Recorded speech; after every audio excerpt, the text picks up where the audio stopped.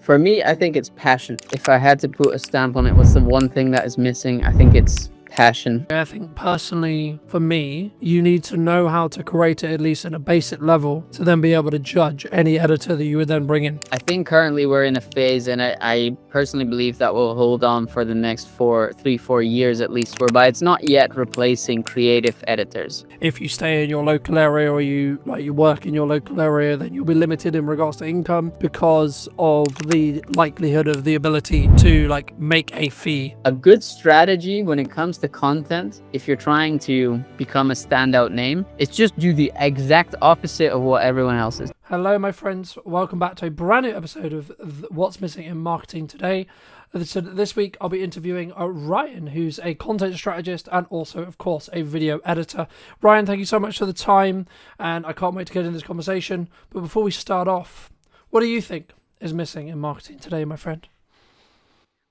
Thanks, first of all, for the introduction. So I've been giving this one a lot of thought because that was definitely one of the questions. It was kind of obvious that was going to come. For me, I think it's passion.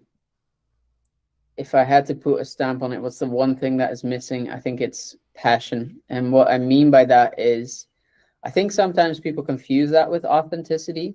And so, that is probably the loudest shout that I see on social media. It is make more authentic content. But when you break that down and try and understand what that even means, because often I think people misconstrue that with raw content or unpolished content, but then there's plenty of creators who make fantastic unpolished content and yet it gets 200 views. And then there's other creators who make extremely polished content, which is as far from authenticity as it could be, and it gets millions of views. So if it was just make authentic content, that wouldn't technically then translate to any views for those creators. And so for me, I think it is passion. And I think that just means people that can tell through body language, through energy, through the things that you say, that you truly care about that thing that you make content. Yeah. No, I agree. And I think sometimes we use, or one could use, a lot of quote buzzwords, right? I know we were discussing before we started about, being authentic. What does that actually mean, right? I'm so glad you mentioned it as passion, because for me it's about the energy, right? And the demands you put on yourself. I mean, this episode is a clear example. I feel fine. I sound like I'm dying, right? But I said I would create a weekly show, and the schedule has only allowed me to do that because I'm able to consistently create and consistently put out what I believe to be value content. And I think for me, it's more about leading with what you believe to be your North Star, rather than, because something I was going to talk to you about was because some people would say, oh, but what if that video that gets 1 million views, what's it really going to do for me in regards to business, right? Because sometimes we look at it and we go, well, if it's the wrong people, then it maybe won't do anything.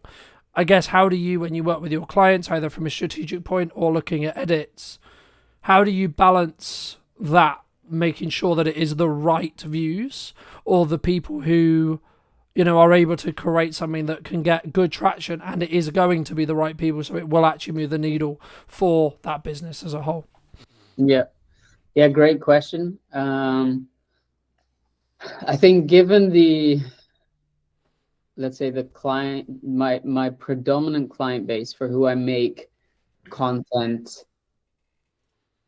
their approach to content is often in the need of views, right? So I think there's a certain group, especially within the podcast space, as you know, the goal is to get lots of views, because the views often then generate enough traction for a company to, in essence, sponsor you. I think that's the main business model that a lot of podcast hosts try to stick to, right? There are people that I work with who don't focus on views at all, but also because they don't have sponsors, nor do they want sponsors, and instead pitch their own products.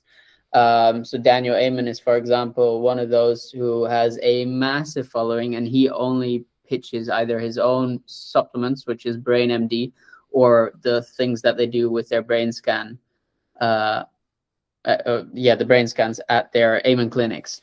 And for them, that delivers way more revenue than if they would do it in such a way that they do it with brand sponsors, because those people are already, that business model is so dependent upon trust that if people are watching the podcast, that time they spend with you, the more they engage with your content, the more they trust grows. So ultimately it's easier for them to eventually buy when they're then ready to say, okay, I'm ready to figure out how I can improve my brain health. Yeah. And so in terms of what I do with creators in advance, especially when we're in the strategic phase and setting up, I try and ask them, what is the goal? Like, how do you intend to monetize this? And when it is through brand sponsorships, for example, I understand, okay, we've got a different type of content that we need to make. We need to, for example, have way more controversial hooks. We need to have way more baity lines. Because usually that drives attention and views, and people get invested. They will feel the need to debate. And when that is gone and it's less there, we can focus more on value-driven videos, which is like in the case of the Amen clinics. Here are 5 things that you could do to improve your brain health today with supplements you have in your kitchen cupboard, so to speak. And then the rest of these like clickbaity hooks are not gone, because they still need to drive a certain amount of traffic, but they certainly become less important. Yeah, no, I completely agree. And I think sometimes the thing that people overlook is the objective, right? The thing that they're striving towards. Because if you're just looking for views, I would argue that's a business model that works for a percentage of people, sure. But if you're looking to build trust or build authority or etc. off the back of your content, then that should, in my opinion at least, come second, because you need to make sure that you're not, I'm trying to think the best way to describe it, but I guess it's twisting stuff to be a little bit too controversial, right? Like just for the sake of, it will get, because it's a better hook, so it will get better clicks, etc. But then also, like, when you, I guess, acquire that audience or get served to that audience, you're then more likely to be serving it to the wrong audience, because they're going to care about the maybe the drama or etc. In that respect, rather than the transformation that you or I could create for a business. I guess, I mean, you've had those who maybe know you through your content, etc. I mean, you've spoken quite openly on social about how good your year has been, and this is in a context for maybe longer term people who are listening, where there's a lot of people saying the creative industry is very hard right now. Being in video is very difficult, whether that's strategic, whether that's editing, whether that's production, whether that's a combination of the above. How do you look at it from a perspective of maybe what should you do, and or what do you think has allowed you to stand apart when others are maybe struggling? Yeah, great question. I think first point that I'd want to say is I wouldn't be the type of person to tell you should do anything. That's first of all. I've just done a bunch of stuff based off of what I've seen other people do. I've taken advice where I felt it was necessary, and I think where I got good is getting advice early on in my career, especially when it comes to content creation, to double down on the things that are driving results. And so early on, at some point for me, it was, I need to make money now, or else I'm going to be broke, and I have a kid on the way, and I need to do something. And that was either, and I filled out the form, and I've spoken about this before, like I had a job ready to go in a supermarket. I was 25 probably at the time, maybe 26, graduated with a master's, and here I was applying to a supermarket job to like fill the shelves. And luckily, literally the same week that I decided to do that, I ended up getting my first client, Joe Bidender, who invested who basically took me on as a part-time editor, and and because of his support and his demands, I realized I kind of found what some people refer to as their niche. And so I saw the opportunity in making more podcast trailers. I saw that podcasts were growing as a general form of media. I knew that with Diary of CEO being the leader, they will have set the standard for what you need in order to make your podcast successful. So I knew that would be more people looking for trailers. Hence, I just doubled down on that. And then kind of growing up in a hotel in Scotland, I saw in like a luxury 4-star hotel, I saw what it takes to make high quality stuff, the commitment and the dedication to it. And without tooting my own horn too much, because it's definitely what it sounds like at the moment, but like I understood that if I just cared so greatly about this each video, and not focus too much on, is my personal brand growing, am I going on enough podcasts? Like the first 2-3 years, I posted, you can track record this, there was a period in which I was posting every day on my own channels, and then at some point I just stopped because I realized, okay, I need to make money. If I need to do that, I need to become one of the best podcast trailer editors that's out there. So in order to do that, I need to put in the reps. And I had Joe as a paying client, and next to that, in the evening hours, I was just taking podcasts that were already existing, sometimes Diary of a CEO podcast. I downloaded it and just tried to replicate what they made as a trailer. And that kind of ultimately led to this point now whereby, yes, for me, it's been a tremendous year. But if you ask me, what's the hack? Just work 3 years at the thing that that people or the industry or feedback is telling you are great at, and then just produce that, and be willing that if it doesn't pay you out right away, to take that job, right? To take some side hustle, knowing that that is the kind of longer term vision to focus on. No, I completely agree. And I think, for me personally, again, I've had like another incredible year. And I guess the moment where it changed was middle of May, when I decided that my answer to marketing was yes and. Right? So, yes, you should have a podcast. Yes, you should have trailers. Yes, you should be doing add value content. Yes, you should be doing live streaming, so on, so on, so on. And I guess the key there is, again, it comes back to that effort point we were touching on at the start, and that passion and the core.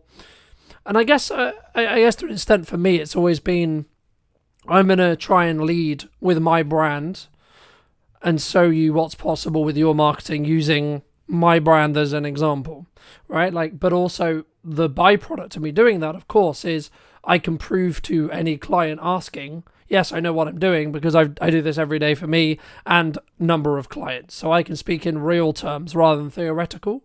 And I think sometimes people, wrongly or rightly, or whatever they end up having, they speak in a really good theory, especially in the space of like video production, where there's like this subculture around like, we're going to train you to be a really good video production professional, and etc. And like, I'm not trying to smoke on those people, but like for me, it's like, if you're not in the trenches every day, what worked for you 10 years ago, or what worked for you 5 years ago, or however long ago it was, may not necessarily work now. And I guess to phrase that into a question, is there, like, do you see the podcast trailering space, which I know is where you kind of niche into, is that something that's going to die, or do you think that's going to just be like maybe the fence or the line which a podcast, if it's taken seriously, has to have moving forward, would you say? Good question. Again, I don't think there are absolutes. I don't think every podcast needs to make a podcast trailer. I think there are certain ones, especially these ones which are like an hour and a half, 2 hours long, in which it makes sense to do that, right? Like the way I often pitch to clients is podcast. You probably wouldn't go to the movies if you haven't seen something in advance to get an idea of what you're going to watch. There are some people which do that. Respect. I can't, right? If I'm going to the movies, at the very least, I'm watching a trailer. Yeah, but the majority is lower, right? There is always an exception to the rule, but the majority of people aren't unless they see some level of marketing towards that film. Yeah, exactly. So that is a little bit my philosophy behind podcasts as well. Is like, if we're going to get people to commit even an hour, but especially for the ones which are 2 hours plus of their time to watch this episode, don't you think at the very least we need to warm them up to give them a bit of a feeling in advance as if what they clicked on or what they're committing to is going to pay off? And so I think that's what a trailer does. And then there's multiple aspects of, like, trailer also makes the guests look fantastic. It positions them as an expert or at least as an interesting person, depending upon the angle of their story, which means the guest is more likely to share it. And so I don't know. Yeah, to answer your question, I don't think there's necessarily it's not going to be a must, but it's certainly going to be kind of a minimum threshold. And the argument that a lot of the time I fall back to is, you cannot do it, but you have to be mindful that the Diary of a CEO, the James Smith, the Daniel Amen, the you name it, they're all doing it. And so you're already, by choosing not to invest into that, you're already one step behind. No, I agree. And I think as someone who does do trailers, and I'm sure we'll get onto that conversation as well, but I think for me, as we are moving more and more into interest graph based algorithms, and in a world where whether you're service based, as in you're trying to establish an audience, establish rapport, establish trust to then potentially sell to a small number of them, or you're looking for larger numbers to then apply sponsorship and add revenue and etc., whichever model you're looking at, the concept of having a strong hook that then tells YouTube or whatever platform you're on that this is a good piece of content will always benefit you in the long term. And I think for me, I guess it's some way, if you were going to put it into like A, B, C, D, T tier, you need to ask yourself, do you want to start at B and then work your way up? Or do you want to start at C or to start at D or whatever, or do you want to start at A? And or do you have enough resources, bandwidth, etc., etc.? Like, if you're someone who's just starting out their business, they've got zero budget, and they're doing all of it bootstrapped, and they're doing all of it themselves, should you have a trailer? You should have something. Yeah, right? I think. But exactly. So as someone who had a podcast, who bootstrapped it, who didn't have any resources, I just learned how to make the trailers myself. By the very thing that I just said, of just copying to some degree what other people were doing. And that copying, yes, it might mean that it's not original content, or it feels less original, whatever. But it did mean that it gave me the skills to start learning and understanding what works versus what doesn't. And yeah, you can argue that you maybe don't have the time for that. Then at some point you have to question, well, something's got to give. So you have to make choices. I agree. I think personally, for me, you need to know how to create it, at least in a basic level, to then be able to judge any editor that you would then bring in, right? Like, because for me, otherwise, and this is the same with any marketing, this is the same with anything you do, you should be able to do it yourself. A, because when shit hits the fan, you might have to, right? And B, you also are in a position where then you can judge the person you're outsourcing your ads to, you're outsourcing your marketing to, you're outsourcing your video editing to, etc. But then also, like, think about it this way. The capacity you could gain by getting someone, quote, more skilled in trailer making to come in, someone like Ryan, for example, right? And then that gives you, we were talking before that it takes you like a day, sometimes 2 days to do a trailer. Okay, cool. So you're saying to me that I can get a trailer that's 2 days worth of work for X price. Cool. Okay, so my objective then is to spend that 2 days making more than that price. That's it. That's the only objective in that respect. Unless you're truly passionate and your core is, I want to become, sorry, Brian, one of your competitors. Right? I would say the better use of someone's time is actually developing their craft. And that could be an adjacent craft, like getting better at production, getting better at filming, getting better at marketing, etc.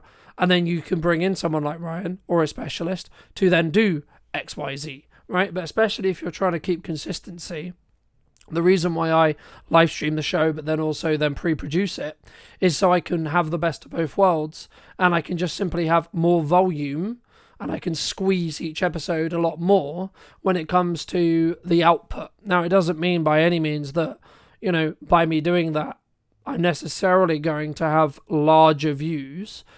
Is potentially the likelihood is yes, because I've got more content going out around the same topic. But actually, again, it comes back to that overarching strategy and what are you looking to do and how you're looking to do it. But I guess, in the research I did around yourself, it's actually, you said you aspire to be a Netflix documentary editor, right? I mean, how does that, I guess, there's kind of a two-part question here, which is like, number one, how does that influence your mindset if you haven't already touched on it today? But then number two, I would argue that that's I won't go as far as dying job or dying field, but it's definitely not as, I would say, or harder, you could say, like to get into or like to keep, because that industry is in transition at the moment with a lot of AI and etc. etc. In that respect, I mean, has your views kind of changed as you've had that kind of want and that core, from when you wanted that at the time? Yeah.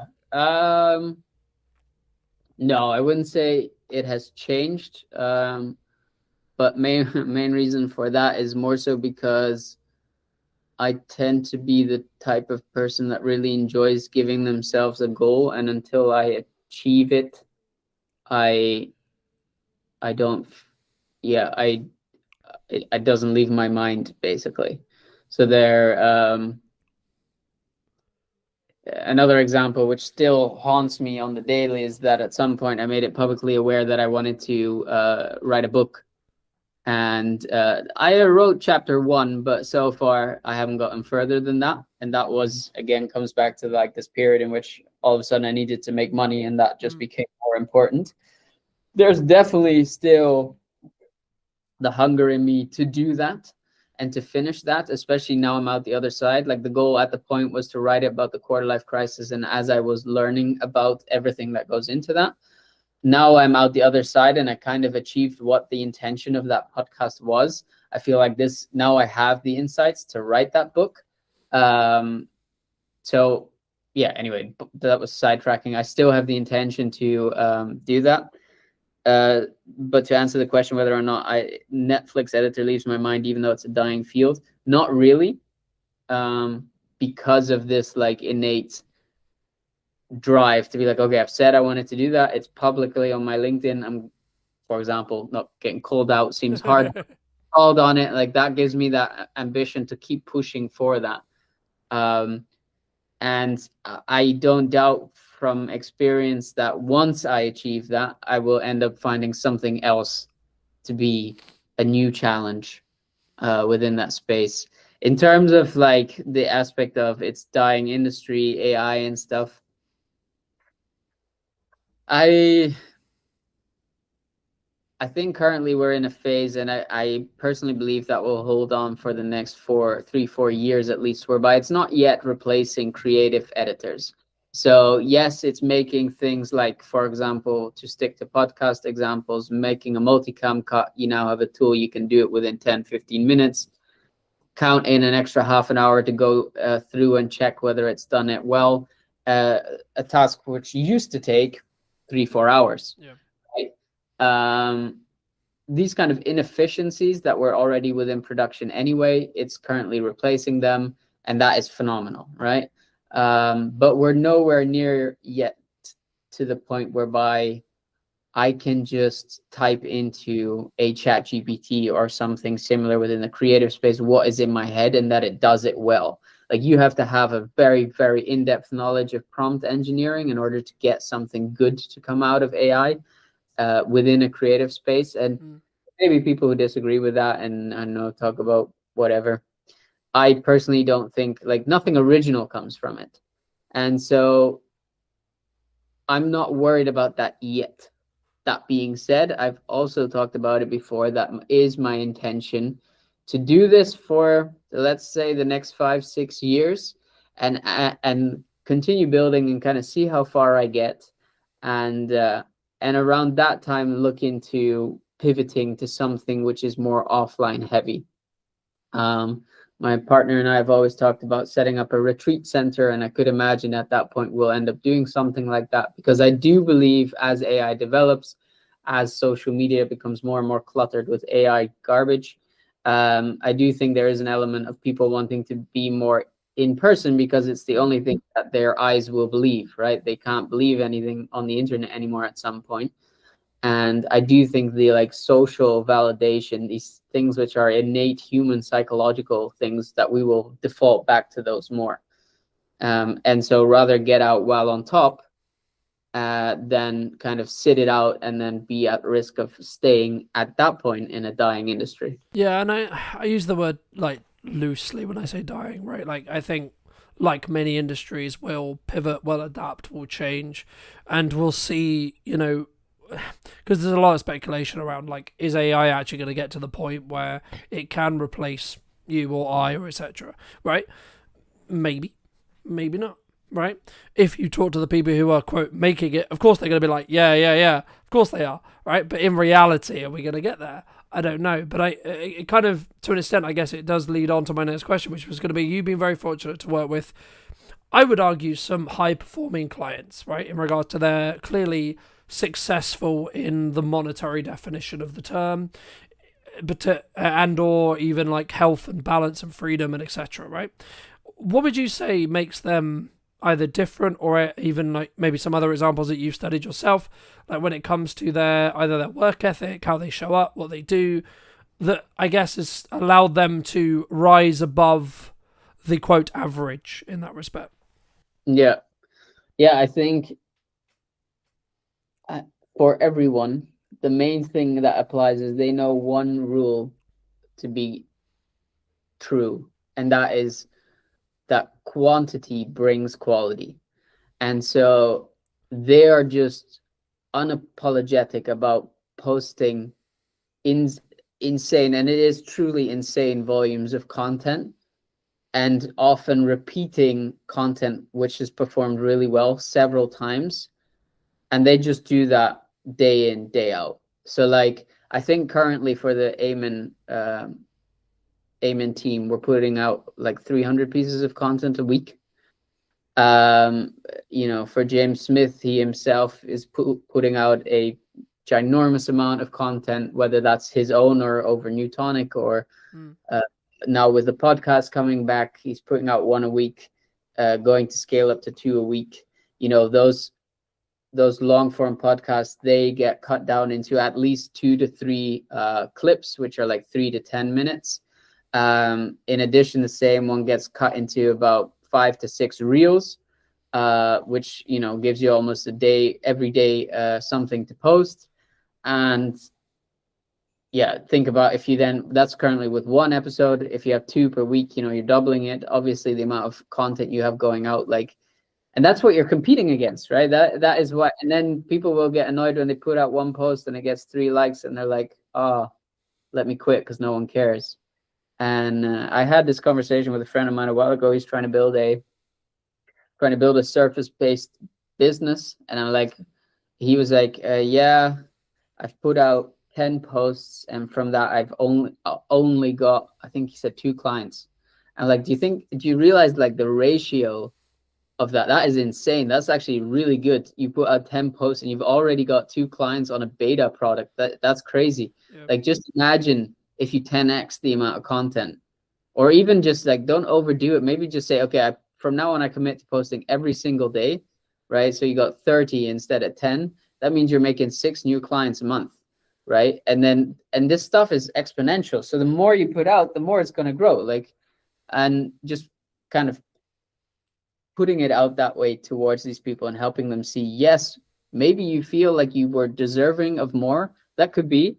But I think you just grossly underestimate the amount of volume it takes. Do you think, I mean, for me, that's where I think people who are learning to leverage AI, learning to leverage creative editors, creative people, and then working hard themselves are the ones who are then going to, quote, win. And I would count myself in that for me personally, but the reason why I say that is because I have always understood that the answer is just work. right? There is no shortcut. There is no magic. There is no BS. You want X, Y, and Z. You want to times your revenue by X amount. You want to make however much it is. Okay, then you better work infinitely harder than you think it's going to be to hit that mark, whatever your mark is. The same in fitness, the same in podcasting, the same in everything. And the thing that I did wrong, I guess, last year was I wasn't solely focused on, I'm only going to do these pillars only, right? And the reason why I mention it here is because it's talking about that 1% improvement every time that you alluded to when it comes to volume.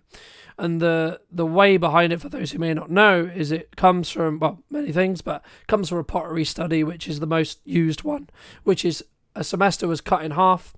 One was only asked to basically create one pottery item, so I think it was like a potter, etc. And then the other half was given the opportunity to create as many as they possibly could. And the outcome was the ones who created the most learnt the most from the mistakes they were making as they were creating them, which in turn meant they were able to then create the better pot. When if you just had one chance, you're not going to be able to, you're going to go make the chance, make the mistake, but then not be able to learn from it and then fix it in the next term. And that's why for me, anyone who says, oh, I'm only going to post once a week or I'm only going to post 3 times a week struggles because they don't have that compounding learning. And yes, it is hard work. I get it, right? I do.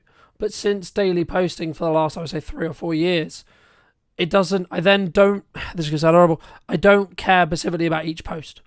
I simply care about, is it going to get me from point A to point B, right? Whatever that is. I mean, I guess, is there, especially when you were early starting out, was it simply just, I'm going to create a tailor today, I'm then going to create another one tomorrow, I'm then going to create another one the following day, to allow yourself to learn what didn't work? Yeah, so not quite. So just to give people, I suppose, an accurate understanding of just how long I've been doing this. I started as a DJ publicly in 2016, right? So in a couple of weeks, that'll be 10 years ago.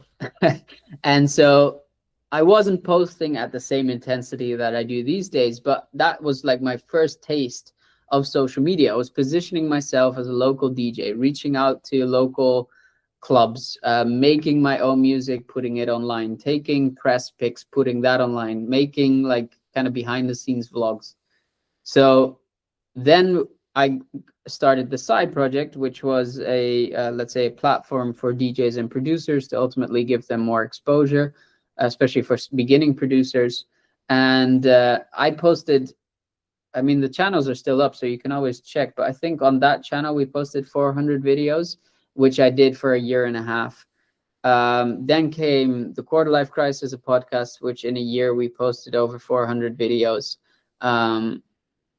Right, and then that's not including, like, that's just on Instagram. If we include like YouTube and the clips and all that stuff.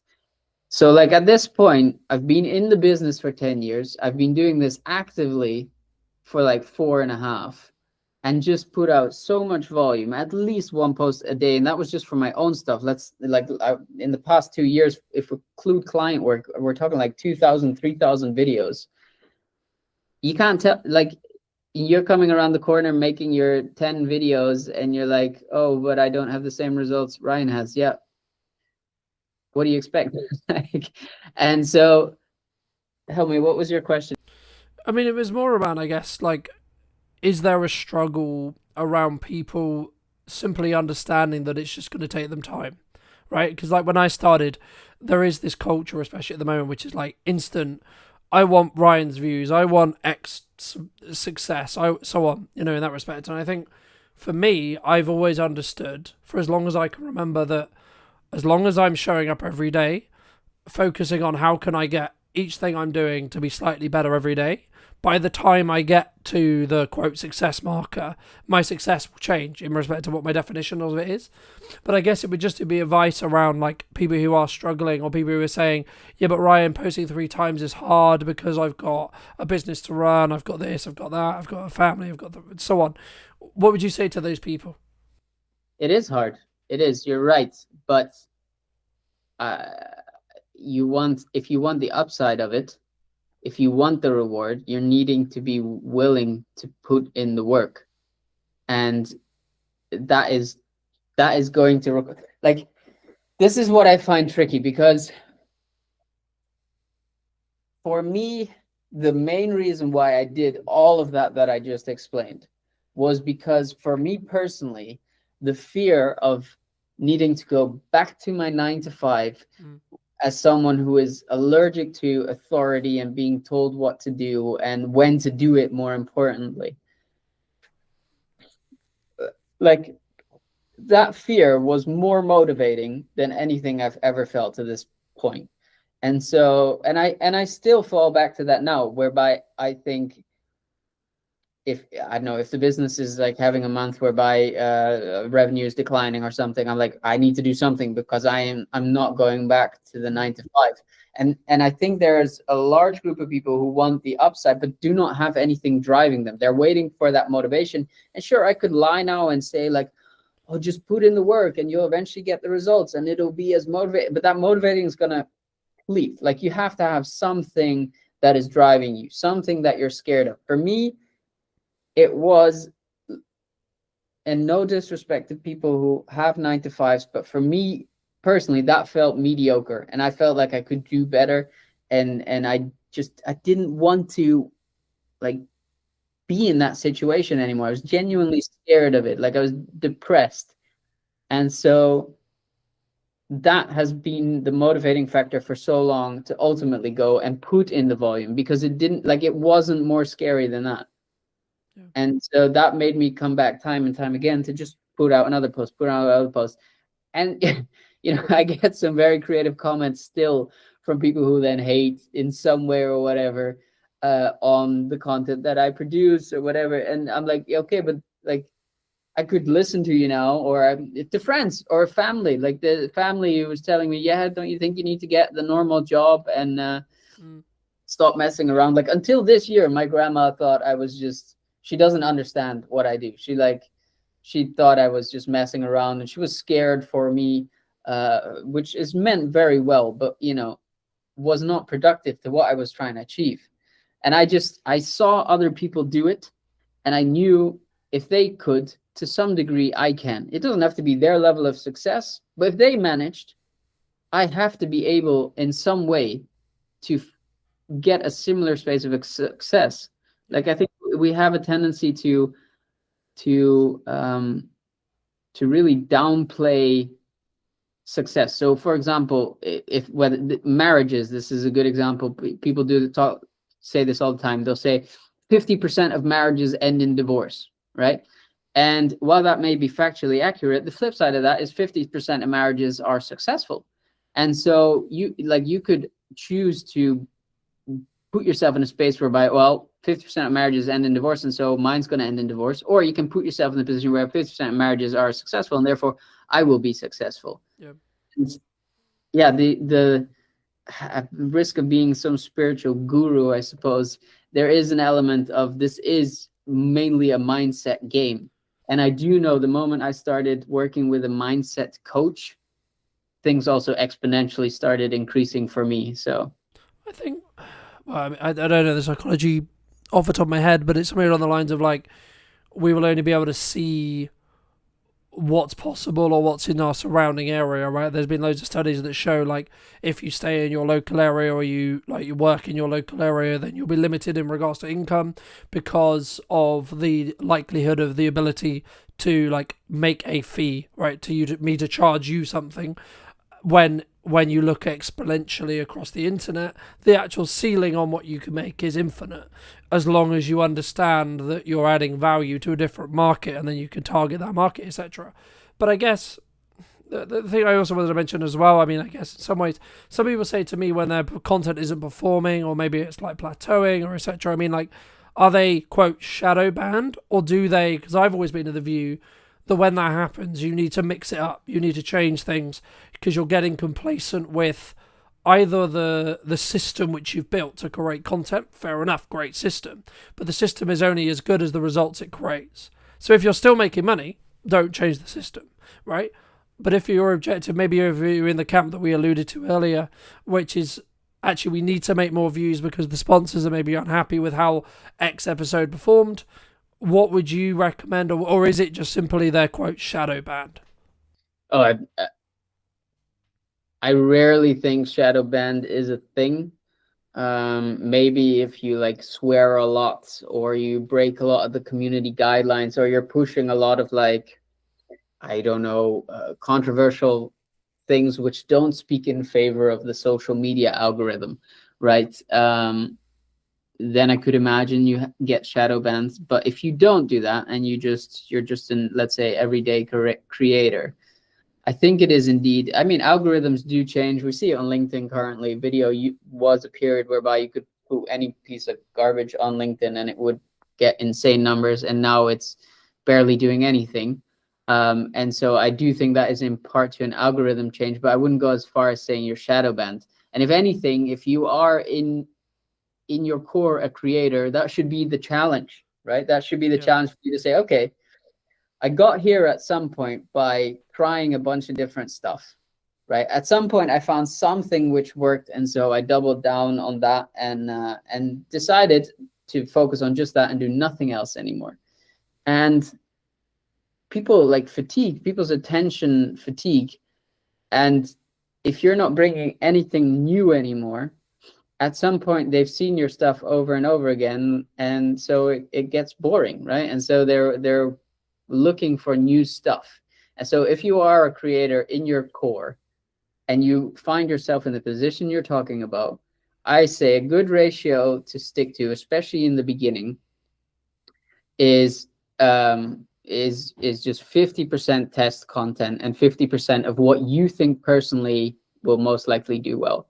And as you grow, you'll see certain videos do better than others, and the ratio kind of adjusts. And so you'll at some point be producing for 75% of the content that always consistently does well. But I still think you should have that 25% of content whereby you're just testing new ideas, new formats, new iterations of stuff. And sometimes it doesn't have to be extensive. Like I produce a weekly show in which I break down how edits are made, right? And so I've been doing this now again for about 2 months. And in the most recent episode that I recorded last week, I decided to add a segment in which I basically give strategic advice when it comes to content. It's like a 1-minute thing in which I basically give a strategic tip of the week.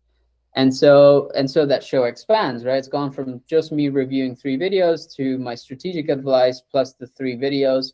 And then the week after, I added in a color grade segment. So I take like a scene from Stranger Things and explain these are the color elements that go into creating a scene like Stranger Things. And so the show builds, and I've given myself here with 2 new segments that I can test and see how they do. So I'll put it out on socials as an individual clip. I'll also like ask in the episode what they think, which ultimately creates engagement, causes people to give feedback. And so there's this ratio that I stick to that works very well for me, at least, of continuously developing yourself and figuring out some way to stay fresh. Because otherwise, the alternative is you become boring. And in the end, that's only going to be a downhill spiral from there, right? Yeah, no, I agree. And I think there's kind of 2 points, I guess. A, the Alex Samodi side of it, which is like outlast everyone else who is quote unquote boring. Right, so be the longest running podcast in your niche, just because you want to be the stubbornness person, right? There's that, or I would say actually probably it's more and then also adding those other elements in, like those elements you kindly shared about what can we do to make the show unique, what angle can we think about it, or just think, actually maybe I'm going to go after the guests who haven't been on shows before. Maybe I'm going to simply go after the people who are, tiny, right? So they would actually really appreciate being asked. And actually you can get more nuance, but maybe they're like seasoned professionals, right? So like they've been in the industry like 50 years, but they're so small in the respect to like they're not like a known marketer or a known name. So when you get an interview with them, it's like this completely brand new perspective. And or you then try and compete with, and I guess it comes back to your like our previous point at the very beginning, which was like, what's your like your actual reason for doing the content. Is it to make you more money, or is it to get more views, right? So if you're what I believe Stephen Bartlett's now looking to do, which he's like, I want to create the largest podcast in regards to numbers, period. He's going to have a very different guest plan, guest structure, guest strategy than, say, someone like I or maybe you have or would have, because we're looking for strategic experts that will help us position us as experts in marketing, in video content creation, etc., rather than him who is looking for how much mass, I would assume, I don't know, but my assumption would be how much mass appeal is this episode going to get, because how well known is X name, and or how topical is the conversation which we're going to have, right? At the peak of AI, funny enough, he did a load of stuff about AI, Yeah. Now he's anti-AI, which is kind of funny. But what I do think the Diary of a CEO team does smartly is, I was lucky enough, I think I started listening at like episode 20, and now they're at like, I think 400 or something like that. So when I started listening, one of the main reasons I started listening was because it was about CEOs, right? And with time, as Stephen developed and got more interested into, because you can look back at the first, he was definitely not lean or muscular or like he was, it was most definitely not fat or anything, or it was just, normal dude. And over time, you can tell with the people he interviewed and the learnings he was taking from them, fitness and health and all of that started becoming way more of an interest to him. And so what he did as a result of that is started speaking to these people who were also interested in health and fitness, etc. And I think he's done it very smartly, whereby he understands there's an element, what you're referencing at is like which people get massive views. So like Michelle Obama, right? That's just naturally going to be a hit. Recently Kevin Hart, that's naturally going to be a hit, right? And then there's the element of all of the like technical experts that he still interviews, which are more in relation to health and fitness. But then there was also someone, I honestly don't remember who, but there was someone more recently that he interviewed, which was relatively unknown. Like at the time, the first time he got Daniel Priestley on, at that point, I think he had like 30,000 followers, which sounds like a lot, but it's really not if you put it into context of the normal average guest of Stephen at that time. And so I think if anything, he holds exactly true for what I just said to the ratio of like testing, right? Continue that. Sure, focus on the views if that is the goal of the podcast. Keep that in mind. But like also feel free to like get the random guest on there. And that being said, the flip side of what you were already hinting at is a good strategy when it comes to content. If you're trying to become a standout name, it's just do the exact opposite of what everyone else is doing. Yeah. And so everyone is creating a trailer with 3-hour-long episodes. Cool. You make a podcast that is maybe 10 minutes long with one core question that you discuss with a friend, for example, or maybe you just discuss it yourself, right? And you put that out every day instead of once a week, right? Or the same goes for hooks. Like everyone is starting with very controversial hooks. You start with a like colored screen and text on it, and you animate the text in with an image, and then you go into the like bulk of the trailer. Like I think if you just try the opposite of what you feel works, 9 times out of 10, I think you're going to find better results that way.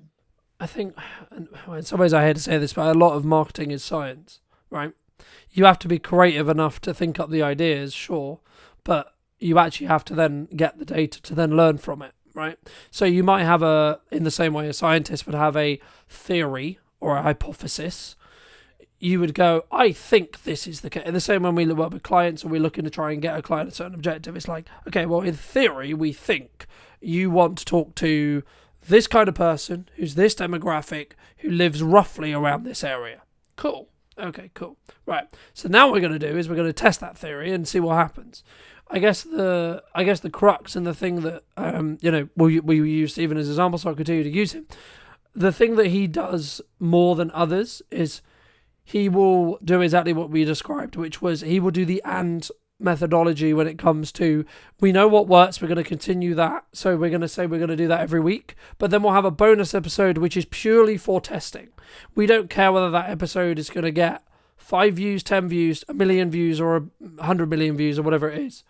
We're purely going to do that episode just so we can understand, does this resonate with our current audience, and or do we gain a new audience from doing so? And I think if you scale this really down into the majority of people who are maybe consuming this, who are maybe smaller businesses or like, 1 or 2, maybe 2, maybe up to 10 employees, if you take that same thought process, as long as you have the bandwidth and the resources to be able to do so, of course, you'll be able to, quote, outpace some of your competitors if you move quickly, because you'll be able to say, okay, cool, let's test something, let's see if it works. Okay, cool, it works. So now we can do this on top of everything else we already know works. So every time you do that, you're adding more fuel to that fire and that engine as a whole. So it's going to, or using the snowball analogy, it's going to gain more snow going down the hill, right? And the more compounding you have, the faster it grows, so on, so on, so on, right? But for those who have been really interested in this conversation and maybe want to check out some of your stuff, check out some of the editing show, etc., where's best for people to reach out to you? Probably via LinkedIn. Just on my channel. Pretty sure if you type in Ryan Faber, you should find me.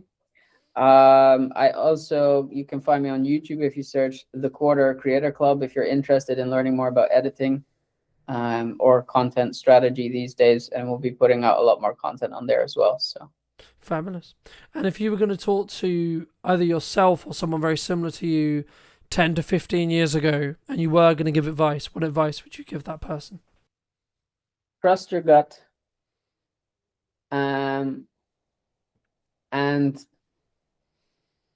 listen to people who have done what you aspire to achieve.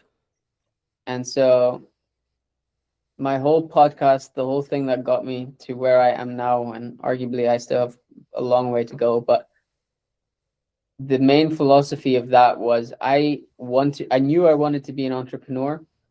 I knew there were hundreds to thousands of entrepreneurs who had made it work. I figured if I would talk to enough of them and ask them questions as to how or what they thought the frameworks were that made it, in all of those subjective experience, I should be able to find an objective line.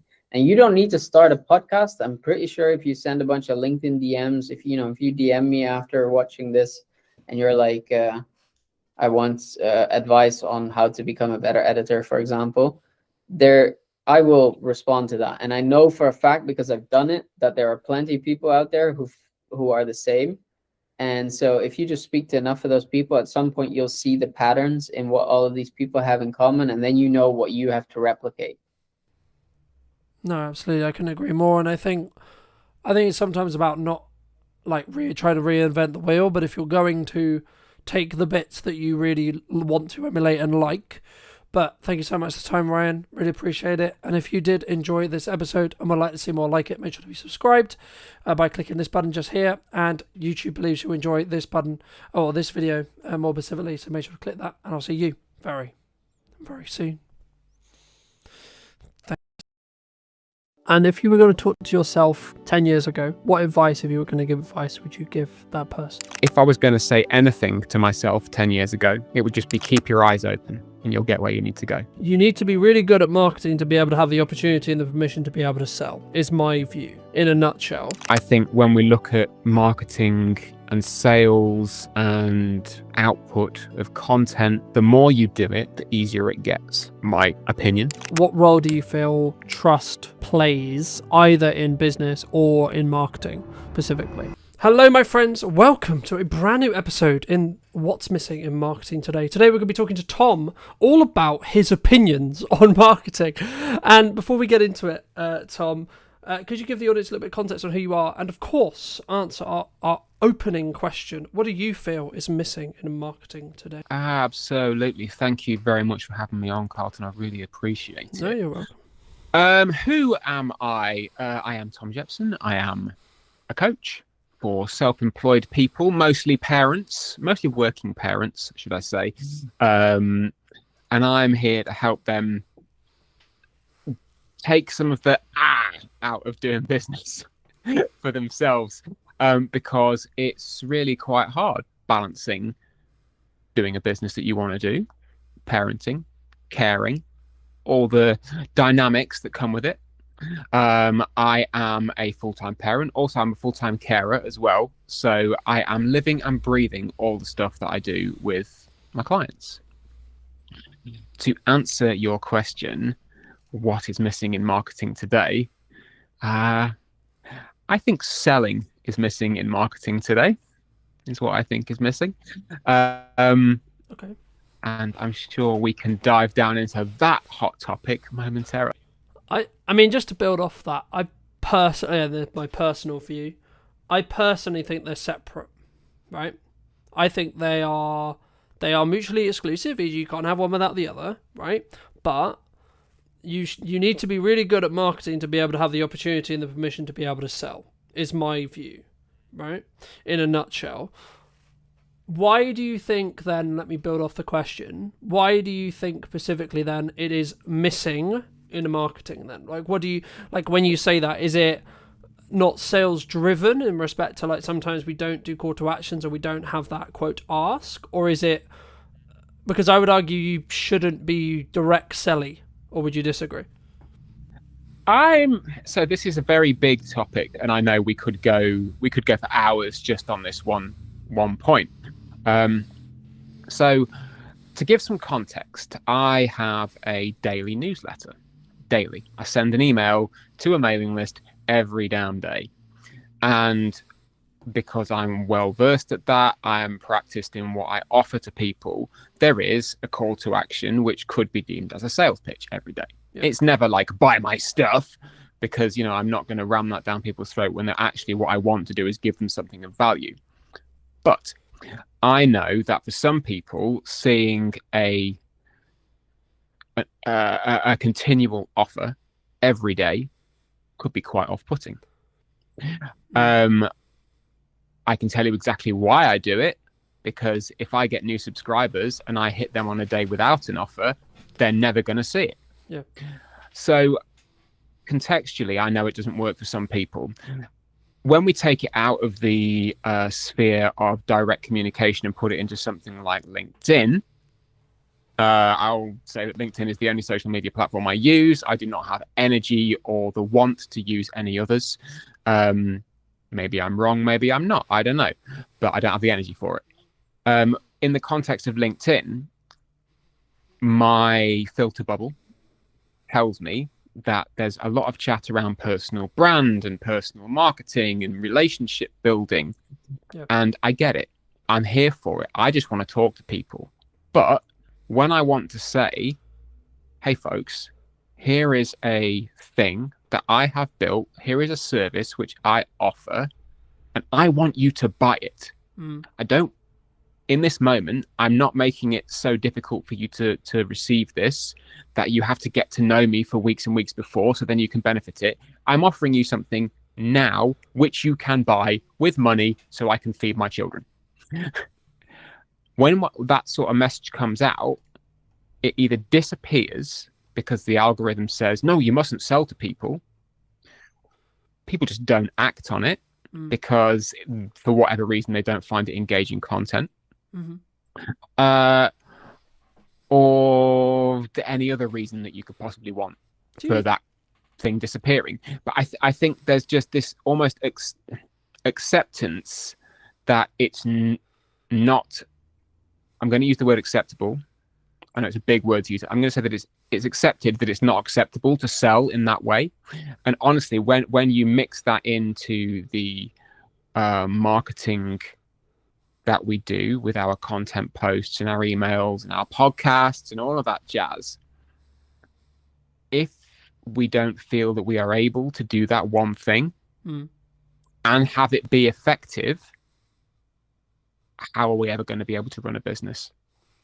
I think, there's a lot I could pull out of there, but I think the unique perspective for me is there's a lot of conversation, especially at the moment, around people are concerned about the up and coming budget at the time of streaming, etc. Right? Like, people are concerned about like what's going to happen at Christmas and like where things are and etc. And I'm in a very fortunate position where like this month is manic, this month is crazy, but I'm still building the time to have this live stream, have this broadcast, have this conversation with you, because I think it's important to obviously add value and continue that process of constant development, constant growth, but also I'm always aware that I need to bank content whenever I can.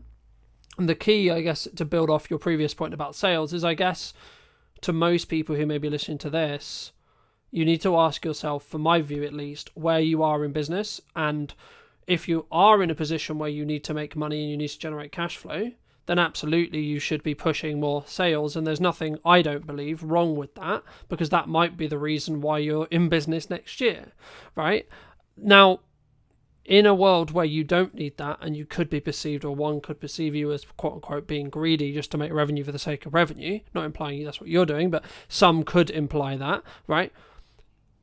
I think then you can look at it and go, okay, well, when do you want this quote cash out from what you're doing now, right? Is it in a week, a month, a year? Right? Because if it's towards the year mark, then I would argue that in our content we should be trying to add value.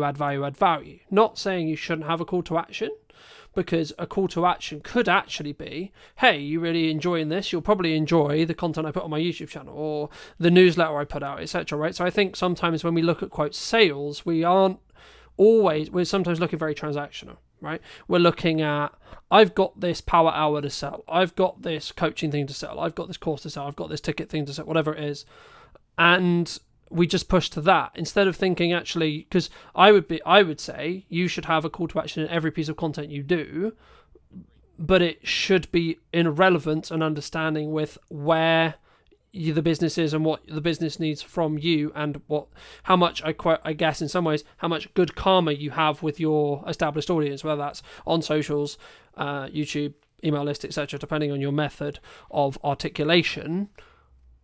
How do you mix that when you do call to actions, building off your previous point? Is it hey, come and buy my thing always, or is it actually, hey, I've done this other thing? Like, let's, for example, you may say, hey, I just did this amazing conversation with Carlton, here's a link to it if you would find that interesting. That's an interesting question, and I do mix up the calls to action because I'm fully aware, I've been doing this business thing for a long time. I've been a freelancer for twice as long. I've been employed for twice as long as that, back in days of employment. I've been around the block. I know how this machine works. But to the same end, I don't have a damn clue how it works, because mixing up the calls to action, consistent blocks of, it's not like one day is, why am I coaching? The next day is, oh, look, there's a thing. It's going to be consistent blocks of action to take. So yeah, I do mix it up. But to the same degree, it always comes back to the same thing of, this is the core thing that I offer. This is how I want to engage with you and how I would like you to engage with me, regardless of whatever medium, method or action we get there. If I'm posting on LinkedIn, chances are the call to action will either be connect with me here or sign up to the newsletter. Mm-hmm. Those two, because I know that if I get somebody into the newsletter ecosystem, they have actively opted in, and I can then actively let them know who I am, what I'm for, and what I can offer them, and how it will help. Yeah, and I think, I guess, go on. I was just going to say, I think for me, it's about understanding when you're serving and understanding how to serve. The point, not to cut you off, but I think there's a point at which we say, should we not always be serving? Like everything, every action, every piece of content, again, my 2 cents, big chefy pinch of salt, everything comes with value. Everything comes with a desire of, actually, if I was sat down with somebody in a coffee shop, what would I want to tell them, and how would I like them to benefit from this conversation? You know, it's not the generic, here's 10 lessons that I learned as an entrepreneur of 20 years old.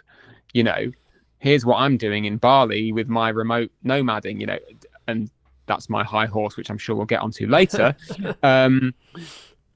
But to like pull the thread of service, yeah, I believe that if you are in a business, if you are in business, there is always going to be an element of service to your customers, regardless of whether it's paid, whether it's free, whether it's interactional, whether it's transactional. You know, put something out there, because that then is the marketing, and then you can direct the sale. Yeah. You know, I'm not an expert in sales. People know this way better than I do. It's like they make jobs out of it. I haven't. But I do believe that aspect is almost becoming culturally unacceptable because people don't want to be sold to, and that's okay, but it doesn't mean we shouldn't do it. I think the reason why I paused was because I was just thinking, do people not want to get sold to, or do we need to position it in such a way where it doesn't feel like we're selling it to them, right? What I think you're referring to there is like, I don't want to be hard sold to, right? Yeah. Like, I don't know you, but you can buy my thing, thanks, right? For some, it works for some, and that's great. You know, I don't think it's ever going to work for me personally, so I probably would never do it. But in terms of, I don't want to feel like I'm selling to somebody. No, absolutely. I have to feel like I'm selling to somebody. Otherwise, what am I doing? I'm not. Otherwise, it's a hobby. Yeah. Like, at some point, I need to be in selling this thing mode. Yeah. You know, I'll offer somebody 45 minutes on the phone with me for free. I will pay attention to them. I will direct that conversation in a way which is pure coaching. I won't sell to them in the service element of that call. Yeah. They're gonna know at the end of it what I can do to help them if they want to take it further. But the service comes first. Yeah. And then once that has been rounded out, I can then go, well, look, here's your call to action. This little piece is me saying, here's what you can buy if you want to. Yeah. And I think it's that mindset of, okay, you're allowed to sell what you do because you're damn good at it.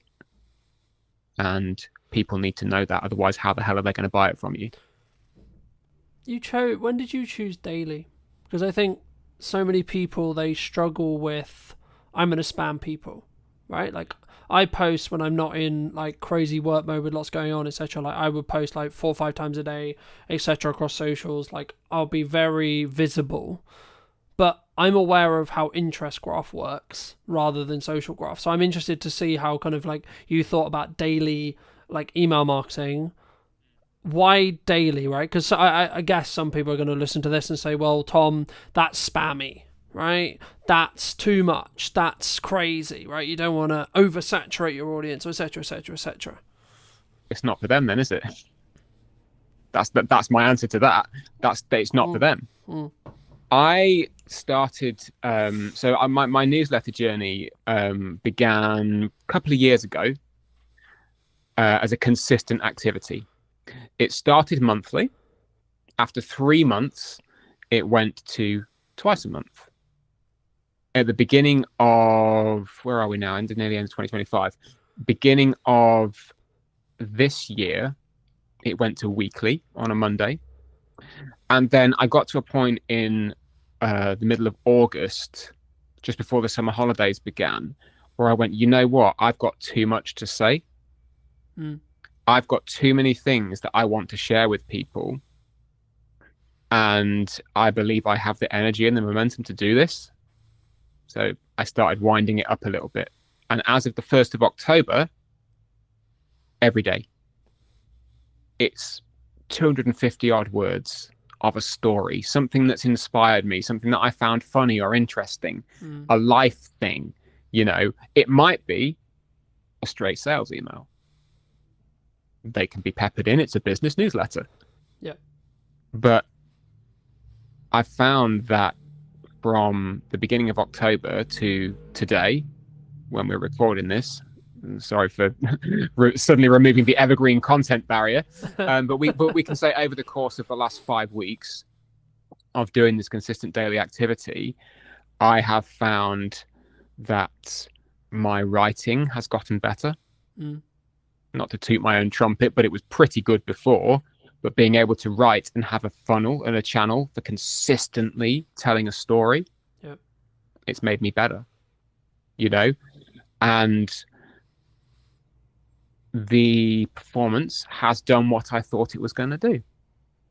I gained a handful of subscribers and I lost a handful of subscribers. About as many. It was about parity for the in and the out. And I knew that was going to happen because I was sending people something daily. Yeah. I was putting an action in there daily. Yeah. So, like, having it in the last 5 weeks and actually going, you know what, this experiment's worth doing and this is worth following. Yeah. And I'm going to keep pressing on. From my view, speaking about like daily posting reels or daily posting on social across all platforms, blah blah blah blah. I think me it's very similar, right? Like I remember I did a workshop in September, and an old friend, but also someone whose wife followed me, said something on the lines of, "Fucking hell, Carlton, you're everywhere," and she ended up tuning off and like unfollowing me, and I was like, okay, cool, but would she ever buy from me? And the answer was no. I was like, okay, well then, in the nicest way possible, thank you so much for the time you spent with me, and thank you so much for the support you gave on the content, but actually maybe you're not the right person. And I think that's the key. And I think sometimes, like, I could quote a million people, but the crux of like any marketing is just a shit ton of work in a window of time to get a result, right? The work as a whole is probably going to be the same whether you do it across 6 months. Like if you want the result, you can do it across 6 months and get the results in 6 months, or you can do it across 2 weeks and get the results in 2 weeks. But you have to have the same amount of like output than you would have in that 6 months in that 2 weeks. And that is going to annoy some people. That is going to quote, "Oh, fuck's sake, Tom, you're there again." Right? "Oh, fuck's sake," etc. But like also the just to pick apart a little bit what you said, the key I think for the person listening who's maybe considering something like this, whether this is daily posting on YouTube, daily posting shorts, daily posting Instagrams, writing an email, whatever it may be, writing a blog, etc. For me, it's, can you make that 1% improvement? Right? Because what you're talking about there, the reason why you're getting better is because, and you may not feel it, right, at the time. It's only in hindsight when you look back. But if you go, like, if I look at where the podcast was and arguably, like, why is what's missing in marketing today, quote, successful or, quote, doing well? Actually, it's because I've 1%ed it every episode since June. Right? By the time this pre-recorded version of this episode I expect comes out, it will probably be 5 to 7, maybe 20 times better than as it sits today. Right? Why is that? Because every episode I'm functioning and I'm saying, and it comes with practice, right? Like anything, right? You can't expect to be in great shape if you don't work out every day, right? In my opinion, right? You can do 3 days a week if you want. That's up to you, right? In the same way, you can do 3 emails a month or 3 emails a week, etc. But it would be wrong of me not to ask you about like this huge volume, this huge value add, this huge amount of work, and not talk about, do you think the modern expectations of marketing can lead to, especially smaller entrepreneurial business owners, getting to burnout? There's the word burnout. Is that? I mean, just to give burnout its place for a moment. Yeah, I think that specific symptom comes from trying to do a lot of stuff that you don't enjoy, that you are not equipped to do. You might be capable of doing it, but in that moment you're not equipped to do it. And that you maybe don't acknowledge that something else needs to be set down. So to give burnout the thing, yeah, I think when we look at marketing and sales and output of content, the more you do it, the easier it gets. My opinion. If you come to it and say, oh, this is really hard work, I don't know what to post, I don't think I want to be sold to. For a start, you're coming at it from a place of fear for whatever reason, because you don't want to do it because it might feel a bit scary to put yourself out there. You don't want to do it because it might feel a bit scary about actually selling yourself. It might feel a bit scary to put your 2 cents on a live stream with somebody who you're really pleased to talk to. How dare you have an opinion, Tom? How fucking dare you have an opinion about something that might upset somebody? I specifically today, I had that conversation with someone on LinkedIn because they posted the very same thing. It's like, we just can't have a conversation anymore because you might offend someone. Like, it is up to us to communicate with our best intention. Whatever that best intention is, we've got to put it out there. How somebody receives it is not on you. And I think when we start to take on the burden of the recipient in terms of, and I feel like I should be careful about what I'm saying here because this could be very heavily misconstrued as me being a complete asshole. I care deeply about what I send to people and that they will receive some value from it. If they read it and go, no, that guy's a dick, that's not on me. I can't control that.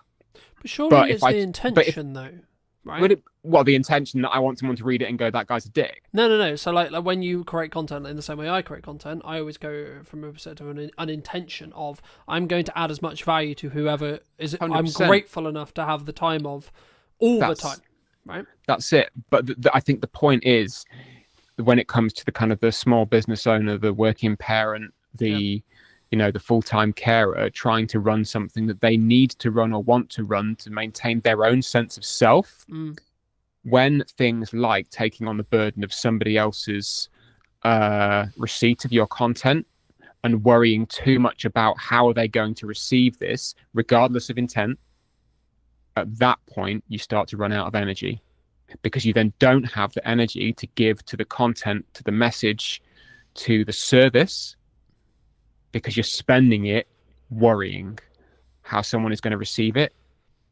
and then you start to burn out.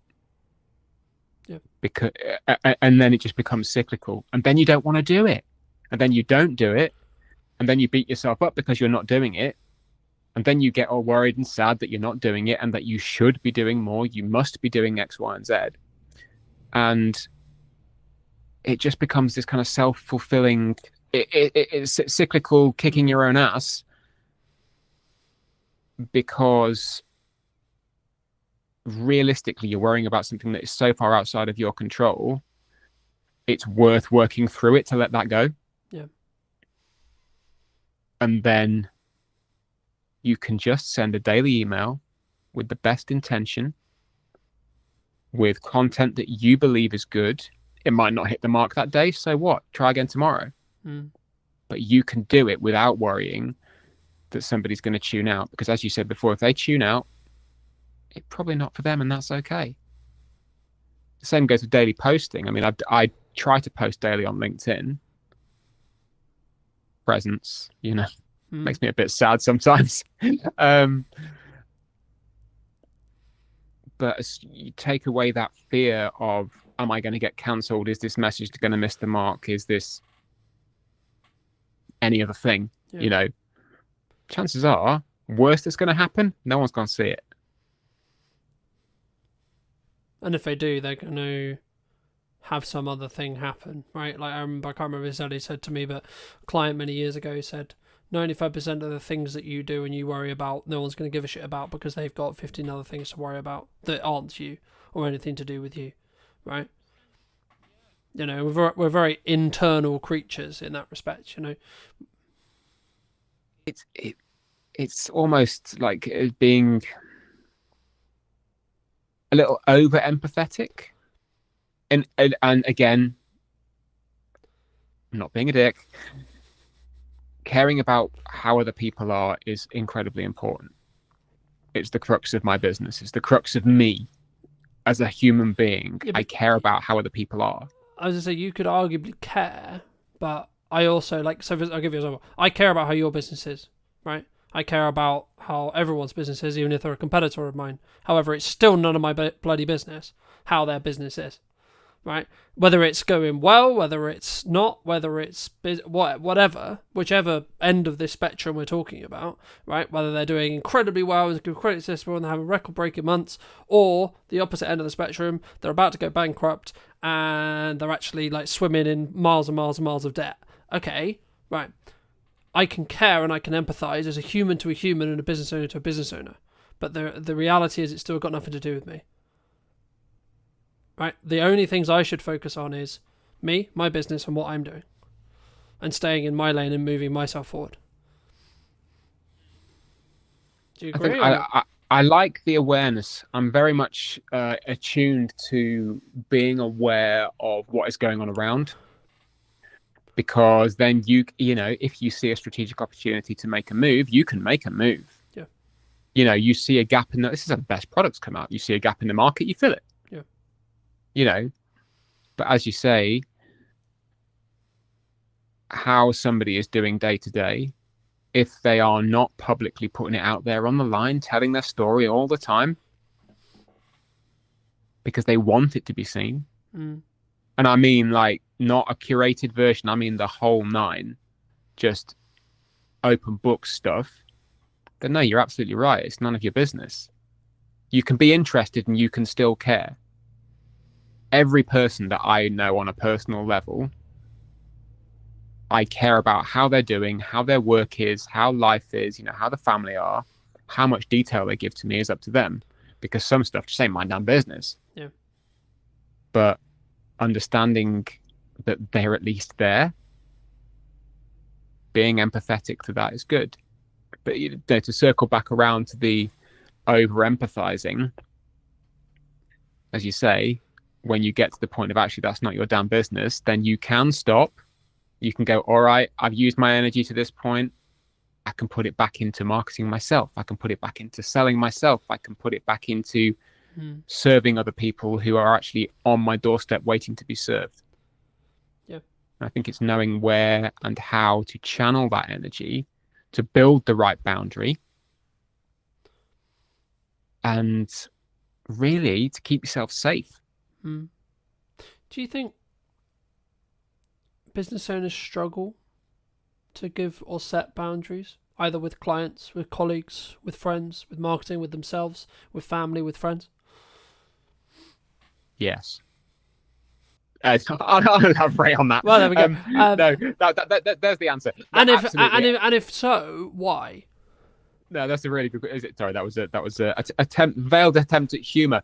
Yes, absolutely, I do. I mean, everyone does because they're creatures of service. You know.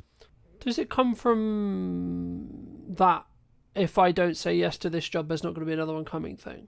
Do you think, in some case, like in that specific nuance? As part of it, yeah. I mean, I've been reworking a workshop that I ran eons ago, all about saying no to things, which is, you know, coming down the pipe at some point. Hopefully, by the time the published version of this comes out, people will actually see it and it'll be live.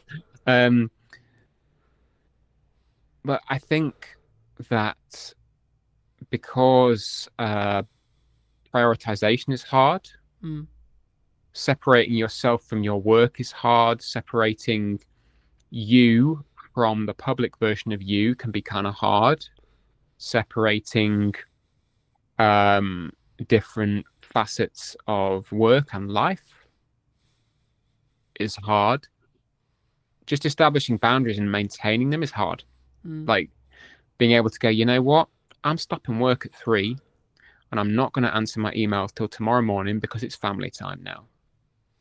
You still get the little itch, you know? Sat down, scrolling on TV, like while the TV's on, you get an email pings and you go, oh, I'm just going to answer that now. You could just not because nothing's going to happen. But it's maintaining that boundary because you get that little itch of if I don't do it now, somebody else might get there first, or I might forget. I might be busy. You know, it's difficult to maintain it. And again, a lot of the time, in my opinion, it comes back around to being afraid of something. Forgetfulness, busyness. And sometimes you just kind of need to go, okay, well, if something happens, it happens. That's kind of a future me problem. Right now, I've decided that this is my boundary, and that's more important.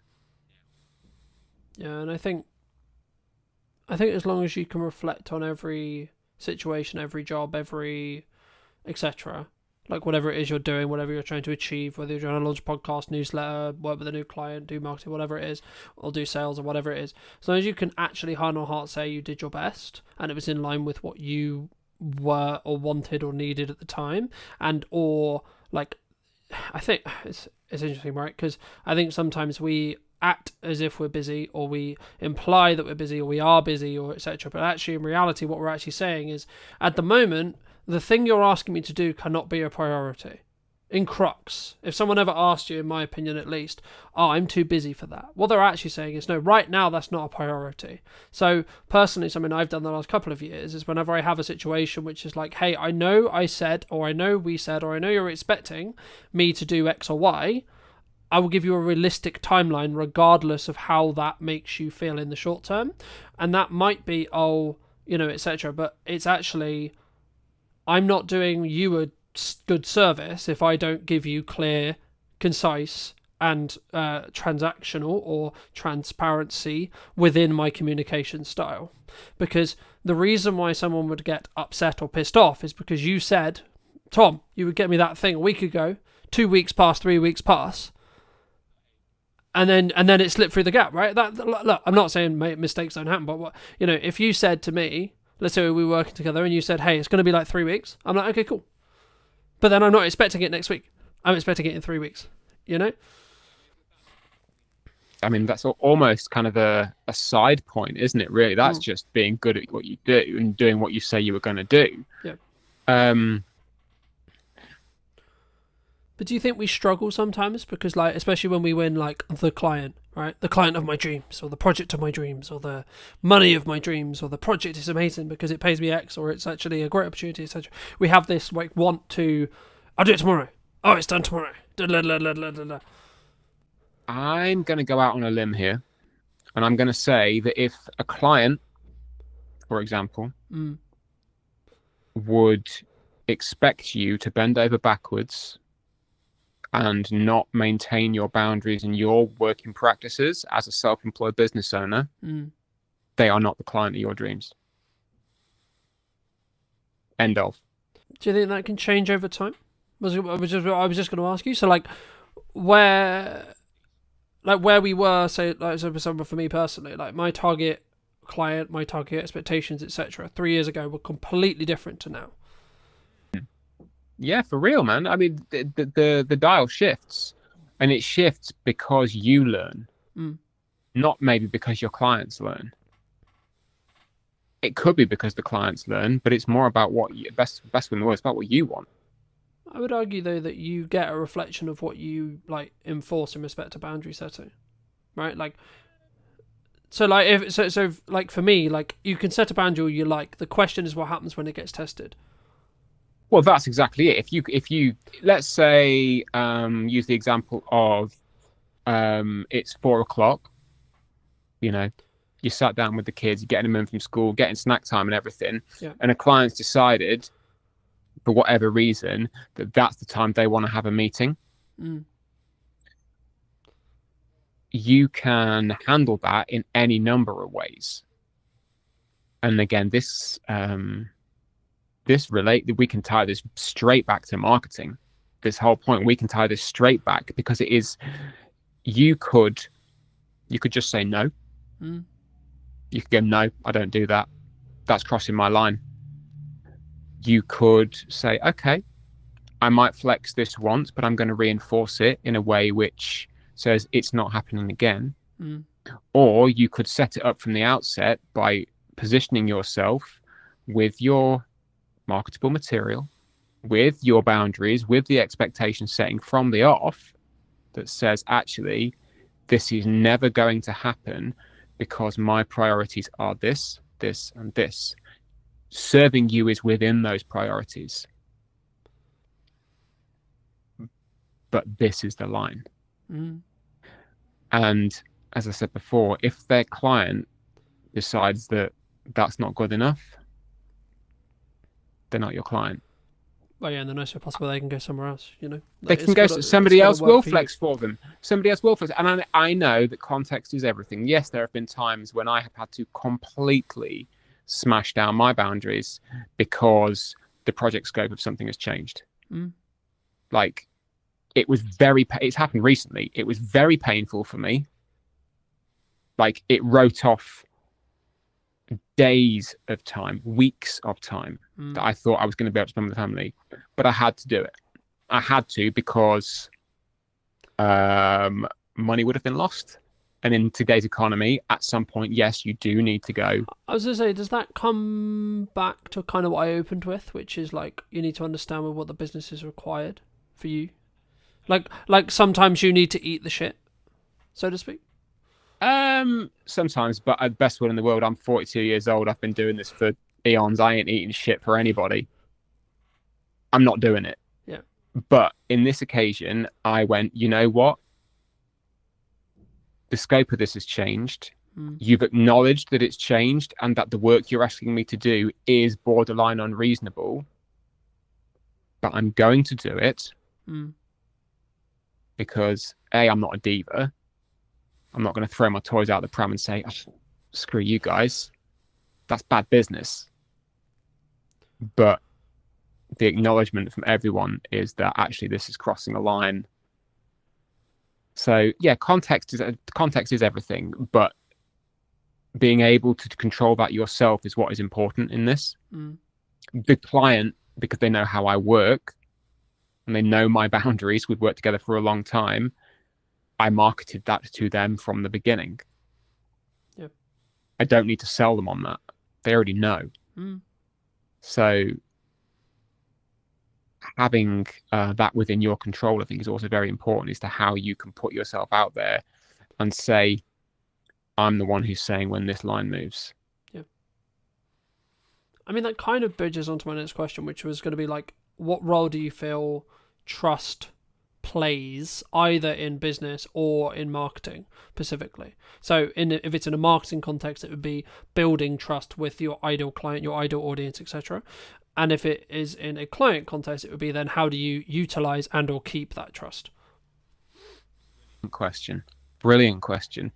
So I'll put my coaching hat on now. So for me as a coach, through my marketing, people need to know a small number of things.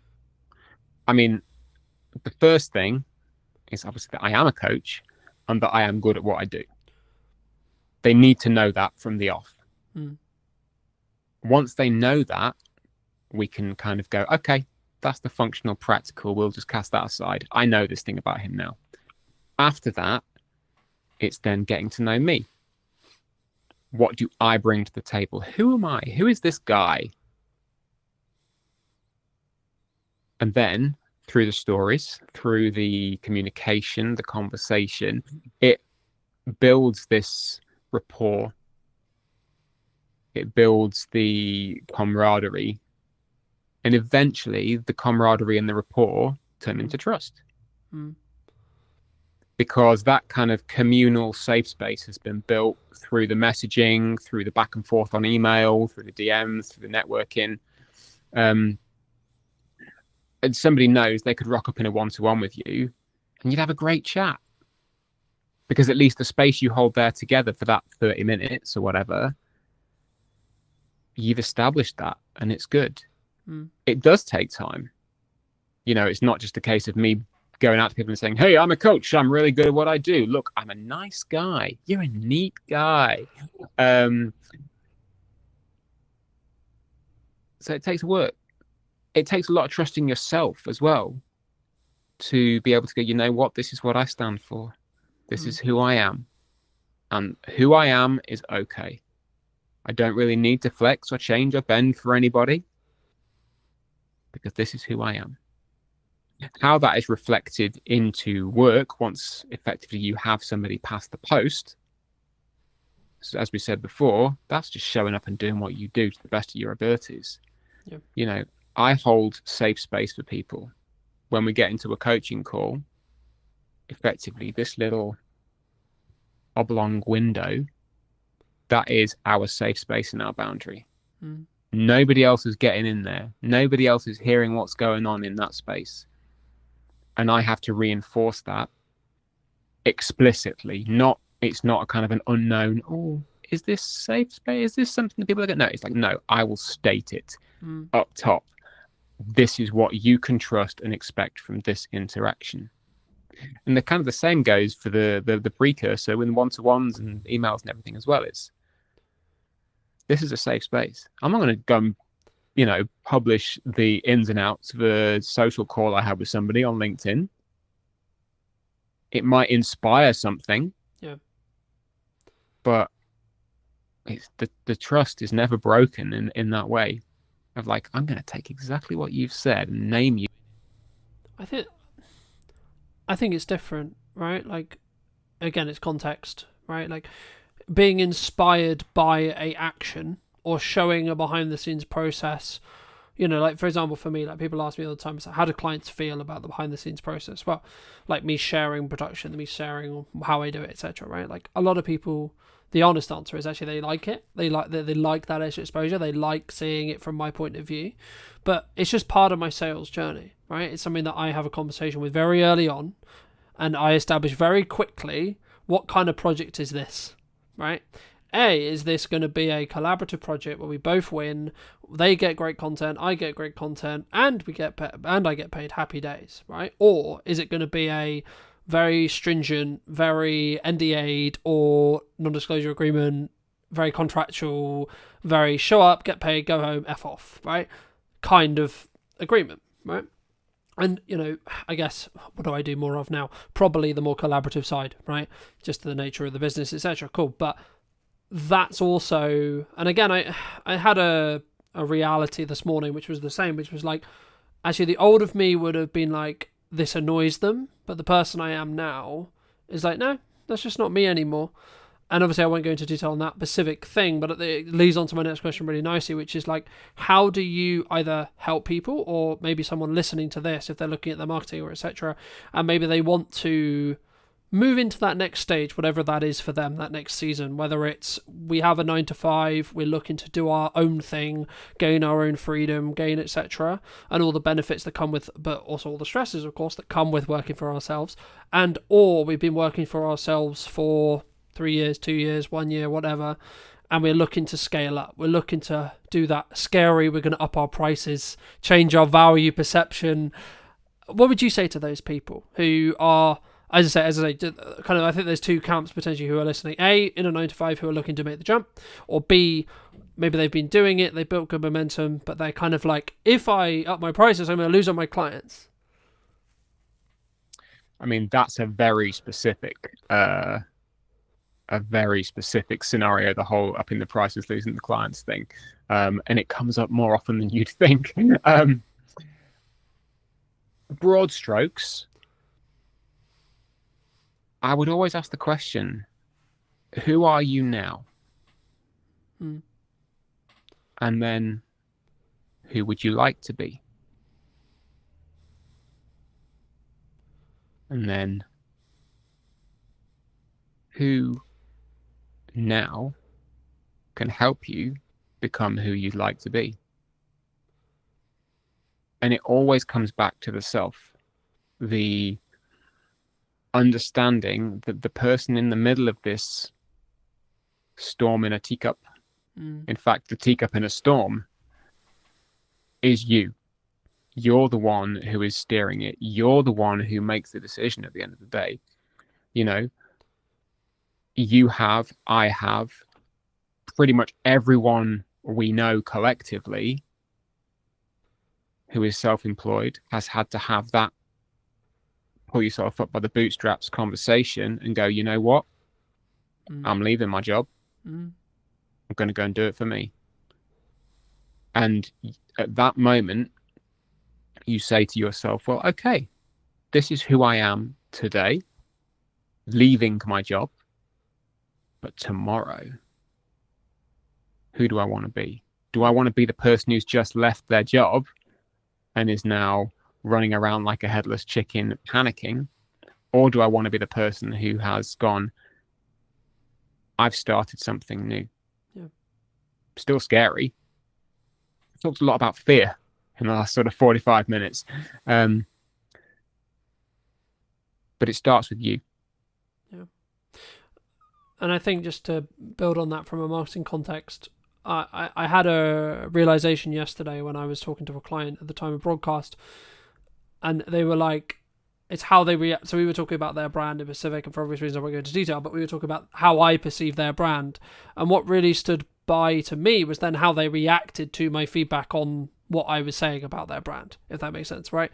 Because it was like, hold on, this person sees me as a pinnacle marketing voice, and that's why they value what I'm saying, right? It doesn't actually matter, in a nutshell, what I said, right? It was actually, and it was something along the lines of, hey, we really appreciate that because you're a strong marketing voice, etc. And yet, like, clearly, and this is the thing I was going to bridge in when you when you communicate, when you market, if you want the clients that are going to send you around the country, you want the larger scope, you want the larger projects, you have to ask yourself from backwards, and this is exactly what I did, that's why I'm bringing it up. You have to ask yourself, what content would they consume?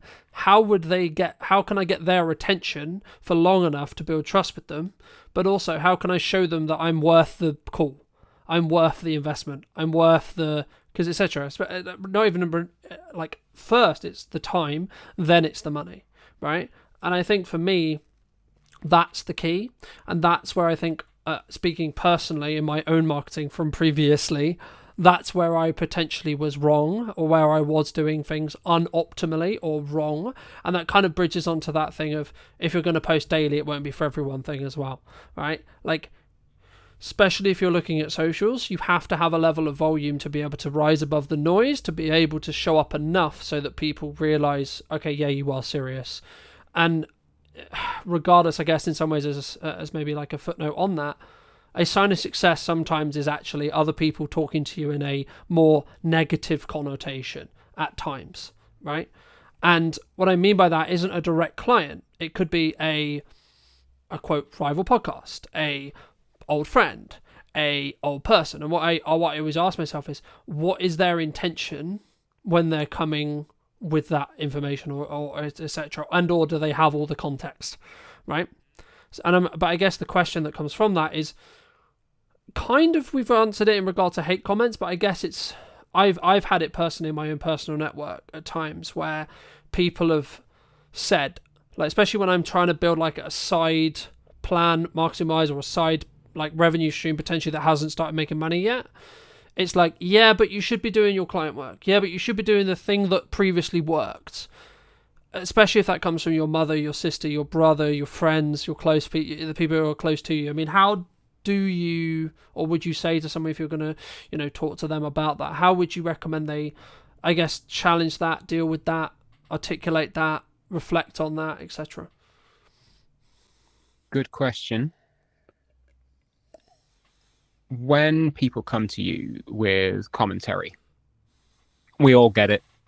As I said before, I've had emails from people saying, love your content, stop selling every day. Which my answer is, thank you for your feedback, but no. but no. Not in so many words, although some days you would just like to go, well, fuck you, buddy. We don't do that. It's not particularly. Yeah, but also just to quickly interject, you have every right to say, well, look, if you don't enjoy what I'm doing here, you can watch something else, right? And or read something else, or consume something, etc. Again, context is everything. Thankfully, a lot of the time I can look at, I don't know, I never like to defer to data, but I can look at the numbers and go, well, has that person been subscribed to me for a long time? And if they have and they don't like the selling, and they still hang around, I know they can kind of ignore it and it's fine. But to come back to the question of commentary from outsiders, first, I would always, I caveat this with, you're a human being. Okay, you're a human. Humans react to things in very, very funny ways, whether or not you are a trained coach who knows how to be impartial, or you are a rocket scientist or an astronaut who is actually trained to be out in space when things are on fire. People react to things in very, very funny ways.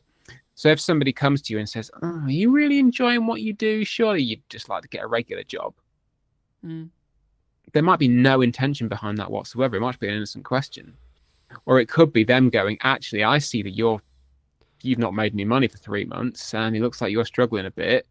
Is there another option for you out there?" Or, just to quickly interject, or it might be,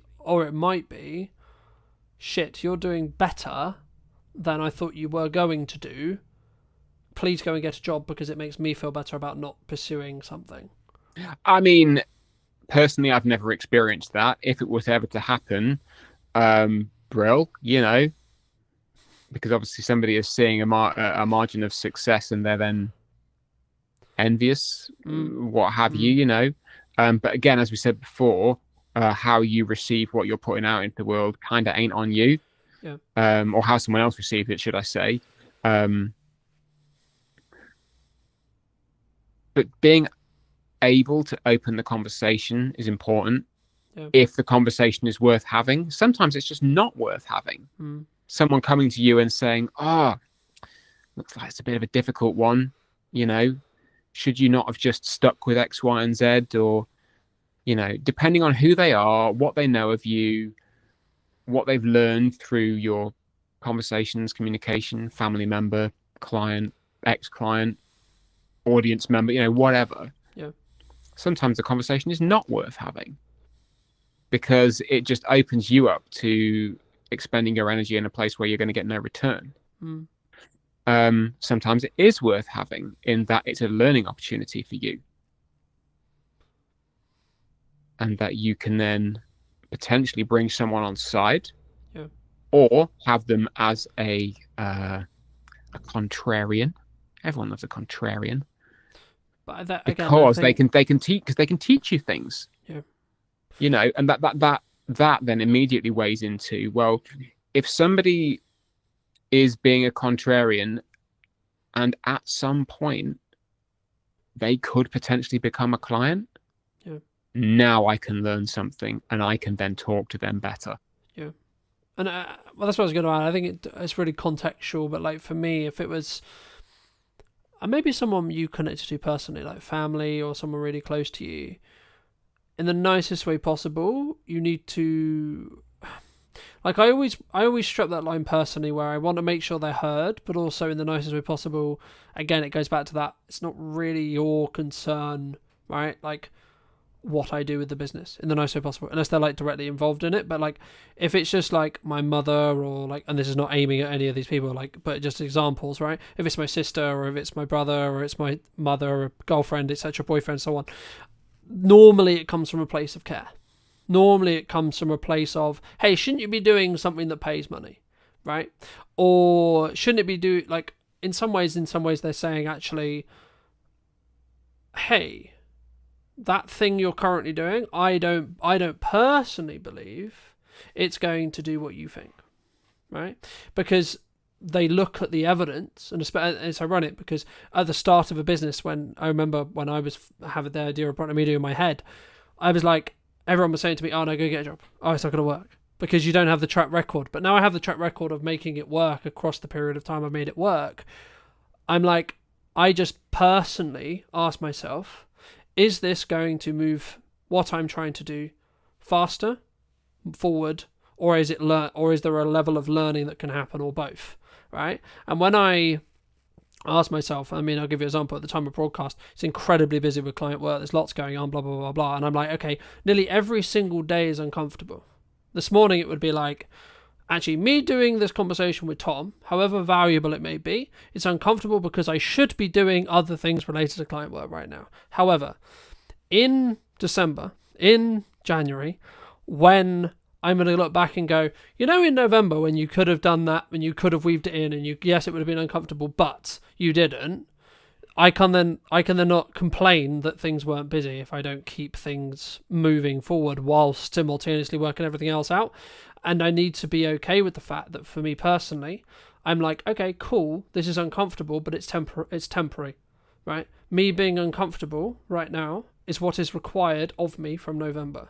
Okay, cool. So when we get to December, it will naturally become, because Christmas coming up, people spending time with, so on, right? I'll naturally have that release. So actually, me leaning into this comfortability as a learning opportunity. Yes, it's uncomfortable, but it will be a learning opportunity to go, okay, well, what is too much for me? Do you think people sometimes, I guess, stop before they hit that glass ceiling? Because I've always been of the view of you're maybe one email away when things are harder, especially looking at the current quote climate, right? Where people are like, oh, you're one email away, you're one post away from the opportunity that completely changes your business. Or your life in some ways as well. Oh, absolutely. You never know what's going to come around the corner. You never know. Because you are never around the corner till you are round the corner.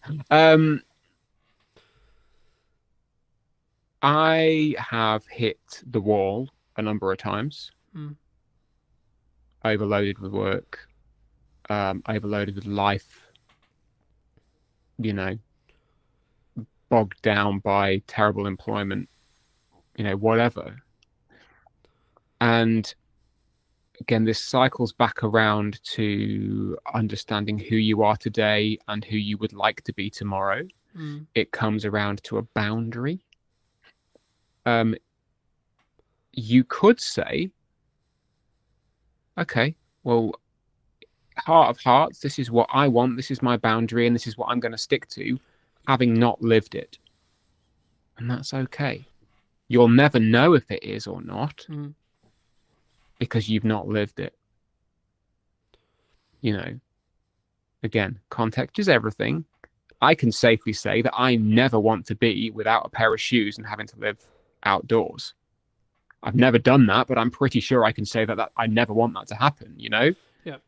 But things like saying, actually, I never want to be in a position where I am, quote unquote, too busy. I never want to be in a position where clients demand of me more than my time is, more than my capacity. Because at that point, I've then lost a boundary. I've then, I've given away a little bit of me. I've devolved something or dissolved something which I've worked so hard to put together because I've lived it before, and I know that I don't want to be in that place again. So it takes a lot of consideration to uphold those things. Whether it's sending daily emails, whether it's posting daily on LinkedIn, however you do it, and the message you put into that, it all comes from who am I today and who do I want to be tomorrow? Because you know that you can do it in a way which allows you to hold on to that stuff. I think maybe if we start to take our eye off that a little bit, it happens with humans. I do it, now and again. I'm not perfect. Far from it, If you've got long form content, and this is why you and I, or all three of us, love long form content, is that you have so much more opportunity with it. If you've put it through, I don't know, Riverside or whatever, and you've got yourself 50 clips, why would you not put all those 50 clips out? For people who maybe don't know you, what starting advice would you give them if they're looking to build their, I'll use your terminology, ecosystem, right? Or they're looking to start out on video? What should we do? First people advice. What are you trying to achieve? All right. What do you want to do? Because we're never going to tell you to do something you don't want to do. What we are going to say is, though, regardless of those things, you do have to lay your foundations down. And this is something that a lot of businesses don't do. If you were going to give advice to either yourself 10 years ago or the other person 10 years ago, what would you say? Be memorable. Be as memorable as you can be. And if you think you're boring, you possibly are, I'm not being rude, but that will be memorable in its own way. You can still find your audience. Hello, my friends. Welcome back to a brand new episode of What's Missing in Marketing Today. Today is going to be a bit of a roller coaster, I think deliberately. Today I'm with Alan and Emily from Yellow Tuxedo. Welcome to the show, guys. How's it going? I just can't believe you've got us back for a podcast all these years later after knowing the first time. It was great. I loved the first one, so I thought we'd want to do it in person this time. It's just, you know what? It's just exciting. We like talking about what we do. We like chatting with other people. So this really is a kind of a no. And we let you out of the house. We had said that. We were just chatting to the others here. We're like, we don't get out of the house much. So when we do get out, it's like we have to remember to stop talking at times because we just sit opposite round our dining table working. So yeah, it's like we've escaped. I love it. I can't wait. But before we get into it too much, what do you both think? It might not necessarily be the same thing, but what do you think is missing in marketing today? Do you want to go first? No, you can go first. No, because we have this conversation quite a lot. And I think in terms of what's missing in marketing is simply the human touch. And I think we've got to the point now with a lot of small business owners where it gets quite formulaic because this is like how you market your business. And we forget sometimes that actually to be a bit more human, to realise to talk to people on a two-way street. You're really good at that, aren't you? Yeah, well, yeah. I think you just basically handed it over to me because you ran out of what to talk about. Yes. I think there's two things, actually. I think there is that human touch. There's still there's a large desire to broadcast. Let's broadcast. When actually the conversation needs to happen. We still, audience growth is what we're talking about. And I think audience involves an interaction. I mean, this is all buzzwords, but the principles sound, right? So we want as businesses to grow an audience of people who want to follow us, fans of our brand and everything else. So human kind of touch is an important part of that. And you see that, I'm not going to diss any social media platforms, particularly LinkedIn, but LinkedIn's very broadcasty. I've done this. And you sometimes go through the comments and they might have 5 comments and they've replied to 1. And it's like, take the time to reply. We're all busy. Take the time to reply. The other thing I think is missing, and human connection is like the big thing, like that's what we call it in Yellow Tuxedo. The other thing is what we call and. It sounds stupid. But I think so many people think they can do one thing. It's like, I'm just going to go networking. I'm just going to do LinkedIn. I'm just going to go on Instagram or TikTok. And you know what? For an extremely small percentage, that will be fine. For everyone else, it's what else are you going to do? I'm doing this and I'm doing that. And one of the kind of realizations, I'm gonna pick on LinkedIn a little bit. I'm okay with it, right? But it just gives some very good examples. But you see the LinkedIn kind of coaches, they go, oh, LinkedIn's this, I'll teach you to that. It's brilliant. I did this one post that got me 5 leads and all of this, but they're also on TikTok, on YouTube, on Thread, and that's fine, right? And when I say and, it's not just about and other social platforms, it's and collaborations, and macro, and email, right? You have to do more than one thing. And now I won't mention names, but we were chatting to an owner of a networking group where I'm really gutted, I can't remember the numbers, right? But they said quite a large amount of people had left recently. And of that amount who had left, a large percentage had left because their business had closed, right? Sad times for them. But in talking to them, the vast majority had only gone networking.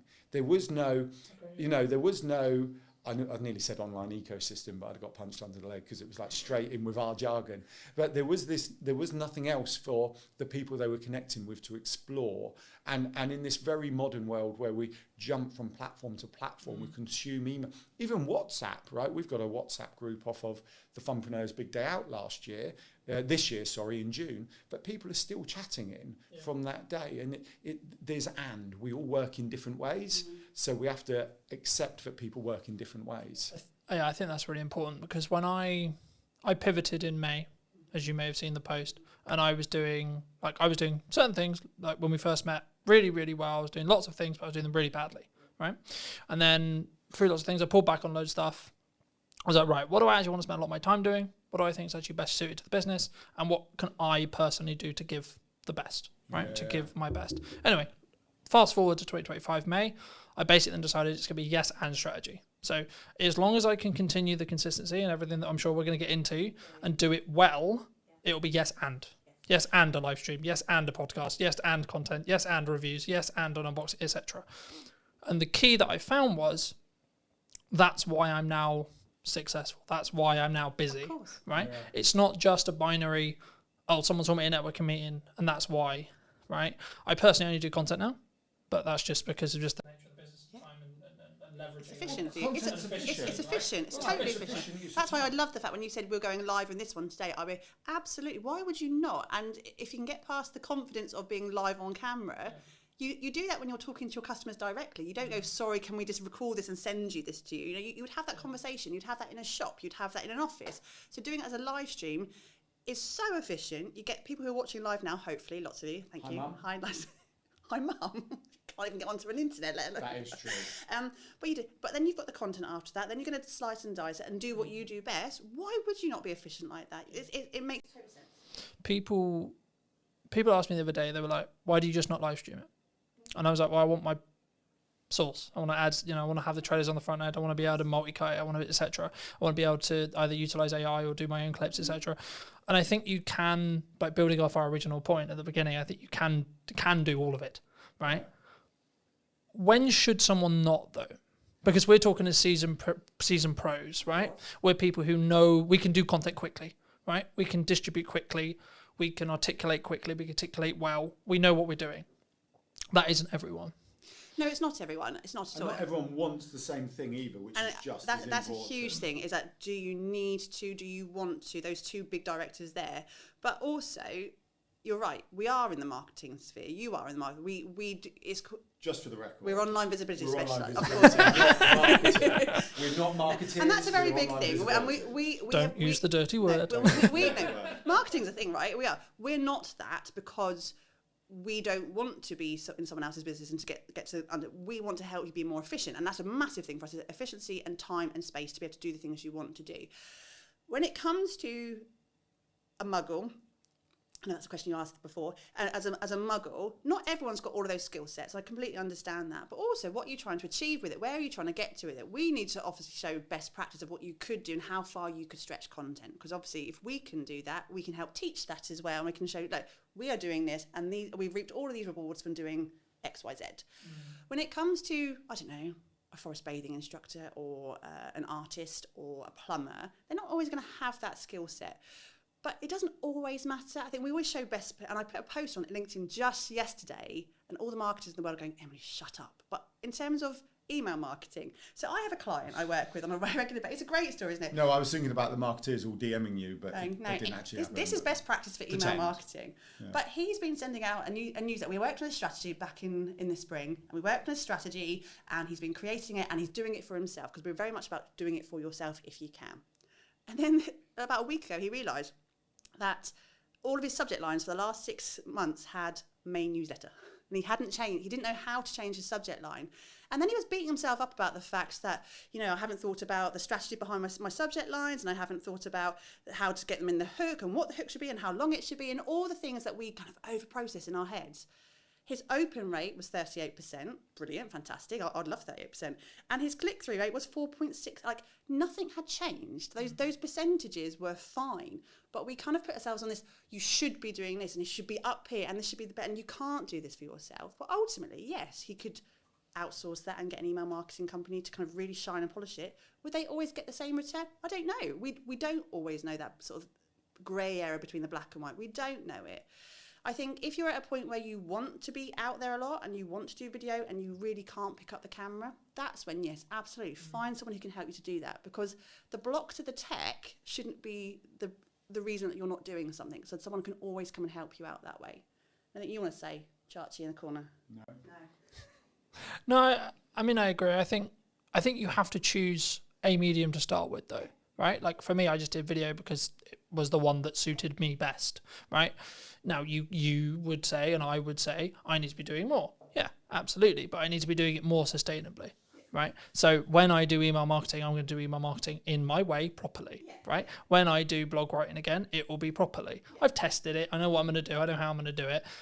But I don't turn on those taps until I know I'm going to be able to keep those taps running. The same thing with the live stream, the same with etc. Like I'm in a very grateful place, but still a stage where time is the main barrier, because I only have a certain amount of time. We're recording this like towards the middle of October. This won't be out until December, the pre-recorded version, and that's simply because the only way I can be consistent is by doing it. When I have a window of time to record some shows, I record some shows, and then I bank them and so on. For people who maybe don't know you, what starting advice would you give them if they're looking to build their, I'll use your terminology, ecosystem, right? Or they're looking to start out on video, they're looking to start out with blog writing, etc. How? What should we do? Well, all right. So I think the answer to this is also a carry-on point from what you were just talking about. You'll turn on the taps when you're ready. And that's really important. So it has to, you have to start with what are you trying to achieve? Yeah, that's the first thing, right? What do you want to achieve? Because if you go, I want global domination, then you get a list like this, right? And if you go, nah, I just want to, actually, we got someone we can talk about. So Callie, client of ours, member of the Digital Circus, the team community we founded. And I remember when we first started, she said something like this: I'm just trying to make enough money to take the family on holiday, right? So she joined the Digital Circus. We've been working with her. She comes to the group sessions. There's no one-on-one in it particularly, other than just answering the odd question. And recently she's got, it's all kind of kicked in and working. I'm getting so many inquiries organically now that she said, I don't need to post on social media. And we take that as a win, right? She takes it as a win because she's got, she can pick and choose what she does. And we're going, we don't see social media as a bad thing, but it can be a bad thing if you're feeling you have to do it to help you get to where you're going, right? Because then the mindset's different. But for her, she's like, well, I just do the odd posts for the people who are trying to validate me, but actually everything's coming in through the online ecosystem she's built. And that's really good. So going back to first people advice, what are you trying to achieve, all right? What do you want to do? Because we're never going to tell you to do something you don't want to do. What we are going to say is, though, regardless of those things, you do have to lay your foundations down. And this is something that a lot of businesses don't do. And the foundations are as simple as making sure your website's working for you. Because if we hear again, I paid someone $1,000 to build my website, but it doesn't do anything, we go, why is it doing nothing? You do. You don't. You say, why is it doing nothing? Why? It should be bringing you in kind of visitors into your audience, into your ecosystem. And then it's going to build it out from that. How are you going to nurture your audience? You've got to choose something. So it could be like social media. I recommend email. So an off-platform audience is always better than an algorithmic platform. And email is so powerful because they want to be there. They give you permission to email them and there's no algorithm, right? Or even what you could do a WhatsApp group if you only want a small client base, so keep in touch with them. And then you build it out from there. So that's what you do. You align it to your goals, start with the website and build out. And the simplest thing of your website is imagining it like your shop, right? Like Tesco's and everything else. The way we explain... Or other supermarkets are available. Other supermarkets are available. We can talk about Aldi in a minute. We like that as well. They've got a good example to bring up. But think about your ecosystems, and what you're doing is building your Tesco's. And then this inner circle is like your kind of club card customers, right? And then the outer circle of this ecosystem is all of the Tesco's advertising, branding, touch points and everything else, which we would call virtual doors into your ecosystem. You're just building it out like that. But the second you put something online that's not connected up, not optimized, not leading back into your ecosystem, it's just a wasted opportunity. It's just a standalone post doing nothing, or a standalone directory entry or whatever, just not really connecting up. So make sure it's connected up. Start slow, align it to you. And know where you're trying to get to and how people are going to find you. The biggest thing. We talk a lot about keyword strategy with that kind of more SEO hat on, and I think so many people haven't even done that work to start off with. Like, what do you want to be known for, and how is someone going to find you? And I think when we talk about Google quite a lot of the time, it's just one huge bookshelf, right? It's one big library. It's a really clever robot, but it's not a mind reader. And I think if you don't know what you want to be known for, how is Google ever going to know what you're known for as well? It's such a good analogy. If you think of Google as a library, okay, so you've built your website, you've written a book, not literally, metaphorically written a book, right, your website. Well, lots of people are writing books. I know, that's why. And it's like, what a lot of people do is, I've got my website, open the door to the library, Google, and throw it in and walk out. Yeah. Right? How the heck do you find that? Whereas what you need to do is almost anchor it down within the library, tell Google what space it needs to go on, so then people can find it. And then what happens is this unbelievable thing, Google will show it to people who are looking for it. Wow, like that, it's like, it's there, it's all there. Is that all going to change though? with AI? Well, we have this conversation a lot, and like AI is changing the world. We know it's changing the world, but at this point right now, it still has to be human led. There's an element of human led there, and to a point where AI completely takes over the world when the robots are, and we're going to be proper war of the worlds, which could be tomorrow. You never know.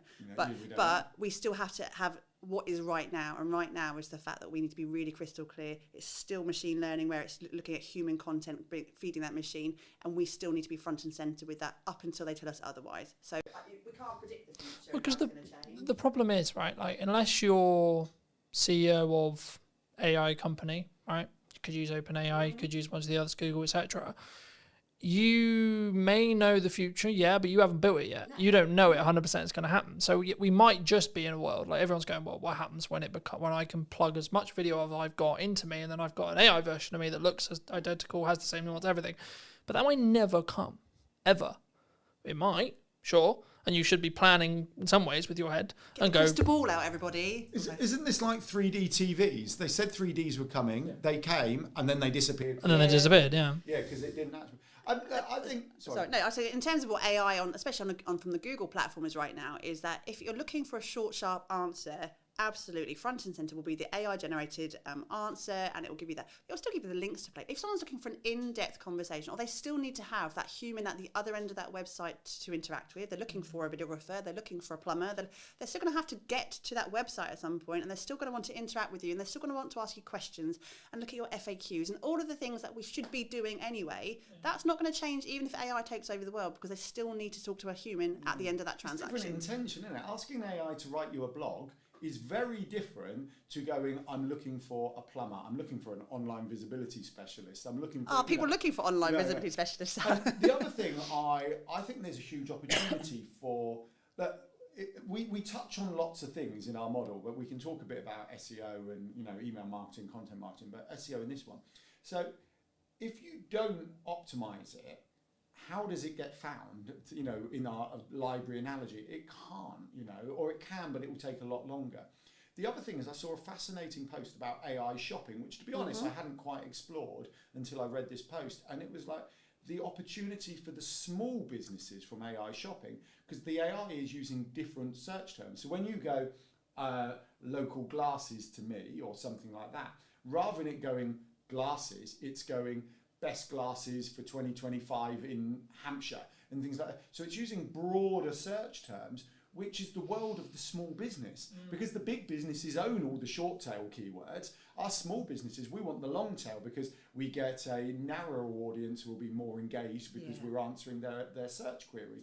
Whereas, supermarket, going back to supermarkets, will be owned by a supermarket, right? So a small supermarket won't own that, but a supermarket specialising in local produce in Hampshire, best in 2025, all of a sudden, AI is liking that. So there's a huge opportunity by ensuring you're there for when AI is looking for these answers.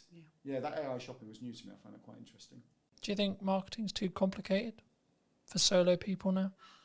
We make it complicated. I think business is complicated. It's so much bloody noise, isn't it? This is why we started our business, is the fact that it's a really noisy space. And my LinkedIn or Instagram or Facebook or TikTok now is filled to the brim of adverts for marketeers who are telling you what you should be doing, or buy this here. And like, I don't bloody well know. I don't know. Like, it's too much. And if you are a muggle type person who's not really into marketing, it can feel really overwhelming. It can. I get overwhelmed, and I know what we should be doing. I feel it oppressive is what I've been saying. Yeah. It's like if you're a business owner, a small solopreneur, freelancery type business, I feel that the kind of narrative and noise is like an oppressive cloud of you should be doing this. Yeah. And you've got, people like, I'm trying to think of big business, Alex Hormozy, Gary Vee, the big influencers going, you need to do this. You've got coaches on LinkedIn going, you need to do this. You've got marketeers telling you to do this. Yeah. We're telling you to do something. And it's like, which one do you listen to? Because some are similar, some are not. It's like, it is. And I think it really is simple. You can extrapolate as much as you want. You can be really simplified. You can do everything like we were talking about earlier. You can do all of the things. There's no one can tell you you're wrong to do that. That's why I always get quite frustrated when you hear the influencers just do one thing and do this. Well, that's fine if it works for you, but you may want to do more. And if that's how, fill your boots, crack on, do you. And I think what's missing these days is that we're so focused on the structure of marketing that we forget the creativity of marketing. And like, I look at our social, not ours, we look at other people's social media and it's like really transactional. Small business world is, I have a thing to sell, buy my thing, I'm going to target my ideal client, talk to my ideal client, and hopefully you buy my thing. But you look at the big brands, like we were talking about Aldi before, weren't we?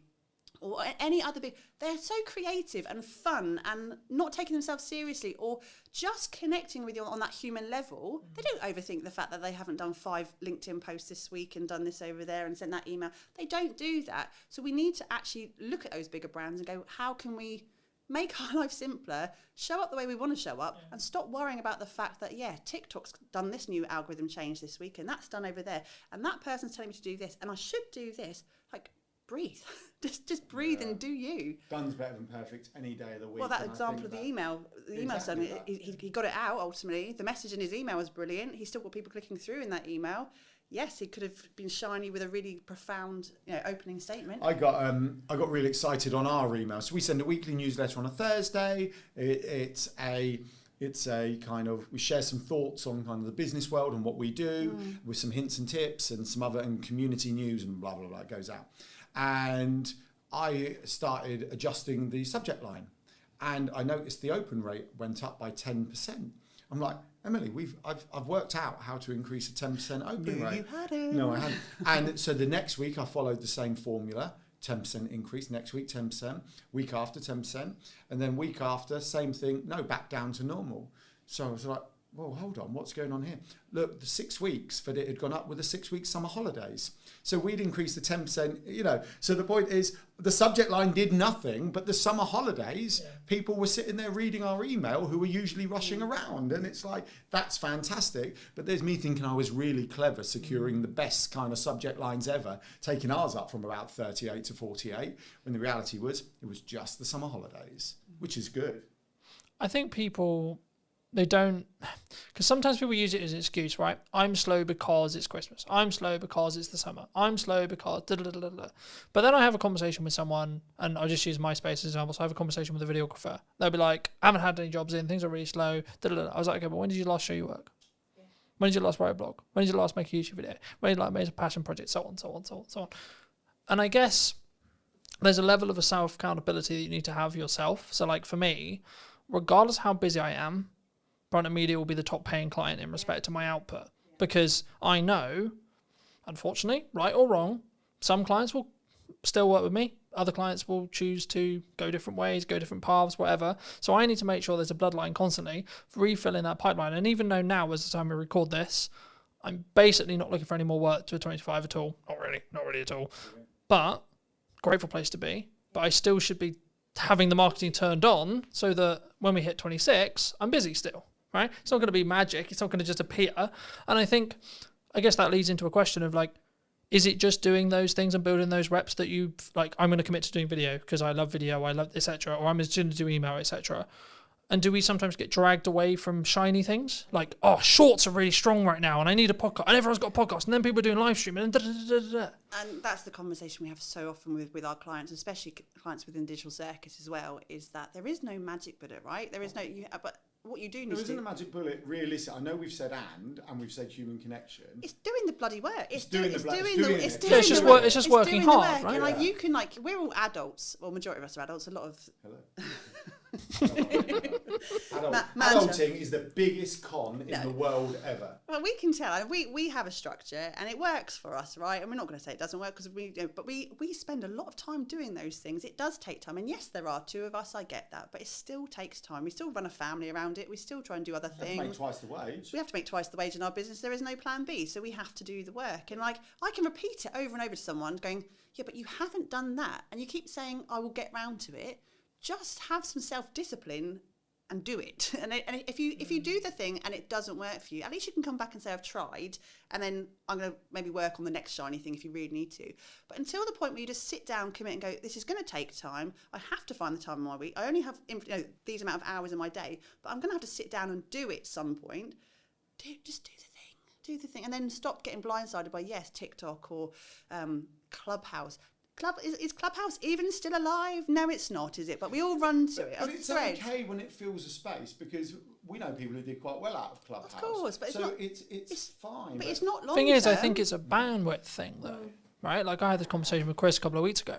We were talking about like you should be doing the authenticity, the add value piece, etc., stuff like this. But if you can trend jack on top of all of that, then absolutely you bloody should. Right, because it will add into your overarching the number of views I can obtain, which means conversion, blah blah blah blah. But if it's to sacrifice the value add, just can it off, don't do it.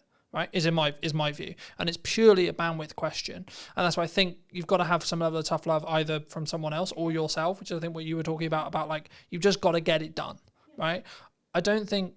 And maybe you've had this in friends and yourself as well, but like for me, unless you're close to me, I don't think people quite realize how hard I work. Right? Everyone's like, "Come on, you're invisible all the time. You're everywhere." Da, da, da. Yeah, but that's because I work literally every single fucking hour of the day, right? And it's not that I'm just like, because there's then the smart versus the working hard argument, right? But the thing is with AI, if you're working smart hard for the same amount of hours I am, and it's just compounding on top of it, right? So I think it's not just a binary of, I use AI and then I can go and chill for the 5 hours, right? Because it saved me 5 hours. What you should actually be doing is, it saved me 5 hours, so I can do 5 hours more work of the work only I can do, right? And then you actually 5 times more, or etc. Right? Yeah, or the thing you love, like within it. So networking's a great example, and it's like actually even driving here. So we live half an hour away, and we're chatting to you for an hour, let's just say. And so that's 2 hours, but that 2 hours doesn't factor in walking, parking, popping, so it's 2.5, it's possibly 3 hours. Yeah. It's actually, if I'm brutally honest, an inefficient use of our day, right? Yeah. Because we've squeezed everything in the school run, but actually we want to do it, we want to do this. And those systems, those automations and the AI, whatever you're doing, allow the things you want to do to happen. So whether you're replacing it with something else or adding more in, or you're going, actually, I just want to talk to people. So I was chatting to an AI guy, James, I met from Ireland the other day, and we were talking about an AI CRM that looks at your entire online Stop presence. giving the idea away, because someone's going to go and build it. Yeah, and but we're I'm quite miss happy that someone one. else built. We're not about to build it, right? But it was kind of, I don't actually want this, because it does something I don't want. I'd rather do something. But to the extent where it looks at your entire online presence, so it will factor in likes on posts, comments, email open rates, previous stuff, bookings, DMs and everything. And if someone went past a trigger, using AI audio, it could send them a voice DM, because that's our thing, voice notes, and it go, hey there, it's Alan here, blah, blah, blah. Would you love a virtual cuppa? I haven't spoken to you in ages, or would love to get to know you. Here's a link. And as much as I would feel that's not quite cool, what that would actually allow me to do is just focus on the chatting to people rather than working out who to chat to. And I really like that idea. I don't know how happy I would be with it sending a voice AI note, but we've played with it. At least to trigger who you need to go and send a message to. Absolutely. So if someone wants to build that, just give us a shout when you've done it, because we've got other things to do, like go on adventures, take people to Ponce Park for the day. Absolutely. We have to talk about some fun stuff at some point. Absolutely. I mean, just quickly on the voice cloning note, like that you can, like now, as of today. We use Riverside, we've played with it. It's brilliant. Alan said to me, absolutely clone your voice, I could period. not tell the difference. Yeah. He played something to me and he said, do I sound all right? Does my Microsoft microphone sound a bit tinny? And I went, no, it sounds really good. He went, yeah, it's not me. I put a post out on LinkedIn with it. I put a post out. It was, so I got the audio, and then over the top of it, I did a video of me doing like a phone jacker voice out. Like this, and put it out, and people go, no, it sounds just like you. So I thought it did as well. Scary. So I think, moving back to what we started the conversation on, like we might get to there with video, right? We might, right? But the thing is, then I go back to my previous conversation about working smart. Mm-hmm. Okay, well then technically, if we've all got that ability, I could technically script this entire podcast if I wanted to, or get AI to, and then we could have a 45-minute podcast we weren't even there to do. Now, should we? that then becomes a question, right? Because is the energy going to be different? Yes, AI can mimic us, but the nuance is it ever going to... we don't know, right? Not No, yet, and also not yet. in terms of your own sort of self. It exists. Come back to it. It exists. I watched a video this morning on it. But forgetting on the output, it's surely about your own sort of, I don't know, self-gratification of enjoying to do these. As I was going to say, but Having surely these if conversations, you enjoy podcasting, you want to surely carry on that's doing that. counterintuitive. You wouldn't AI it out if you enjoy doing it. No, I think but that's what the we're point. saying is like we can get so far from it, but ultimately, what is the end of it? What's the ROI? You know, the ROI would be, yes, getting some efficient content created, but the ROI also has to be You're so businessy. I'm sorry. You said ROI I did. and ideal I client wrote a blog today. that had ROI on it this week, and I kind of felt dirty. Honestly, who even are you? You've changed. Yeah, it's like it's what you're trying to get out of your business, and I think something Alan and I have been exploring recently in terms of time and space in your business and what your bigger picture is. Actually, we don't get into business to go, what else can I do to be really efficient today? Like you go unless your goal is, But also you choose your chosen field because of your love of the field, or the fact that you want to be outdoors more, or you want to chat to people, or you want to, whatever that is for you. I don't know what everyone else's sort of end goal is, but for me, I like humans. I really like humans. Well, some humans, not all humans, won't they? But yeah, I want to. No, we like chatting. I think in a world where I could not chat to another human being again, I'd be really, really flipping lonely, and I don't want that. So yeah, AI might be efficient, but I'm still going to want these kind of interactions. Yeah, but that's for me. That right? Hold on. AI video. So I watched a Casey Neistat on YouTube this morning. I think it only came out last night or this morning. And there's a new TikTok. I think it's called Saru or Sura or something like that, by OpenAI. When you start it up, you scan your face like this, and then you go video of me 1930s James Bond style thing, and then you get an AI video of you. And he did a whole video of it, and he was talking about it's cool, but it's slop, and he explained why. And he said I'm not anti it actually, but so go and watch that. That's worthwhile. So it does exist. Whether it exists for 1 hour long form, I don't know, but that'd be interesting to see. It's how you take that and use it, isn't it? It's like if you're taking the piss out of yourself, absolutely. That's a great example of being able to use that kind of filterage type thing. We've had filters on your phones for bloody years. It's just not using that as gold for your business, and that's not expecting that's going to be the magic bullet. I think there was also, there's lots of trends that me and James talked about for ages. James Gale, whose space we're sat in, but like for me, we talk about like there's a monkey vlogging and like stupid shit like that. There's this is actually really creative, and this is actually part of the creativity process, right? Yeah.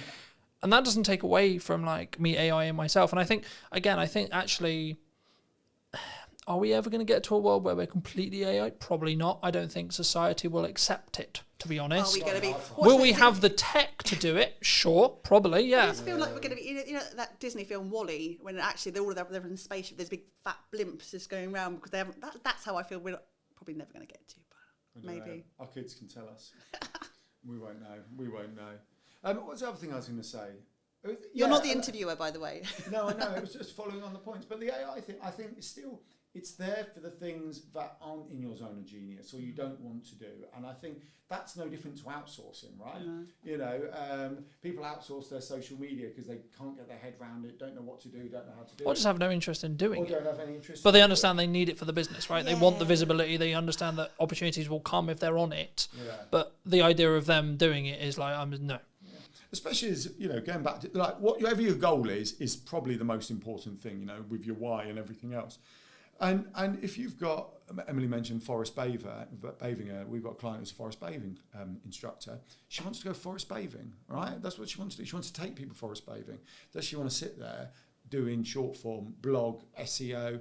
Probably not. No. So why would you not utilise what is about to do it? Now, we always say to a certain extent you should still input, because actually if you truly outsource your social media, it's never going to be you. It's never going to be you, right? It's really difficult to get it right. And actually, AI would probably be more you than outsourcing it to an individual, right? A human being, which is... Especially if you become skilled at training AI, right? Which is the important element, right? Yeah. A lot of commonalities is people open ChatGPT, Perplexity, Gemini, whatever you're using, and go, write me a social media post for X business, right? And then they're like, why does it sound robotic? Why does it sound weird? Because what they're not doing is saying, here's stuff I've written, here's what I've said, here's my terminology, here's the words I use, here's the word I don't use, etc. And then once you do that, it's like, well, it actually will be pretty close. And then you should tweak it, and you should read it, and you should adapt it, right? And you mentioned Gary Vee earlier. He still writes 95% of his posts, right? Now right? So yes, he's a big influencer, he has lots of team, but if he's capable of doing it, what's really your excuse for not doing it? Like, really? Yeah. And this is exactly it. He's like probably the most hard-working person on the planet. I don't think he ever sleeps, does he, at Gary Vee? He never does. Don't know. But it's like, do you live with him? No, I'm close to one with the energy level, thank you very much. I don't even know what my point was. Oh, no, it's like, yeah, there is no excuse. And if you want it bad enough, you bloody well just do it. Thing is, I think he does, because he talks about sleep all the time. He says, I get 8 hours, but that doesn't matter. The 16 hours I'm awake is what matters. That's what is mattering with it, right? exactly. His output within the 16 hours is so efficient and so well done that he can outperform... And he's also been doing it a billion years, right? There is that other point, right? If we're going to talk about social media for a second, and you know, okay, so I'm one of the believers that volume is key. Actually, I'm okay with vanity metrics. I think they're an indicator. So if you've got one like and you've got 1,000 likes, I think it's fair to say that there's a potential that your 1,000 like account may bring you in more kind of inquiries. Could, right? Probably will, could. Depends on how engaged that one person is. I know, because someone will prove me wrong. You are right. But if you were taking a broad generalization, you would say if I'm hitting 100k, like I am right now, roughly every month, and someone's hitting 10k, I'm probably going to have more inquiries, probably going to have more people talking about my brand and my business and me than someone who's 20 or 30k. I think that's fair to say. What was my point? But I think one of the challenges, especially if we're going back to small business owners, solopreneurs, is the long post, right? A lot of posts are long, whereas going back to Gary Vee, lots of his are extremely short, and they're a repurposed piece of content. They're not fresh content. They're a video he did 5 years ago that whether he's got AI editing it or he's got an editor editing it, he's bringing back out, he's repackaging and everything else. And we shared some online visibility Christmas tips in a newsletter just to help people get their heads around it. And it sounds unbelievably crazy, but coming up with some optimized content, so content that will appear when people are looking for an answer, that could be around something Christmassy, will work for you on your socials, on your newsletter, and in the kind of search engine results every single year.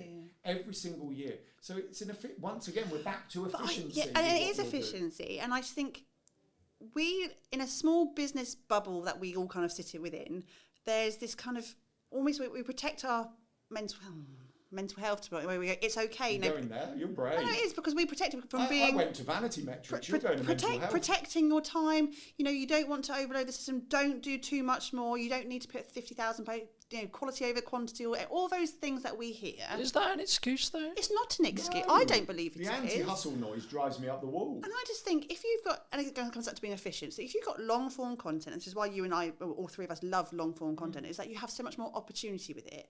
If you've put it through, I don't know, Riverside or whatever, and you've got yourself 50 clips, why would you not put all those 50 clips out? So hold on, let's break that down, right? You do one video, okay? So you film an hour-long conversation, you put it on YouTube, gets 10 views, okay? Fine.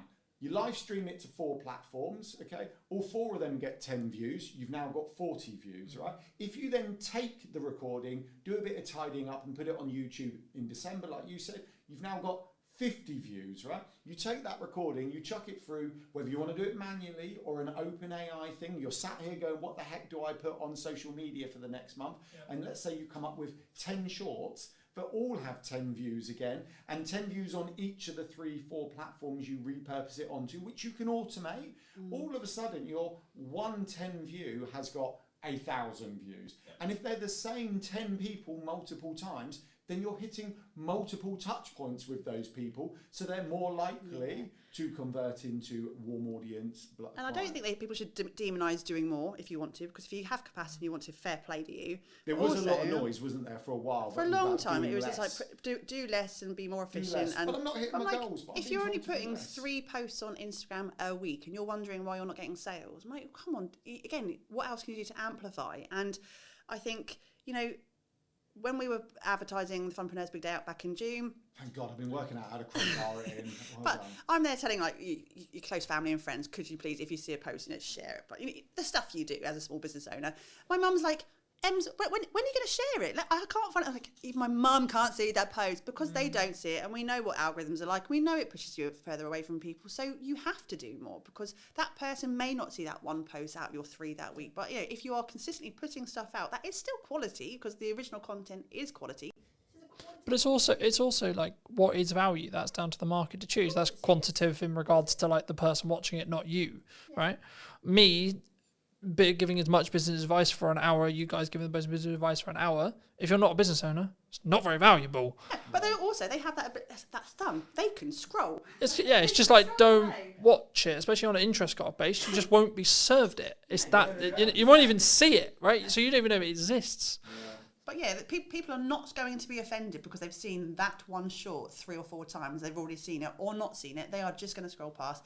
I think we take it far too personally that we're interrupting people's lives. And like you said, most of the time they haven't even seen it in the first place, and you're not interrupting anybody. Yeah, do you know one of the other things I think this all fits in, if we're sharing kind of thought process and tips, was the make sure that we prefer target audience to ideal client, but make sure your target, you're only connected with your target audience. Don't do it. And I'm like, why would you do that? Why would you remove potential opportunity? So we don't remove people who aren't in our target audience. We just allow it to build because we want fans of our brand. We want people to know the name Yellow Tuxedo. We want people to talk about it.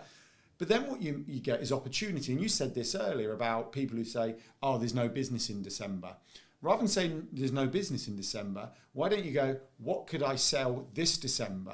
Because people are definitely spending money in December, right? They may be spending on something else. And let's use forest bathing. Nicola, hi Nicola. She'll be watching. She'll be fine with this. Let's use forest bathing Nicola again, right? Nicola takes people forest bathing. That's what she do. I don't know if Nicola would say this, but absolutely I could imagine she could go, December's not as busy for me, right? Because people are partying or whatever. But you could bring out a gift voucher. You could bring out some in-home experience that could be bought in a box. I know she does forest bathing in a box. There are other opportunities. A range of waterproof jackets Nicola could bring out that would be brilliant for the winter because she goes forest bathing if she wanted to. There is a plethora of you got plethora. It only took you. Well, it took us ages to get to Thumpernose Big Day Out and plethora. That's one of our buzzwords. We have like a business bingo lingo type thing, and plethora comes Plethора's on our list, yeah. Plethora comes out a lot. So, and that's the thing. I want to go, what can I do differently? And once again, it might take time. So you could have a conversation with AI and go, December always feels busy. This is my business. What could I do differently? You could ask your community you're a member of, like the Digital Circus. We've had Decembers where we've thought we were going to be quiet. They have been our busiest months, haven't they? Yeah. Well, you used to say December's quiet, and I used to say, can you stop saying that? Because there's no logic for December's being quiet. And then we literally got an inquiry on the 31st of November for this fantastic project that led us up to Christmas, which we then stopped for 2 weeks to spend it with the kids. Right? I think the key, and I think originally it was Alex Emosi who said it, but if no one, like not every single person on the planet knows you, then you need to market more. Yeah, I do agree. Like, simple as that. And I keep having multiple points whenever I do a podcast, whenever I do an event, etc., where like, I think someone said it in the event I did in September. I forget who exactly it was, but it doesn't matter. The point still stands, which is like, well, actually, you're marketing too much. Someone said, I'm marketing too much. I said, okay. But then someone literally within the same room said, in the second after that, they said, yeah, but not every single person in the world knows Colton, therefore no, then he hasn't. Because the thing is, yes, I may not want work as of today's live stream, necessarily, okay? If the right project comes in and I can make it work, cool, yes, sure. But as I said earlier, I will want work in January, February, March, April, so on. And the thing that people don't understand or don't think about sometimes when they do marketing is you need to front load it by 3 months for it to then work. Because it takes time for people to firstly see the content, then go, actually, hold on, do I even want to, what does this person sell? What the fuck? Like, who? What, do I even like this person? And then once they're there... It takes a long time to go from... it's also some people are, really slow burn. We had a speaking gig 2 years ago now, when we were in Bournemouth, a speaking gig 2 years ago from someone who had been... She'd known us from our previous business, which was in the events industry. That was back in 2012. She'd been following us. She's one of those lurker type people who had never interacted with us, had never liked or commented but we weren't connected on any platforms. But she'd gone, I see everything you're doing. I really want you on my stage. Will you be there? And like, that was a 10-year burn, man. Like, it was a really long, but you can't, work out when those opportunities are going to be. But you could have stopped 2 years. You could have stopped 2 years ago, and it wouldn't have. You wouldn't have, quote, hit the glass ceiling with it. Totally right. Going back to the Alex Hormozy talking about, does everyone in the world know? Look, we have to go, right? We are huge advocates on aligning it to your goal and business on your terms, right? So some people are not going to want everyone in the world to know who they are. But there was this other one I quite liked, another quote from an influencer who basically said, if you are not full up, market harder. If you are full up, increase your prices. Yep. And I just feel we all get caught up in the noise, get caught up in the narrative, get caught up in all of this.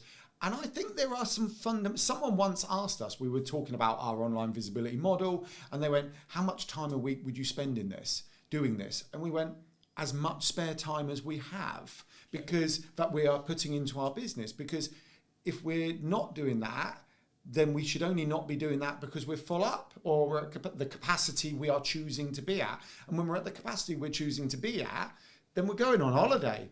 We're going to the park with the kids. We're going on adventures because this is our, that's what we want to do. So but that's your decision to make, right? Absolutely. That's your life choice. And that's why it irritates me when people go, I don't have the work-life balance I want, right? It's like, well, especially if you're an entrepreneur, it really irritates me because I'm just like, then take on less work and be okay with making less money.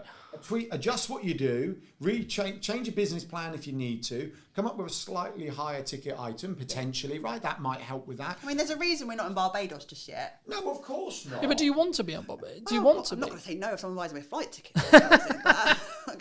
Okay, no, I don't want to. You know we don't. We don't want to, but we've designed it, and we talk about it's again so buzzwordy. We talk about like what life work blend, and it's going to be very much incorporated our lifestyle. And we can't, we don't have capacity to be 1,000% all the time. We can't. We'd burn out. But we do get the time with our kids. We do get to spend time together. Alan and I work together as best friends and partners, lovers, all that. That's really. Oh, I know. We've chosen that. However, if we want to be more, we have the tools, we have the knowledge, we could really scale it up if we wanted to, but we choose at this point to hold back a little bit. But when we want to be, we will be in Barbados. Yeah. Well, what we have done, we've integrated, so we're evolving Yellow Tuxedo a little bit as well. So not only do we show people how to do online visibility, which really is about them having efficiency, simplicity, time and space. So when they are marketing hard, it's actually working harder for them. It helps it become more efficient. Yeah. So rather than throwing higher leverage, Yeah. But the other thing we're bringing online is back to this kind of whole time and space and efficiency. We're bringing on some events, right? So we do the Funpreneurs Big Day Out, which is about solopreneurs, freelancers getting together. It's kind of a day focused on fun to get out of your business. But what you actually get when you focus on fun is stronger relationships, stronger connection, creative thought processes. You get so much more when you're not focusing on those things and you're focusing on over here. And I sort of was chatting to someone recently about who they'd come to the Funpreneurs Big Day Out this year. We'd never really met them before. They were completely cold. They just came along, brilliant, winning. And I said, oh, how was it? She said, oh yeah, I sent some business over to such and such recently.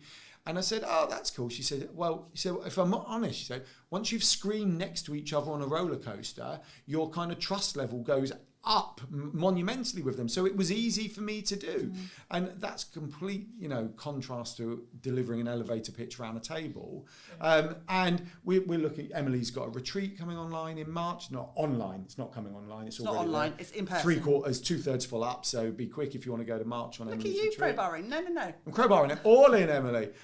We're putting a trip to Morocco together. We're taking people up Pen y Fan because actually our love is adventures. We've always seen business as an adventure. So then it's like, well, actually, let's bring the more literal adventures in for the people who want them. And I think that's coming full circle. Full circle. You are. Did you? I'm sorry. You're such a coach. But it's about going back to the online ecosystem and getting your online affairs in order and having those foundations in place. It makes your life simpler. Once you've got that in place, you can go to Morocco, right? But you need to stop whinging when it's not working because you're not taking that time to build what's going to lift you up. And you have to put that effort in. And it comes right back to... Sorry. We can't... we could do it for you if you want to. But, you have to... Kids do need shoes. do need shoes. And it's Christmas coming up. We need to buy presents. No one's going to do it for you. You have to put up your big pants, like Gail Tong would say, put up your big pants and just do the thing. Even if it was really awkward, even if you don't like the camera, if you're doing content, even if you don't like pressing buttons because you're worried you're going to break the tech, Go and either find someone to support you doing those things, or just get over yourself and do it. Well, Really, Ricky's Ricky Locke, long-term friend of Yellow Tuxedo, member of the Digital Circus. He's a great one. I was catching up with him this week. We're just kind of hanging out, chatting. And he's evolving his business. He's been doing it 5-6 years. He was a wedding and events magician, still is. But he's evolving into confidence speaking around the world. He's done a TED Talk recently. And he basically said, it's difficult to deliver this because it was basically telling us what we taught him was brilliant. But he basically said the years hanging out and kind of proactively building his ecosystem have allowed for him to evolve his business now in the direction he wants. Because what he's seeing is, on a random blog post for eOptimize 3 years ago, he's getting 3 inquiries a month just off that one blog post as an example, on top of everything else, because he's done he's done and some collaborative stuff and some social media over the years and completely built ecosystem. It all has its place. As people need those multiple touch points, they get to watch a video, listen to a podcast, read an email, do X, Y, Z. So his conversion rate's gone up, his inquiry rates have gone up. He's over here doing his TED Talk, becoming a confidence coach, working with, I can't remember the other team, he's CEO of the Confidence Club. How could I forget that? And all this other stuff. It's the direction he wants to evolve to. But his magician stuff, his wedding stuff, is just ticking over nicely for him. But I think the equity you gain by being visible and being on marketing, you know what will work in the market because you've got feedback from yesterday, right? So I can tell you what the best performing reel of this week is because I look at it, because I put them out and I see the views. But also, in a time, I think Gary Vaynerchuk said this mostly, like in a time when things become harder, right? Economically, either like where you are or just your own business because of XYZ, are you willing to put the extra work in to make sure that that is not the case, right? It would be wrong of me to not look at the market right now and say, I understand that people are finding it difficult, right? I get that, sure. Okay, but then my question is, how do we fix that problem? Not, people are struggling. Like, I was having a conversation with my partner yesterday, and I was like, people are like, because I think on the news it said like people are worried about their job security. And this sounds horrible to say, but I was like, are they? And it's not that I don't understand. Problem, you watch the news, just don't watch the news. Well, there you go. I guess the crux though is I was like, I'm so engrossed in my world, and I'm so engrossed with quote how well I'm doing and what I've got going on, that it kind of took me. I was like, shit, fuck, really? Because I was like, I like empathetically, I'm like, shit, that's really bad, and like I wouldn't want anyone to feel that way. But like for me, I'm that. Then also, if that is you in that position, and you are listening to this, and that is you in that position, what are you doing as a backup plan? Are you online, etc.? Like, don't talk about like if you're at a company and they've made very clear to you, don't talk about the company. Here's an idea: don't talk about the company.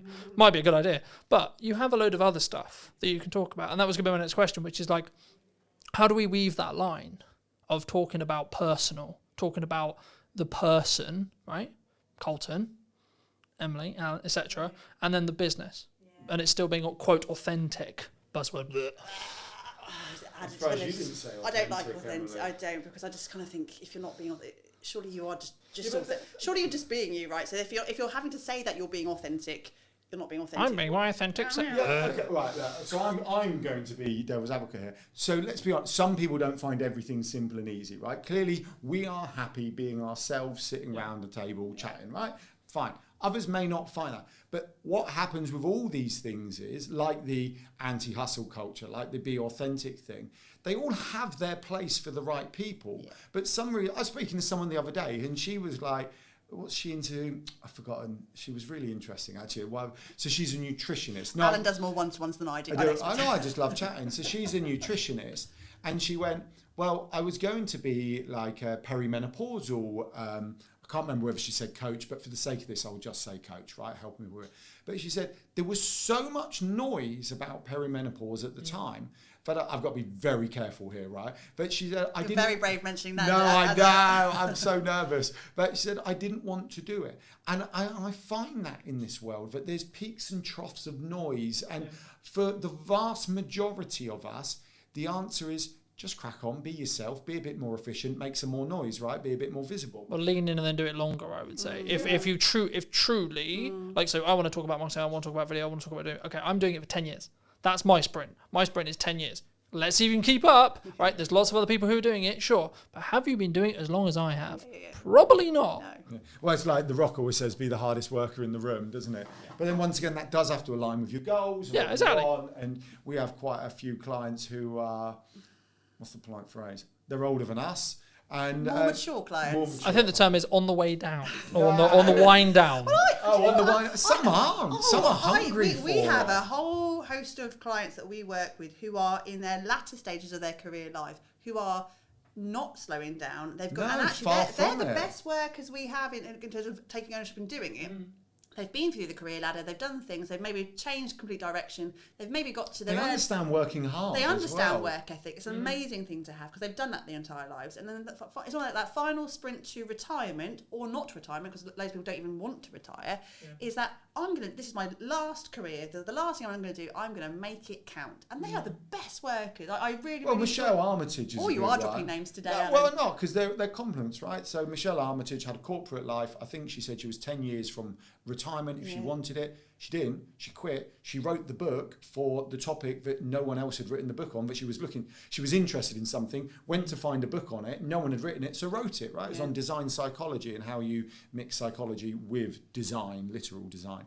And so she wrote the book, and now she talks about that. She's bringing that into business. But I love that. She could have just done that last 10 years, but went, no, I want more out of my life than this. And I respect that. So. We going back to your question about sort of bringing that person into the business, I think a lot of us spend too much time comparing ourselves to what other people in our industries are doing and what we should be doing, and then that whole transactional thing comes back out to it. Like, I don't know if anyone's seen any of our social media reads, and if you're watching live, some of you who are watching us would probably know this. Hello? The conversation about the bears. The bears, right? And this is a great example. I don't know if Carlton, you've seen our video on bears. I'll be honest, I haven't. Okay, so I'm now going to go and watch the conversation so about we bears. had won in the summer one of those giant Costco teddy bears. You know, they're like the massive ones, bigger than Alan. And I was like, oh, crap. Thank you very much. Well, Joseph won one at a fair. Our youngest child won one at a fair. And then we went to another the fair about a month ago, and our middle child was a bit upset, and he accidentally won. I think they felt sorry for him and gave him another giant bear. So we have two of these damn massive things, and we haven't got the biggest house. We're not in a mansion. We're not in Barbados yet. We've already said that. And then a couple of weeks ago, another giant bear anonymously arrived on our doorstep. Just someone brought, and we were like, what the fuck? What are we going to do with these massive things? And that became, again, it was a light-hearted bit of banter. It became a bit of content on there because it wasn't about online visibility. It wasn't about digital marketing or social media. We just put some posts out about the bear. And then what we couldn't have accounted for after that was the conversation from people outwardly who were watching our stuff, sending us bears in the post. We have had mini bears put, we've had Care Bears through the post, we've had people, and the conversation and content that came on, it's been hilarious. That's nothing to do with what we did, but they're getting to know us. They're looking at our tone and our fact that we don't take ourselves too seriously, and the fact that we are just human beings. And also, it was content gold. We did a reel in the end of us beating up the bears. Adam actually had put his shoulder. I still have a bad shoulder. He's got a bad shoulder. He kind of threw it on the floor and kind of rammed it and hurt his shoulder. Approaching 50 and doing a big elbow on a cuddly bear on the floor is not a good idea. But we didn't go, do we have permission to do that kind of content? Does it fit with our content strategy? How are we going to tie it into some sort of really convoluted business message? I should have stood up and gone, join the digital circus. But I think... Because some business people would have said that. They would have seen that and they would have gone, what's the ROI on that? That's it. And that's what pisses And for those me who off. don't know, it's return on investment, right? But like... It really pisses me off when people do that, Every though. single post Every in their single head, one. in that person's head. What's the business learning? What's the business ROI? What's the business ROI? And they'll put and I'll see a post that's different on LinkedIn in particular with this, and I get really excited because I can start to see someone just being a little bit more confident to go, I'm just going to share this today, and then I read the entire post and go, oh, there it is. There it is at the bottom. I'm like, you didn't have to do that. Do you know the challenges? We've always talked about this. The challenge with a black and white marketing strategy, and I understand, it's a bit like the law, right? When you're kind of doing, the law has to be black and white. But, it's that classic, but I was doing 34 in the 30, but you're doing 4 miles per hour over. Like, no, I know it was, but it was clear, it was open, surely, no, you're over, right? There has to be a line, right? And marketing's very much like that. There has to be a line. You have to look at the statistics. But sometimes what's ignored is we're all human. When you're telling your story, it's not about you. If you are sharing something that you've been through or you're going through, it's self-indulgent unless you're doing it for the people you're speaking to. You work with, I would say, a lot of thought experts, a lot of people who have a story to tell. Why do you think so many people struggle to A, tell their story, or B, actually help that story connect to an audience? Because people don't value their own stories. The number of people that say to me, but I don't have a story, who'd be interested in my story? What do you think is specifically missing in marketing today? What's missing in marketing today? I don't know, I was thinking about this, and maybe there's an element of trust, I think. I think, of course, we don't know, AI changes every day, etc. But I think as it stands right now, the time of broadcast, the time of recording, I don't think it will ever replace a human in the concept of strategy, strategic thinking, etc. Hello, my friends. Welcome to a brand new episode of What is Missing in Marketing Today. Hope you're well. And today we're going to be talking to Jackie. And Jackie helps people with, I guess, is it more speaking confidence, and is it like actually understanding like how to get a story? Just to start there. Yeah, it's all about that. But before we get into, I mean, obviously speaking and I think content as well, I mean, what do you think is specifically missing in marketing today? Well, firstly, I have to say I'm not a marketing expert, but I help people apparently market themselves effectively with their voices. What's missing in marketing today? I don't know. I was thinking about this, and maybe there's an element of trust, I think, and that is off the back of AI. You know, nothing against AI. I love it. I absolutely do love AI, but I think people are just a little bit wary of what it is they're watching, because I think there's quite a lot of disinformation and lots of people trying to be somebody that they're not in order to impress. And I think we as consumers are getting a little bit wise to that. So I think there's an element of trust that's missing. Do you think, because a lot of people talk about AI, they say that maybe we're all going to be out of jobs, or maybe it's going to replace, I mean, specifically AI has seemed to be targeting the creative sector as a whole, right? Maybe by proxy or maybe by accident. But would you say that is true? Are we all about to lose our jobs, and we're all, you know, the universal income argument is necessarily going to happen, or is it more actually in the middle ground? I think we'll adapt, as we have with every other piece of technology that's come along. I think what is different with AI at the moment, as you say, it suddenly us creatives are thinking, oh, we didn't understand that somebody could possibly take away. I mean, we're all creative as human beings. Every single human being is creative.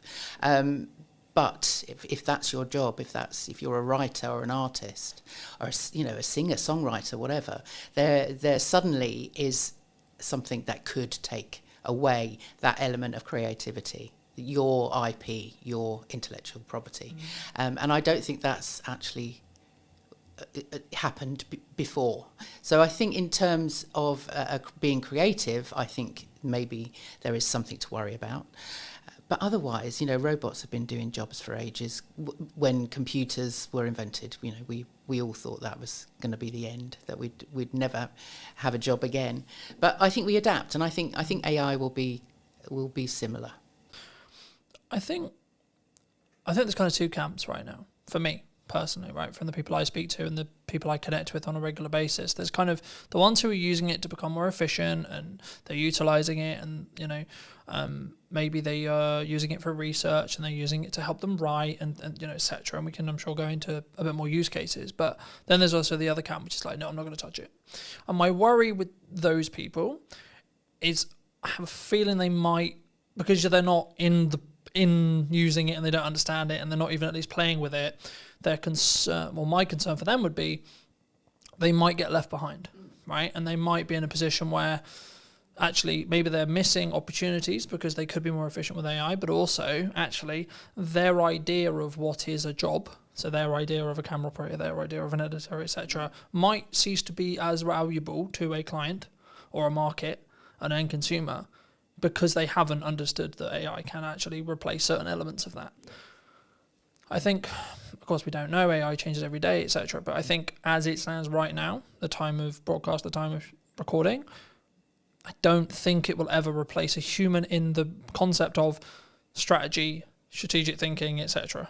From what we've seen, right? As an editor, yeah. As a support, as a junior, sure. would it? I mean, there's a lot of conversation in the video space about, am I ever going to be able to put the hours of material I have of me talking on camera into an AI, and then it will be able to basically give me this infinite feed of me, then it will look and sound and have the same mannerisms and etc. And actually, should we have that? Well, I guess it's the question that comes from that. That is the point, isn't it? That there is that element of trust. Is what you're watching actually in real time? Is that actually the human being that's thinking on the spot in that moment? I mean, those are the things that we won't know as consumers. That then you kind of end up feeling duped somehow. And I think the people that don't touch AI, exactly as you say, will get left behind. But it's an element of fear. It's an element of touching it and it all falling apart. You know, certainly my parents' generation took ages to get into the computer world because they suddenly thought, well, if they press a button, they'll lose everything. And I think it's similar with AI, because people aren't going in and just experimenting and exploring and seeing what it can do, that actually they're frightened of breaking it, so they don't try. Do you think there's also kind of this is the way I've worked for years, this is the way I am, this is the way I've done it? You know, I've been hired as a camera op for years, I've been hired as an editor for years, so no, that couldn't, you know, I mean, is it a level of pride, I think, or level of like, oh no, this couldn't be replacing me, you know? Well, yeah, I'm sure there is a level of that as well, but I think people are frightened of change. You know, and especially if there are people out there that have been in the same doing the same job day in, day out for years, and it's kept them safe and it's kept them in their comfort zone and, you know, family fed and all of that. If suddenly something is threatening that, then that's when people kind of there's a fear around it, and then they would rather fight it than actually understand it. You work with, I would say, a lot of thought experts, a lot of people who have maybe experience or a story to tell, perhaps. I mean, why do you think so many people struggle to A, tell their story, or B, actually help that story connect to an audience, would you say? Because people don't value their own stories. The number of people that say to me, but I don't have a story, who'd be interested in my story? But the part of my job that I absolutely love is going, okay, well, let's see. Let's start unpicking what it is that makes you you. And once you start getting underneath what they think they should be, that you suddenly then find these amazing stories. And then one of the very first questions I always ask when I'm working with clients, no matter who they are, what experience they've had, you know, the age, gender, whatever, you know, culture, whatever, it's, you know, what were you playing when you were 9 years old? What were you doing when you were a child? What lit you up then? And usually I find that whatever that is that they were playing in the playground, you know, whatever they, you know, for me it was grabbing everybody, right, we're going to put on a play, let's, you know, and I'd write it and direct it and star in it, obviously. And then we'd play it, perform it to the class at the end of the week. So that was what I was doing, and that I can see that progression in me from that moment. And I think everybody has an element of that, no matter what they're doing, even if it is a sort of a day in, day out kind of job that they've done forever. There's a reason that they get up in the morning. And usually, especially with thought leaders, thought experts, subject experts, they are expert in that area because there's something in there that lights them up. There's something in there that they're passionate about. And you can follow that story. But they don't value it until they speak it out loud to someone like me, that I can then go, now that's interesting, and I can see that I can then join the dots, and you know and then I start drawing out the stories, and so then when they get in front of an audience and start sharing their story, they can relate it back directly to what it is that they're doing, and why it's important to the people that they're speaking to. Do you think? Because a lot of the conversation I have, especially with like accountants, lawyers, etc., right, quite dry businesses perhaps, they go, well, yeah, but my day-to-day and my story is really boring. Yeah, but what I do is actually really boring and really dry and really just, I look at spreadsheets, I look at law, I look at etc. Is their story boring, or is there elements maybe they're not seeing? Do they feel that other people find their jobs boring, so therefore they're, you know, but you could I would say nobody works in a business like that for 20 years. Nobody spends all those years getting qualified to do something that they're bored with. And so I think that's a cover. I think they say to other people, "No, I have a boring job. You know, don't talk about listen to me. because it's don't listen- boring. It's boring. You know, I just look at spreadsheets." But inside, there's going, "I look at spreadsheets. So, I'm so excited. I look at spreadsheets. That's what lights me up." And so there's a reason for that. And I always love to get to, what is that? What is it that makes you get up and do that every day? And there's always a story. Always a story. Do you think we sometimes, does it come from that I don't want people to look at me like, I've never really personally struggled with this, but I know many people do, which is the like self-promotion, especially as a business owner or an entrepreneur. We try and put ourselves out there a lot and say, well, that's what we should be doing in my view. But, it's the reason why I get the opportunities that I get. It's the reason why, quote, I'm as successful as I am, etc. But like, is there a hurdle there? Do people just like, oh no, it's a very British thing, right? It's very, I couldn't possibly put myself out there. Yeah. Do you think that's why? Yeah, that's why we have a deflection of like, oh no, I just have a boring job and I look at spreadsheets. Is that because maybe it's deflection to say, well, that's why I'm not doing it? Yeah, a lot of people don't like blowing their own trumpet, do they? I certainly don't. But there's something in people's. People, you can be an introvert, and there are obviously, we're introverts and extroverts and people that are somewhere in between. But generally, the introverts are the people that don't necessarily socially want to sort of get out there and connect and be in loud spaces and all of that. But actually, they still have a story to tell, and they still have a reason for promoting their business and promoting what it is that they do. So I think it's not so much about them sort of getting out of their comfort zone, but just taking baby steps. What is it that they can do that will just take them a little bit further forward, and find a story or something that they can tell, even if they just start with a camera and just talking to a camera, just in little, and talking to family and friends and just starting to explain what it is that they do to other people. I mean, I have so many people say to me, my sister, constantly, I don't really know what you do. It's like, well, let me explain. And everybody has that opportunity to explain what they do to somebody else. Just get used to doing it, and you will discover it's not until you start speaking your story out loud that you get feedback from other people.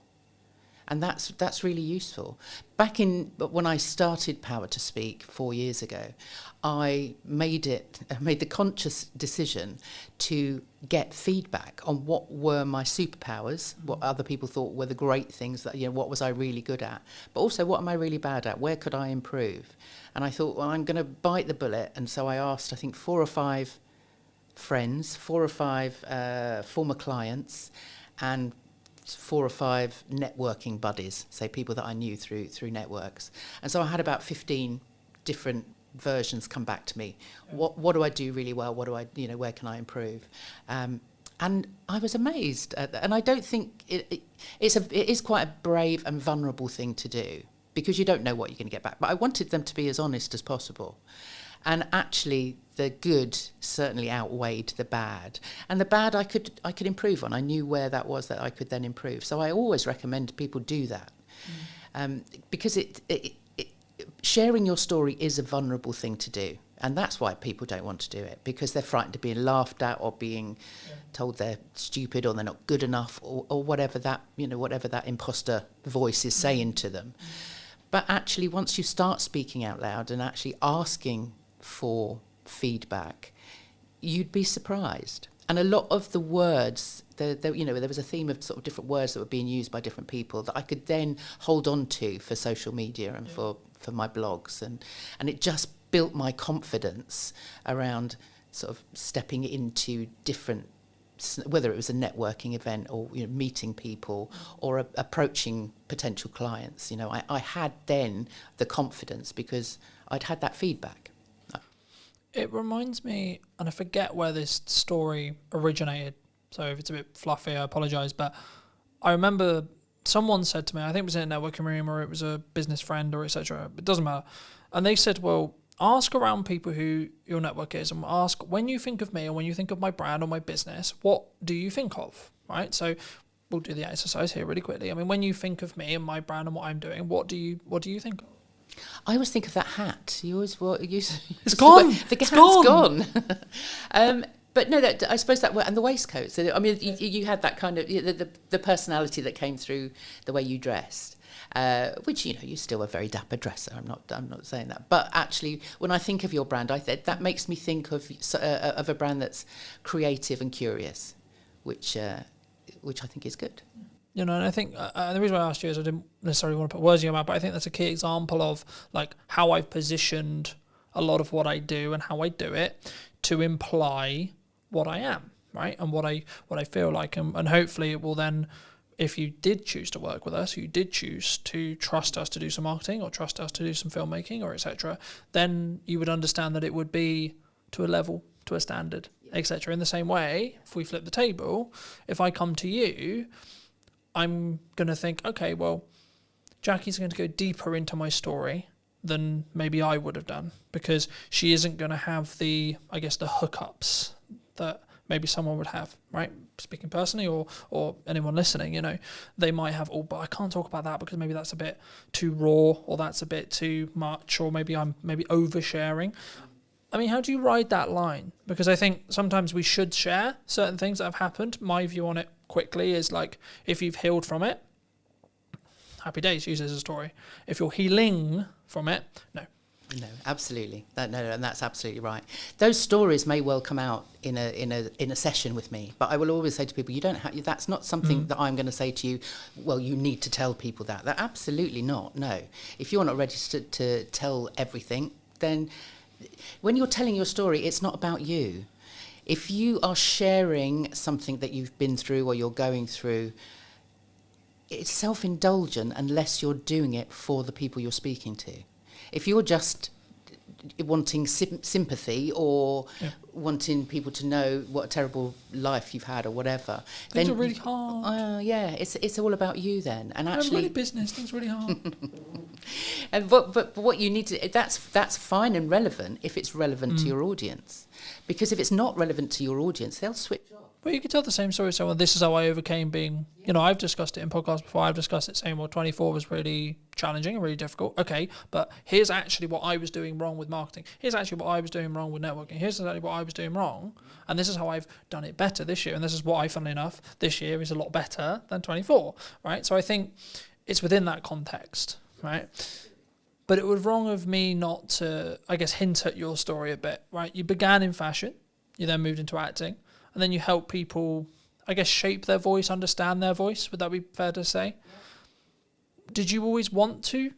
Have you, the question that comes from that is, in your current career path, is it where you expected it to be when you were maybe acting or in fashion specifically? Is that like, you go, okay, well, this is the path I'm going to go on and this is where I'm going to end up? And if so, how did you sort of get to where you are now? Yeah, does anybody actually end up where they think they're going to end up?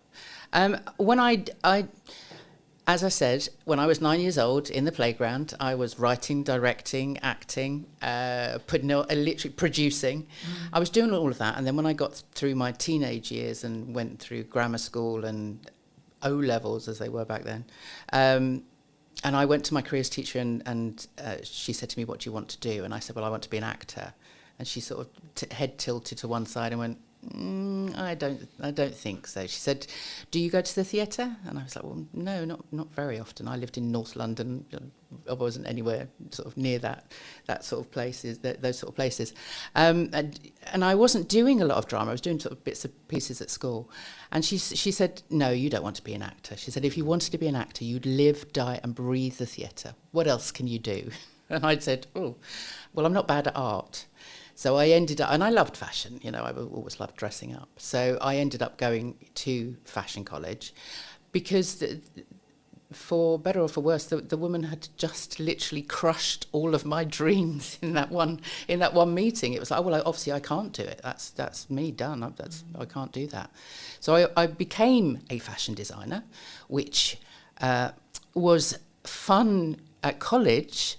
Once I actually got into the business and I was I was in the sort of rag trade end, so I was literally churning out stuff for Topshop and Miss Selfridge and H&M and all of those sort of places, and just they would fly me out to Paris and to copy the stuff on the catwalk to then come back and reproduce for our high street. And I thought, this is no fun, this is not creative at all.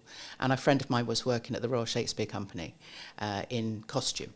So I kind of moved sideways into costume and I worked there. But obviously, I was at the Royal Shakespeare Company. So I sort of was literally looking through the curtain, watching the actors on the stage going, oh my God, that's where I need to be. So I went to drama school when I was 28, actually. Well, actually, no, I was closer to 30. So I went off to drama school then, came out and did the Fringe. I did Edinburgh Fringe and all of those things, London Fringe, did a couple of bits and pieces, went off to auditions, did some acting, but actually to subsidise that, I got into teaching. And so I was then teaching kids drama and doing Lambda exams and all of this stuff. So I never taught drama in a school, but I was acting coaching, basically. I was running little clubs and things like that. And I think I found I am a natural teacher. There's something in me that wants to actually put my hands under people and kind of guide them. Guide and teach. Yeah. And not so much in that kind of curriculum, this is what you need to learn and this is how you need to learn.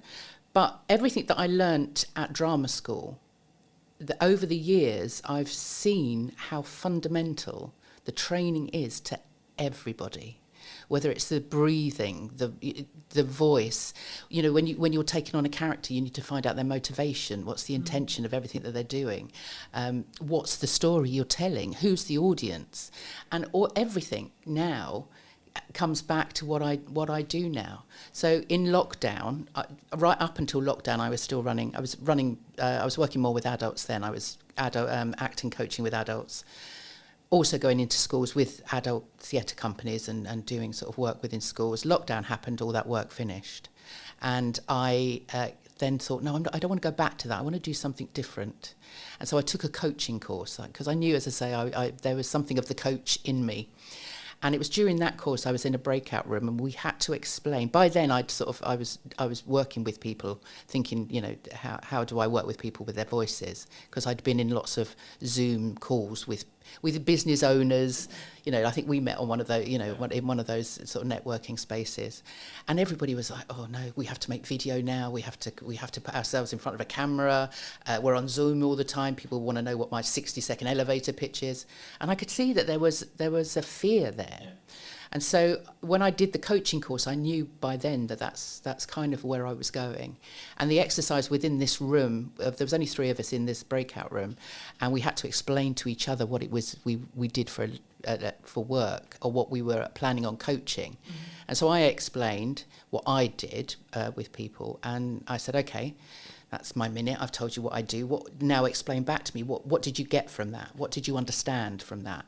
And one woman said, you help people market themselves effectively. And I thought, I hadn't even considered that I was helping people actually market themselves. And the other woman said, you help people show up powerfully in the world. And I thought, I like that. and so power to speak. It was then all around, you know, the fact that it is empowering when you give somebody that voice. And certainly in the 4 years that I've been doing it, it's just the transformation that I see in people when that kind of penny drops and they go, actually, I can just be me. Yeah. They take ownership of all of those stories and all of those experiences. And when they show up with that courage, then the confidence and the excitement of actually sharing that comes from there. It jumped to mind while you were speaking, so I think I'll mention it, but I remember watching a YouTube video a while ago that said, like, during COVID, when there was a lot of money floating around, working in the arts seemed to be like just the thing, right? There was a lot of filmmakers, there were a lot of marketers, a lot of speaking engagements, etc. But like, I think the thing that sometimes people misunderstand or misthink about sometimes is actually being in the arts, whatever your definition of that is a privilege, right? Working for yourself is a privilege. And I think for me, having the work-life balance is a privilege, right? Like, and I can go a bit deeper into like privilege, right? We live in this a part of the world where I don't have to worry about a bomb landing on my house. I have clean drinking water, etc., etc. I can go down that road as well, of course. But I think for me, it's really important to establish when you are in a privileged position to be able to upgrade your kit, to be able to invest in the business, to be able to first come at it from a point of view of saying, I am in a privileged position and I am grateful for the privileged position I'm in. I guess the question that comes from that, though, is in marketing, in when people speak, in when they come across, maybe they don't mean to do it, but do they sometimes come over, not maybe at the start or maybe in their own way, but maybe they don't come over with that level of understanding, that level of privilege first, or maybe they should someone lead with that level of understanding that level of privilege first, or being grateful for the opportunities that they have? Oh, that is deep. Because I think sometimes I use the word entitled. I paused because I didn't know what word to use, but I think the best way to describe it is some people can be very entitled. I'm entitled to people watching this. I'm not entitled to anyone watching anything I do. I hope they do, and I hope they take value from it. But that's actually down to the quality and the value that I add, which is subjective upon the audience, not me. My job is to do the best I possibly can in the grateful opportunities I have to hopefully add value to someone else. Yeah. I mean, I don't know how many people creating content in a privileged environment really understand that that's the case. I don't know how many people are actually. I think maybe with what's going on in the world at the moment, people are now kind of thinking, well, actually, my life isn't actually that bad, exactly. I'd much rather be here than there, kind of thing. So yeah, maybe we are becoming more aware of that. I often get people say, if we're going through a talk or they're speaking to an audience, I mean, generally their audiences are potential clients, potential customers. That's the reason they get up and they speak to people. But they don't want to be seen as arrogant. But what I say is, it's more as long as you're confident,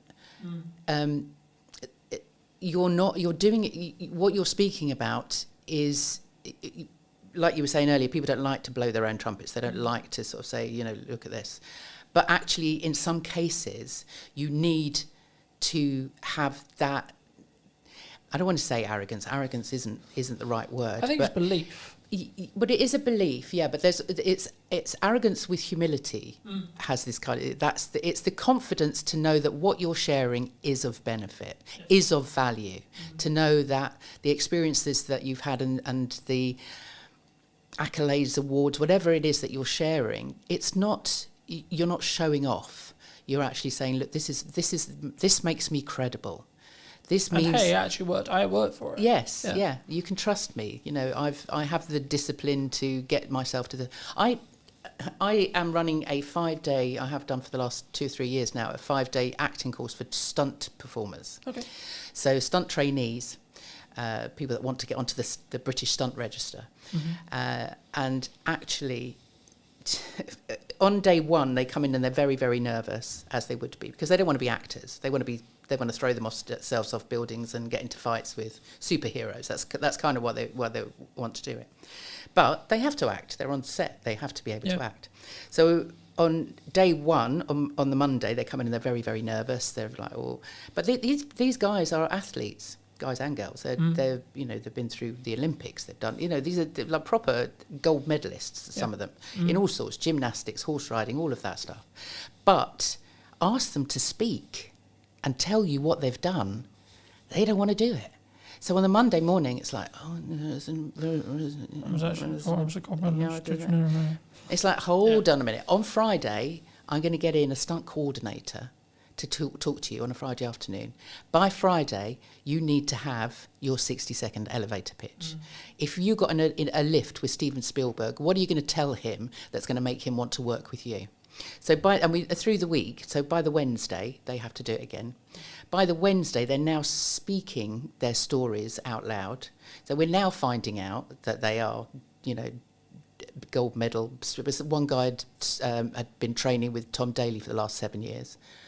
got to the Olympics, gold medal, parkour, European champions, all of this. And as soon as they speak that out loud, they get the reaction from the rest of the group going, wow, that's amazing. Didn't know that on Monday. Yeah. And so by Friday, they've now taken on all of this feedback, and they've seen people kind of go, lean in and listen. They want, the people want to know more. And so it's not arrogance. We always say to them, name drop. Don't name, if you've just worked on Tom Cruise's film, don't go into a pub and start mouthing off about how great you are and you've worked with Tom Cruise. That's not the right place to do it. But if you're on a lift with Steven Spielberg and you've just worked with Tom Cruise, that's going to impress him. Not like, oh, aren't you great? But actually, I can trust you, because if you've worked with that... I think they'll see them as a colleague then. It's that quick. Yeah. Can I see you as a colleague, or are you just a person? Yes. Right? Yes, yeah. But it also is that credibility. If you've worked on a certain amount of films, and it goes any business, if you can prove, or if you can mention a name that somebody else knows, then they can ask that person how you are to work with. They know that you've turned up for that job on time, whatever, all of that reliability. So don't be frightened to blow your own trumpet, because it really does aid your credibility and your trust and all of those things that you need to build with your potential customers and clients. You obviously work with people, I guess, in a more public setting, right? When they tell their stories, they're more, I imagine, correct me if I'm wrong, but I imagine they're mostly in front of rooms. They're maybe having it filmed, or they're doing a virtual equivalent, right? So they're speaking to a group of people. Is there crossover between like speaking in front of a room and delivery and creating content? It's all content, isn't it? I mean, it whatever you write. I mean, this is the other thing with the process that I go through with my clients, is that it might be that they'll come to me because they've got a 15-minute talk that they're giving in a room somewhere, or on a conference stage or whatever, and it might be about personal branding. It might be about software design. Whatever it might be. But we'll still go through that process. I'll still ask them what they do when they were 9 years old, and every story that comes out is relevant. And even if it sort of gets thrown over the shoulder and like, we won't use that yet, they've owned it. Once it's they've said it out loud to me and I've written it down on a piece of paper, it's there in black and white. You've owned this story now. This is yours. And so by the end of the process, they might only have 15 minutes for that particular presentation, but they've done all of that work. That means that they can then create content from it. Yeah. So then they've got a blog, they've got a story to tell, they can get on video and make some videos, they can do a Zoom webinar or whatever. They now have all of that content. So there is a crossover. I think there's a way of using both. Because the reason why I asked that question is because when I started doing public speaking, whether that was through a Zoom or as part of a conference or as part of like my own events, I was like, yeah, I'm gonna ace this, right? Been on video 10 years, piss, right? Like been on podcasting forever, etc., etc. Then I had this moment, I was like, shit, hold on, this is different, right? This is not the same. This is like real people, and they have real reactions, and they like, if a joke doesn't land, I will have the feedback instantly. And I think that's why I think sometimes there's this, like, I think they're more adjacent skills, but I think for me, I think you should develop both, right? Because I think there's obviously byproducts of what happens across, but when does it go wrong? Do people focus too much on perfectionism, would you say? Because I'm speaking as a content person who helps people with content a lot. Everyone's like, I'm not going to do that. I'm only going to overthink it. Can't do that. I don't have the podcast. Don't have this because it's not perfect, right? I don't have the perfect live stream. I don't have the perfect camera setup. I don't have the perfect microphone. So should I still do it? Yeah. Oh, yeah. I mean, done is better than perfect, isn't it? And there's no such thing as perfect at all. But having said that, I am the world's worst. I should be making more video. And I do make video, but they're still all on my phone. So I'll do it and then look at it and go, oh, no, that didn't come out right, or my hair doesn't look right, or, it's a bad day, bad hair day, or whatever. And so a lot of those things still sit on my camera. So, it's a very vulnerable thing, but I think you do need to just do it. As I said earlier, just a little bit at a time, just get feedback. I used to hate seeing myself on screen. Most of the acting stuff I did was on stage, so I never saw myself on, it wasn't until Zoom, it wasn't until lockdown when we were all confronted with our own image on on a screen. Oh my God, is that how I look like? Oh my God. Exactly, is that what I sound like? All of those things. But over that year on and off of lockdown, I saw myself a lot on the screen, and you get used to yourself, and actually now, I don't look too bad. I can get away with that. But going back to what you were saying about how you started out in that sort of space of suddenly standing in front of an audience, having done video for so long, I'd been on stage as a character for so long that when I then had to stand in front of people as me, then that was like, when I used to introduce the kids shows or the adult shows or whatever, we'd put on a performance at the end of the term or whatever, I'd have to stand up and introduce everybody, and I'd got that. My heart would be going, I'd be the sweaty palms, it's like, I don't know what to say, I'd have to read it all. But over the years, and especially now, when I started Power to Speak, I thought, well, now I'm going to have to walk the walk. I'm going to have to talk the talk. So I have now pushed myself to do as many podcasts as I can and get onto stage if I can, put together talks for myself, just so that I can say to people, look, I've been there, I've done it. Yeah. And so it just takes practice. It just means that you see, so many people I think end up procrastinating over what it is that they're going to say because they don't think they're going to be good enough. They think they're going to be judged. That they're going to bore people with their story, and so they don't practice.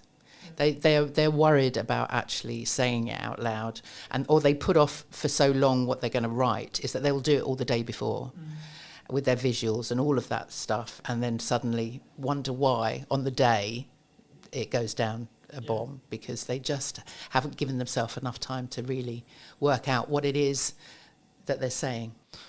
I think, for me personally, anyway, I think the only reason, so there's a couple of things. One is focus on that 1%, right?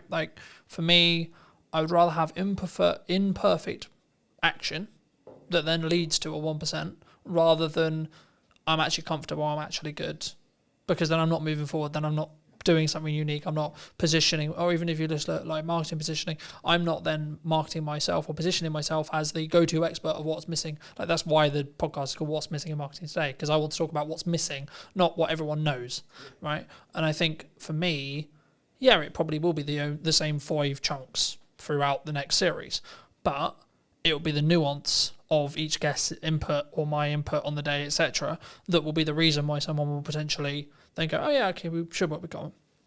But I think the reason why I think some people stop is, I guess the way to think about it, and this will be in your position as well, they want to do it perfectly and they want to be consistent because maybe they hear, for me, you had to be consistent for it to work. But I would rather someone started, got some feedback, stopped, then carried on, then rinse and repeat, rather than they just don't do it. And the way I would maybe rewire having stuff on someone's phone, because I'm sure you're not the only person, right? And I'm sure there's lots and lots of people. For me, this is going to sound really weird, but I don't even think about the concept of posting it, because by the time I thought about the concept of posting it, I could have already posted it and I could be moving on to the next thing. And I use market data to tell me what's good and what's bad. So something I'm doing right now, because I've got a hub strategy with the podcast, is I'll put all the podcast clips out before the episode is actually live to test which of the clips is actually the best in regards to an audience reaction, and then the best 1 or 2 will go on the main account. Because of the nature of having 2 accounts, you can sort of test bed it. So I'll give you a quick example. At the time of filming, Sarah's episode came out at the start of this week, and a couple of the clips did really well. So there was 2 outlier clips. When I put it on the main account, it got 4 times what it did on the other account. Now, the other account's new, and it's deliberately designed in such a way where it's just for podcast clips. It's also a test bed, etc. But the thing I found really interesting is when I did that, I think it was 500 on the test account, and then it got 2,000 on the main account. right?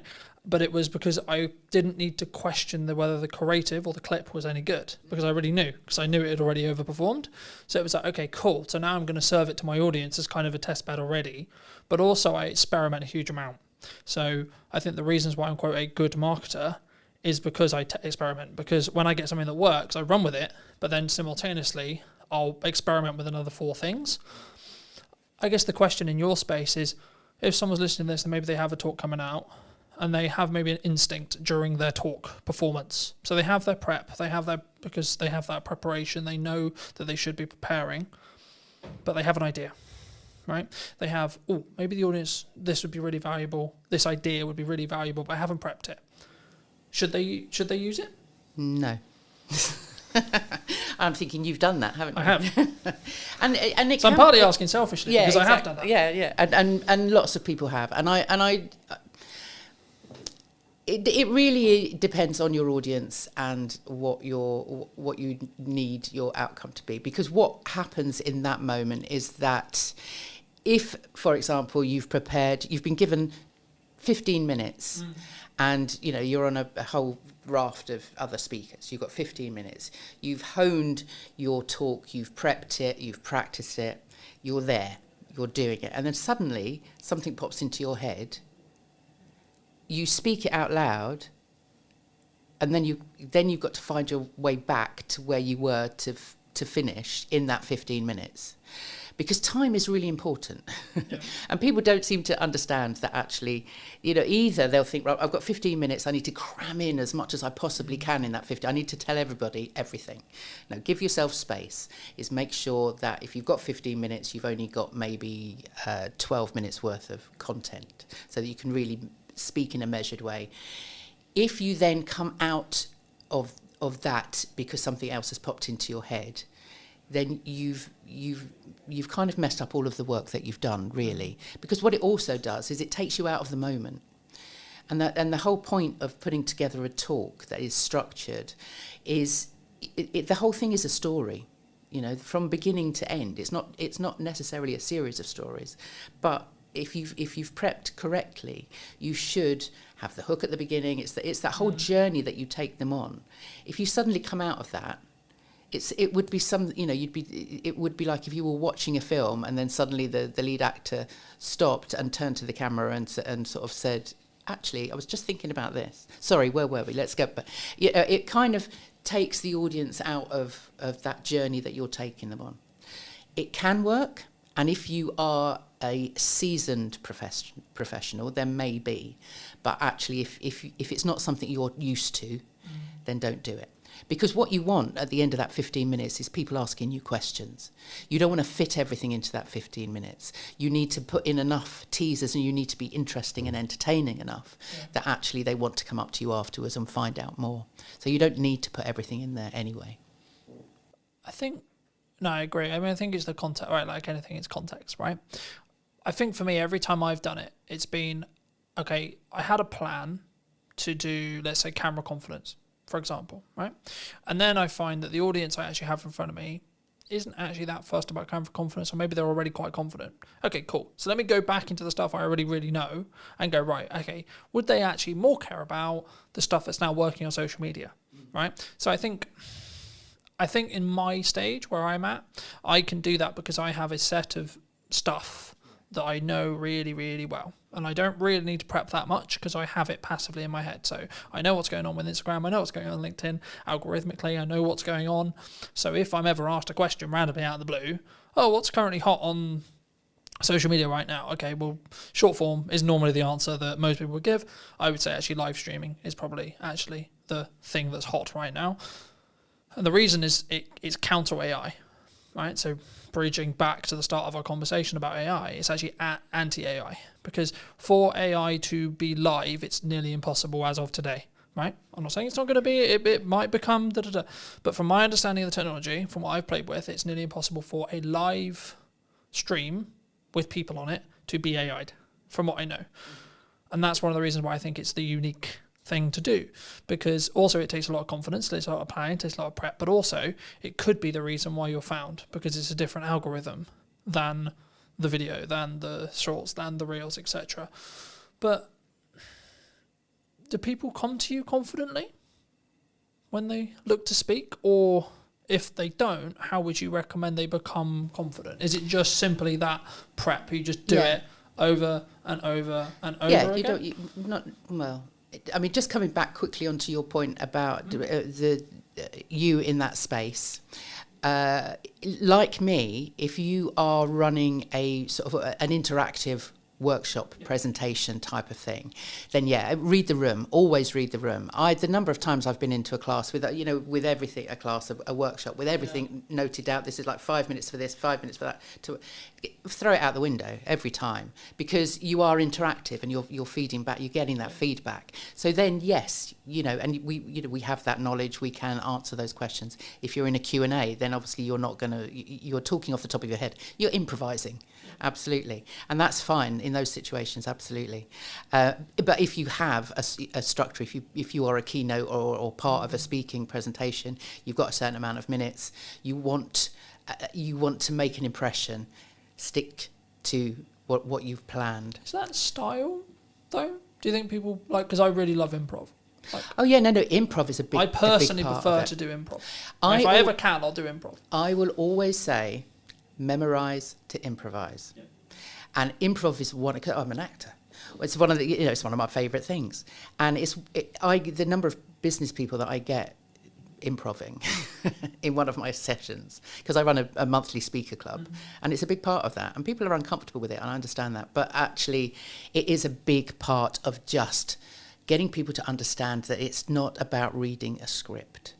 It's not about learning a script. It's about telling stories. It's about, if you've got data even to put in there, nobody's going to remember your data, but they will remember how you made them feel with that story. That Maya Angelou quote, which is fabulous. So improv is great, and if you have been doing speaking as long as you obviously have, then maybe yes, but that's because all of that is memorized. Yeah. It's second nature to you. And so people don't come to me confident. No, they don't ever come to me confident. That's the whole point. And I think even the most confident, outwardly confident people, when they get into a room and we start sort of digging down, it's like they everybody has those voices in their head that tell them they're not good enough, nobody's going to listen to them. So it is all about, I like to say that I get people comfortable and confident with what they're about to say. And that comes from really it's a self-awareness. Confidence comes from within. And in fact, the word confidence comes from the Latin confidere, con being with, fidere being trust. So confidence actually means with trust. And that trust has to come from you. I was going to say, it's that. So that we trusting. I trust in my ability to be able to do the thing, whatever the thing may be. In this case, it's speaking, but it could be driving, it could be backflipping, it could be etc. So it's a self-awareness. It's an inner confidence because you are self-aware of your own being, your own stories. Once you've taken ownership of everything, all of those experiences, then it's easy to share them with other people. Because you've dealt with them yourself. Fab. For those who've enjoyed this conversation, who maybe want to see what you're doing and see some of your content, see some of your older content perhaps, where's best for people to reach out to you? Well, saying that, because we had a conversation earlier, I podcast myself for a good few years. So I have a YouTube channel, which is Power to Speak, on YouTube. And there's all my older conversations that I've had with lots of wonderful people, such as yourself. And I did a speaking about speaking live for a while. So they're all on there. They were the half-hour live streams.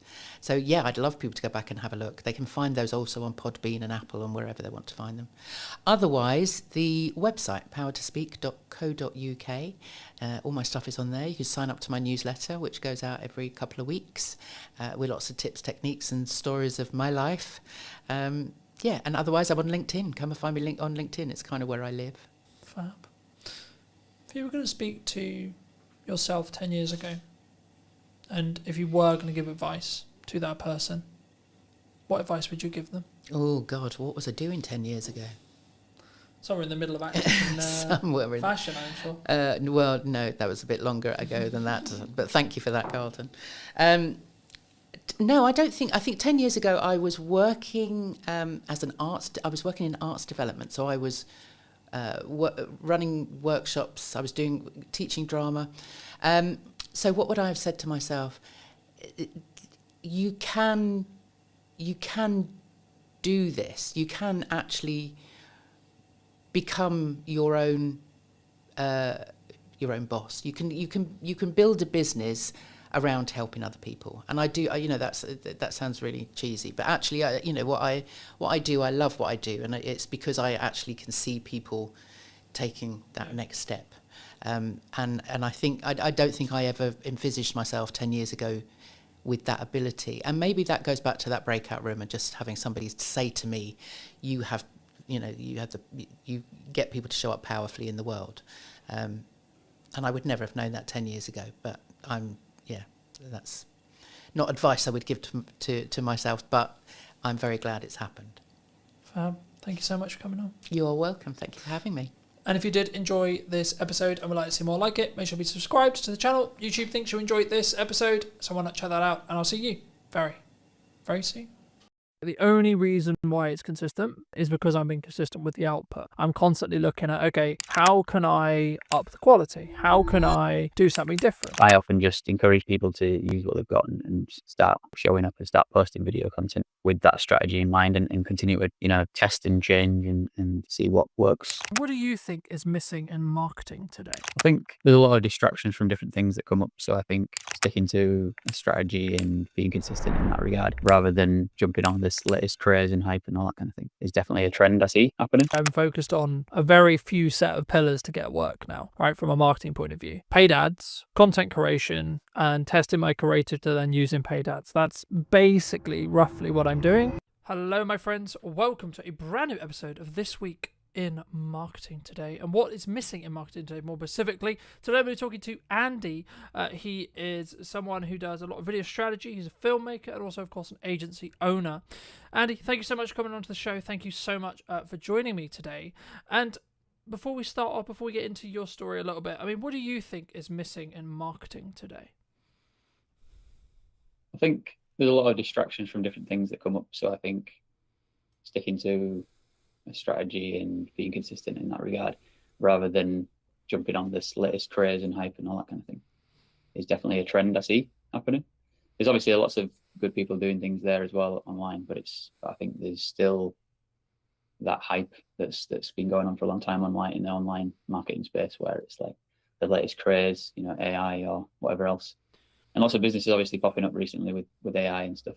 And it's, some of it's free, obviously, some AI, but you see more and more people now like trying to monetize it and stuff and create their own AI, products and services and things. And so I think that can often distract marketers and actually do them a disservice rather than actually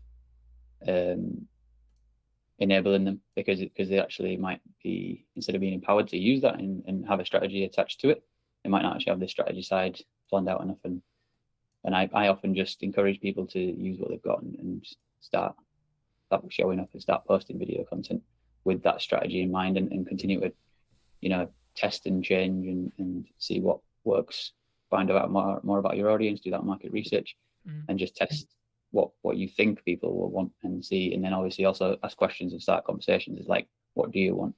And those kind of things, that's the fundamentals of marketing.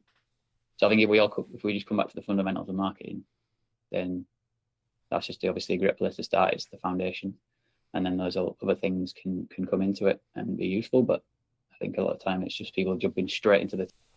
Yeah. Do you think? I mean, I guess my next question would kind of come along. I guess, like, should we trend track? Because I think some people, within context and within like bandwidth, like my view on it very quickly is like, if you can do it whilst doing the stuff I'm sure that we'll touch on in respect to like the traditional marketing pillars, I think you should look for opportunities to get yourself out there a little bit more, and you should always try and be more visible, etc. But I mean, like, just building off your initial kind of answer, I mean, do you think people, they jump to trends maybe because it's easier? I think it's exciting, and it's obviously shiny, and it's like it does get you more of your attention, and a lot of people talk about attention and like, oh, you have to do short form now. Yes, you have to grab people's attention, and it's like people don't watch for more than like 30 seconds or things like this, and it's people not understanding that if you understand the person that you're talking to, you can get them to consume long form content.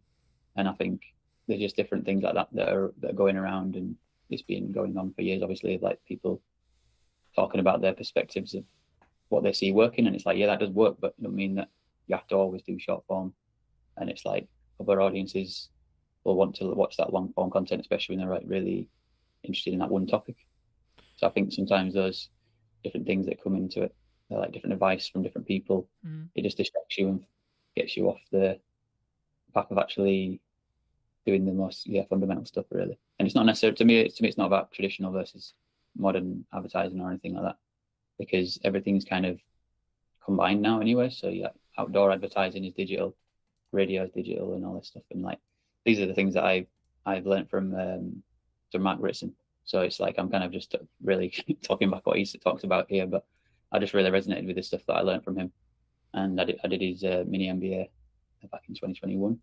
And that's what helped me to understand marketing and understand the importance of strategy. And also it's like it goes from diagnosis to strategy to tactics. But then, you know, some of these content he talks about how it's just oftentimes jumping straight into tactics and things. So yeah. I think the tactics side, right, is like this new shiny. It's like that. Oh, we're gonna do video, we're gonna do live stream, we're gonna do etc. I'm sure, like, because we're both video creators and etc. I'm sure we'll get on to like the reasons behind why video, but and then maybe even why you should do live, etc. But like, I think for me, the reason why some people don't do like the strategic stuff is, I hate to say it, but it's like it's the boring stuff, right? It's the stuff at the top, which sometimes will actually mean you don't do the live stream, don't do the video. It's the reasons actually sometimes about why you won't do something rather than why you would do something, right? Because I think it's very easy for me to say, or you to say, who are quote seasoned professionals, to say, oh, well, you should do video, oh, you should do live streaming, oh, you should do this, you should do that, etc., right? Because we can naturally go towards that. We can naturally do it quite quickly because we have a skill set in it. But if you're looking at it from a very basic level, I guess the question that comes from that is like, well, firstly, how would someone get started, like from a strategic point of view, like why you market, like in a really nutshell, really basic way, like why does someone, and what does that actually mean, like for maybe someone who's maybe on the fence and like, okay, well, what does marketing actually mean, like at a basic level from your perspective? Yeah, well, the thing about marketing, it's such a broad category, so it's there's many different things inside that. But the thing that most people think about is the communication side. And when it comes to video marketing, for example, it is the communication side that is kind of the main thing. But there's obviously things around still behind that, because even if it is video marketing you're doing, it's like before that there still needs to be the market strategy underneath it that's like just marketing in general. So there's different parts of marketing. One part of it is pricing. You got to figure out what's the correct price for my target audience, what's the most relevant, and based on like testing and saying your prices to people, and then also like market research of asking questions about, is it just price or is there something else going on? And that's kind of sales as well, but it's like sales and marketing kind of, you know, go back and forth from each other really. But then the price and the objection handling and different things like that, that's stuff that's fundamental marketing again, by going back to that, which then once you understand that and you're doing your pitches or doing your call to action and your video content, then you've done that work. You can say it might be more boring work, but it's actually the most impactful and powerful work. So if you can recontextualize it in your mind rather than it being boring, think about how it's impactful, because we all want our businesses to thrive. So then if you're passionate about building a business, remember that is a thing that you do actually enjoy, because you'll get something out of it, and you want to be in the process of building a company and growing it. So like if you just remember yourself that you're growing and building that company, I think that's the passion and the excitement that'll remind you that it's not actually a boring task I'm doing, because there's context to it and motivation to do it. So the task itself doesn't matter if it's boring so much if you know that what you're doing it for. I think that especially helps for people like me, myself, neurodivergent and stuff. So when we've got a meaning behind things, it helps us to motivate us to do tasks. And because I've got ADHD, task initiation is another struggle for me oftentimes. Yeah, I think for me personally, I've found it, like in the past anyway, like very, I guess in some ways frustrating when there isn't, and the reason why I bring it up is because I think there is a strong correlation, and this might be a commonality, where there's not necessarily I do this live stream, I do this video, I do this marketing effort, whatever it may be, right? I do this pamphlet, I do this print ad, etc. And then I instantly get a return, right? So the phone rings instantaneously saying, oh, hey, Andy, I love that video you did, etc. I mean, for me, like, if you're doing something now, in 3 months to 6 months, you might see a return, right? And the key there, and the reason why I say might, is because it depends on, as we've already alluded to, the strategy, how you're doing it, what you're doing it, etc. But what would you say are like I guess just focusing a little bit on video then, why should, I guess there's this kind of a two-pronged question here, like number one, like why should, in your view, someone do video as a whole? Right, why, as a medium to create content, put themselves out there. But then number two, what would be the reasons behind A, why they shouldn't do it, or B, what are the hurdles they might run into when it comes to their fears, their worries, their concerns, in respect to actually like doing this thing that we call a video, right? Because I think so many people don't do it because they're worried about it or because they're concerned about it. I mean, from your perspective, just to reiterate the question, why should someone do video? And then secondly, like, what kind of are the fears and the worries that they might run into? I think because something stood out to before what you said, I think I could tie it into what you said before, because obviously what you talk about before is ROI. So any marketing thing we're doing, obviously ROI is often a motivator to do marketing, but then that's usually a short-term thing, return on investment, but then it's like something like a sales activation, or where you do a discount, or you just got like a campaign that's like short term and you're trying to like get people to buy that particular product. And then there's also long term, which is the brand building. So there's those two sort of objectives, like categories of like, we've got objectives in building that brand and long term value, and then we've got the short term of like just getting this product sold. If we've got loads of a particular product to sell, for example, it's like a physical thing that we want to get that sold, then we can, obviously one strategy is to do discount, but that's kind of like the last option you should really consider, because you want to think about what's relevant to the audience. Like we were saying before with pricing, if you set the pricing originally, then you'll know that it's the right price and you can just keep it at that price and keep just pushing it. And then this brand building side is more emotional and more what it feels like of the brand and what you stand for, values and all that stuff. And that needs to be a message that's communicated over time, and a story that people understand who you are and what it feels like to experience that brand, either in the marketing or in the product itself. So I think those things are important in whatever marketing you're doing. But then if you were using video, there's some of the benefits are that if you're a person like talking on camera like we're doing, it's like it can humanize the content rather than just text on a screen.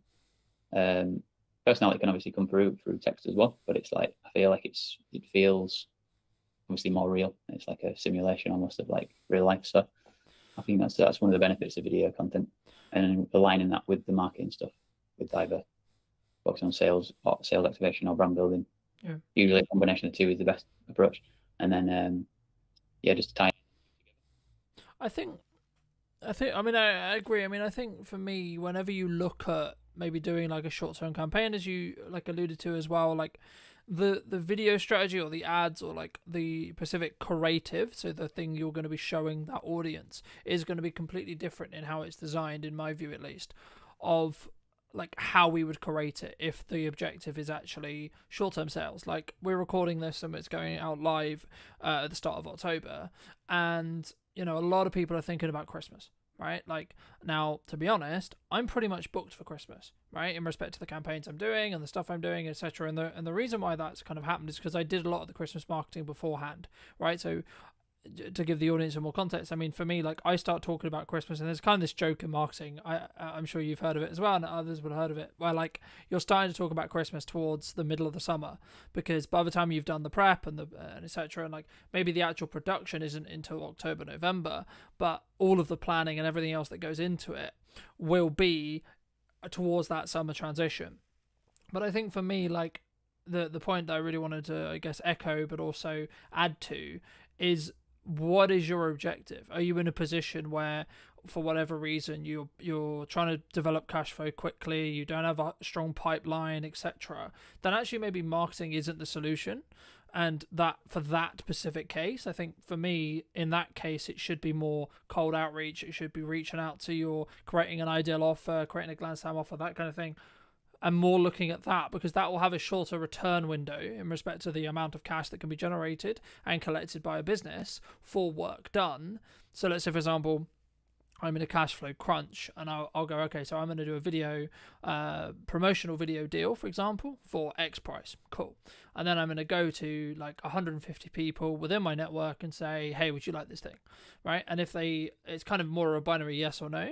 But for me, the role, and this is why I think sometimes people get things wrong when it comes to marketing, is because like they don't see them as separate tasks, right? You've got to do marketing to get people to the point of sale. And I think for me, like, the overarching perspective when it comes to video itself is it humanizes, as you say, of course, but it also allows people to get to know you and build that parasocial relationship faster than like us. Like there's kind of there's two ways, and it's about the depth of connection, right? So you meet the person, you have meetings with the person, you go to networking, etc., which will lead into my next question, or you consume their content and you build that parasocial relationship. But a way of building a parasocial relationship is by having one-to-many, e.g. a video, e.g. piece of marketing that can help nurture, can help build trust, know, like, and trust through your audience to allow you to then, so I'm going to spend time with you talking today, but actually this is going to sit online and it's going to potentially be a multiple set of touch points or multiple sets of clients. And then that's not even before you then start pulling out the, the smaller chunks, etc. But for people who are maybe listening to this who are like, okay, cool, I'm going to start doing video. How should we start? Should we just jump in? Should we just record a quick video on our phone and post it? Like, what do you think? It all starts with diagnosis, basically.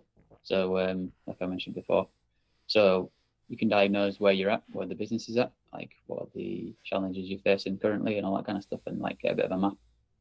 You can also then think about what you want to get to, and then map that out, and have use different tools. So like project management tools or things can be useful, like diagrams and different things like that. And once you've had that, then you can sort of think about like what could be the quickest thing we could do if we wanted to do that. Like if we wanted to, we want to get like good at creating videos, so maybe we could like do something really simple that moves in the right direction, but it's not so specific at the moment to actually get into that vision, but it's us practicing the skill of it.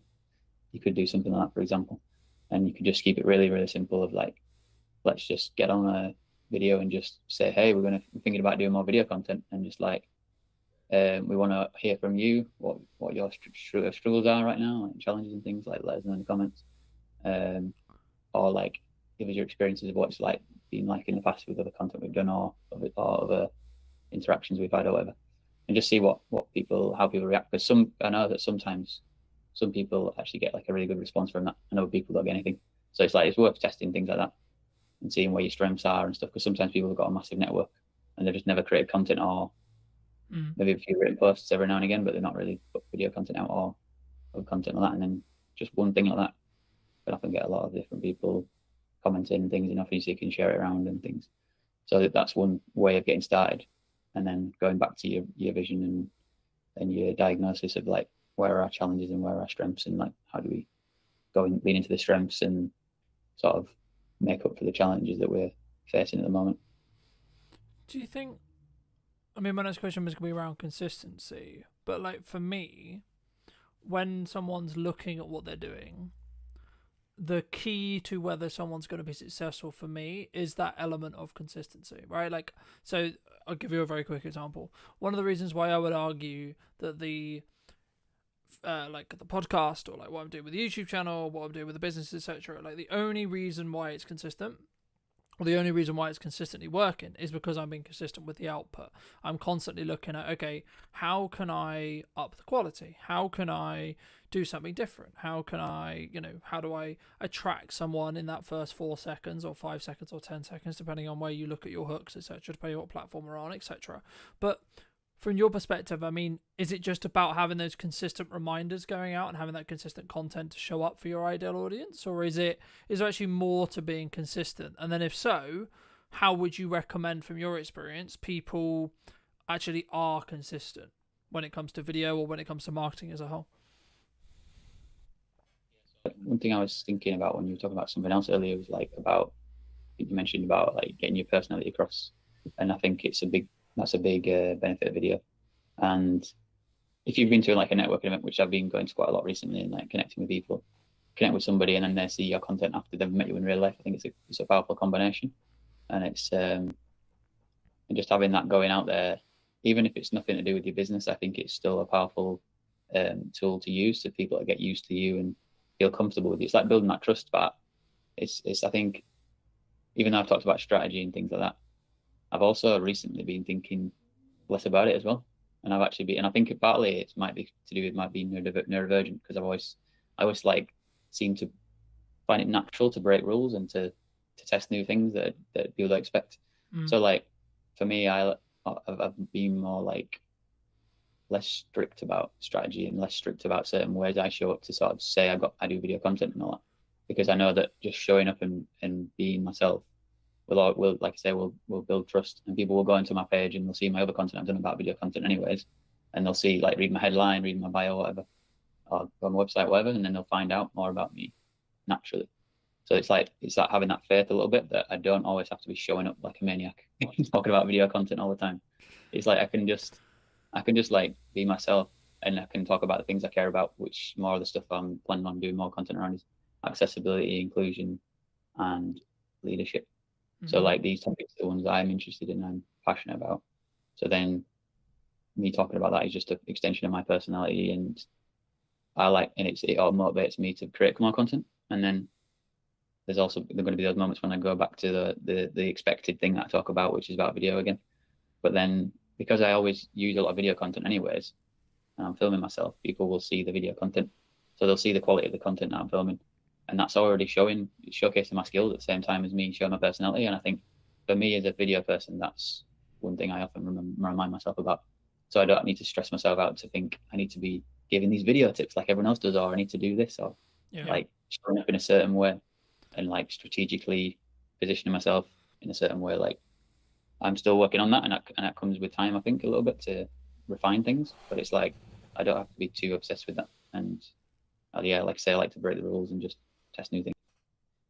I think, the things I'll just pull out of that I completely agree with. I think sometimes when we look to either do video, we look to do content, it has to be in this model of like loads of people online, Gary Vaynerchuk, etc., like people who I follow a lot, like they're constantly talking about add value, right? But I get where they're coming from, and yes, you should, right? Is the answer, but the caveat is, actually, if you're looking for long-term sustainability and long-term growth, and it's kind of a cliche now, but people do buy from people, right? So when I'm looking for a supplier, when I'm looking for whatever it may be, I'm looking for a position where I can get to know the person behind the brand, right? Yes, I need to know that you're a good, in your case or my case, yes, I need to know you're a good videographer. Yes, I need to understand that you're good at X, Y, Z. Sure. So personally, yes, you should have some of that content out there. Yes, you should be sharing your knowledge. Yes, you should be sharing. But I think for me, it comes back to, and this is something I touched on last week with Chris,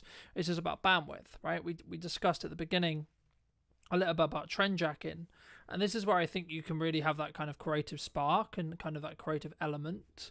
But we did mention at the beginning about, like, everyone wants to talk about AI, everyone's looking to use AI. I mean, are you personally using AI? If so, like, how? But also, should we? Like, why do you think it's such a big talking point online at the moment? Yeah, like initially I was thinking to myself, I don't use it much, and now I'm thinking I do, because it's integrated now into a lot of things we use. So I think everyone uses it now to some extent, without realizing. Like AI is obviously built into search engines now. It's built into video editing software like DaVinci Resolve that I use. So it's like I do use it, but I don't really use it in a like in much of an intentional way of like using one specific tool and like in that kind of way. But yeah, it's become a part of my workflow. Like definitely some useful features in DaVinci Resolve, like move background removal of noise and things like that. Do you think it can go too far? Do you think people can use it too much? Be a tool that's used for this, for like I say, go back to the strategy again, really, because I think you mentioned earlier, like sometimes it's about what you don't do in your strategy, and you just think of like, as long as I'm clear of like what I'm not doing, it'll become clearer what I will do, because it's like I have less options and the choice overload is reduced, and you become more clear, you have more clarity, and you're like, I'm not going to do that or that or that or that. Yeah. And especially if you're thinking like as a default perspective, not to jump on hypes and just think about your strategy, then you're going to be like more grounded and be like, what's going to be best for the strategy?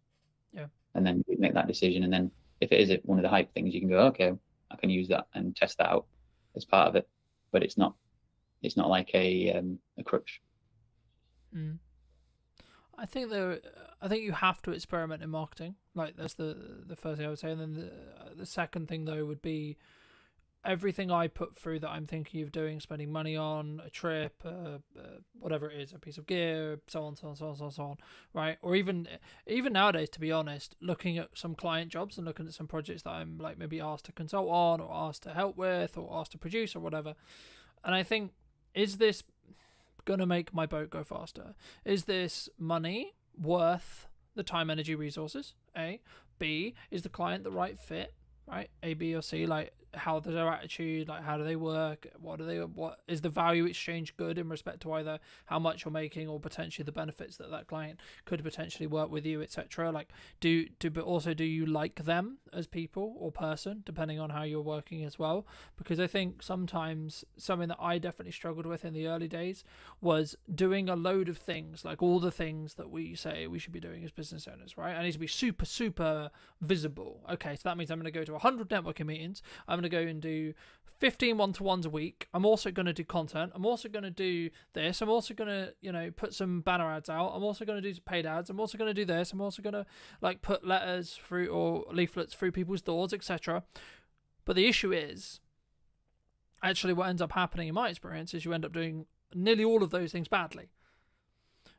Instead, what you should do is you should say, okay, well, firstly, how do I want to spend my time? What's a good use of me as a founder, me as a leader, etc., spending my time? Okay, so for me personally, me being in content, I will never be able to outsource. Everything else about the content I can outsource. How it's edited, how it's SEO'd, when it's posted, all those things I can outsource.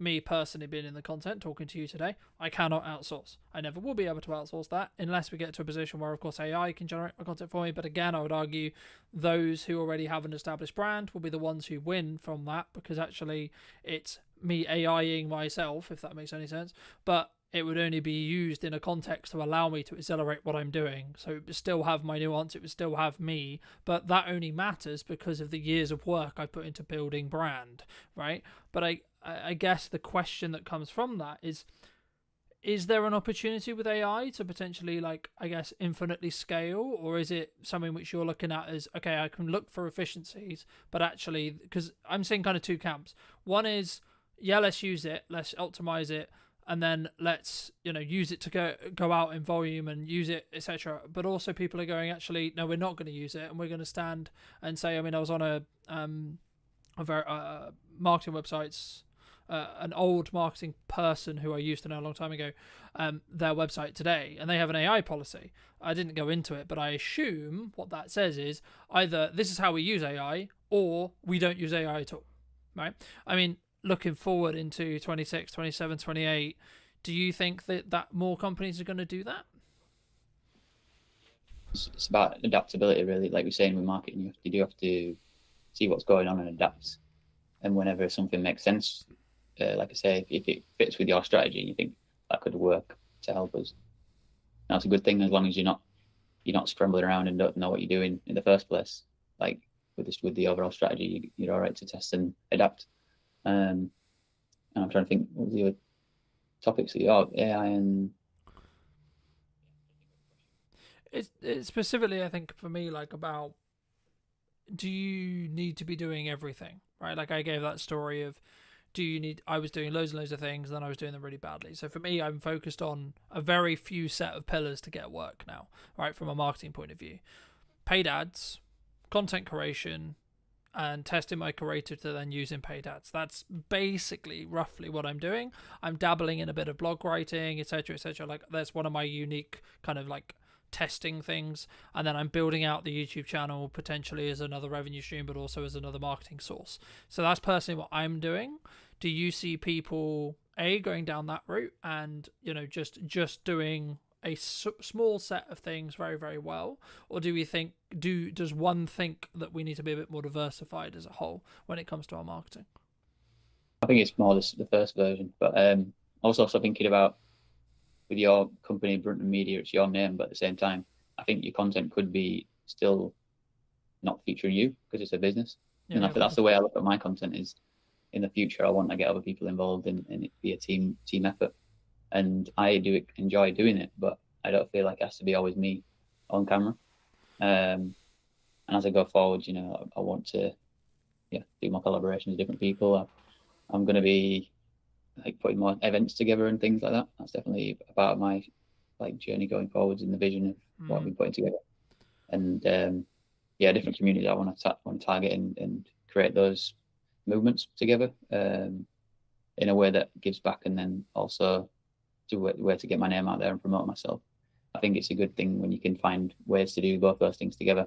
You're having a positive impact and you feel satisfied by the interactions with people, networking and being creative together and things, collaborating. But then you're also obviously putting your name out in the brand building side of things. And that's what I'm thinking about, is like things like podcast episodes, but also like creative sketches, like comedy sketches is something I want to do more of. And I'm going to be working more actors and things like that, and it kind of goes into the filmmaking path, which something I've always found tricky to actually execute on, because you kind of need like a bit of a team generally to make that work. Especially obviously you're working with actors or whatever to really bring a story together, and it's something I want to experiment more with, and at the same time like be building my brand and stuff like that. So yeah, excited to do that.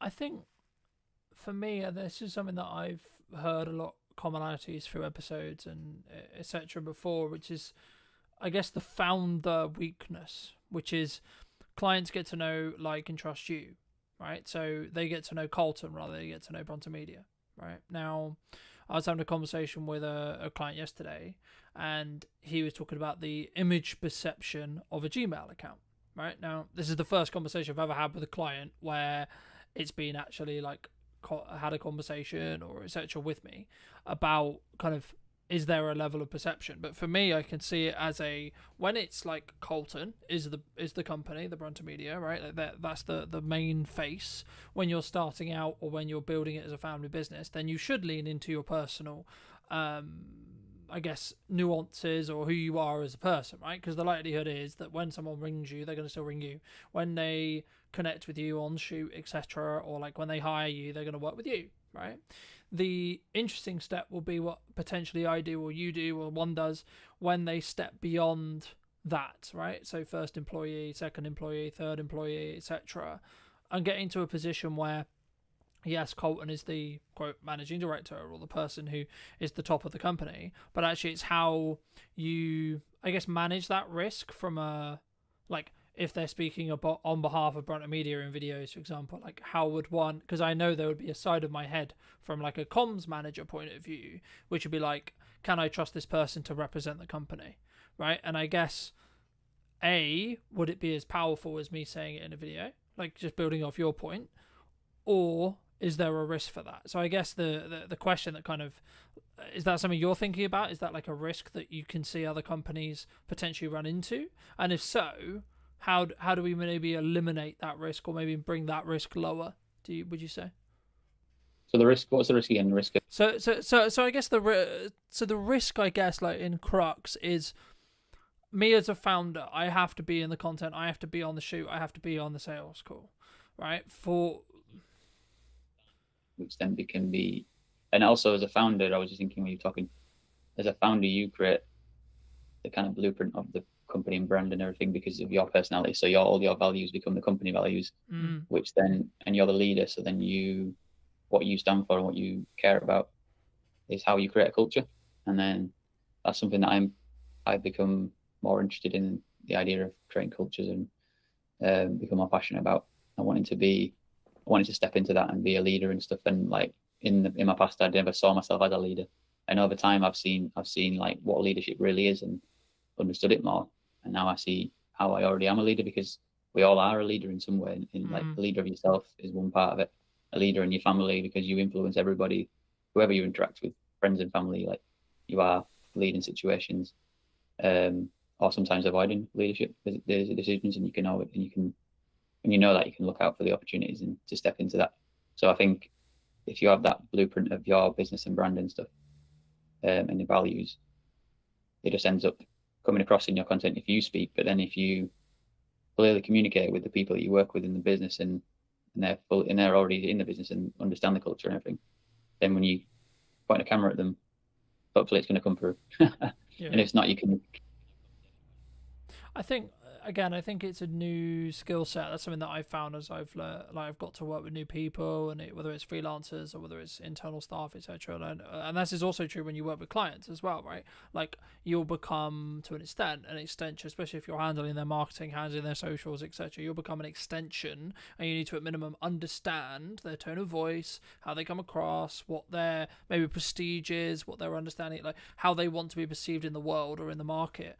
And I think, for me, that's maybe where that deep work, like building off what we discussed earlier, like that strategic side, where sometimes people get stuff wrong, right? We don't go into depth enough into understanding who's my ideal profile, who's my ideal customer, but also what market, quote, sectors are we looking to target, are we looking to talk to? But for maybe, those who are maybe watching this and listening and saying, well, okay, I'm a small business, right? And I don't have like 100K or £1,000 or £10,000 or whatever it may be, right? They don't have that nominal, what they would perceive as a large figure or a large budget to get ahead. I mean, how would you recommend they either start or, quote, get ahead without necessarily just throwing money at it? Yeah, there's always something you can do, like I mentioned before, with that idea of starting with, you've got a strategy and you've got a bit of a plan and a map and everything, but then you just find like a simple thing out of that and think, is there something in there that we could move towards the vision, or something that's, I don't know, just anything really that you think in a way we could just start, and it can just be simplified and not overthink it, just to be like, let's just make a video about, even just a video about making a video, because it's the actual process that matters, not the actual results so much, because that'll happen eventually over time. And I think a lot of people too obsessed with the idea of being professional and stuff, and it's like sometimes people's content feels like AI, even if it's not AI, because it's trying to be overly professional all the time, because AI thinks in a structured way of like, very specific structured way of like, this is the way it has to be. So then it's like, it seems like people have that as well, like locked into it, these ideas rationally, rather than something beyond that could be more emotional, or could be more authentic and intuition going on and things like that. We step out of the fear and we just take action, and we just see how it goes, and showing up in a way that's not that you're not scared, and you're just empowered to take action. People will resonate with that, and they'll respect you for it. Yeah, I agree. I mean, I think just what I was thinking while you were talking. I mean, I think for me, it's about what do you want to optimize for, right? Are you trying to optimize for the algorithm, right? So getting that click-through rate, getting that high watch time, etc. Or are you actually trying to, quote, optimize for the human, right? For the connection, for the person who you're likely to connect with, even if it's one or two or three. And I think sometimes we don't feel great, right? We don't start the podcast, we don't do the video, because the nature of it is going to be, when we start, it's only going to be 5 views, it's only going to be 3 views, it's only going to be, my mum and my friend and Andy who likes my content, right? But actually, in reality, if I kept going for 2 years, I kept going for 3 years, number one, I'm going to get better every single time, I would hope, through time. But also, is going to slowly build momentum, right? Those 3s will become 5, those 5s will become 10s, those 10s will become 100, then thousands, and so on, right? If you're consistent, in my view, right? And I think it's consistent in how much you're posting and what you're posting, but also like how you come across. And this is why being authentic to yourself is really important. I'm aware of times, I think, let's wrap up soon, but for those people who, have really enjoyed this conversation, who, really want to connect with you, where's best for them to do that? Say LinkedIn, it's the place where I'm the most active. So yeah, just connect with me on LinkedIn. Fair. And if you were going to talk to yourself 10 years ago, if you were going to give advice to that person, what advice would you give them? Well, I think the biggest advice would be to get diagnosed for ADHD. Because I didn't know that back then, that I had ADHD. So that's the biggest impact that's been on my life, is to understand my ADHD. Yeah. And then in terms of business and things like that, I think learning about the fundamentals of marketing earlier on would have been a big help. And then also like about the time things you talk about, like putting your energy into things that are specific about, what your strengths are, putting time into that, and then finding like support systems around other things to get help with. Like I'm working with the VA now, so like if I'd have started working with the VA earlier on, I know I would have, been able to accelerate growth quicker and become more effective with my time and energy. And I also don't think of time, and I don't think of it as time anymore. I think of it as just energy. So I just think like, what energy do I have in this moment, this present moment, and use that based on what I want to get, what I want to achieve and stuff like that, and what are the priorities and different things like that. So I'm like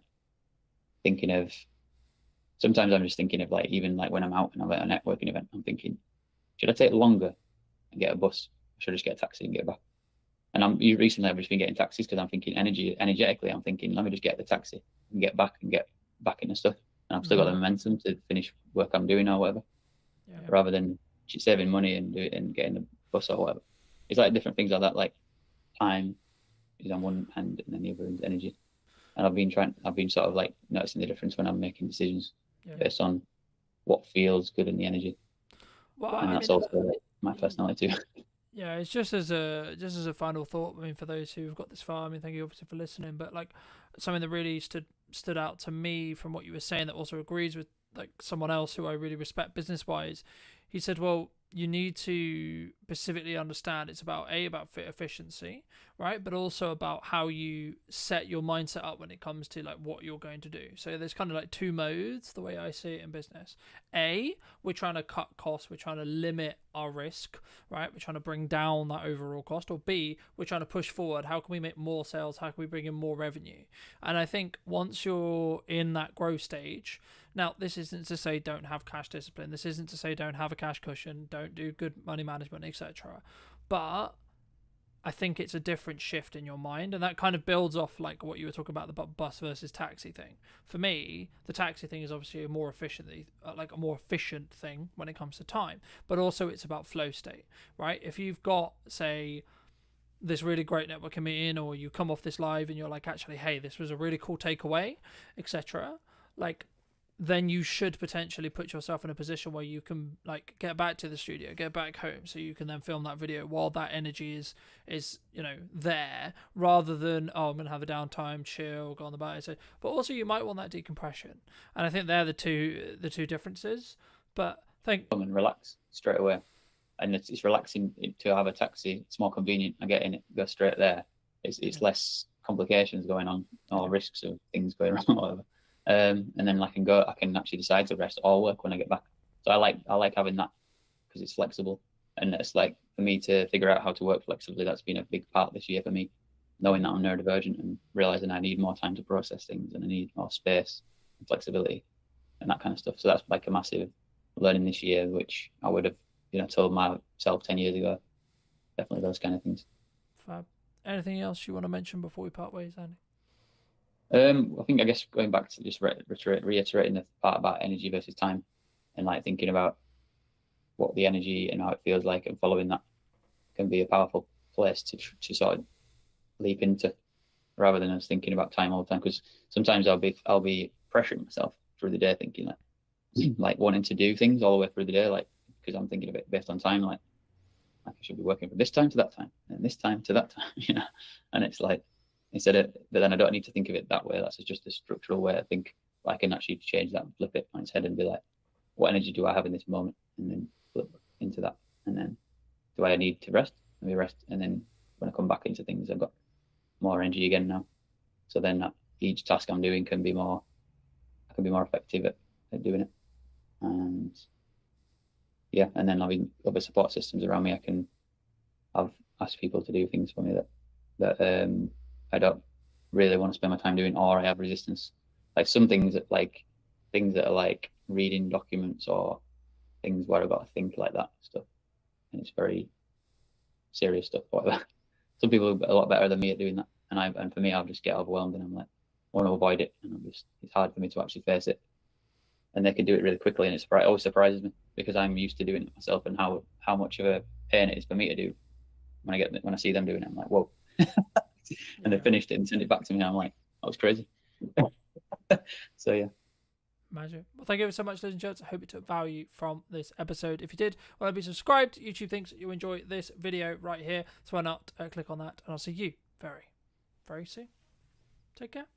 If you're not getting much back, you're learning something. So the more you put out, the more you're learning. It may be a slow process. Don't take the negativity too seriously. What do you think's missing in marketing today? I've really doubled down on social media. I've been posting every day. So if I look around at similar sized places, you find that they are not dedicated to social media, which I can totally understand. How do you personally either deal with or look at hate comments or trolls, or is it, because we post stuff on the internet. The internet can be anonymized, can be keyboard warrior, can be trolly, etc. How should someone deal with a hate comment or a hate, etc.? Some of the stuff is disgusting, what they say. But I embrace it with love. Unless they have said something, like racist or used extreme foul language, I'm not going to delete it. Hello, my friends. Welcome back to a brand new episode in What's Missing in Marketing Today. Today, we're on location, obviously, and we're here at the New Inn in Amesbury, and we're going to be interviewing Nathan or Nat, which would you... Nate is good. Okay. Nathan is good. And we're going to be talking about his marketing. It was, I think, I wasn't necessarily going to start here, but I think the main reason why I reached out to you about doing this is because you've clearly been doing something, because I think 5 conversations with me, but like, well, these guys are really shit on marketing. Mm-hmm. But before we get into that, what do you think's missing in marketing today? If we take the New Inn, for example, I've really doubled down on social media. I've been posting every day. So if I look around at similar sized places in the area or even further afield, you find that they are not dedicated to social media, which I can totally understand because it's time consuming. If you're going to do videos, you need a bit of self-confidence. It's scary putting stuff out because there's so much negativity in social media. So I totally get it. But I just think so many more places could benefit from concentrating on social media, being consistent, and not worrying if it's not perfect, because it's never going to be perfect. You just have to get something out and it will develop, it will snowball. So I think that is the main thing that is missing from similar businesses in our field, in the area. Do you think, I guess it's a commonality, like people say to me, like, it's a lot of work, and maybe it's the ROI question or return on investment question around, like, I'm going to put all this work into social, I'm going to put all this work into posting, and then what's it going to, like, return me back? Do you think that's why people maybe don't? Probably, because in the short term, you might be posting, not getting anything back, not getting any traction. So I can understand that's why people may not do it as much. But people just got to realise if you keep on, then it will happen. And just by the very fact that you're putting stuff out, if you're not getting much back, you're learning something. So the more you put out, the more you're learning. It may be a slow process, and don't take the negativity too seriously. The negativity I see now as it's gold, because if someone's a negative troll person posting on your content, well, they found it. It means it's getting out there, and also the good people, which is I'd say 99% of people are good, they would come back and reply underneath why they think that they are wrong, and they'd stick up for you. They might come back, but every time someone's commenting, more people are seeing it for what it is. So we're just honest, and people can interpret it how they want. I think, for me anyway, I think you're, especially in the way you approach or have approached your marketing as a more document rather than create methodology, I think that's really unique as an overall, not even necessarily in your sector, but as a whole, from what I've seen. I mean, did you always look at that? I mean, like, how did you sort of think about it when you were taking on this space and going, well, okay, well, you know, this is why we're going to be successful because we need to do that? Or was it actually just sort of naturally happened, I guess? I guess the question becomes is like, has your success been, quote, lucky, or was it more planned and predicted because you knew you were going to market and then the result would have been that you're building that community? A bit of both. So I'll go back to the methodology that I want to post every day. And from the moment we get the keys, I mean, you could have thought we got the keys, but there's nothing, you know, to film about yet. The pub's not open. But every day something's going on. We're painting, we're doing the floor. I mean, it might be boring to some people, but for me and other people, they want to enjoy the journey. So many people have come into me since the pub's opened and said we've enjoyed the journey and how it's developed. And some people have even said, well, we missed that part of the process. So that it comes from that. It's just posting every day, and just things happen. We film it. I've got 5-6 things probably lined up in my mind that I want to do, because just make sure you got something lined up. But then things just spontaneously happen. I'm looking around and seeing someone's doing something interesting, like discovering the cellar, for example, was the big one, or even simple things like putting up lights or laying a new floor. There is a satisfaction to seeing something that isn't right, it's tired, strip it back, and then see the end process in a short video. People find that satisfying. I find that satisfying. Why do you think people don't do that? And then you can either target this at your sector or in general, I think, because I think there's so many opportunities to document rather than create necessarily. Because you're in it and it's every day, it might be boring. People thinking, who's going to be interested that I'm painting this wall? Who's going to be interested that I'm laying this floor? But when you frame it and you look at it, and even the wall in the car park, a tired old wall, but to see it gone from a tired old wall to being brilliantly whitewashed, I mean, that's satisfying. And then the hanging basket's going up. And then that's just a small piece. And all these small pieces make up from a pub that had been closed for a little while. So it's tired, it needed a bit of work, it needed some love. So every one of these pieces of jigsaw, which is interesting in itself, slot together, and then you can see the whole picture. And people have said that they've followed the whole journey, every video. So that is nice feedback and motivation. And also it feeds into itself, because people are coming back, making nice comments, and then that gives you motivation to keep going. So there's a synergy that is feeding off each other, which leads into the fact, like, the community is what has made this happen. Me sharing a journey and a community coming together, understanding what we're doing and getting behind it. To the fact that people brought in gifts, beautiful gifts that they've made, stuff that's up on the wall. Even people have brought back stuff that they've stolen from the New Inn from 15, 20 years ago, saying, oh, we really buy into your story. It reminded me that I took this when I was younger and I want to bring it back. So all around the walls and shelves, it's going to be gradually full of old stories and histories from the local community and the people in there.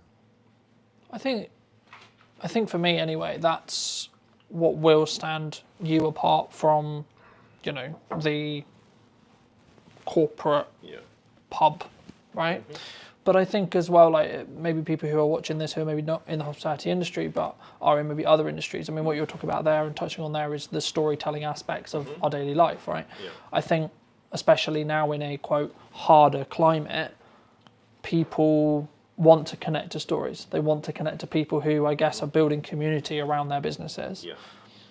Did you, I mean, I guess the question that comes from that is, what advice would you have for either your sector or general for people who are looking to build a level of community, a level, because it can be quite buzzwordy, right, in that respect, and the concept of building story and something that maybe we both understand because we've been doing it a while, but for those who maybe haven't and maybe are starting on their journey, what would you say to those people? I'd say the advice I'd give people, I did it myself, is especially at the start, I don't so much now, is like look at people that are telling the story well in your industry, in your sector, and look at it from the outside, because a lot of things that you think might be mundane are actually interesting. If you're not confident on video yourself, there's plenty of people around you, the bar supervisors or even customers, that there is people that will go on video, and that is part of your pub as well. That's part of your story. So try and find those people. There will be someone around. I think you just have to sometimes put out that intention, right? You said very early that I'm going to post every single day. Right? That's, for me, that's something which I've done for many years, but I think that's rarer, right? I think people sometimes struggle, like the keys that I hear from people I work with or etc. is like, we don't know what to post, we don't know how to post it, or we don't have the confidence to post it. Yeah, they're the key things. How would you, I guess, fix those problems from your experience? So maybe either pick one or three, and I'd be curious to hear how you would personally recommend people try and fix that if they are looking to maybe daily post, or is it actually, go to weekly posting, get that done for a couple of months, then go to 2-3 times a week, and so on, and build it up from there. I'd say go into posting daily and commit to it. I mean, you can write a list of stuff that you think's interesting. You can ask people, and you can work through that list. The thing is, if you're going to post something, if you've got nothing to post that day and you just randomly think of something, you may not think it's that good, but post it anyway, because that's happened to me before, and it's been like one of the most biggest posts. Just because I've put something out, I think, well, I don't know if it's that good or people are interested, but I've just posted anyway. And occasionally they can be your best post. And conversely, you might have a really good idea and think, I've got this story and I want to put it out there. You put a lot of time into it, and for some reason it doesn't take off. So I think you should commit to doing every day. I mean, everyone's different, but I think that forces you into actually posting and learning. And being in that, I guess, inconsistent, in unconfident action, rather than, oh, this post has to be perfect, this post has to be, the thing which is going to get loads of views, right? Yeah, don't worry about it, because you're going to be posting the next day. And if it's not perfect, it's going to be buried within a week if you're posting every day.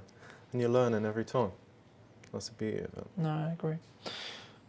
Looking a little bit more towards the pub, then. When you reopened it, was this the vision you had for it originally? Or has there been, I mean, you mentioned the cellar, right? Yeah. I think it's one of your highest performing videos, correct me if I'm wrong, but I believe it is. Yeah, I think it's over 600,000-700,000 views on that one, and subsequent ones, which I mean, fantastic. was when you took it on, was like, okay, I've got this vision, I've got this plan. Yeah. Did that stay true, or has things changed and adapt since we sit here today? Yeah, I think it stays true, and it's been our vision. At which point I want to say that's my partner Gemma, who's the driving force of it, great business mind and organiser and manager.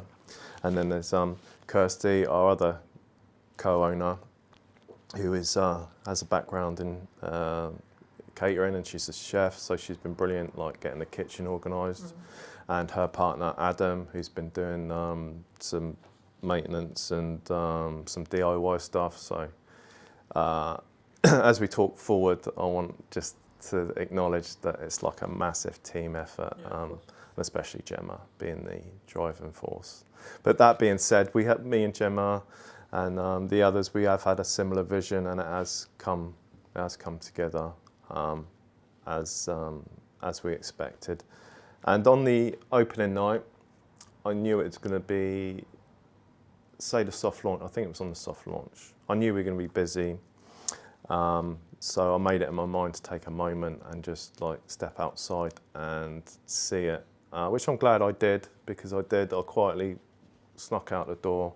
I went over the road and the pub was lit up for the first time, and you could see people in the windows mingling, enjoying, and you could hear the quiet sound of people laughing and talking come across the road.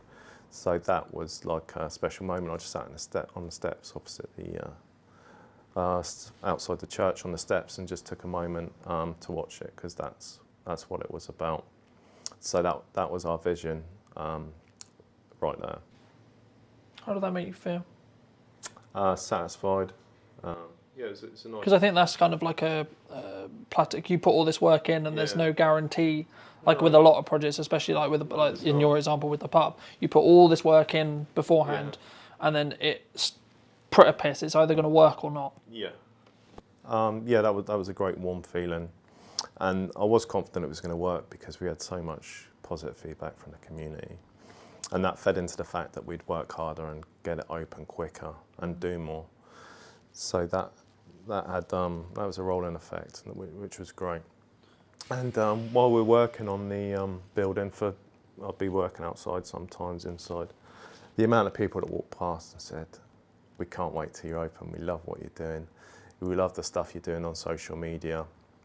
It's, you know, same people walk past every day and ask how it's going, popping in and showing their support, which was great. It was really, really encouraging. And even walking around the road to get a coffee, you'd get stopped 2-3 times. How's it going?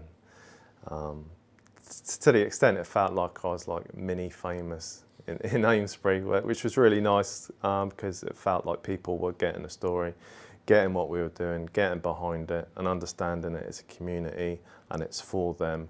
We're just custodians of the place, and this place is for them to come and enjoy, even if it's having coffee and cake during the day, if they're playing crib or they're playing pool or darts or whatever, or starting a football team or supporting local groups.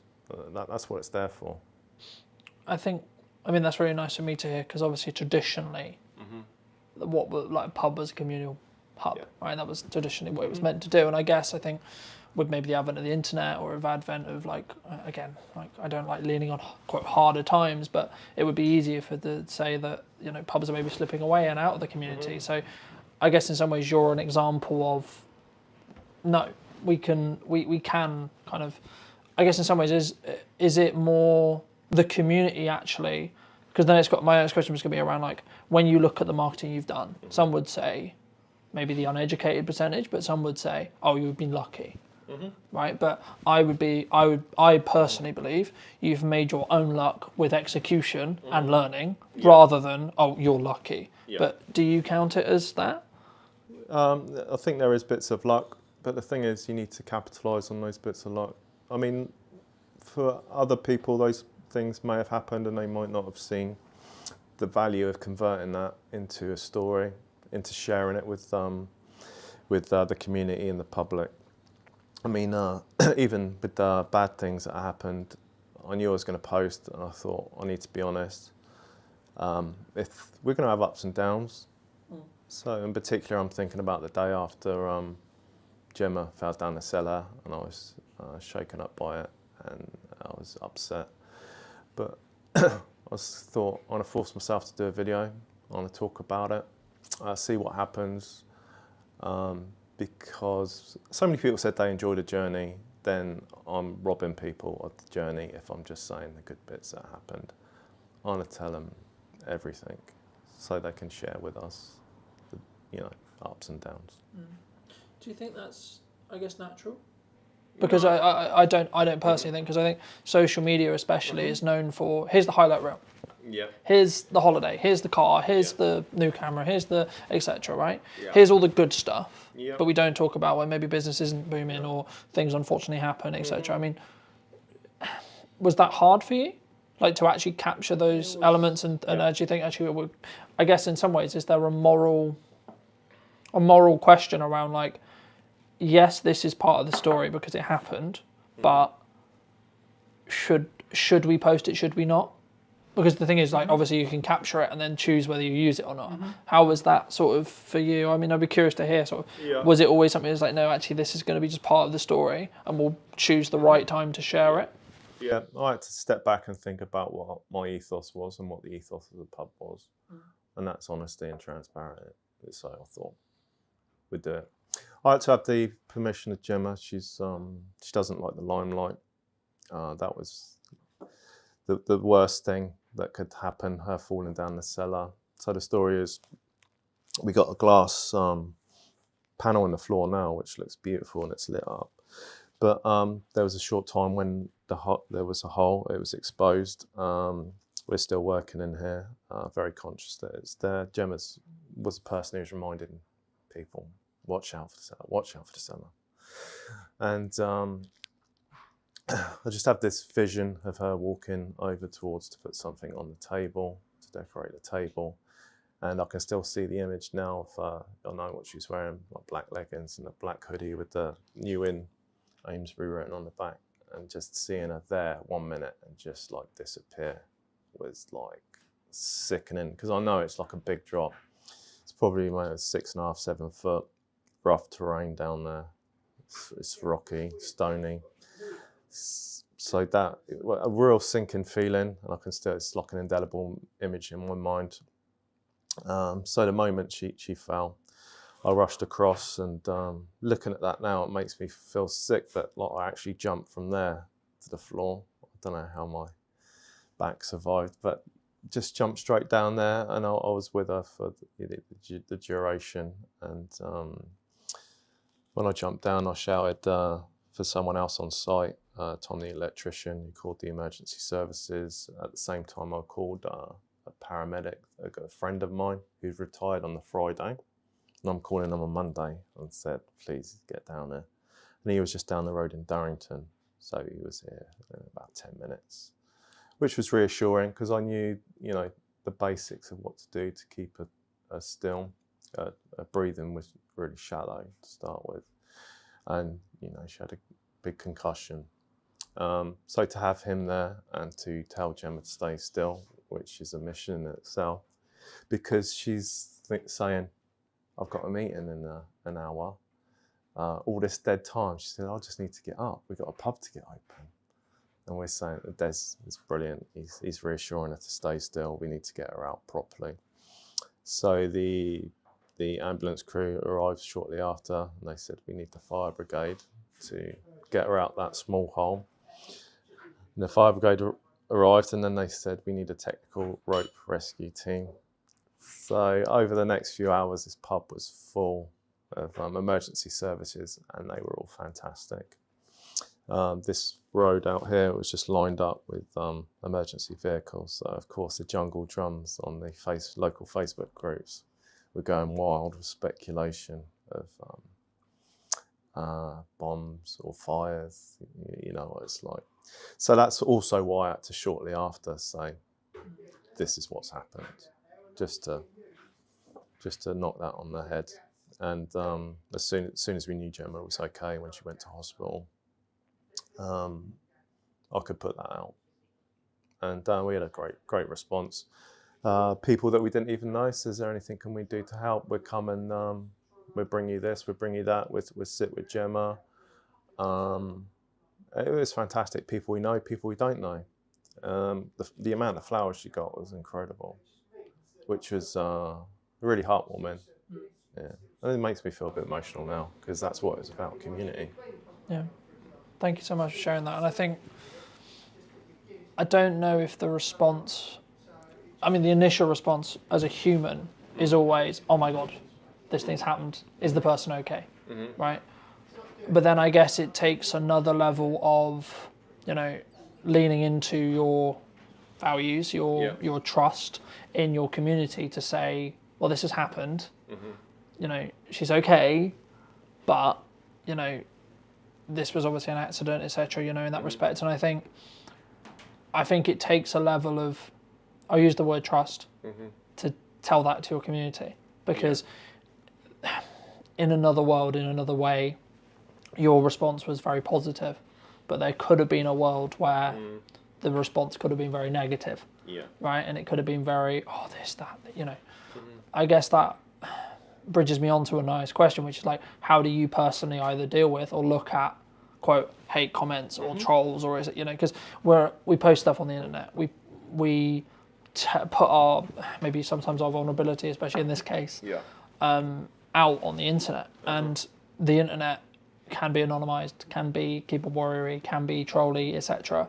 Can be, yeah. You know, in that respect, and I think if people haven't been, quote, seasoned on the internet, then they maybe won't necessarily know. Like, everyone reacts differently, right? But I mean, if you were going to give advice to people, what would you, how should someone deal with a hate comment or a hate, you know, etc.? I can understand why that would put someone off, because it is, some of the stuff is disgusting what they say, but I embrace it with love, unless they have said something, you know, racist or used extreme foul language. I'm not going to delete it.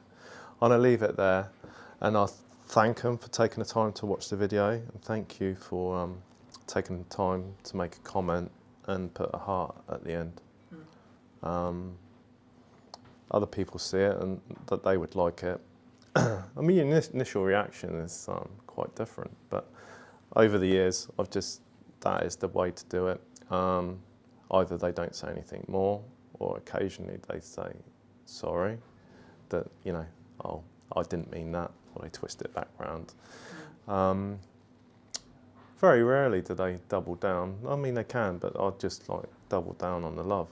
And it's all good. You have to understand that some people are not, have problems in their own lives, and maybe they're using that as an outlet.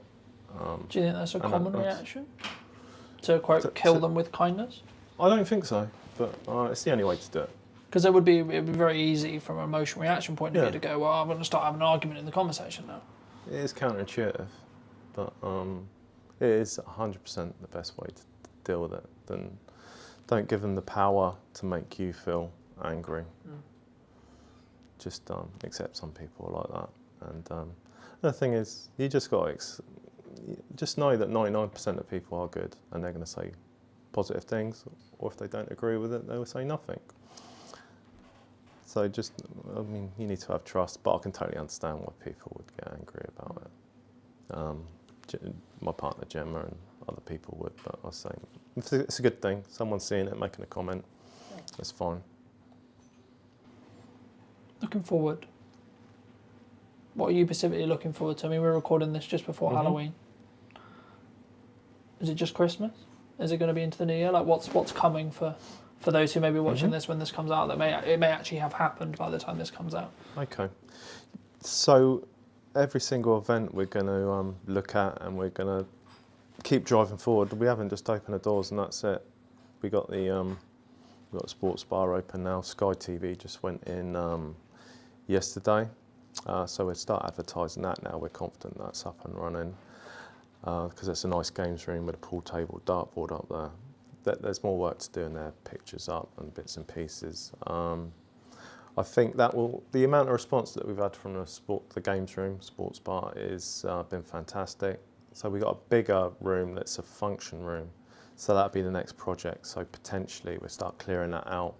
And I think that may be at the new sports bar, because it's bigger. We'll be able to get a lot more TVs in there, dartboards. The response for darts teams has been unbelievable. I think, you know, potentially we could have 2 or 3 darts teams and a pool team.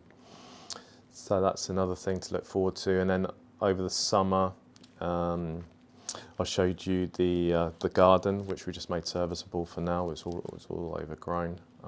That's a nice space. And by the time spring comes around, rocks around, then that'll be a beautiful beer garden. So that will always be stuff going on, and we're also led by, you know, what people want. So as people buy into it and spring comes around, we see what people want. You know, maybe a pizza oven out there, or do a barbecue, put the marquee out there, have an outside bar. All these stuff, you know, we got lined up in our mind. But if people are going to use it, then we'll do that. Do you think people? I mean, you're clearly investing time, energy, resources, money, etc. consistently here. Do you think that's rare in the hospitality industry, especially at the moment? Because it would be very easy for you to go, well, I put in X, so now I'm going to start wanting to pull some profit back. I think maybe. I don't look around too much what other people are doing, but there are some people that are doing what we're doing. Specifically in Amesbury, there's a new owner down at the Kings. He's investing some money in it, making it better. That brings me on to with the pubs, you need each other. Coming into this area, I thought I'd need to work on everyone to like work together. Because I know in previous years there's been a lot of backbiting and people competing each other in Amesbury. But the thing is, if you just have the new inn by itself and there's nowhere else, people want to come to a pub and have a meal and go to another place and come back or go to another bar. So you need the whole of Amesbury to be working together.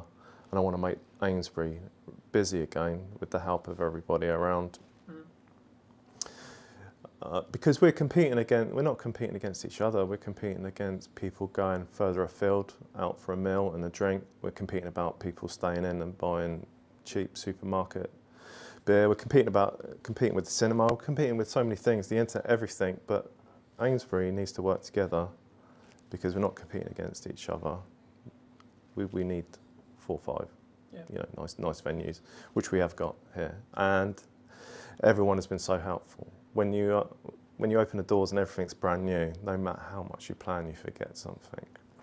On the first day we opened, someone asked for a bottle of wine, and we were like, oh, we haven't got a corkscrew. That's one basic thing that we've got. So I popped over to the George over the road, and they were like, no problem, here's some, have these. And same with the other venues. I'll try and list them all, like the Kings and the Dunkirk and the Anthropos and the Bell, and sorry if I've missed anyone, Piazza. They've all helped us with things that we might have forgot or change or support or sending people here, which is great. Even the offer of, we'd take some menus, and it's been fantastic. And that everyone buys into the same thing. It's been a great community amongst the bars. As I say, do you think that's... I personally think in some cases that's maybe more true now because things have got harder, because people need to band together a little bit more. But I think initially, the initial response, especially when people, I guess, first start, especially in like my industry, or the same would be true, I expect in yours, where they're very self-focused, right? I've got my business to run. I need to make sure I'm making a living, etc. And I guess in some ways they don't appreciate or understand the reciprocity of, hey, there's other options, and hey, you should go and check out these other options. I mean, did you always have that mindset? And if you did, do you think that's rare in your industry? I think it's rare. I'm always trying to sell this point. Our background is security. Gemma runs our security company now from top to bottom, but I've done the security for 30 years on doors and bars and nightclubs. But I've seen so many bars open and close, and so many bars do well. And to see people trying to compete against each other like a club down the road, and like trying to undercut each other or go against each other on nights, you're thinking, this is crazy. If they just pull together, they're so much more powerful if they work together on grouping together, putting on nights, working out who's doing what. They'd be so much more powerful and bring more people to that area rather than the next town or the next city, or doing something completely different. So that's something I've always believed in because I've seen it firsthand, and that goes for anything, community. Wider afield, like with anything, it's so much more powerful working with the people around you rather than going against it. There's been a lot of talk, and you may have kind of already mentioned it, but there's been a lot of talk about, I alluded to it earlier, about pubs are dying, right? Community houses are dying. What's your view? Do you think they are? Well, it sounds like it if you hear anything in news, which I tend not to listen to anyway. It would seem that way, but for me, I think that taking on a new inn, I just thought, you know, that's all background new, that's irrelevant. I know this pub is beautiful, it's historic. The community needs it. It's part of the British history and institution to have a pub, nice pubs in a town. It is unique, and it's part of the fabric of the place. It might go up and down, but it's in our DNA. So I just took this as like a separate thing. I mean, it may not have worked in other places. We live quite close to here, so we have people that we know in nearby villages and people in Amesbury we know. So we did have a head start in that way. So yeah, I think that's important. What do you think traditional or other pubs potentially get wrong with either marketing or in general? I find it difficult talking negatively of people or things, but Or maybe what they could do better then? in general, you think the big brands lose something. I mean, they've been successful and they've done fantastically well because they got to that status. But when you get bigger, then you do lose some of that independence, and you might go into a big chain and you may see different bar staff every time.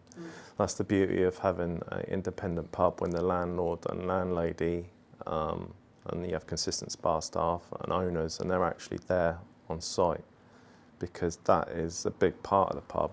Following that journey, getting to know them and the characters, and knowing even if you walk down the road and you're just going to pop in for a pint by yourself, you've met your friends or people you know may not be in there, but they know the person behind the bar, or they know the landlord, and you probably wouldn't get that in a big high street chain.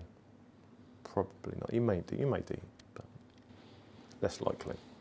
If people are interested to see more of your journey, where would you recommend they go? The big one has been Facebook, but also we've got Instagram, YouTube and TikTok, and they are all the New Inn Amesbury. Under that should come up top if they search for that. It's all documented on all four of them, but Facebook is probably the most popular. So yeah, they can follow on any of those 4 channels, and that'd be much appreciated. We've had people following from all over the place. A lot of American people said they've seen it and they've liked the journey, but you know, it's a bit far. And some people even said, like, when we come to England, we really want to come and see the place. And over the road to George Hotel, they have a lot of foreign visitors stay there, and they've been coming over to look at the cellar and some of the history. The history's always been here, but no one, well, maybe that's unfair, but no one's sort of showcased it for a little while. I've started to put pictures up on the wall of old pictures of landlords, landladies, what Amesbury used to look like, so people can come in and enjoy that. Fab. Thank you so much for coming on. And if you were going to talk to yourself 10 years ago, what advice would you give? Yeah, that's a difficult question, because you think if you told yourself something, then you wouldn't be in the place that you are now. And I'm really happy where I am now with the pub and the people around me, how this has panned out. With Gemma, my partner, extremely happy and very much in love. So if I went back and changed something, then, you know, I probably wouldn't. Thank you so much. And if you did enjoy this video or this podcast and you'd like to see more, make sure to be subscribed. YouTube believes you enjoyed this one, and I'll see you very, very soon.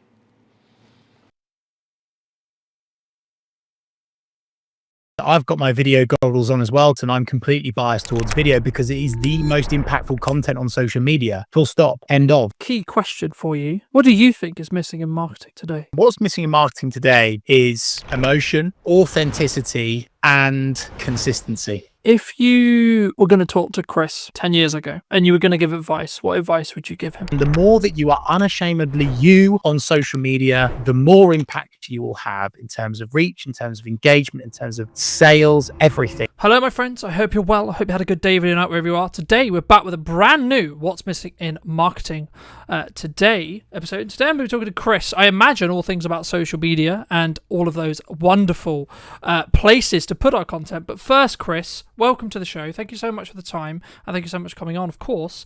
But key question for you: what do you think is missing in marketing today? Thanks for the invite. Really appreciate you hosting me today. What's missing in marketing today is emotion, particularly emotion, authenticity, oomph, and consistency. When you say oomph, what do you mean? Because I think sometimes some people will take that as energy, right? Some people will take that as how we show up. Other people will take that as, I guess, like the amount or volume or energy. Like, that's why, if you don't mind just unpacking that briefly, I think it'd be really helpful for the viewers. Yeah, absolutely. No problem at all, Carlton. I think by oomph, I do mean energy. I mean true commitment to the cause. I think for far too long on social, people have seen it as a tick box and not this kind of ongoing personal or business brand commitment. And if you are truly giving it your full oomph, your full energy, your full commitment, you will get so much more out of it. I'm so aware of the fact that might be perceived as fluffy, but I think, in fact, I don't think I know that people can see right through cold, corporate, boring, emotionless content. And so it's so important, and it's critical actually now that the content that you're sharing, you give it your all, you give it your full oomph. So that's what I mean. Magic. I mean, you're very seasoned. You know, you've been on social media for over a decade, starting out as a side hustle, creating your own agency. What was the turning point that you thought, actually, hold on, this could actually legitimately be the career of my dreams, so to speak? I became addicted. I became obsessed with the platforms, the algorithm, the opportunity, particularly because really with social media, you can honestly go anywhere and get into any audience and reach any person anywhere. Like how incredibly remarkable is that? And I think when I first started on social, I was gaining traction really quickly, and I was connecting with people in places that I could never dream of. And of course, most people that tune into this podcast will understand the 6 degrees of separation, right? And I think that process is sped up so much more because of the power of social. And so I am just obsessed by it, and I'm excited by it. And I just truly believe that anyone can create impact for themselves or their business through organic social media. And the opportunity of that is bigger and better than any opportunity in the history of the internet, in my humble opinion. Do you think people don't do it because they're worried about what if someone sees me? What if Gary, Sally, my mum, my friends from high school, etc., etc.? Like, is that why people don't do it? Definitely, Carlton. I think a huge amount of work needs to be done in terms of self-discovery and your why and your own self-psychology and having a coach. So many people come to me, Carlton, they say, yes, Chris, let's do social media. Let's get going. I want to do this. I want to go there. I want to achieve this. I want to achieve that for myself or my business. And on paper, that sounds amazing. But often comes the stumbling block of getting themselves out there, seeing themselves on camera, being okay with how they sound, understanding how to, have some confidence in your conviction, and being okay with people judging you. And that's something that is really, really tough for so many people. And I actually think is a great place to start this conversation with, Carlton, because before you get into all of the technical, geeky social media strategy, tech, platform, algorithm stuff, content creation, how are you showing up? How confident in your conviction are you? Are you okay with people judging you? Are you not okay with people judging you? Are you way too tuned into the vanity metrics? Oh, this post only got 2 likes, therefore I'm never going to do it ever again. So there's a lot of mental work that has to go into it, Carlton, and also again, that's not a tick box. It's not a one and done. It's a continuous thing. And the unsexy truth about social, and certainly becoming successful on social media, whether that be for your business or your personal brand, you are going to get people that criticize you. You are going to get people that disagree with you. You are going to get people that leave you snidey comments. But with that growth comes huge opportunity, both financial and just general impact in whichever way you perceive that to be for yourself or your business. No, I mean, I completely agree. And I mean, I think, but I'm also aware when saying that, though, that we come from a place of privilege because of the years we've been doing it for. If someone's listening to this and they're maybe concerned about, okay, I've got my first hate comment, what do I do? First of all, pause. I think so many people just jump into it, Carlton. They'll get a bad comment and they'll react emotionally immediately. Hold the line, folks. Calm down, breathe. First step. Second step is linked to that is make sure it's okay to just sleep on it. If someone leaves you a comment like that, just sleep on it, come back to it the next day. Okay, this is all quite starter pack stuff. But where I think people then make the mistake is when they go back to that comment, they will react perhaps in a passive aggressive way, but perhaps they will hard disagree with that person.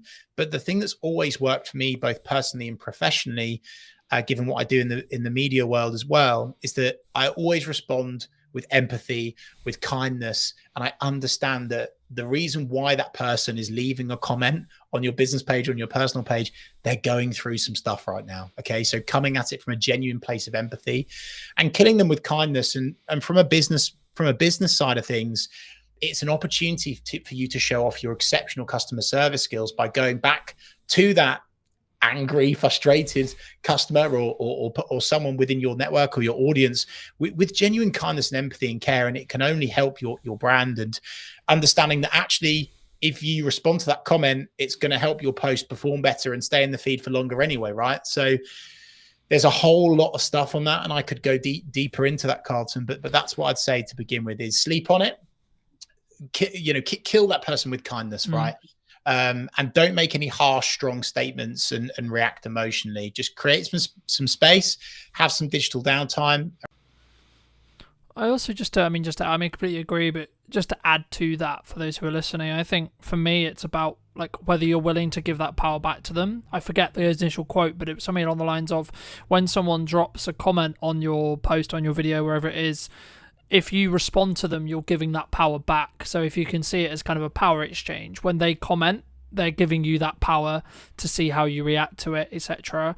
And if sometimes you don't need to comment back. Sometimes you don't need to necessarily engage in that conversation if you don't feel it will necessarily be, I guess, mutually beneficial for the conversation, or like you're not. Like, there's a balance, I think, between building community and building real relationships with people, and then also having people who are just there to maybe stoke the fire, maybe get a little bit controversial, etc. They're there for maybe rage bait, right? But you've had a lot of experience with, managing other accounts and working with other accounts, etc. And, in my notes here, I've got, you've managed over 250 accounts, which is across multiple industries, which is a big, big thing to say, right? Is there like a specific lesson or a specific like thing that you've noticed in that process that's like, this really works? Or is it very specifically industry based? Is it very specific timing based, would you say? In terms of content, in terms of responding to criticism, what do you mean? In terms of, I guess the question comes is like what because then it's like maybe someone's listening to this and go, well, why is everyone on social media, right? Like we want it to work for our business, okay? But some people have said to me, you need a niche, right? You need to niche down and do just content about X, okay? But at the moment, and this is a video I have up and coming, I'm going to talk about a hub strategy very quickly. You have a core Instagram, same is true in every platform, but core YouTube channel, core Instagram that you put your flagship content onto. Then you have spear or supporting accounts. So I have one for this podcast, I have one for my aerial work, etc. And they all then get invited as collaborators whenever there's a main post principle. But for me, like, you can niche, but because we're an interest-based graph now rather than social-based graph, in 95% of the case, I think LinkedIn's the only exception. Correct me if I'm wrong. I'd be interested in your thoughts on it. But like, for me, in most cases, we're interest-based, especially on short-form, infinitely scrolling feeds. In that respect, actually, followers become irrelevant. So actually spinning up these other brands, spinning up these other accounts, you could actually get some decent numbers. And even if it's just awareness traction to push to your main account, where you can then have more value-led content or, quote, conversion content, etc. And that's quite techy. But I think for me, that's like the key, I think, to understanding what content, like what this piece of content, what a piece of content serves. So I guess to like reframe it into a question, in your experience across all of those accounts and across all of your industry, do you find there is commonalities when it comes to strategic content pillars? The unsexy answer and the truthful answer, and I would be waving a big red flag if someone said that there would be something that works for all 250 plus accounts, right? I think that's a little bit disingenuous. That's massively disingenuous. And the reason why, Carlton, is on social media, there are thousands of variables, thousands. And we're talking like the algorithm, we're talking about the type of content, the headline used, the question, the value, the audience, the timing, the media. I could go on and on and on and on and on and on and on, right? And so I think what I always like to do with our clients is, to begin with, you have to understand who you're talking to, the audience, right? There's no point getting going and serving up content that's not going to convert because you don't understand who your audience are, right? So that's the first step. Who are your audience? Who are your people? And then the second thing, and maybe the thing that could apply to the majority of those, is having this kind of mindset and oversight and umbrella, if you like, of serving and not selling. I think that's really important. Of course, there's times in content where you would add in a call to action or, send someone somewhere to do something. We have to do that to make money, right? But having that mindset of serving, not selling, across a board of whether it's a business account, a personal account, small, medium, large organizations, that's something that I would say works for the majority of those accounts. Of course, execution of perfection, consistently turning up, not getting bogged down in this kind of perfectionism mindset. I think people have this misconception with social, Carlton, that the perfect social media post exists. And I'm holding my head because it happens all the time.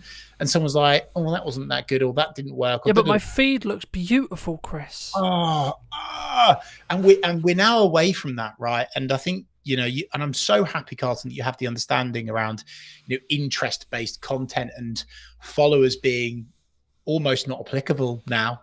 Like, they look good, they make you look more credible, but ultimately, if you are leaving a consistent digital footprint, I'll call it, across a variety of platforms where your audience are hanging out, using keywords within your copy that people can hang on to and find you via, that is where the impact comes with social.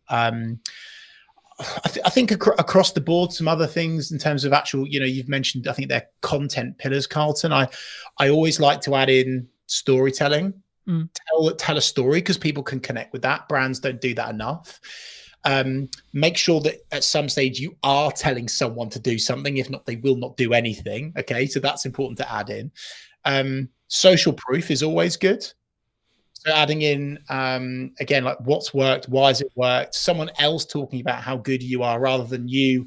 I call it weeing everywhere, which is quite creative. We do this, we're the best of that, we are number one, weeing everywhere. People are weeing everywhere all the time. Stop weeing everywhere, okay? And make it more your, and really address the reader. So that was quite rambly, Carlton, but I hope that answers that question. It's quite hard to give you a specific answer, but hopefully that. No, absolutely, it definitely does. I mean, I'm going to be quite biased, right? Because I've done video for like coming on 15 years and commercially for like 8 and 9, but I have noticed a trend across like either people wanting to do it or the platforms wanting you to create video, right? And I think, is that just the natural, like, it's the closest thing we have to me meeting you, me watching a video with you, building that parasocial relationship? or from your perspective, I mean, is there like other reasons or other things why someone should consider video as a format, and or why they maybe shouldn't? Yeah, I think, I've got my video goggles on as well, Carlton. I'm completely biased towards video because it is the most impactful content on social media. Full stop. End of. We could finish this podcast on that note, right? If there's one thing that people do today, film a video, even if it's a selfie shot, iPhone style, that's fine. Do that over a static. You'll see more engagement, reach more people, have more impact. I come from a commercial sales background. Really, I've always done social, but I that's kind of like where I've really made a dent. And when you show up on camera, Carlton, it is so good for demonstrating expertise.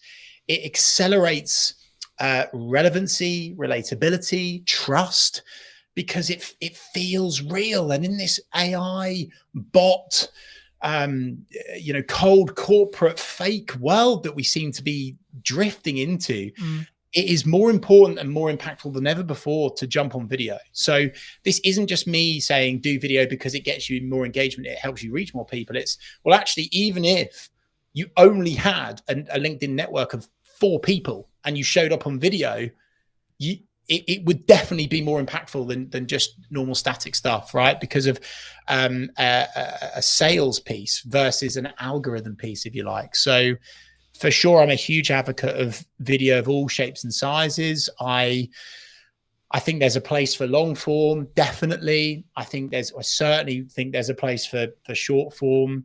I think overall, though, Carlton, people are hugely overthinking it. They're getting bogged down in the tech, and they're not, working with someone like yourself in terms of the tech setup, so they can just get going and talk about the stuff that they're good at and that they know about. And I just want people to get into this mindset of execution over perfection, and relatability, being real, even if you're walking down the street. And I know it's brave and it makes you look a bit silly, but even if you're walking down the street and you're just sharing a few words about your day with your camera and you're posting that as your content, that's a good enough start. It really. Yeah, no, I'd completely agree. And, very quick story. I've been a professional videographer for, as I say, like nearly 10 years. I do a couple of phone videos every now and again, and I'm almost willing to bet, I haven't checked yesterday's one, but nearly every single phone video, I think, it's really bad for me to say, but I think it over-indexes in respect to views for, like, on Instagram especially, but even on LinkedIn and other places as well. Like, I've noticed there is a algorithmic boost for phone content if it's executed well, right? Granted, right? And in the one that I'm specifically thinking about, I did tell a very cohesive story. I did give a very specific setup and then a very good resolution, but that was because I'm in the process of creating good content consistently and doing those reps. So whether I'm filming it on a camera, and the reason why I mention it here is because I think some people, they look at like what I'm doing with like the trailers and it looks good and it sounds good and I've got professional mics all the time and then I'm flying a drone and they're doing all this stuff, but it's like I don't have that, so I can't do it, right? I don't have the microphone. But you do have a phone, right? And I think if you just, it's more of a psychology thing. That's why I love to talk about the psychology behind video, because for me, it's the main barrier for someone not wanting to or not being willing to put themselves out there, because actually you find about some insecurities, and it's actually a really strong self-belief and self-esteem and self-growth perspective yourself doing video, which is a kind of a byproduct of actually all the business benefits that we've already kind of alluded to. But I think for me, I mean, if you were going to, and I know when I come on your show I went into depth on like the psychology, but from your perspective with your experience, I mean, what outside of doing it, what would you say to someone who's like either maybe looking to start doing their first post, tipping their toe in, or they maybe want to start on video? Like, what would you say to those people? Talk about something that you're genuinely passionate about. Don't overscript. Don't write everything down. Be okay with buts, and maybes. You will stumble. You will stutter. You will. There will be a moment where you accidentally say something you shouldn't, and keep it in. Keep it in, because it's real and people want real. Again, back to my previous point, AI, robot, cold corporate world that we're drifting into. people are craving real more than ever before. And this is why influencers do incredibly well, because it's so real. It's so genuinely authentic most of the time. And so I think if I was to say to someone to start out, like of course, you know, press record in your office, whether it be, you know, in the workplace or at home or whatever, and just keep the camera on and record your day, and maybe record some of your meetings from an alternative angle, and see if there's a snippet from that you can take out. Maybe you're not looking at the camera. That's okay, because doing something is better than nothing. And I'm like so far on the other side of the fence with this. Like, some marketers are like, oh no, you know, it's got to be absolute quality, da da da da da. But the problem with that is it's too slow. It's a lack of speed. And just like a balanced diet, Carlton, like I'm a big advocate of doing professional stuff as we are right now, but then also for speed. If you are walking down the street, if you are, you know, out and about somewhere, if you've just walked out of a networking event, whatever, and you've got that moment, that spark, that energy, that inspiration to get on camera, don't wait, get going. I just think so many people are overthinking it, Carlton, which is quite basic starter pack advice, but they absolutely are. I'll tell you a quick story on this. One of my consultancy clients, I was going through this process with her. We were running through various static. We'd established our top line strategy. We had images, we had graphics, we had design, we had some polished video. And I was saying, hey, look, Cassandra, I think we should really shift more towards this kind of real, relatable portrait, selfie shot style content. And she sent me a couple of videos. One was her at home, and one was her at the beach. And the one of her at the beach, you could barely hear her, to be honest with you. Like, you could hear what she was saying, obviously, but it was quite hard to hear. However, when she shared that one, you use that word over-indexed, it was so real. The wind was in the background. You could hear the waves. And most people, they wouldn't have used it. They would have gone, it's too difficult to hear me, I won't share that. Whereas actually I would say, if there's a car in the background beeping, if there's an animal, if there's a bird tweeting, if someone walks in, you know, like it's like the classic BBC Reader where the kid walks in, right? Like, use that, you know. I just think so many people are overthinking everything, and it's I mean, maybe it's a wider societal, deeper issue, right, around our own self-image. I think it's getting worse because of social. That's maybe like the dark side of it, but if you can just be okay with who you are and unashamedly sharing who you are with the world, then you will reach so many more people and be able to spread your message and create more impact. Something that I understood a handful of years ago when I did a video talking about marketing funnels was actually the job of a marketing funnel is to basically repel or exclude a certain sector of people, right? The wrong certain people. Because I think when we look at marketing, we go, I'm trying to attract the right people, right? But we don't always look at the other side of it, which is that repulsion side. But something which I've found really interesting as I've grown and I've developed is like I'm talking to more business owners who are getting busier and busier with the operations of a business and et cetera, et cetera. And that's probably one of the reasons why they, to be honest, they bring me in, because they want the professional content, they want the feel, they want the sound, but they don't want to have to worry about what lens are we shooting on, what light are we using, what microphone are we, so on, right? But for some business owners who say they don't have time for social media, they don't have time for content creation, what would you say to them? I would say, like anything, it's whether you truly want to commit to it or not. I would say that it's more attainable than ever before to work with a genuine specialist that isn't going to charge you, you know, through the roof like a large generalist agency that doesn't specialize in. And you, as long as you go through an appropriate in-depth onboarding, consultancy, strategy, agreement process, if you like, and you're able to define exactly what you want to achieve, where you want to go, how you want to do it, your tone of voice, then you could outsource it. But I also truly believe, Carlton, with the tools and technology that are at our disposal today, I've got a lot of concerns around AI, right? But then also, I am an advocate of using AI in terms of ideation, in terms of building out content pillars, headlines. There's so many things that we can get from it. So it's easier than ever before to get consistent on social, whether you do it yourself through tools, through techniques, learn techniques, or you outsource it. You don't. I think there is this kind of there's this real thought with most people that it's like this huge unattainable expense to work with a specialist on your social now, but that's certainly not the case in my humble opinion anyway. So again, not maybe a one and done answer there, but an honest answer, which is that you can absolutely commit to it, whether it's yourself or whether it's through a.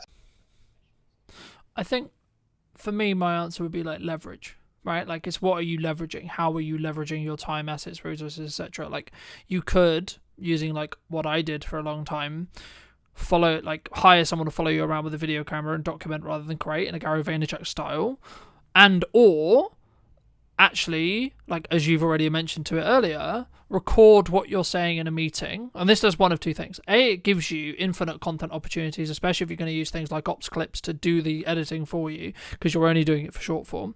But also, it actually means you're going to show up better for that person in the meeting, because you're not going to spend time talking about how's the weather, how is the dog, etc. You're going to go, okay, how tangibly can I add value to you, right? How can I tangibly add value in that hour? Because A, you're creating content from it, so you want to add kind of generalized information, and you want to create the most valuable content you can. But also, I've found personally, people take more value from the meeting because you are kind of in that performance mode, I guess you could say, right? But this does kind of link in, I guess, and it'd be wrong of me not to ask you around, you've been very fortunate to speak on stages, you've been fortunate to, I believe, correct me if I'm wrong, but like run your own radio show on the BBC and co-host it and etc. I mean, like, for people who are maybe listening to this and that's maybe like an avenue of their business, so maybe they have a speaking opportunity or they have been invited on the radio, but they're not sure, well, like, what's it going to do for my business, and like, why should I? And like, do you see that as important for you personally? Brought that up, Carlton, because it links with your response to my last answer, right? Which is that if you're going to do public speaking, or you have a media appearance, or you're guest writing, or you're doing something like what we're doing now, okay, the reason why I'm committing to this is, of course, not just to share my expertise and my experience and help serve, not sell, really just help people reach new audiences. It's getting content as well.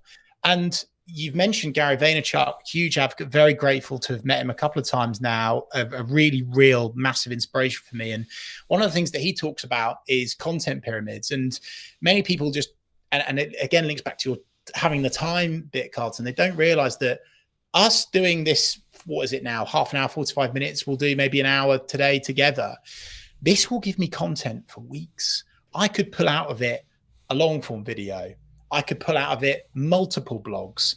I could pull out of it, I mean, with your help, especially Carlton, so many short form video snippets, right? That I could run evergreen on my personal or business account for maybe the rest of this year, for goodness sake, right? And it's a massive frustration of mine, actually, Carlton, as well, because when people get these opportunities, public speaking, media, podcast, etc., they don't maximize the opportunity and they don't use it to their advantage. So they do it, they reshare it, and that's it. And it just kind of dies or fizzles out. And they don't realize that actually by doing this today, I'm getting loads of content that I can use over and over and over again. And that is an incredibly useful trick that so many business people are well, not just business people, all people are missing out on the opportunity from. And of course, by me doing this appearance with you, it's going to highlight me as the expert, the person of expertise.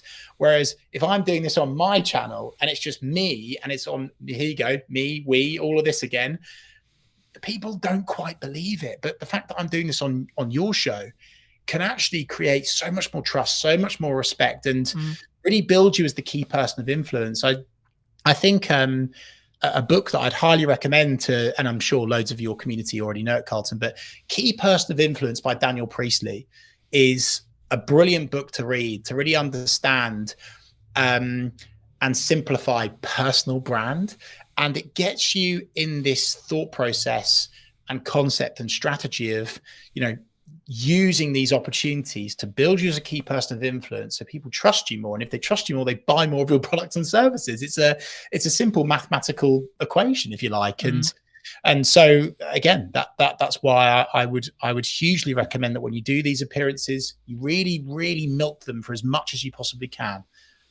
And also, I think, sometimes people see like filming a talk at the front of a room or filming a podcast as like just a cost. And until you break that framework down and you look at the visibility that you're potentially going to get, and I think at the moment we relaunched the podcast account, I think it's now like 24 or 22,000 or so within like 2 weeks or so, just under 2 weeks in regards to like monthly views. Now, yes, we're using a strategy which involves a level of volume to create that, right? Each reel is maybe only getting 300 or so views at the time of filming, sure, but the point is, how many people, even if we take 1%, okay, that's close to 2,000 people that potentially could convert in my business within the next 3 months, right? And that's just on Instagram alone. You then add the potential revenue opportunities that come from having a monetized YouTube channel and etc., and like building side revenue, especially if you're in what I would call a up down business, so like you're very project by project based. You could build yourself an opportunity, and I'm personally doing this with the brands I'm building and in the content I'm creating, where you could have infinite marketing content because you're going to put it out on all your social media, linking out to your YouTube, etc. But also, if you strategically think about it enough, and you can build a strong niche for that YouTube clarity, which is what YouTube specifically cares about in all the research and all the people I've spoken to right now, and that's why I have a different channel for the podcast rather than Brightner Media, etc., is because algorithmically YouTube wants to have clarity over who to serve those videos to, right? But the key there is once it gets to the point where the YouTube channels are big enough, they will become their own revenue stream. And it might be £100 a month or etc. Sure. But that what does that do to your business? That changes your baseline revenue. So if you are project by project based, that means you can potentially pay for another SD card, or you can pay for another microphone, or you can pay for a bit of lighting, or you can pay for a bit of consulting, etc. Or just hold on to the £100, right? And it's about, I think for me, how you think about that from a longer term. But do you think people sometimes underestimate like the other opportunities that could come from like either that or the lurkers that could come on social media from creating content, Chris, do you think? Yeah, for sure. I was going to say, though, something that you've brought up there, which is a huge gap for the majority of people. Unbelievably, they are not using and making the most of the second biggest search engine in the world, which is YouTube. And YouTube Shorts right now are so hot. They are absolutely flying. They are getting so much organic reach. And so even if you were to set up your own personal YouTube account under your name, right? And you just share all of these little videos that you do from various appearances, public speaking gigs, talks, meetings, whatever, wherever, however, getting your name on YouTube and giving these AI tools, hey, by the way, something to grab onto because then you're the expert. Boom. And that is a massive gap for so many people. So again, link back to your previous question, Carlton. We're doing this in a funny order today. That will hugely help people. So definitely jump on YouTube and really, really capitalize on that opportunity by using that video content. And the great thing is with YouTube is by tweaking, tailoring, optimizing, making something, amending something, is that it can go viral like that. Okay. So with LinkedIn, with Facebook, with Instagram, if you edit something, if you edit a social post, it will penalize you, right? YouTube is phenomenal because by simply adding a new thumbnail, changing the headline, adding more to the description, all of a sudden your video can blow up and it could completely change your business forever. And that's not pie in the sky, blue sky thinking stuff, right? That's very real and it's happening for so many people. And so again, another takeaway for people listening to this is please jump on YouTube. Please start publishing to YouTube. Yeah. And I think, we've talked a lot about like the commercial benefit of doing content, the commercial benefit of like why I should be looking at marketing, how I should be consistently marketing, but you've done some incredible work through your Big C initiative about, specifically raising I believe this is correct. Do correct me if it's wrong. Raising up to about £40,000 for the charity involvements and etc. I mean, how specifically is that kind of, I guess, purposely shaped your work, or like how did that kind of come about? Like, because I think that's really rare in the business landscape, but also in the social media landscape as a whole. I don't think we sometimes think, hey, I could actually do something really good and really meaningful here. Love that, Carlton. And we're talking here about business and doing all this, but hey, actually, what charities are you passionate about? What do you want to change in society? What legacy do you want to leave? You can use social as a tool to support with that. I'm so proud to say that we've now got up to over 50,000. I think we're almost knocking on the door of 51,000, right? For a cancer charity that supported my mum before she sadly passed away in 2007. And my mission is I want to get to 100 grand before I retire, right? And I will get there.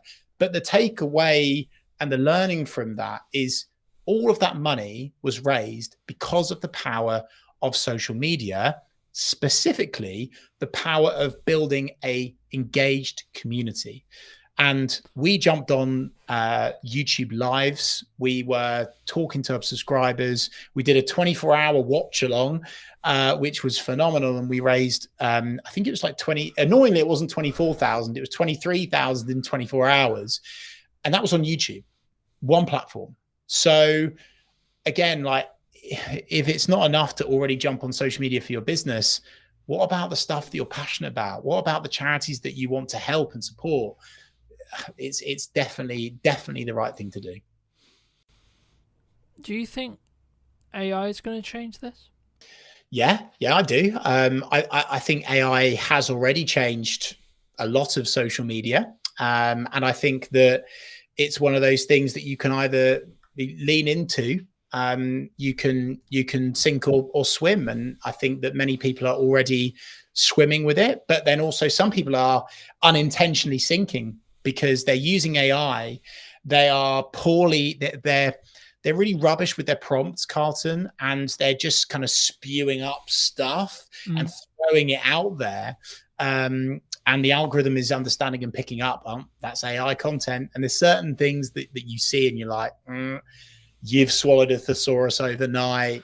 You're using the rocket emoji on every single post. You're using multiple line breaks in weird orders. It doesn't feel like you anymore. So I think AI has changed it, but not just for the good, but for the worse as well. And honestly, not even just saying this because I'm on your podcast. It's why video. I didn't think video could be any more I didn't think it could be any more valuable. AI coming in has made video work even more valuable for you and your business. Because of course, AI tools are developing all the time, right? And it's going to get scary really quickly at what it can do, even in video. But right now, there's this opportunity where doing video as you, for real, there's going to be this nice soft squidgy stage where you can get so much impact now before these tools and technologies catches up with it and are able to dupe you to a quality where you can't tell the difference. I don't think that's going to be long, by the way, and I'm quite scared by that, to be honest. For the world, not for me or my business, everyone. But for the next year and a half, 2 years, I think there's a real moment where you can jump on video, make loads of money, create loads of impact, help support causes that you care about. I think AI has made things really good in terms of getting people going, ideation. But I actually also think it's really showing people up, and it's making jumping on video even better for showing off your expertise, your knowledge, your wisdom, your skills, because that's something that AI can't do. Yeah. How shouldn't we be using AI? How shouldn't we be using it? Putting it. I'm not going to try not to swear, just in case you're monetizing this. By putting a rubbish prompt into ChatGPT, copying and pasting any old nonsense, right? If you put rubbish in to ChatGPT, you will get rubbish out of it. And people aren't even proofing, Carlton. It's so scary how lazy humans are. It's so scary. They're literally putting a rubbish prompt in, getting a rubbish answer response out of it, copying it, whacking it in LinkedIn and sending it. Yeah, that'll do. Fact checking it. And some of the stuff I've seen, it's like the worst thing to do for your personal brand. It can literally destroy your personal brand in an instant because the facts are wrong. The stats are wrong. They're not right. And it's because partly of the prompt, but also what AI is currently still latching onto. So as I say, I'm not an AI denier by any stretch of the imagination, but I think that's where people are getting it massively wrong. They are not understanding how it works and they are shortcutting it. They're thinking it's accurate and it's not. It's actually, you spoke earlier, Carlton, about, video / social attracting or detracting for your personal or business brand. And my goodness gracious me, is it detracting from some people's businesses right now? Algorithms change constantly, right? There's constantly a new thing. There's a new trend. There's a new, Reels have just launched, Stories have just launched, Snap Spotlight has just launched, etc. Right? It's a full-time job on its own, right? That I'm sure we both spend quite a lot of our time because of the nature of our business. But to the person who's maybe not in the space every day, what advice could you give them as we go into 2026 and say, okay, well, this format, this trend, this idea, this concept, this thing is underrepresented and is the quote opportunity right now on social?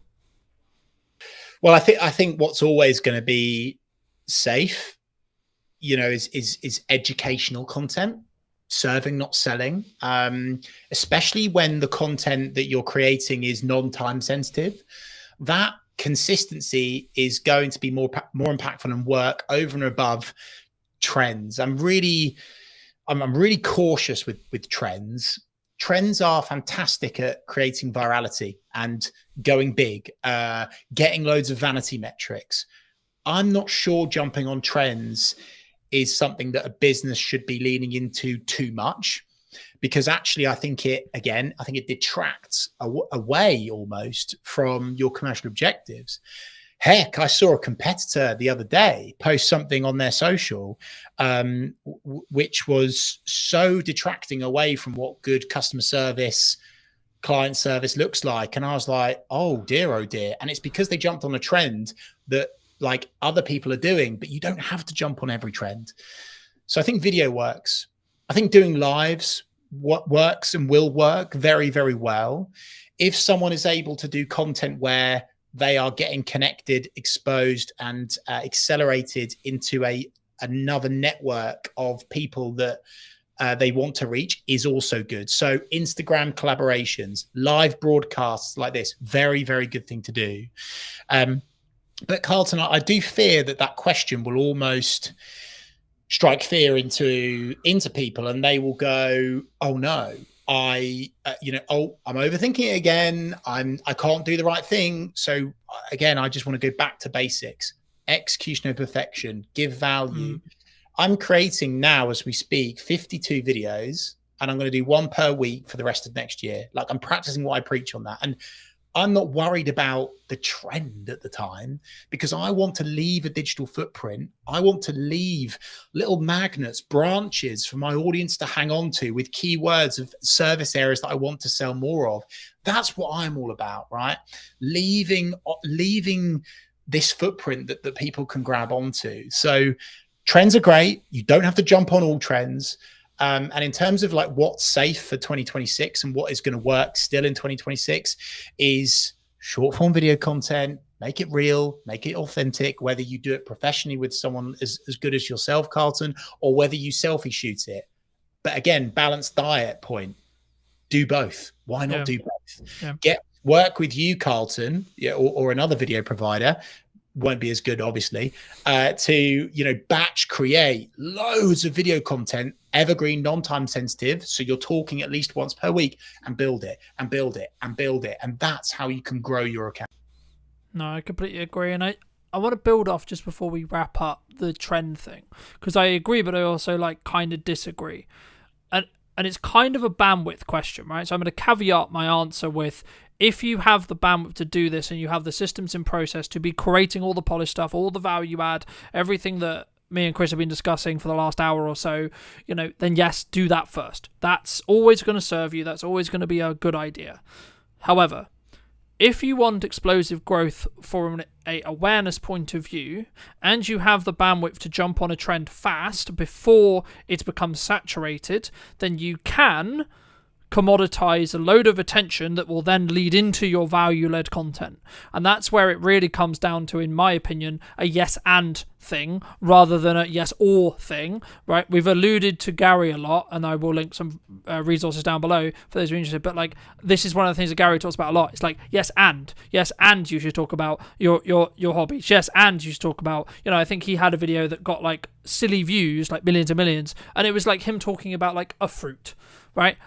What ROI is that? Well, actually, probably quite high, because what happens is people, if you look at everything you do as a part of a marketing funnel, you need to ask what piece of your content is going to do. You can trend jack and get a strong piece of awareness content.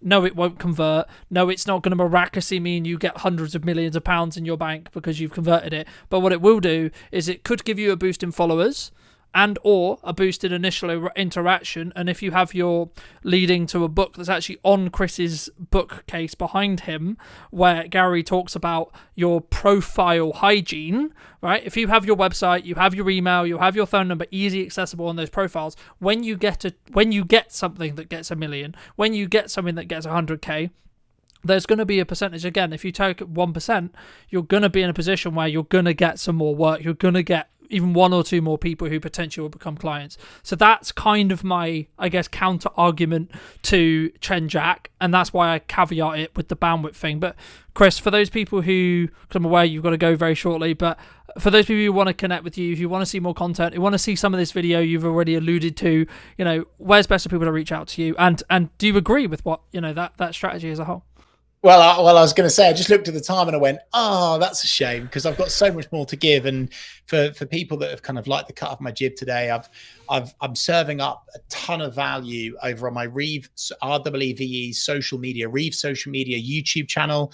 I'm doing live broadcasts, one of which is with this guy. Incredible value in terms of video psychology, which is the most important thing before you get going. We'll leave that alone for now. Connect with me on LinkedIn, Chris Reeve. I'm showing up there really consistently and just providing free value for people to use and jump on. And yeah, just back to your previous point, to, I guess, sort of somewhat finish on, Carlton, in a funny old order again, is we could have done an hour-long Gary V love-in, couldn't we, right? But this attention thing, right? I think that's something else to tap into, is without attention, nothing else happens. And so I would just say, like, preach to your previous answer, Carlton, bang on the money. I'm saying yes, and I'm not saying only do proactive, non-time sensitive evergreen content. This is my tap, by the way, that I'm turning. But I'm also saying turn on the reactive tap, which is the trend tap, the reactive tap. Just don't do only one or the other.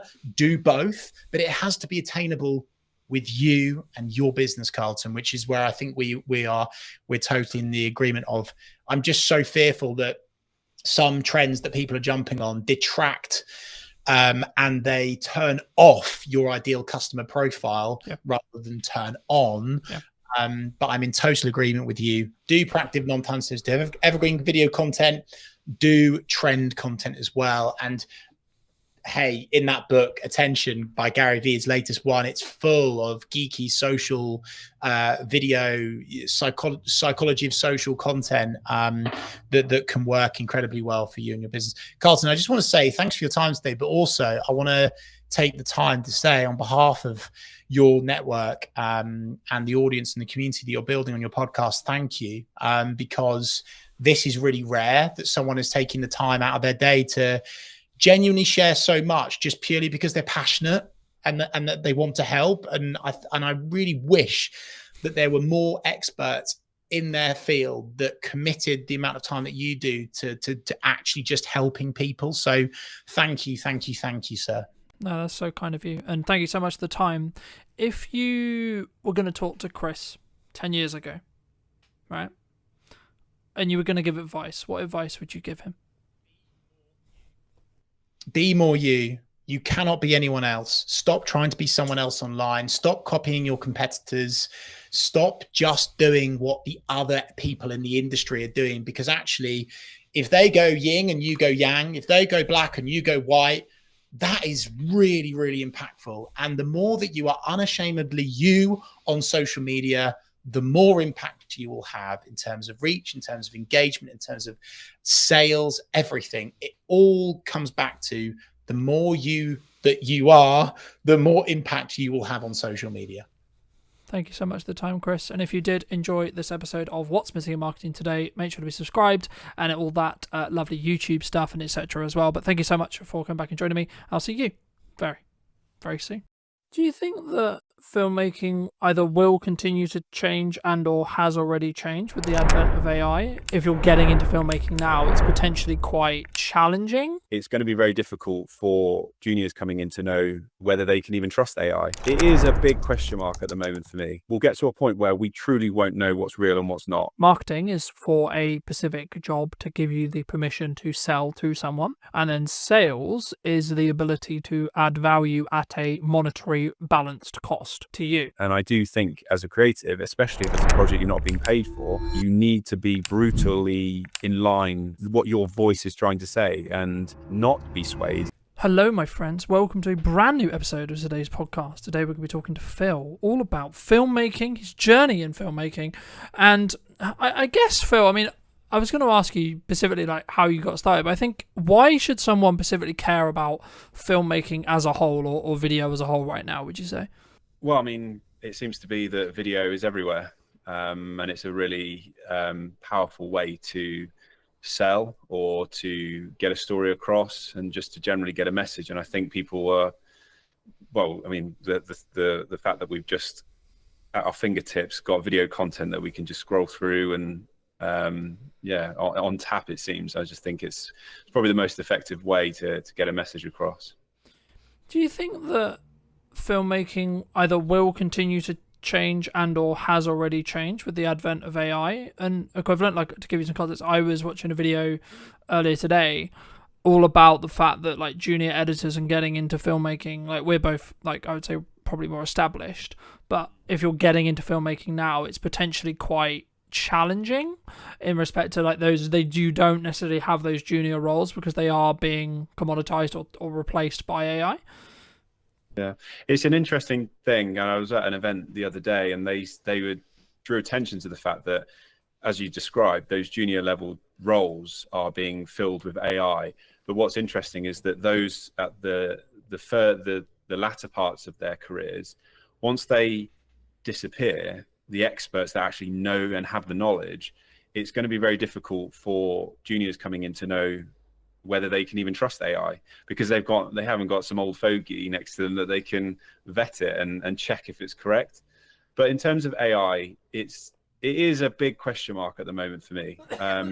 However, I'm starting to see whenever I speak to people about LinkedIn, they're frustrated at the fact that every post seems to be AI. And I do question whether we'll get to a point where we truly won't know what's real and what's not.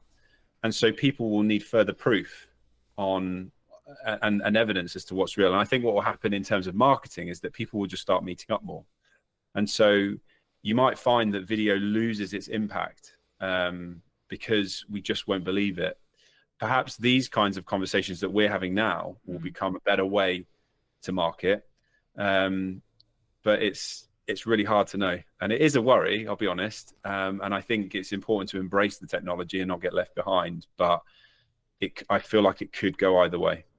As I say, I mean, for me, I think it's kind of one of those things where you've got to kind of use it to like leverage what you're doing, but also be aware of where it's going. So then you can maybe pivot, change, adapt what you're then doing as a filmmaker, what you're doing as a marketer, etc., either for your clients or for you.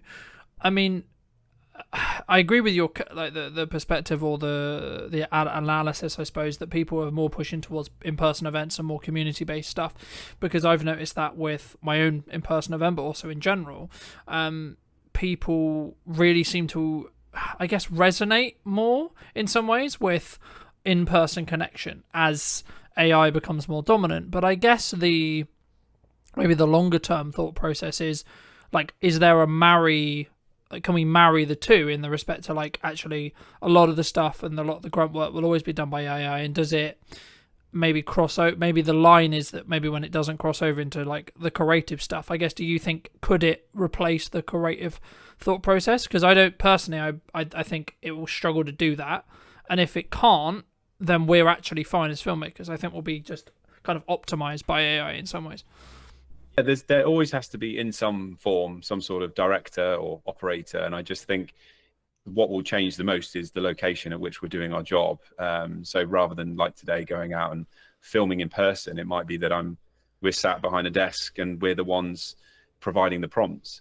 But we can only really get our heads around what we know today. And if you consider how advanced it is already, give it 20 years, it's just going to be so radically different. And I do believe that it will be advanced enough to do all of the creative legwork, but it's just whether we as a race will choose to accept that or not. And I think that's where we are unique, is that we'll be emotionally driven, and I don't think, and morally driven as well. I don't think, and people will buy into it and will accept that we're not needed anymore, and it will be automated. And I think something will come through, and it will mean that AI doesn't have the same impact as it does. But at the moment, embracing it and helping and using it as a support mechanism is really useful. And I'm using it all the time. ChatGPT is just, I'm every single day. Sometimes I'm using it for personal therapy. Sometimes I'm using it for my work, and I'm finding it's helping me to speed up the process, but it's not replacing me, because I still have to be the one to then decide, is this decision it's made or suggestion made, is it suitable? Yeah, I agree. And I think, I don't know if it will ever, because the problem with like large language models, right, is if they start embedding mistakes and they have mistakes in them, then they'll learn from those mistakes and then repeat them, right? And I think to an extent that's kind of why I'm maybe slightly more skeptical of whether it will become this all-seeing power. Is it going to be in a world where we have it and we use it? Absolutely. But I don't think it will. I'm kind of, it might be famous last words, right? But I'm skeptical that it will get to the position where it can completely replace a human, right? Will there be elements of, like, I can see a world in 5-10 years where the camera we use for work or the camera we have in our webcams have AI features built in, right? They can, I mean, that's what we're already seeing that with iPhones and etc. when it comes to like beauty filters and etc. And I guess in some ways the vulnerability, maybe if you're already in the beauty industry, I can see as a specific industry that will potentially struggle with this, because they already try to beautify non-reality, if that makes sense. The thing that AI will struggle with, for example, is like the detail on my beard, for example, at the moment, right? And I think as we move forward, I guess the question comes is like, is that a regulatory thing, do you think, of like stopping it from just completely obliterating like the entire industry as a creative industry? Or is it actually just going to be people will eventually just say, yeah, it was kind of a gimmick and we kind of use it as quote work, but actually we're going to draw a line and sort of say, well, we're not going to, it's not going to be used for this. Do you think? I feel like we are in such a capitalist society that sadly I feel that the need to create revenue will be so strong that I don't even think, I think it will just happen and we won't even notice. And for people like you and I, we know a world before AI, whereas in 20, 30 years, the next generations coming through won't know any different. And so it will just be part of their life. So I think that's when we'll notice the biggest difference. But I do feel strongly that we will just require that real human interaction. And for as long as we don't know, we'll crave it. It's just hardwired into us as a species to want real connection. So I do think in some form we'll seek it out. And I reckon a new art form will come about from it. I don't know. Or it might be, as we see quite commonly now, things that are retro coming back in. It's because even the younger generation are looking at simpler times. My daughter is 13 and she's taking a break from her mobile because she doesn't like what it represents in her life. And I think that's an incredibly mature choice that she's made. So it could go either way. It's so difficult to know. But what I do know is that we can't be those that turned our nose up at, back 100 years ago, the car versus the horse, because it's just inevitable. And you have to be, rather than just rolling with it, what I'm realizing is that I still feel like I'm behind the times. Whereas what we should be doing is being a pioneer. We should be the ones perhaps steering the direction of AI, making use of it. And rather than sitting back and waiting for it to dictate our life, we can be the ones to say, well, this is how I plan to use it. And we can make choices now that then steers the direction. Yeah, no, I agree. And I think for me, the key is whether you're in the driving seat, right, or not, which is kind of what you're implying there. But I mean, I guess, like, getting it back to basics, I mean, a lot of what we do is tell stories, right? I mean, how did you get started in either filmmaking or like telling stories as a whole? So I went to university, started in 2004, and I did a 3-year course, video production in Gloucestershire. And it wasn't until the last year that I really started to get a sense that I could direct. And so I did that in the final semester and really enjoyed it.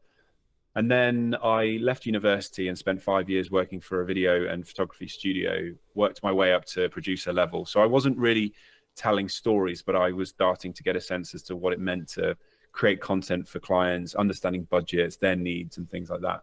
And then I set up my own company in 2012. And that's when I started to get that itch and that need to want to make content for myself, or to prove that I was more than just a corporate video producer. So I made a music video in 2014, which was my first ever real creative, in inverted commas, personal project after university. And then I made a Christmas film called Love is a Gift in 2014, which went on and did very well, oddly, when I re-released it in 2018. And that's when I started to get a bit of a reputation for being a storyteller and a director. So since then, it's always been in my head, this sense that I want to tell impactful stories. When I'm doing my day-to-day job as a head of creative, it's a catch-22. So I've got this desire and need to tell impactful stories, but sometimes the projects don't need it, or they don't need the amount that I want to put into those projects. So I have to be careful not to overinvest and drain myself emotionally on every single project. But I do have a need to, at least once or twice a year, tell a story that I feel resonates with my viewers.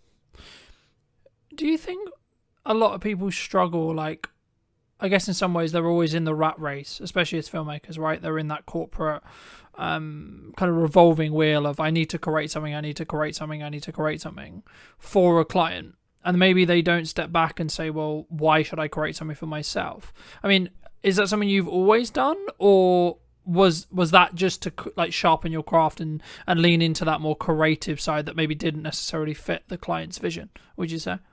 When I started making, kind of the reasoning behind, I guess, why you still create, or why you did create your own stuff, rather than, because I guess in some ways some people would say, well, you don't make direct money from it, so why would you invest the time, energy and resources in doing so, right?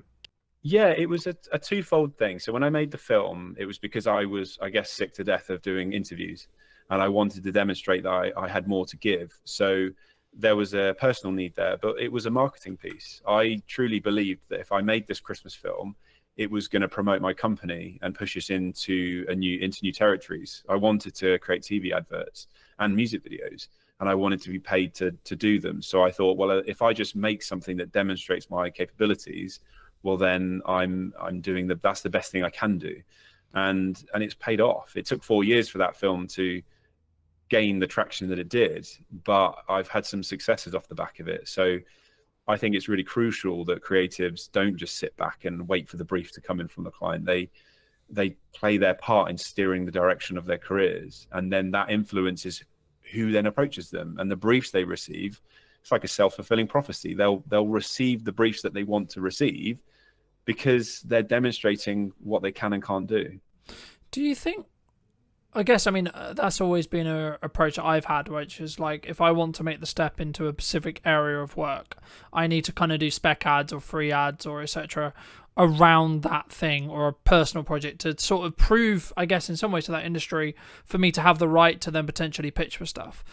Do you think business owners, creatives, I don't want to use the term they're lazy, because I think that's it's kind of up your own arse kind of opinion of saying that. But I guess the approach could be like, if their back's against the wall, maybe they don't appreciate that marketing is the understanding, or maybe they don't have the runway financially to think about what we're doing in 3 months' time, right? Because a project like that, I haven't done one to that scale, but I expect it didn't exactly take a week, right?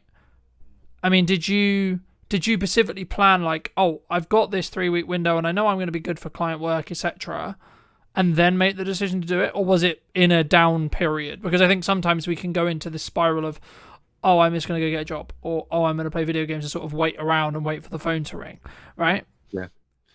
For me, so Love is a Gift, the Christmas film, I was on a run and the idea came to me, and it was just before Christmas. I think it was early December, so I was quite late in the day to get something made, but I didn't hang around. So it was a Sunday, I ran home, literally sped up to get home to write it, and then I'm pretty sure it was the Tuesday that we just made it. So I'm very impulsive, which is a good and a bad thing, but I don't like to hang around. When I get excited about something, I just want to get it made.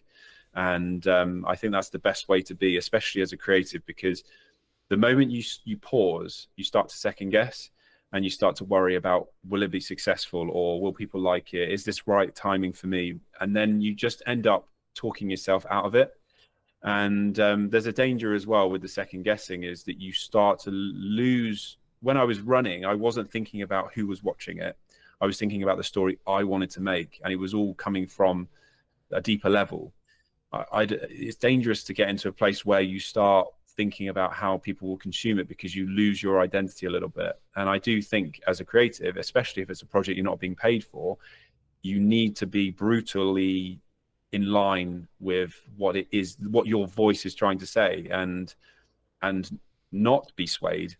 And I think as creatives as well, we're all incredibly unique, and there's an opportunity there to do something brand new rather than recycling what might have been successful by others.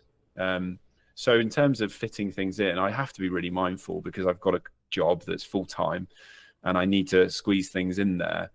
But if I really believe in it, I'll make it happen. I think if you're so passionate about something, you make it happen, don't you? And I guess, yeah, brutally, if you don't, you've only got yourself to blame. Would you have done it if there was absolutely no guarantee, or absolutely like the likelihood actually in general was that you probably wouldn't make any money off it or get any more projects off it? Will you still made it? Do you think, in hindsight now? It's a really interesting question, because at the time I didn't know, but I still made it. But yeah, there was always that hope that something good would have come of it. So if someone said to me this would be a waste of time, truthfully, I probably wouldn't have made it. And I'm aware of that. That's something that it's a drawback, in a sense that you could argue I should be making stuff just for me. But let's not forget that I'm doing this for a career. I want progression, but also there has to be a viewer at the end of it. We're broadcasters. We're creators of content that has to be consumed. If no one's watching it, then you're purposeless. So I am mindful of that, but I try not to let that be the driver. It's a strong part of it, and I'm aware of it, and I've actually had to work through that, because external validation is something I do seek. But I'm better these days. And actually, the film I made last year was the first one I truthfully made it for myself. I wasn't conscious of whether people would enjoy it or not. I truly felt this story was strong, and I was working with an actress who I knew would be able to help me tell that story, and I just wanted to make it. But I would be lying to suggest that if no one had watched it, would I have been disappointed? Of course I would have. I think there's a difference, in my view, between whether you'd be disappointed and whether you would have still done it. Because I think in the act of doing it, you develop your own skill in being able to create a piece like that. So there's benefit there. Number two, maybe you haven't given it the timeline yet. Maybe you haven't actually marketed the film, right? Because I think sometimes when we look at filmmaking as a whole, the short film genre is maybe something that I would say is probably kind of prone to this. filmmakers look into, I want to make this perfect piece, I want to make this amazing short film or amazing feature film or amazing music video, whatever it ends up, the product ends up being. But you don't necessarily, in my experience at least, on average, until you specifically think about it and you really plan it properly, I think you should personally plan the marketing of how to get the right people, or people in general, to see the thing you're going to create first.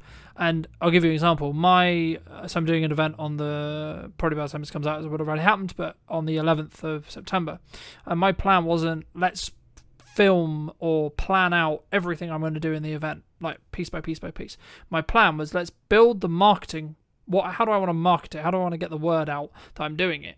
And then I'll sort of figure out what I do in the event after the fact. Do you think, to phrase it into a question, do you think filmmakers, people in general, especially like solo operators, video production companies, maybe less or so, but especially solo operators or people who are starting to get into the space, maybe they don't look at that marketing piece enough? Do you think? Massively, yeah. And I do think it's a missed opportunity as well. I've worked with many production companies. I've had my own, and there's a lack of strategy behind the content that's being suggested, and thought as to who's watching it and why, and how does that fit amongst a much broader marketing plan. And so thankfully now I'm in a broader creative role, and that's exactly what we have to do. And video is just part of the puzzle. And that's been a real eye-opener for me, because video was always my world. But now I've realized it's not the be-all and end-all. There's so much more that surrounds it. And so I do feel that production companies should be way more vocal, or should be understanding of that broader marketing plan, so that when they're pitching ideas, it's not just, this sounds nice, let's hope for the best, because the client deserves more than that. So that is a trap that solo shooters, and actually lots of production companies that are well established, fall into. They focus in on just that one particular project they've been asked to produce, but they're not thinking broader than that. And I do think clients should demand that as well. It's really important. Do you think that would be a way for us to protect us from like the future of our income, the future of our business, the future of our career from AI to an extent, if we focus on that strategic side? Potentially. However, ChatGPT is incredibly strong at coming up with marketing plans and content strategies. But again, there has to be somebody, I suppose, that controls it. That I question whether a business owner would have the time, I suppose, to be thinking, well, what is my marketing plan? What strategy am I going to be putting into this campaign, especially if there's lots of campaigns? So yeah, that's a really good argument there. If video producers can get on board with that and bridge the gap, so that perhaps you don't want to get rid of marketing agencies altogether, but for those smaller projects where they just need a video or a suite of videos, yeah, that's a really good way to add value. And whether they charge for it or not, I don't know. But then a client or a customer would come to them seeking that value. Because for me, when I saw, and I've been very honest in content before, I'll be very honest with you and everyone listening. I mean, I saw what AI was doing, and I saw what AI was becoming capable of, and I'm seeing some of the stuff coming out of Google VO and etc. And I was like, shit. All right, was the honest truth. And then I was like, actually, hold on. There is, and that's kind of why I focus on that middle ground, because with the strategic side, because I think everyone wants to chase the golden goose, right? Everyone wants the large projects. Everyone wants the big paychecks, etc., etc. In the years of experience I have personally, they only happen if you can be ROI focused. And for those who don't know, ROI means return on investment, and it's basically just focusing on, because at that point, if you can, no one can ever guarantee like a strong ROI, right? You can't. But what you can do is you can stack the odds in your favor, right? So something that I'm trying to do a lot of at the moment is be very omnipresent in my marketing, right? Like, this is the first one that was streamed, right? I'll be curious to see where the podcast is in a year when it comes to either the quality of streams, how I stream, how I record it, etc. But the key for me is to either utilize strategies from either older content to distribute on other discoverability platforms to give me the opportunity to potentially reach a larger audience, for me personally, and or potentially everything I'm experimenting with, everything I'm trying to move forward with, I can then, when I work with a client, I can say, well, actually, this is working for me. Have you considered doing this, this, and this? I mean, is that also, I guess, part of the argument or part of the thing you would personally say about why someone should make a music video, should make a short film, should make, you know, their personal documentary, their personal project, etc. Not necessarily about them, but they should make that personal thing that they're not necessarily getting paid for, would you say? Yeah, I mean, arguably, then you're kind of looking at yourself like a client, I suppose, aren't you? Rather than, that one big shiny video or whatever it is, asset that you think will win everybody over and go viral. Like, that's the term that everyone seems to sway towards. Like, will it go viral? It's like, well, it's impossible to gauge that. But yeah, if you can demonstrate how you can add value across multiple platforms, or if you've created content to then repurpose it and recycle, then that's definitely going to help you. But I've never really thought about that, to be honest, because I'm guilty of just coming up with ideas and making it and then moving on. It's a real short attention span that I have for my own content, but drawing up your own marketing plan sounds like a great shout. I feel like we should be having a conversation offline. I don't know whether I'm just unique in the way I think, right? But I've always treated and continue to treat Brunton Media as the highest paying client, right? Now, the reason why I do that is because it allows me to be what I believe and where I am as the cutting edge of what I know is working in marketing, and then using video as a vehicle to do that. And I think for me, that's maybe one of the reasons why maybe I'll win a project over someone else, for example, right? But you've been very fortunate to work with some quite well-known names, right? One of which being Lewis Capaldi. I mean, how did that kind of come about? Because I think, especially maybe starting out people, they look at that and go, "Oh my god, wow, that's such a great opportunity." I mean, could you, if you don't mind, just how did you sort of get that gig? Did you like put it into tender? Like, did someone reach out? Like, how did that all work?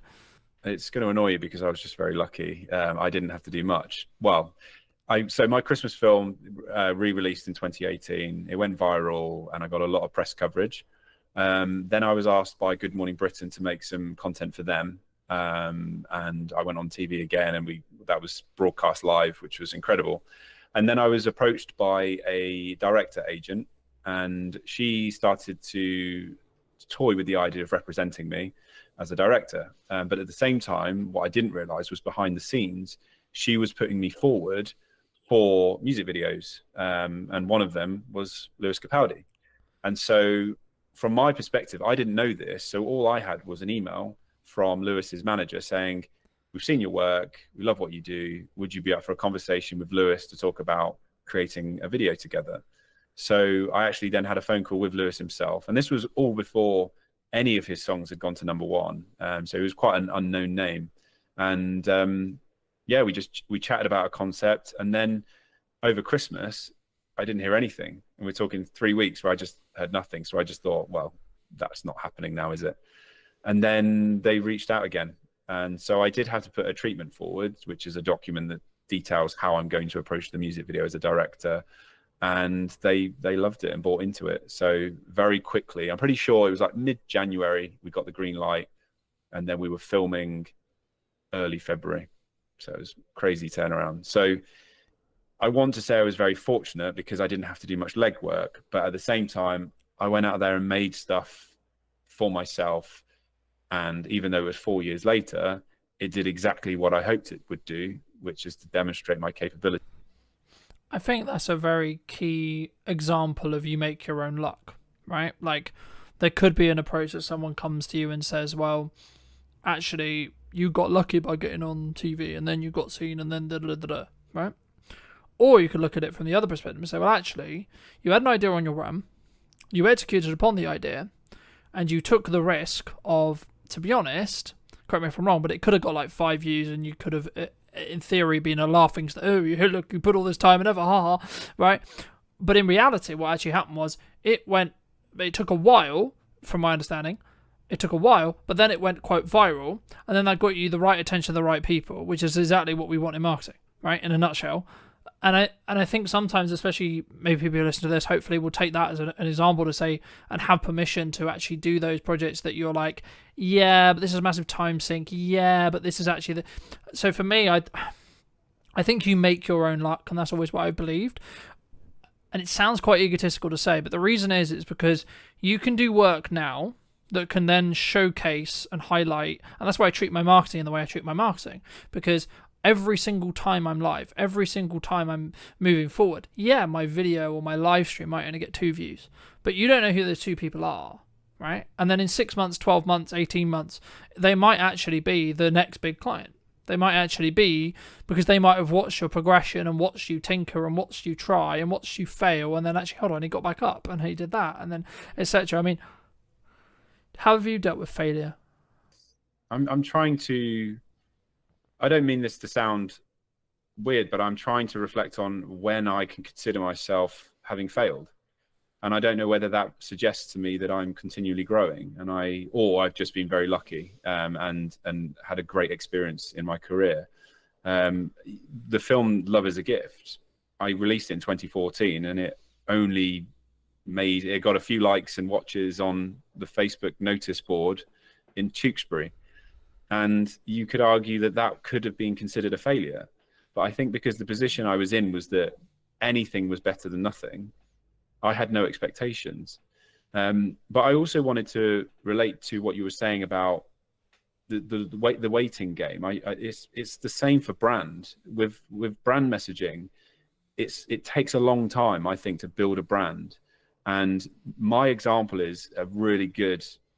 I've built my own brand, haven't I? It took 4 years for the right people to see it, and it then took a further 2 years for me to get an incredible opportunity to work with an Australian company called Memories, and they'd been having conversations about me for 2 years, where they would talk about video, and they were mentioning my name in the meeting rooms.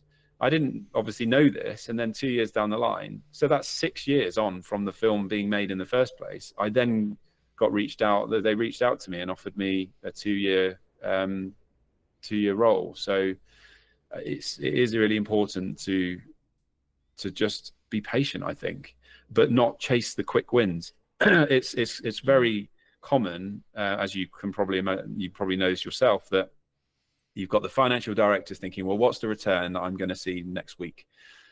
And it's really hard to be able to say to them, well, I can't promise you a return, but as experts in marketing, we are very confident that this will gain the traction that you're looking for. But this is where data comes in really handy, because if you can demonstrate that you've done it before, then they're much more willing to take a leap of faith. And I think, again, as video production companies, which they don't tend to do, they need to be desperately clawing any form of data that they can get to show that what they've created actually had an impact. And without that, it's just pointless. And I've been in those rooms where I'm saying, yeah, I feel so great about this idea, but truthfully, in my head, I'm like, I don't know if it's going to work. I hope it does, but I didn't feel confident in that. So now we're really hungry for data, because it just gives us that extra bit of confidence to be able to say, well, check this out.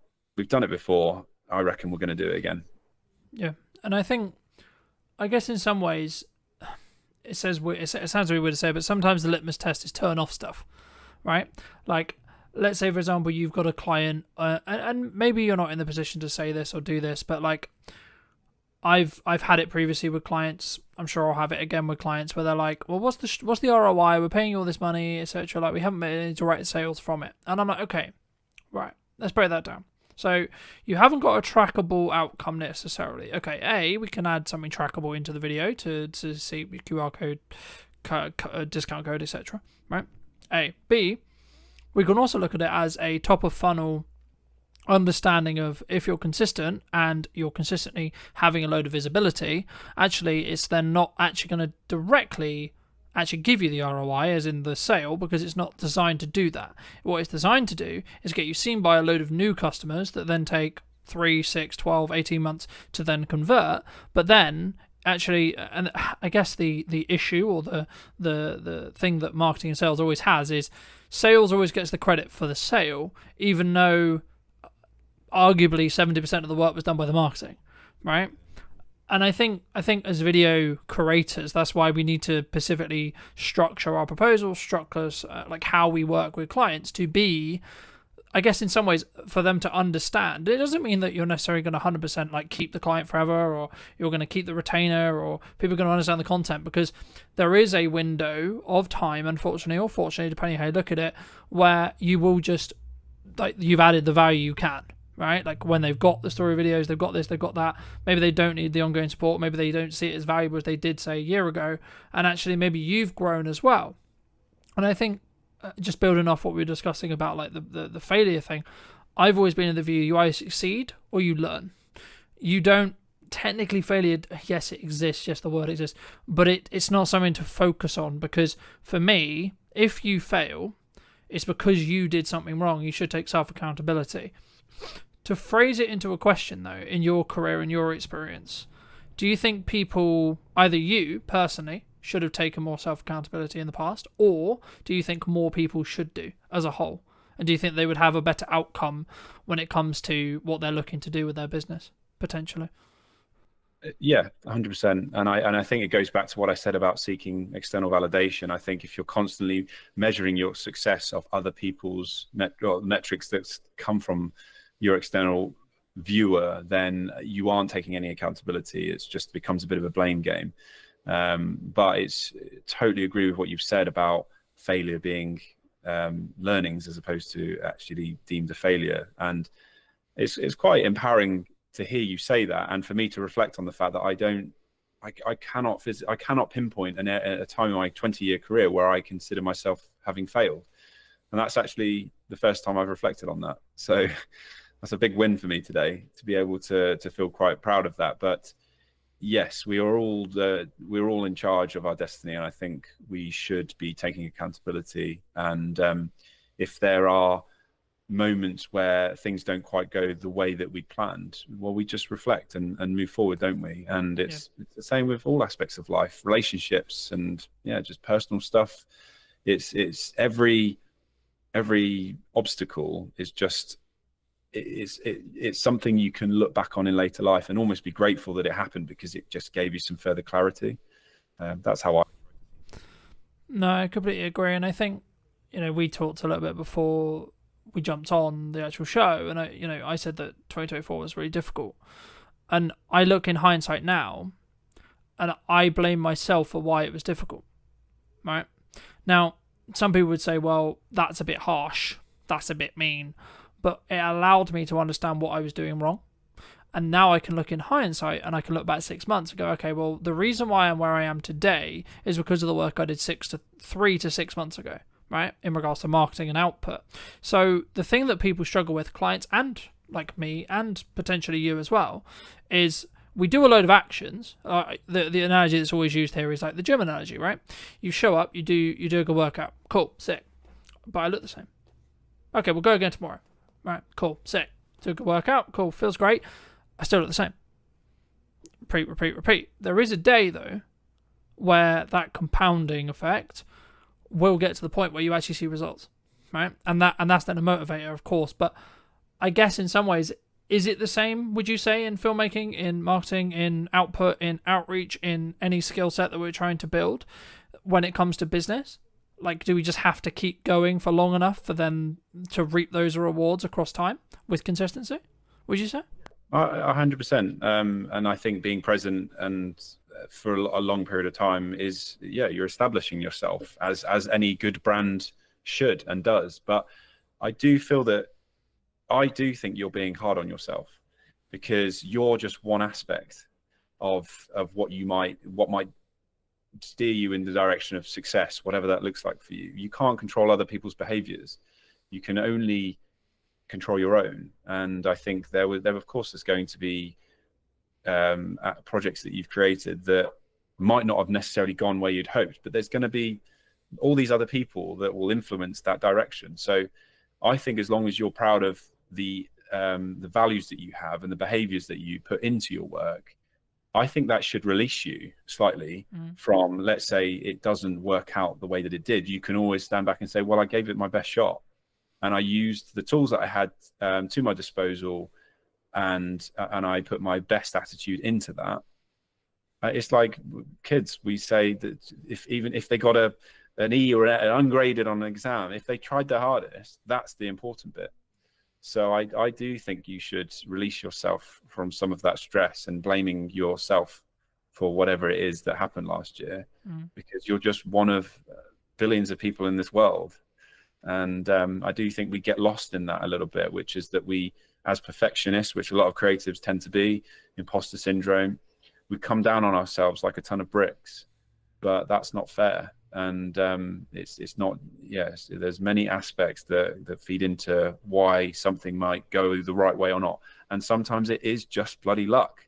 My Christmas film in 2018 did very well because I was lucky in the way that I worded it, which was the Elton John Lewis Christmas advert. People didn't like it.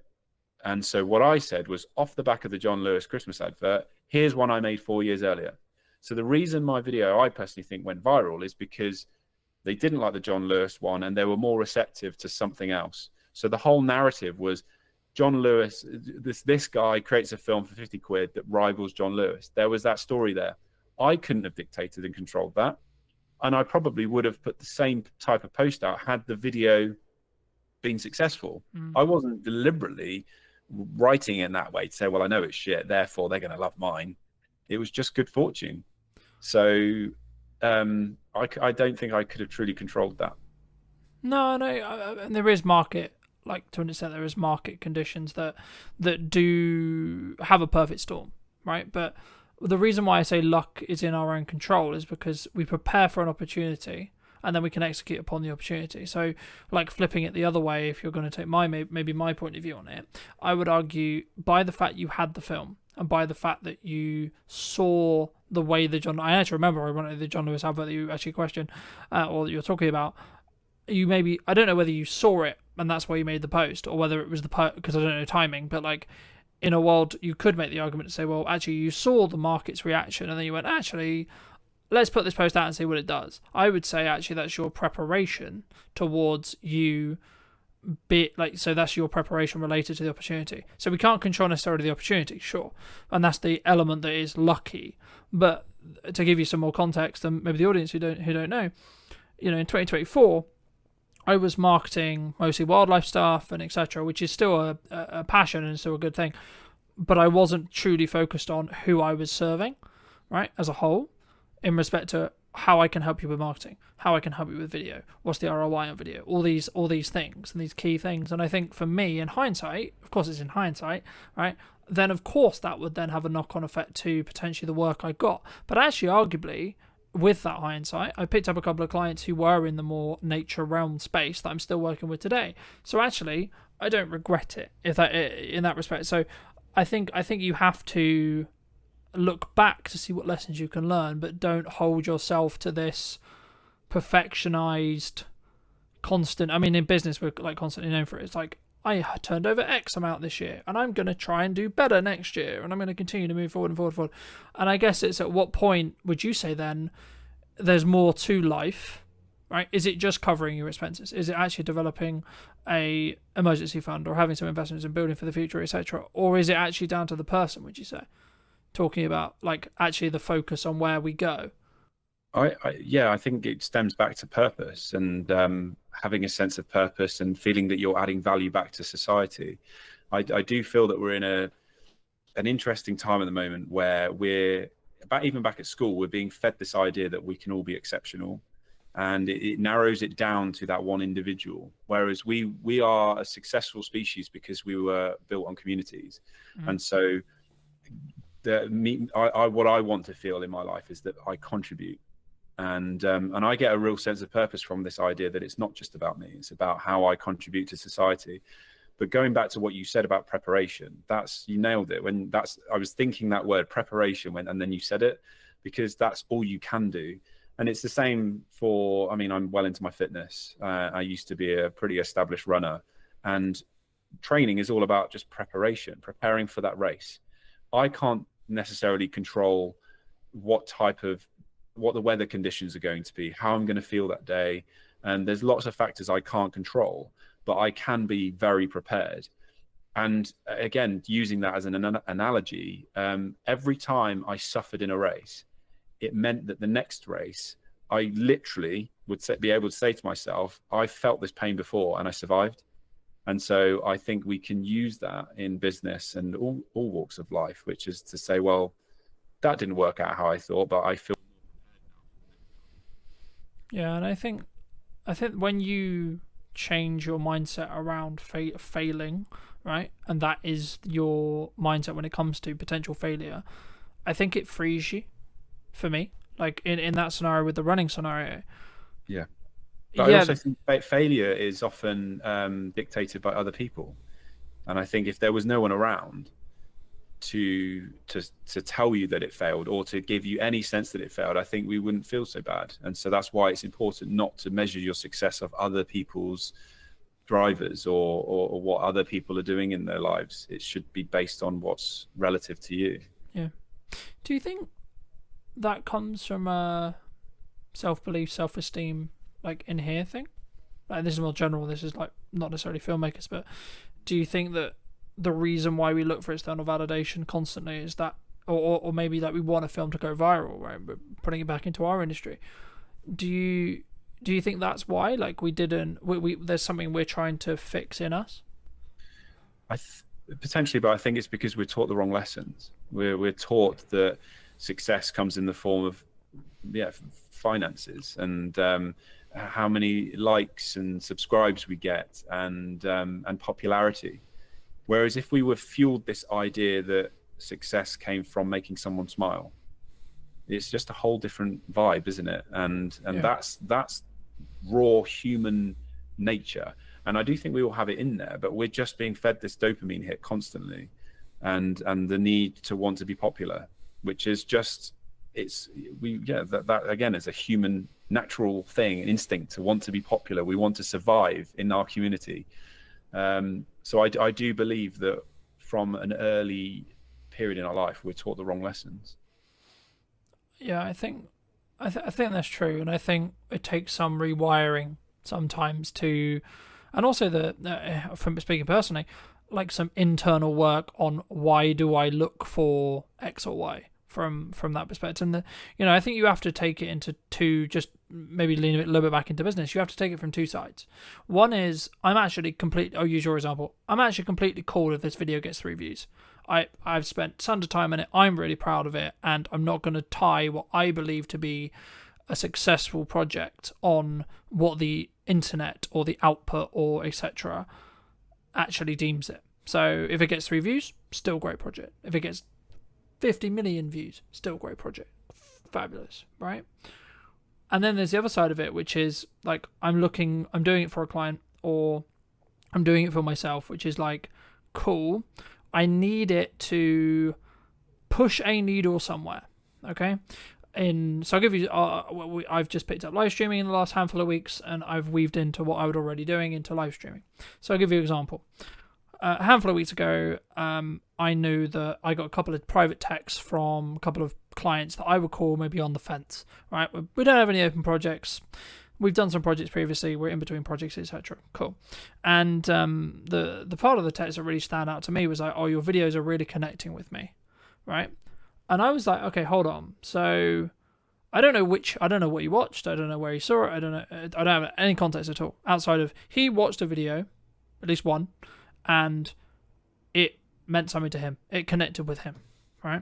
Now, if I'm looking at purely transactionally, that probably means they're more likely to use me in the future, or they're more likely to do a project with me sooner rather than later. Sure. But actually, on a nice level, actually, cool, I just made that guy's day. I made that person's day. I added some value to them. I helped them move forward or help them pre-context or re-understand something related to the video. And I think for me, when I started really focusing on that bit, the how much can I help, how much input can I give and give and give and give without not necessarily expecting anything. Now, it comes from a place of financial planning and financial health, sure. But actually, once you can get there, you can then actually probably make more money. If you're just looking tangibly and that's your objective of success, you can probably make more money by continuing to do that because you don't have to constantly ask for business, right?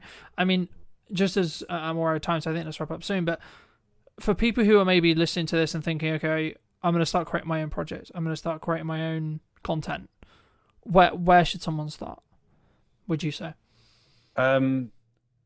well, I mean, we've all got smartphones that are very capable now. We've seen it with 28 years later. Obviously, they had some pretty sexy lenses on it, but it was shot on an iPhone.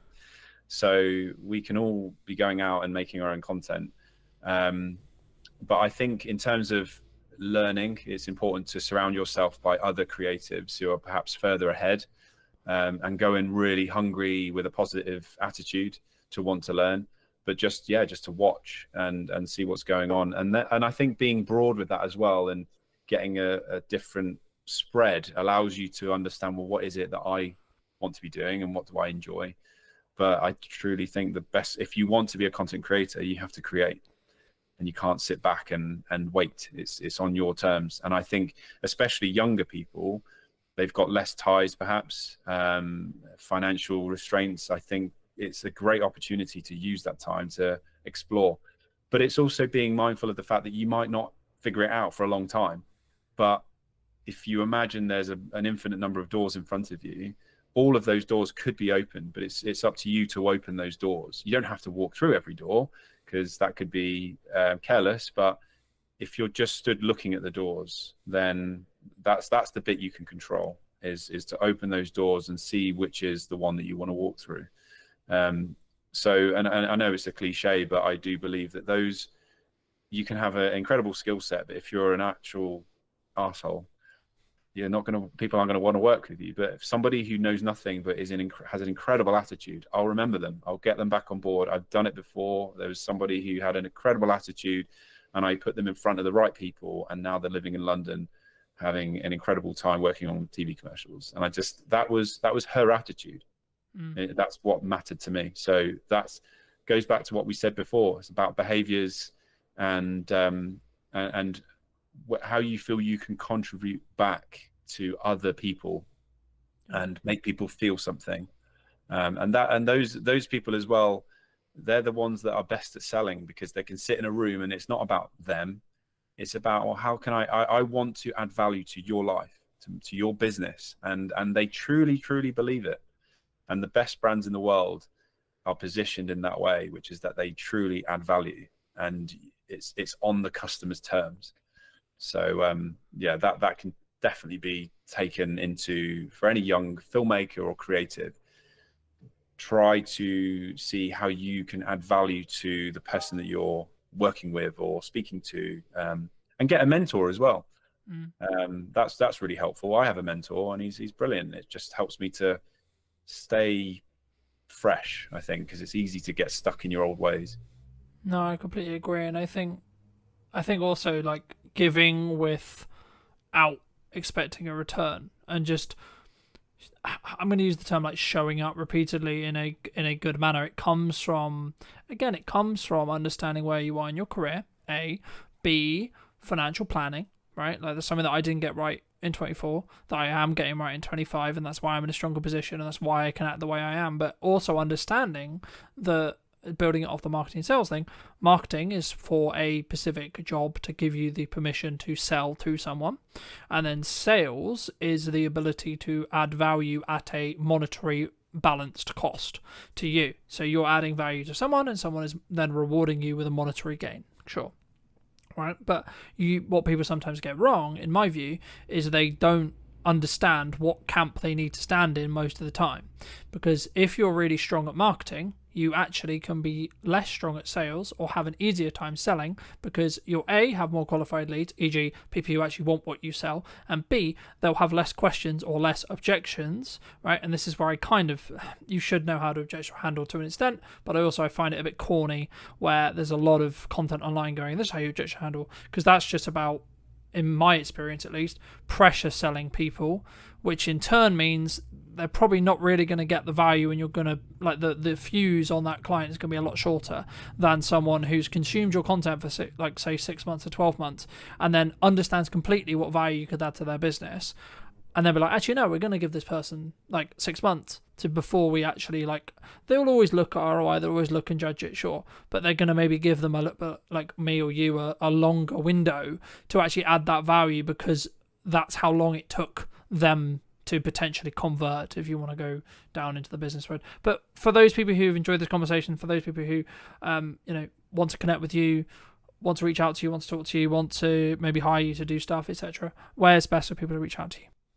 Probably the best starting point is to go to my website, which is philbeastall.co.uk. Phil with one L, Beastall's BEASTALL.co.uk. Magic. And if you were going to talk to yourself 10 to 15 years ago, what advice would you give to that person now? Chill the F out. I don't want to swear on this. That's the big F bomb. Yeah, just enjoy the ride and stop overthinking. Stop worrying about what other people are going to say. Do what feels good for you, but continue to work hard and show up. Thank you ever so much for coming back and joining me. If you did enjoy this episode and you would like to see more like it, make sure to be subscribed, follow, all those lovely things, and I'd love to hear what you think in the comment section down below. And I'll see you very, very soon.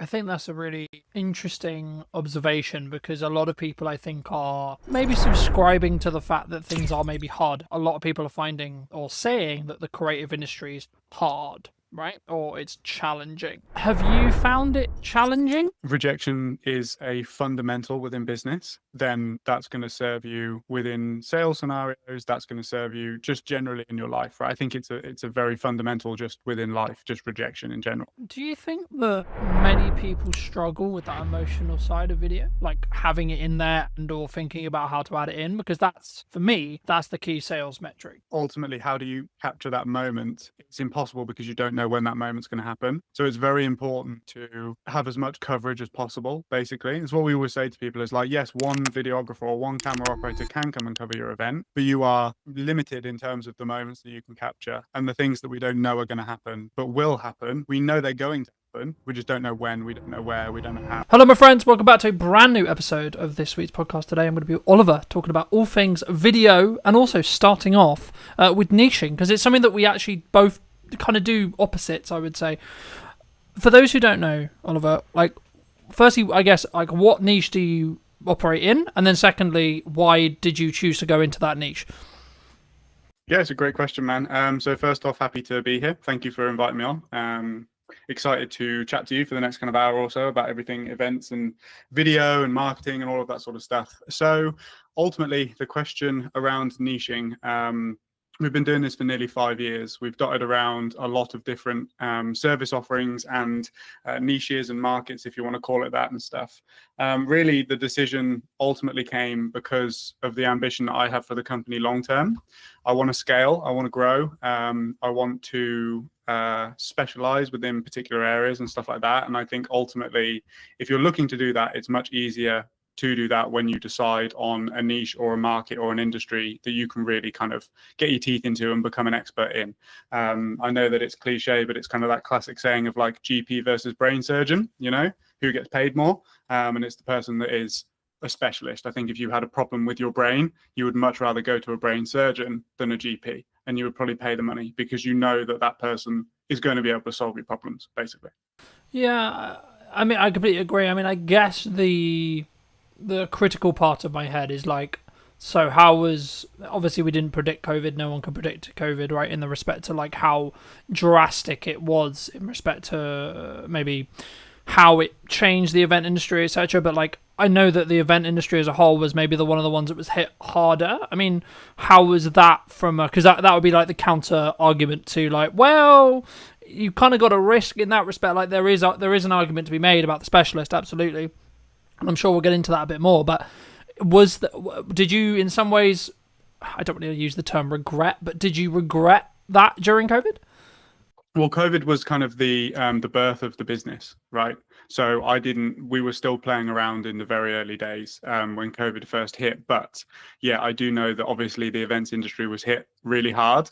From a video perspective and a video production perspective, I do know that a lot of the agencies or production companies, shall we say, who made the pivot to hybrid production and live streaming and that sort of stuff, when they kind of had that as a string in their bow, let's say, they did really well because it was kind of a select few companies that were doing it and doing it immediately. So yes, I think you can make that argument. There is the other side of the argument that is that the events industry came back stronger probably than most industries, I would say, as well. I think that a lot of industries, let's say like high street and product and e-commerce and that sort of stuff, that was hit really hard after COVID, just because it was very much like a paradigm shift in people's minds, like they didn't need to go to the high street anymore. Whereas the events industry is ultimately built on human to human connection. And we hadn't had that for so long that I think it really bounced back quite strong. But I just wasn't involved in the industry at that point, so I couldn't really comment on kind of what I saw from a business perspective. Mm-hmm. I think that's a fair assumption. I mean, I guess I was going to bring in AI later, but I think now's a really great time. Do you see maybe an increase in demand? Because I think people are kind of going two ways with AI. Like, a lot of people are utilizing it, a lot of people are using it for efficiency, sure, but maybe they're, I guess, in some ways wanting that emotional connection, wanting that human to human connection, whether that's in person or equivalent, maybe more, because things are becoming, I mean, maybe this is just a byproduct of what happened with COVID, right? Because we were all locked in our houses and talking through Zoom and this kind of thing. But for me, it was really interesting watching and relaunching this series of the podcast as a hybrid kind of approach, right? Some episodes will be like this, other episodes will be in person, etc. And I think for me, it's been very interesting to see the difference in reaction when it comes to, I guess, some people wanting to have that more human-to-human connection. And I'm starting to feel that there is a different energy that does actually happen when you're in person. I mean, do you think that's kind of, I guess, one of the unique selling propositions of events going stronger to stronger in respect to, like, maybe in the next couple of years, as a lot of people would say potentially the economy maybe continue to be challenging, right? I think it's something you can overcome, of course, but just to reiterate the question, do you think that more people are going to be driven towards in-person stuff, even with the advent of AI and etc.? I think so. I think that ultimately when you have a strong trend heading in one direction, there's always a counterculture group of people that ultimately reject it. Like, think about when the internet came in. I'm sure that those people that loved reading books and kind of going to libraries and stuff like that had a massive boom. Ultimately, with the conversation around AI, I don't think it's worth rejecting, because it's here and it's here to stay, and it's going to revolutionize so many different industries. But ultimately, the events industry as a whole is pretty well hedged against AI because of that human to human connection, right? I think that it will do a lot with regards to, let's say, the ticketing process, the operational, the logistics, all of that sort of stuff. I think that will really help because there's probably a lot of human error that's made as a result of just having to check so many names and so much data and all of that sort of stuff. However, I think that what it will do is it will weed out the events that don't really have a strong selling proposition. And I think that the events that do have a strong selling proposition, i.e. festivals or really solid business conferences and stuff that people get a lot of value from, I think that those will be held in an even higher regard than they already are, because of the fact that it's so different to what people are used to experiencing on a day-to-day basis.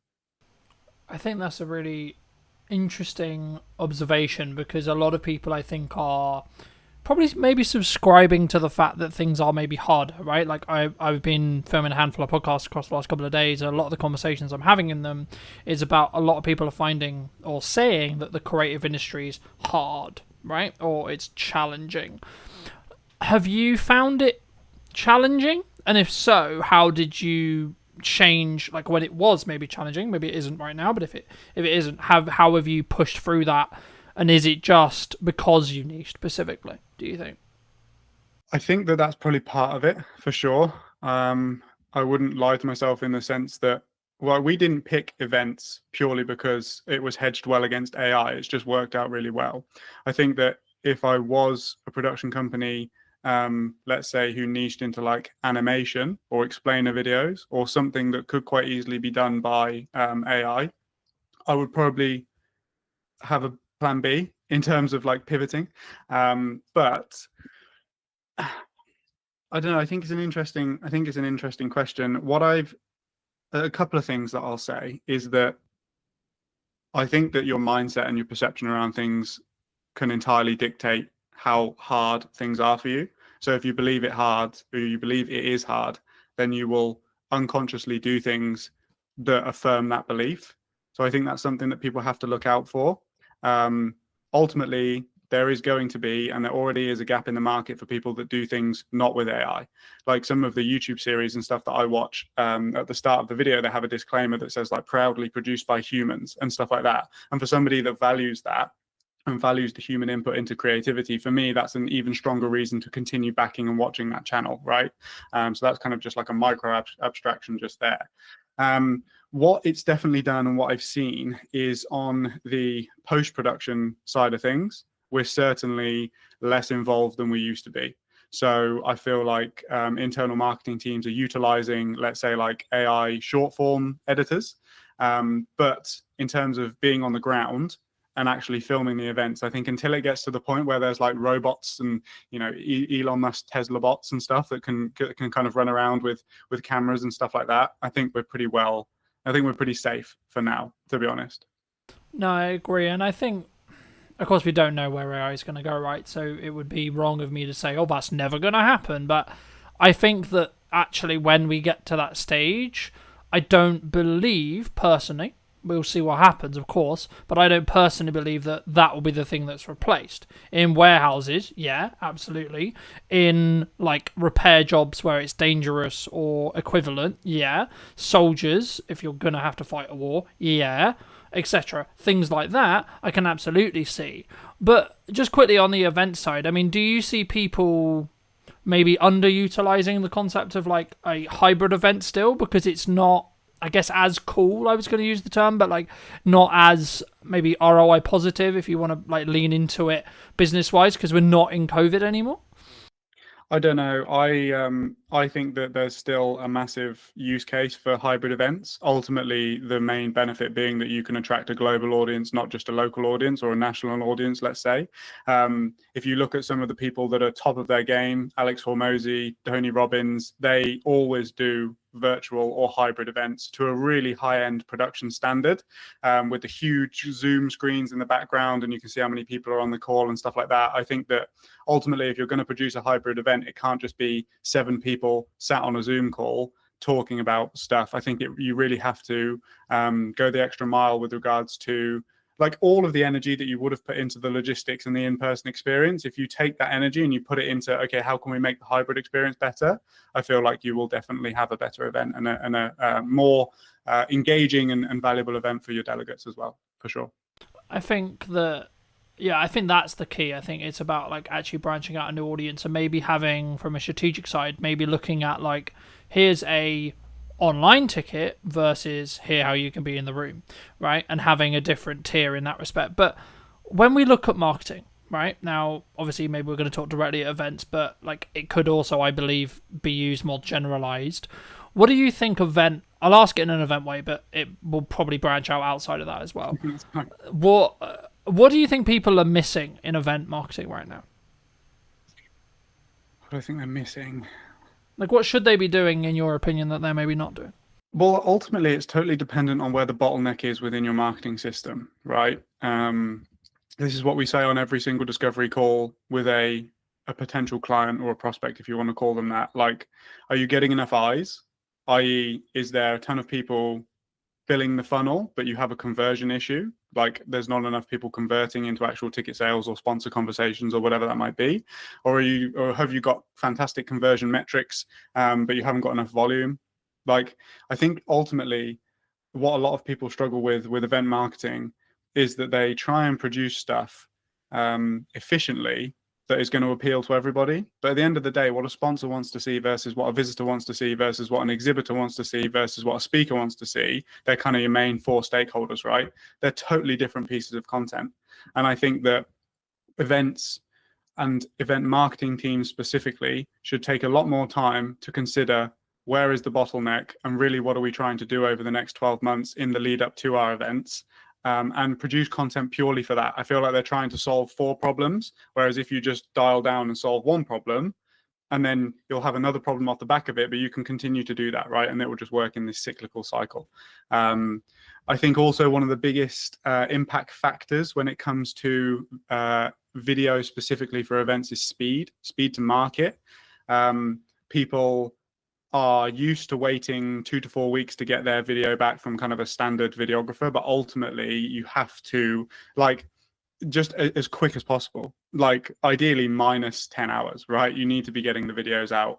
We kind of say 48 hours is the max. If you want to capitalize on the traffic and the buzz and the selfies and the tags and everything that's happening on social media after an event, you need to be publishing that video and putting it out to your list and kind of engaging with as many people as possible to get those rebooks, because ultimately it's like somebody is so likely to rebook pretty much there and then, or like just after. If you wait like a week, the emotions have died down, the memories have faded, and you're just not going to get as good conversion, basically. Yeah.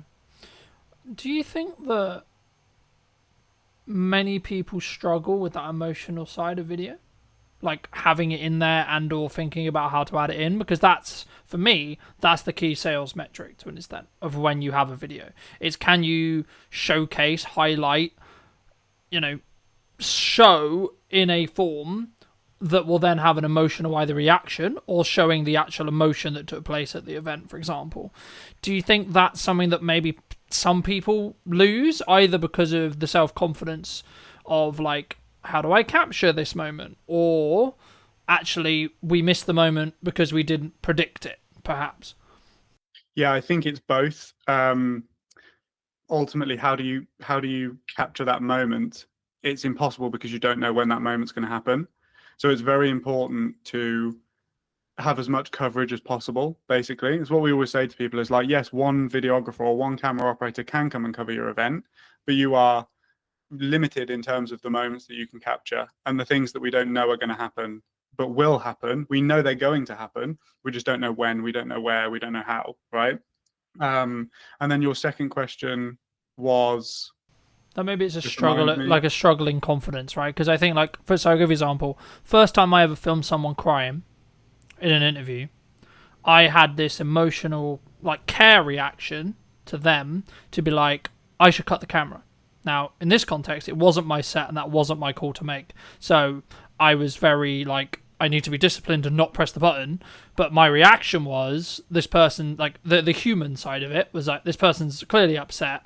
Do you push through that? Like, do you, like, when it's more like emotionally charged or emotionally feel? But because I think for a content point of view, there's maybe a moral question, because yes, that footage is like really powerful to tell the story and really like useful from a marketing context. But also I think we have an obligation, maybe as videographers or directors or, whatever role you sit in production, to say, well, okay, but at what point do we say, actually, we should give this person 5 minutes?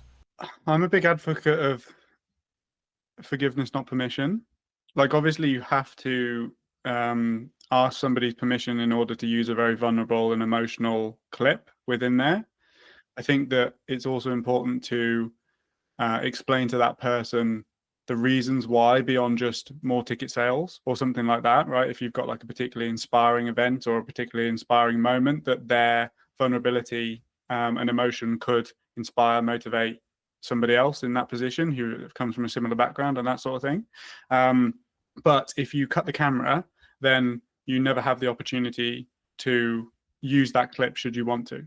So I would always say, like, I think push through it is probably the wrong term. It's more of a case of just let the moment unfold, let whatever is going to happen, and then decide how you're going to use it later. I would much rather have it and then not use it than not be able to use it because I didn't have it.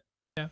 Do you think, I mean, I know we discussed briefly when we were setting this up as well, and I'm going to get a little bit into mindset to give you some clarity, but for me, I think I've always been a very disciplined person, and I think it bridges quite nicely onto what we were discussing there about like the emotional stuff, but like, I agree with you in respect to like, if it's not, because you can get retroactive permission and with the context you're potentially going to use it for, and actually that's probably a nicer way of saying how you're potentially going to use it, but is in more generalized term, when you're looking at business or when you're looking at maybe touching back to when things are harder, perhaps, and you need to do the extra hours, you need to do that one more rep on the sales call or do one more sales call, one more discovery call, one more piece of content, etc. Is that just a discipline thing in your experience? What, in terms of pushing through? Yeah, just doing it. You don't want to do something. Yeah, like doing it. So like sometimes, because for me, I have the evidence that is what will be pushing me to the point where I will be able to get the result I'm looking for, especially if my back's against the wall. And when I was like, oh, I'm motivated, that would have potentially meant I didn't do it because it's uncomfortable, right? So what we're talking about here is uncomfortability. And I guess, when is it appropriate to push through uncomfortability? And how does someone, if they are looking to build it, how do they build it? I think that, discipline is definitely something I can speak on because it's something that I've had to learn massively. I definitely come from a type B, go with the flow type background. And that's not particularly conducive to somebody that can sit down and work and focus for an extended period of time on things that aren't particularly exciting and aren't particularly engaging to work on. I think that what's really important if somebody's kind of getting started is to find out where your limits are. So I think we've kind of gone through this like hustle culture. And then on the back of that, we've kind of got this, like, for want of a better word, like snowflake culture now at the moment, which is very much like, if you don't feel like doing it, don't do it. If you're, nervous, that's okay. You don't have to do things, et cetera, et cetera. There's definitely that kind of energy around at the moment. And I think that it's really useful to know where your limits are and push yourself to the edge, so that then when something like that comes up, you can ultimately kind of just look with a bit of foresight and say, okay, yes, like today I might need to work 12 hours, but that might mean that tomorrow I can only work 6. So would it be better for me to just do 8 and 8 and feel better on the back of it, right? I think that you ultimately have to go through a process of kind of understanding yourself and your energy. One thing that's been really helpful for me to do that is kind of tracking energy versus hours versus focus on a day-to-day basis. Now, obviously, this is kind of qualitative data, right? There's no like whoop or something that's going to tell you kind of like how you're feeling that day. But I think if you learn to see patterns in your behavior and you learn to see patterns within the way that you go about doing things, you can kind of predict that, okay, maybe today I need to take it a bit lighter, right? Like events, to bring it back to kind of what we do, are so intense. The hours are insane. I'm lucky that I'm an extroverted person, but even I get kind of burnt out, speaking to so many, like running so many interviews in the day, asking the same questions and all of that sort of stuff. So when I come back from, let's say, like a 3 or 4 day event, I know that I need to take a couple of days, right? Just to kind of recalibrate. And I know that I need to fall back into a routine that is healthy and sustainable for me in the long run, So I think it's that push and pull, it's that balance. Ultimately, it's just a case of knowing yourself and kind of knowing where your limits are, but constantly reassessing those limits so that you are getting the most out of every hour that you put in. Does that answer your question? Yeah, absolutely. I think for me, there's different stages in your life, right? There might be, I'll use your example, like you've just come off an event, you're absolutely like, this is my 4th interview out of 5 this week, right? And I'm like, okay, I'm aware that like my performance may start to like pull or start to be not as sharp as I was in the first one, so I may pull back after this 5, right? And that's a key understanding. But also, like, what else is going on around those interviews? Well, actually, all I've got is editing time, so doing the editing things that I need to do, and then the general working out or other, social activities, etc. So actually, in reality, my focus can be given to this hour, and my prep can be given to this hour, and etc. So the key is, for me, is actually like, it's about working hard and working smart, sure, but it's also about understanding. I work in sprints personally. So I will sprint to the point where I'm like, fucking hell, I'm about to burn out. Then I'll stop, look at the data, and now analyze what I did, analyze how well the interviews did, watch them back, etc., make a debrief report, and then I'll go again, right? And rinse. And what ends up, I think, personally happening, from my perspective at least, is you end up getting more 1% wins. And something I wanted to touch on as well that I think your niching approach really, really focuses on and allows you to become very efficient at what you do is, and I've noticed this since I've really focused on like 2 main pillars of content for like a chunk of time. So previously, before I did this, I was very, I've got some podcasts, cool, we're going to post them, then I'm going to do this, then I'm going to do this, and then I do this. And of course, in hindsight, I could say, well, of course I didn't get traction because I wasn't looking at the micro improvements upon each interview. I wasn't looking at how far ahead can I get, for example. I mean, we're filming this towards the end of the summer. It won't be released until back end of October. And for me, it's about then saying, okay, well, in that window of time when I have the buffer, it's not that I'm not interviewing. I can then like do the stuff in the business to keep the business alive, right? And I don't have to necessarily worry about where the podcast is. But just like looking forward specifically on ROI, because I think people will look at a podcast and maybe like think about, well, what's the ROI? And it bridges into how do you look at it from a perspective of why should a sponsor or a event provider or etc. Like, where does is it just a marketing budget that someone has for the event in your case normally that's how they do the video work with you? And then if so, like, what's your ROI metrics on those? Well, it's always about value. So whenever we're in if you want to call it a sales situation, like it would be sales, right? But I'm always very keen to constantly bring the conversation back to the value that we're providing rather than the day rate, let's say, or how much or what our prices are, for example. Really, it's about understanding, okay, cool, how many sponsors are you looking to bring on if that is your objective? What's the standard ticket price? What's the tiers? Okay, so reasonably we can expect that if we did bring on, let's say, 3 new sponsors over the next 12 months, that contributes to X amount of revenue for you in the long run, right? So then you compare it against the value.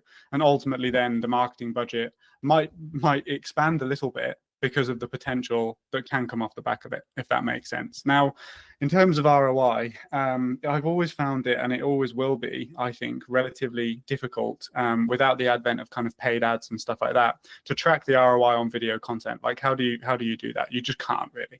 And it's always been a struggle that we've kind of faced, because ultimately there's a lot of inference that's kind of involved in those conversations. But yeah, a sponsor could want lots of different things from an event. They could want straight ROI, let's say, like if it's a bank and they just want people to come and bank with them and they're going to put all of their money in and they're going to generate the interest, off of the fact of that being there. It could be brand alignment, right? It could be the fact that a sponsor is looking to tap into a different market, a younger market, an older market, and aligning themselves with a particular brand that carries that audience is going to do that. And then in the long run, they can expect XYZ returns for that and stuff like that as well. It could be general brand awareness as well. There's a lot of different angles, but I think that ultimately, if the event sales team dug into the sponsor conversations in the same way that we do and actually kind of helps that sponsor understand the value that they can expect over the next kind of 12 months or 18 months if they did commit to a sponsorship package, I think that they'd have a lot more success, basically. And then you've got the video content to back it all up, right? The video content from an event is proof, ultimately, that the thing happened and it was fantastic and that it got the audience that the sales team is telling the sponsor that they got, basically. Do you think people are hesitant to pay more than, like, let's just say, for example, like, a standard videographer can do it for a price, right? And you or I might be like B price or C price, right? And we're looking at the value, we're looking at the value we're going to add to a client rather than necessarily the time that we're going to spend doing that, right? There is obviously time involved, sure, but we don't focus on, in my belief, we share that in that respect. We don't focus on the time, we focus on the value or the transformation that we're adding to that client. Do you think people would struggle, or sometimes clients would just go, oh, they're cheaper, so we'll take them? They do sometimes. I think it depends on who you're speaking to. Ultimately, the person that I'm really looking to work with and attract into my business is not that type of person who price is the deciding factor. So I don't really concern myself with those sorts of people. If I do find myself on a conversation with that type of person where they're basically playing like a race to the bottom is essentially what we're talking about here, I will confidently sit there and say, look, we can be beaten on price. And the reason is X. If you don't understand that, that's fine. You're just not in the right position for us at the moment. That, come back to us when you, like, without sounding cocky, just come back to us when you understand that didn't get you the result that you're looking for. So you're actually wasting money. You've wasted money now. Like, and then we're going to have a different conversation in 12 months time. This is the great thing about events, is that, like, there is always 12 months, right? There's always going to be another event. Hopefully, if you've got a good event, you're going to put it on time and time and time again. So there's always opportunity to have another conversation, basically. Yeah, no, I completely agree. And I think, I guess, does that say more about, like, you then? Like, having the ability to say no to a client, or saying, actually, maybe we're not the right fit? Because I was having a conversation a handful of weeks ago with a new client, and he said, well, one of the reasons why he went with me, even though I was more expensive, was because I don't work with everyone, which I found really unique. But I've been just like, I'm protecting my time constantly because I want to be able to run the podcast. I want to be able to put a lot of time into our marketing and our sales and such, and our scalability and our growth. So for me, I'm like, actually, I only have a finite amount of like availability for clients. And I think for me, that's always been the case. But I didn't always, I sort of had to grow into the confidence, I guess, of saying, well, actually, I can say no to this client if they're not the right fit. Did you personally always have that, or was that a skill that you've developed through, however many years? I don't think it's a skill that we've developed. I think it's a confidence that I've grown purely just because we've got good systems. Like, we've got systems that book calls on repeat. We've got systems, like, we know the metrics. We know if we speak to 20 people, that then roughly 30% of them will convert over time at a lifetime value of X, whatever, right? So like, I know my numbers, and it's okay if it's okay that 70% of those people don't go ahead at that time, right? Because we know how the business operates and we know kind of where that comes from. I think that ultimately what you're talking about is, again, the power of niche, right? Because you might not have a particular industry that you work with, but you have particular types of people that you work with. And that's kind of the power of it, is that, you're not saying yes to everybody. And I think that makes the people that you are saying yes to feel even more included in your service, because they know it's for them. There is value in paying more, right? From a client's perspective, there's an assurance behind it.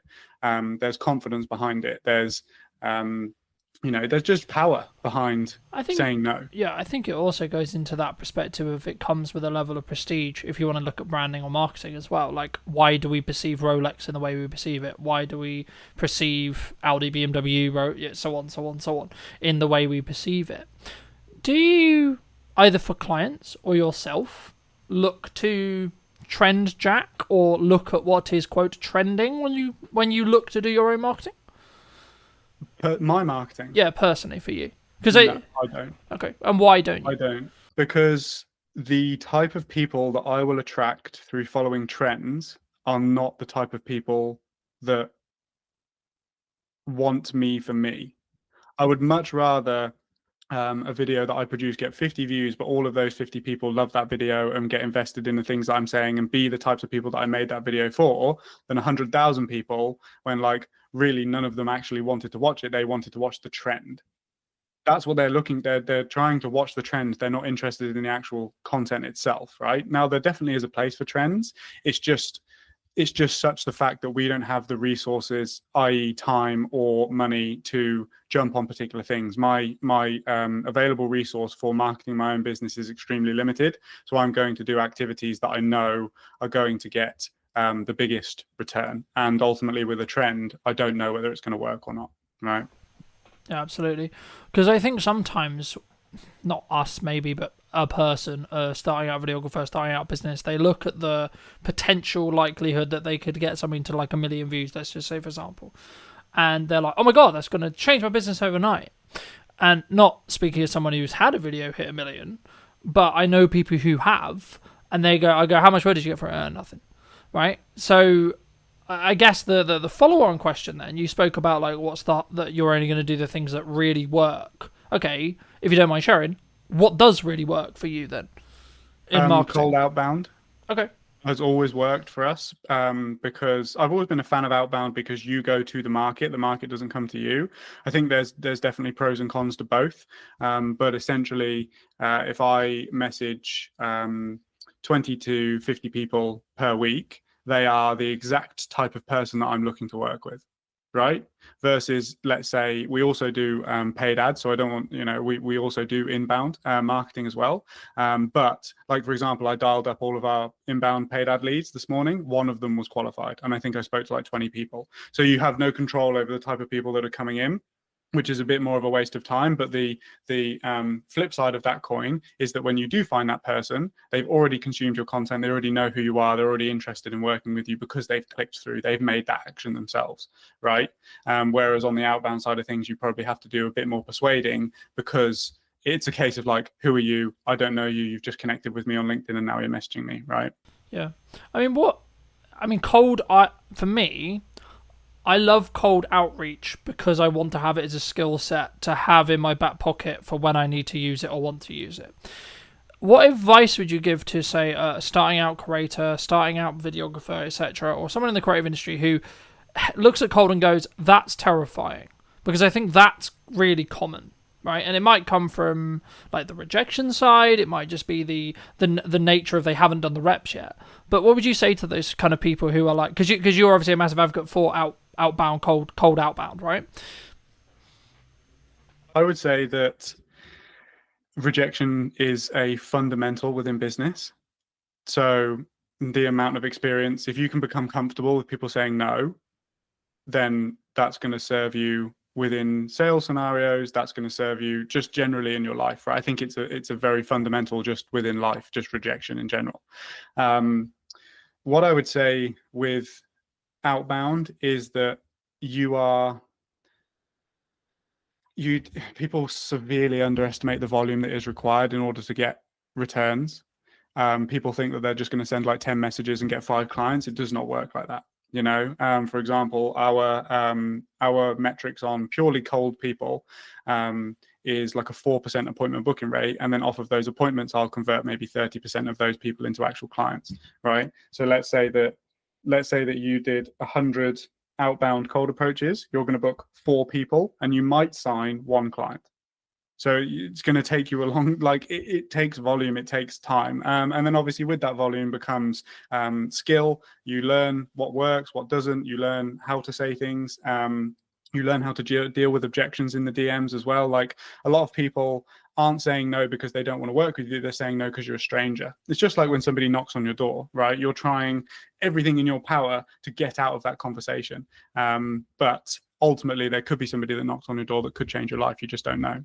And I think you have to take the perspective of like, this client is going to benefit. It's the same as in a sales scenario, but like you've got to do everything within your power to get that person over the line, because ultimately you know that you can come in and change their business, right, through what you do, because you're good at what you do, right? Yeah.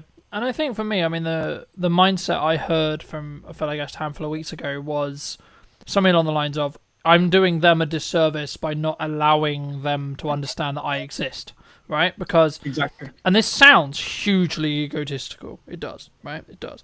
But the key is I know I'm really good at my thing, and I know I can create really strong results. So actually what I'm doing by making it appealing, obvious that they should work with us is actually I'm making sure they don't make a mistake on who they hire, because I don't want my potential client to lose money. Right? And with that rewire in my head, you then can approach cold differently, in my view. Now, there is an argument to say, like, is it in stages? Like, would you only do it when, because I guess the perception for cold is you only do it when your back's against the wall, you need to make money quickly, right? But actually, in correspondence to what you just said, that's counterintuitive because you just said it would take a long time. So, is that true? Or is it actually just something that you just gain the reps of and you just do consistently, and that's why it works? No, I think that it's for us, it will always be a system that we have within the business. I mean, again, it's purely just based on experience, right? But it's always been the thing that's worked for me the best, be it cold email or cold DM. The thing that people don't get is that, like, for one, you have to be intelligent about how you message people insofar as you're not going to piss them off, right? You're just looking for a yes or a no to essentially have a call and see if it could be a good fit to work together. You don't need to do like tons and tons and tons of follow-up and like ultimately just get that person in a position where they don't like you because you've messaged them so many times or whatever. But you have to look at cold in a sense that it's contributing to a larger overall system. So if you have content systems in place, inbound content systems, like let's just take somebody on LinkedIn, for example. So somebody could connect with me on LinkedIn. I could message them. That could ultimately be, no, I'm not really interested right now. They would then get drip fed my content over the next kind of 3 months. And then in 3 months, I will go back to I will basically then go back and I message all of the people who are now somewhat warm to what we do. And it's just that constant thing over time. It's like Chinese water torture. You're just slowly drip feeding stuff onto them so that they get more familiar and more familiar and more familiar. And don't get me wrong, 4 times out of 100, somebody will book a call cold, and that's fine because they have a low action threshold. But ultimately what you're doing is you're putting them into a maybe system that's converting them into a yes over time. And I've had tons of people reach out to say, hey, I know you messaged me 6 months ago, but I'd love to jump on a call now. And that's great. That happens on probably a bi-weekly basis, right? Yeah.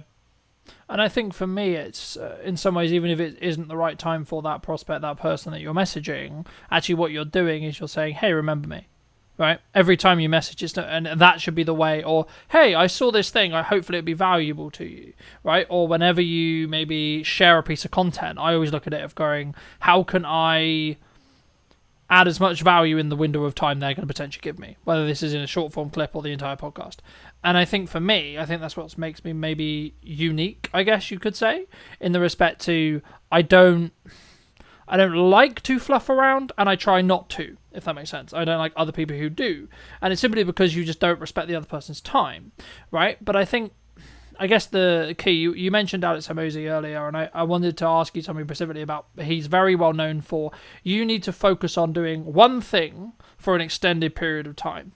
And what does that actually mean in tangibility reality, and does it actually work, I guess is then the follow-on question. So is it going to be you just focus solely on cold and you don't then look at content, you don't look at etc., or actually is it you get to a certain level of doing it consistently, you have a system, and then you can add another thing? Do you think? I think it gets to the point where the system's working and then you outsource it and then you build the next one. Ultimately there's a literal job role that is an appointment setter, which is somebody that takes control of your social media accounts, goes into the DMs and does what you do. And you give them the system and you say, hey, if you message 100 people, 4 of them will book, and I'll pay you for the 4 people that book. Right. So I think that's kind of the process. I don't necessarily agree with this whole thing of do one thing and focus on it for a long period of time, because there are gains that you are probably missing out on by not having an inbound system. Like if you purely just do cold, right? Really, content is one of those things that we've always struggled with, purely just because I do it so much for the clients that then when it comes to doing it for myself, it's kind of you're not you're not as open. But I do think that, like I just said, those people that don't necessarily come through the first time being cold will look at the content, they'll see that it's valuable, they'll see that we know what we're talking about and that we're working with other clients helping them achieve the exact same thing, and then they'll be more open to it. So I feel like if we didn't do that, then you would miss out on those things as well. Yeah, no, absolutely. And I think that's why you have to take it with a pinch of salt, right? It's true that if you try and start too many things simultaneously, you'll fail at all of them, right? But you also need to know your own limits and ask yourself how many plates can you continue to spin, right? I think is actually the key there.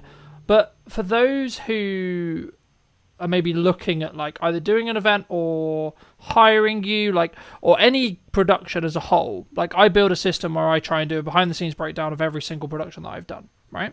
And I built that very early, and I build it into my sales process so the client's cool with it, the client, etc., etc. But for me, I guess the question is do you do behind the scenes content, A, and then B, if you do, how do you manage that resource? Because obviously you're there actually working. Now, I would argue that's the best content you could possibly create for what you do, right? Because it shows you in your element, shows you problem solving, etc.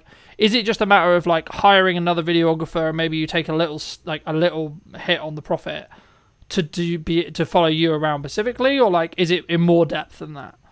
Yeah, for sure. It's basically that. We have experimented in the past with purely trying to get behind the scenes from the crew that's already on site to do the job.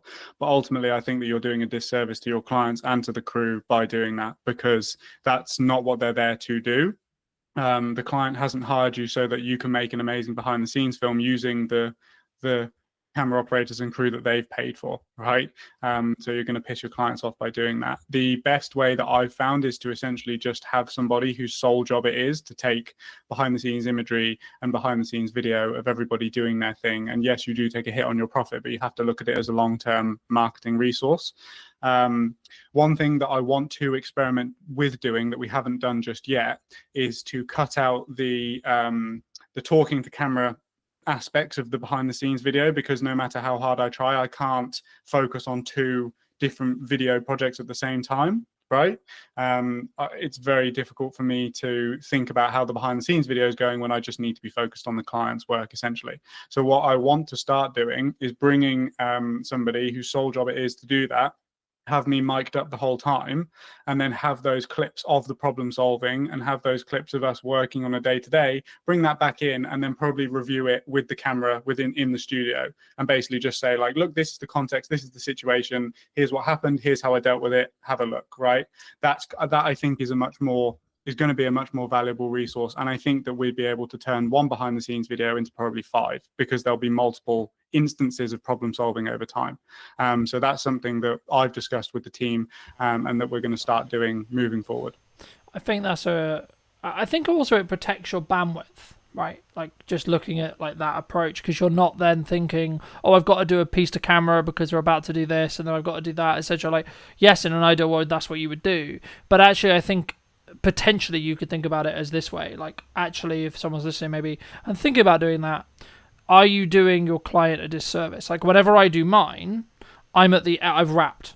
Basically, I've wrapped. So I'm basically just referring back to what we did, right? So my initial focus, as I think everyone's focus should be when they get on set, especially in an event context, but in any production, is, hey, what problem are we here to fix? Remind myself of that problem that we're here to fix, and then focus on making sure that the content does that job, right? And then if there's time at the end, or sometimes I'll do like, oh, I've got the behind the scenes, or here's like the setup, etc., and then I'll talk through it in a studio context. But for me also, it's about understanding like when that's, so I guess in some ways you could just say it's like reading the room, right? Like, when is that appropriate to do? When is that not appropriate to do? And or was that planned in? And or was the client aware of it? And how do they feel about it, etc.? And I think it's about how you manage that. And actually, maybe if that's something you are going to do, maybe look at, like, especially if it's a returning client, maybe look at it saying, well, actually, and this is really counterintuitive because you're sacrificing profit and then sacrificing profit, but maybe add a percentage discount because you get the marketing out of it. But then also you have to then pay someone, which in turn means you're kind of losing money again. But if you've planned it in, you'll still make good profit, in my view, right? I mean, do you think that's an approach or not? For sure. I would always try and not have to pay first, right? Not have to give the client a discount in order to do it, because, like you said, you're kind of losing double money at that point. We write it into our contracts, so it's a line item within the contract of like self-promotion. We are going to use the opportunity as and when appropriate to capture behind the scenes content and promotional content for our own brand. Obviously, like, if people have a problem with that, I'm not going to not do a job because they won't let us do it. And obviously certain jobs are also a bit more, certain events are a bit more, how would we say, like, they don't want to be as publicly facing. Yeah, right? so, yeah, sensitive, so right? Yeah, sensitive, great word. So that is that's a something that we consider as well. And it's really just, like, we have solid relationships with our clients. The fact that in the events industry, we have long-standing relationships, and I can just have that conversation with people. But as you said, it's a part of the sales process. It's a part of the contract. It's expected, and I think that most of the points of contention within capturing behind-the-scenes content come from a place where it was a surprise. They didn't expect you to whip out the camera and start filming yourself. Yeah, and it would also be kind of a reaction like, what the fuck are you doing, kind of thing, in some respects. And some clients love it. Some clients are like, it's almost double videos for them because it's showcasing their event and the way that you're capturing it and the behind the scenes and that sort of stuff as well. I feel like if you've got a good personality on camera, it's almost like having a promotional piece kind of for the event as well. But also other clients don't, and that's totally fine as well. Yeah, I mean, I mean, to give you the audience some context, I mean, I've done jobs which I can't even speak about because of NDAs, but also, like, it was just a conversation with the clients, like, yeah, this kind of isn't appropriate, the day's gonna be really busy, and actually half of this stuff, like, I'm not even gonna be able to use anyway, or I'm gonna have to heavily blur, like, half the stuff in the background because of where we are, etc., etc., etc., etc., etc. So it's just like, at that point, you're just like, oh, it's not really worth it. But for those people who really enjoy this conversation, they want to see more of your content, they want to connect with you, maybe they want to hire you to do an event or talk about that, etc. I mean, where's best for people to reach out to you? LinkedIn, best place. That's where I am most active in terms of the content. You'll find me there. It is me that runs the accounts, so you are actually speaking to me if you message me. So yeah, just send me a message there. Like, we're very easy in terms of the way that we go about things. If it's right for you and it's right for us, then we can talk about it.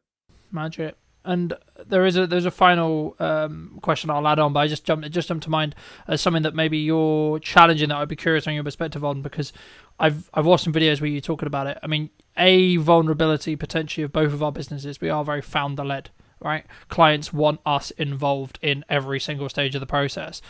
Is that just like the nature of it sometimes? Are you just like, okay, it is what it is? Like, that's, I guess, what I'm going to have to live with to be able to make the money I make and be able to run the business I run? Or is there a way you can transition it? I think that you can transition it for new people. I know that you left a comment on my YouTube video that I made, which is basically, it's just like, it's not an expectation that we're there. But I think ultimately, if you have a strong personality that people connect with, and half of the reason why they go with you is because it's you, then you are going to run into issues doing that with certain people. I think like pre-existing clients who have always known you to be the one that's there, but then also certain clients are totally okay with it and they understand it's a natural progression within the business process, right? It's something that I can't necessarily speak on too confidently right now because it's something that we're still figuring out. Obviously, if we're looking to scale to the point that we are, then I can't be involved in every single project because I just don't have unlimited time. And I think that's my hypothesis for this, is that the brand, whilst it can still be founder led and come from the vision and the mission that the founder originally had, I think that the brand has to have its own characteristics and qualities and quality assurances for the clients and stuff like that as well. And I think that's where the leverage is with regards to me not having to be on set every single time in order for a client to sign with us, basically. Yeah, and I also think to an extent in that respect you need to be overly transparent with the fact that you might not be, right, especially in your space, because obviously an event may be happening at the similar time to another event and actually you may want to actually serve both, right? And I guess, I mean, feel free to weave that your next answer into this as well, like that might be just like an advice piece that you need to give to some people of how you manage that. But I like to end the podcast by asking the guest, and you in this case of course, what would you say to 10 years ago to the younger version of you now? What advice would you give them? I would say that it's going to be a lot harder than you expect it to be, and that the people that you look up to online probably aren't giving you the most accurate depiction, as I don't, of the reality of running a business and doing this. But ultimately, it's the most fulfilling thing that you're going to do. Like, I love this. There is not a single thing that I was having this conversation with my cousin the other day because he's 19 and he's trying to figure out whether he wants to go to university or what he wants to do with his life. And I said, well, you have to ask yourself, and ideally you're getting yourself in a position where you would continue to do the thing that you do every single day, regardless of whether you get paid or not, because I would still do this, right? There's certain things that we wouldn't do, right? Like dialing paid ad leads and stuff like that. But, yeah. Like ultimately the goal and the end destination, I would continue to do regardless of whether I was being paid or not to do it. So yeah, it's just set expectations to my younger self that it's going to be way harder than you expect it to be, but it's going to be more fulfilling than you could ever think it could be. Magic. Thank you ever so much for the time, my friend. Pleasure. Thank you ever so much, ladies and gents. If you did take value from this video, you'd like to see more like it, I'll be back next week with a brand new episode. And feel free to let me know in the comment section down below what you thought. And I'll see you very, very soon. If we're doing things that push us outside of our comfort zone, we're naturally developing more and more resilience, strength, courage, all of those things. What do you think's missing in marketing today, from your perspective? I think what was missing then is the same as what's missing now, and that's really the understanding of buyer psychology and the way that buyers make decisions. Do you think trust can be built quite quickly, or is it just the nature of you spend time with someone, whether that's through content, actually physically with them in meetings, etc.? Is that where trust is rooted? The way I build trust is understanding my customer really, like, what are their needs? What do they care about? What's their mission in their organization? How can I help them be successful? Did you know that 93% of you are not subscribed? So if you could please do me a favor and you're enjoying the show, then subscribing would mean the world to me, and it would allow me to grow the show and continue to get larger and larger guests and continue to bring what's missing in marketing today. Thank you ever so much for joining me, and I'll enjoy the episode. Hello, my friends. Welcome back to a brand new episode of What's Missing in Marketing Today. Today, I'm going to be talking to Mel about mostly pivoting, but also how we build resilience in business as a whole. Welcome to the show, Mel. And before we start, I always want to open the podcast with, what do you think's missing in marketing today, from your perspective? Yeah, well, so I've actually had a lot to do with marketers in my career. So I used to, at Gartner, I was supporting CMOs, and I think what was missing then is the same as what's missing now, and that's really the understanding of buyer psychology and the way that buyers make decisions. So I think that there's a disconnect between products and services and what they do and what they actually mean and the outcomes for the buyers involved. Do you think that's overlooked? I'm sure we'll get into the actual psychology, but when someone looks to set up their business, do you think they overlook the human psychology element because they're more interested in the shiny camera, the shiny marketing technique? Do you think? And are you so I think the majority of organizations don't consider marketing as a key strategy. Often it's an afterthought. So the people setting up the businesses are usually excited about the products and services or the technology. Very rarely are they sales marketing kind of led unless their products reflect that. I think the majority of them are not thinking about marketing from the beginning. Do you think that comes from a lot of people we work with are very founder-led, so founder person-led? Do you think that comes specifically from their identity as a whole? So putting their identity out and, quote, supercharging it with marketing? Do you think that's where sometimes people get wrong? Because maybe they are not confident at coming across, or maybe they don't want to put necessarily, they're not sure how they feel about putting themselves out there? I just think that, so I work in prop tech. Presently, that's where my startup is. And a lot of the people I know come from the technology, their technology background, that they have technology backgrounds. And so they just aren't familiar with what's needed in marketing. So they don't even know the first steps of where they should go, what they should do. And so often they just do nothing. What, I guess, is a stigma in the tech space then? Like, they don't take that first step, but is it because it's just they don't know, do you think? Well, you only have a finite amount of energy and time. And so, and a lot of these, if you're a solopreneur or you're just getting something off the ground, then you're really, really good with what the product does and how, to make that work. But when it comes to I've met so many founders who have no idea. They haven't even tested whether or not anybody would pay for their service or their technology. Like, what's the use case for it? And they often just jump to solution without really understanding how to get from where they are, which is the solution or the technology product, to somebody using it. And so all of those steps in between, which, obviously buyer psychology and the way people make decisions and how they can change from status quo bias. So what are they doing now to where you want them to be in using your products and services? That's a journey. And you can't just go from one to the very end. You have to kind of navigate your way throughout the entire thing.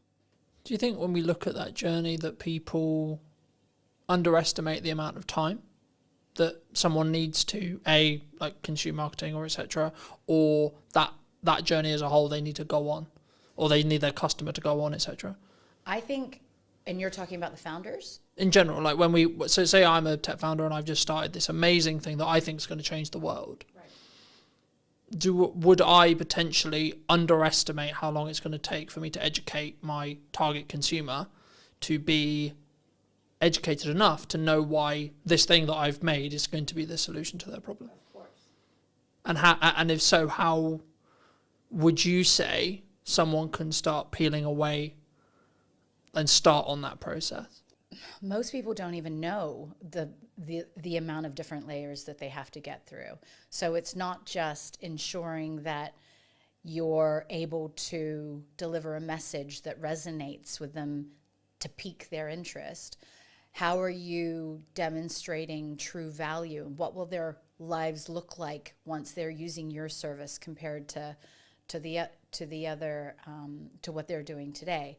How is your service going to infinitely improve their situation? All of these different things, nobody really considers them. And so I think maybe they're like, okay, we'll do Google ads, or we'll hire a marketing manager that's very tactical and maybe just looking at how they can get clicks versus really penetrating that value that they're supposed to be creating in the mind of the buyer. We talked about psychology in the opening kind of statements of this episode. I think it's an underrepresented concept as a whole across the business realm, not even just in marketing. In my view, I don't think we talk enough about actually A, buying psychology, or B, the ticks or the seeds that we need to plant psychology wise. But from your experience, from your perspective, what actually happens, like from a psychological point of view, when someone is maybe looking for something? So when I was working for a consulting firm that focused purely on the psychology and neuroscience behind how people make decisions in sales and marketing, I was amazed to learn that, so we're all programmed to stay safe. And the part of our brain that keeps us safe doesn't like change. And that's just the way that we're built. So if you want to get somebody doing something new or different with your product or service, you have to disrupt that status quo bias that is designed to keep people safe. And there are several reasons why people stay with the status quo. And so if you're not being very intentional about the psychology that keeps people doing the same thing that they've always done, I mean, there's so many instances where people come out with these amazing products. This will save this amount of time. It'll save you this amount of money, da da da da da. And everybody's like, yeah, that's great, but it needs to feel so urgent and so important to them that they have no choice but to change. Otherwise, it's easier, it's cheaper, it's easier, it's safer to stay with what they're doing most of the time. Do you think we can overdo it, though, as a society at the moment?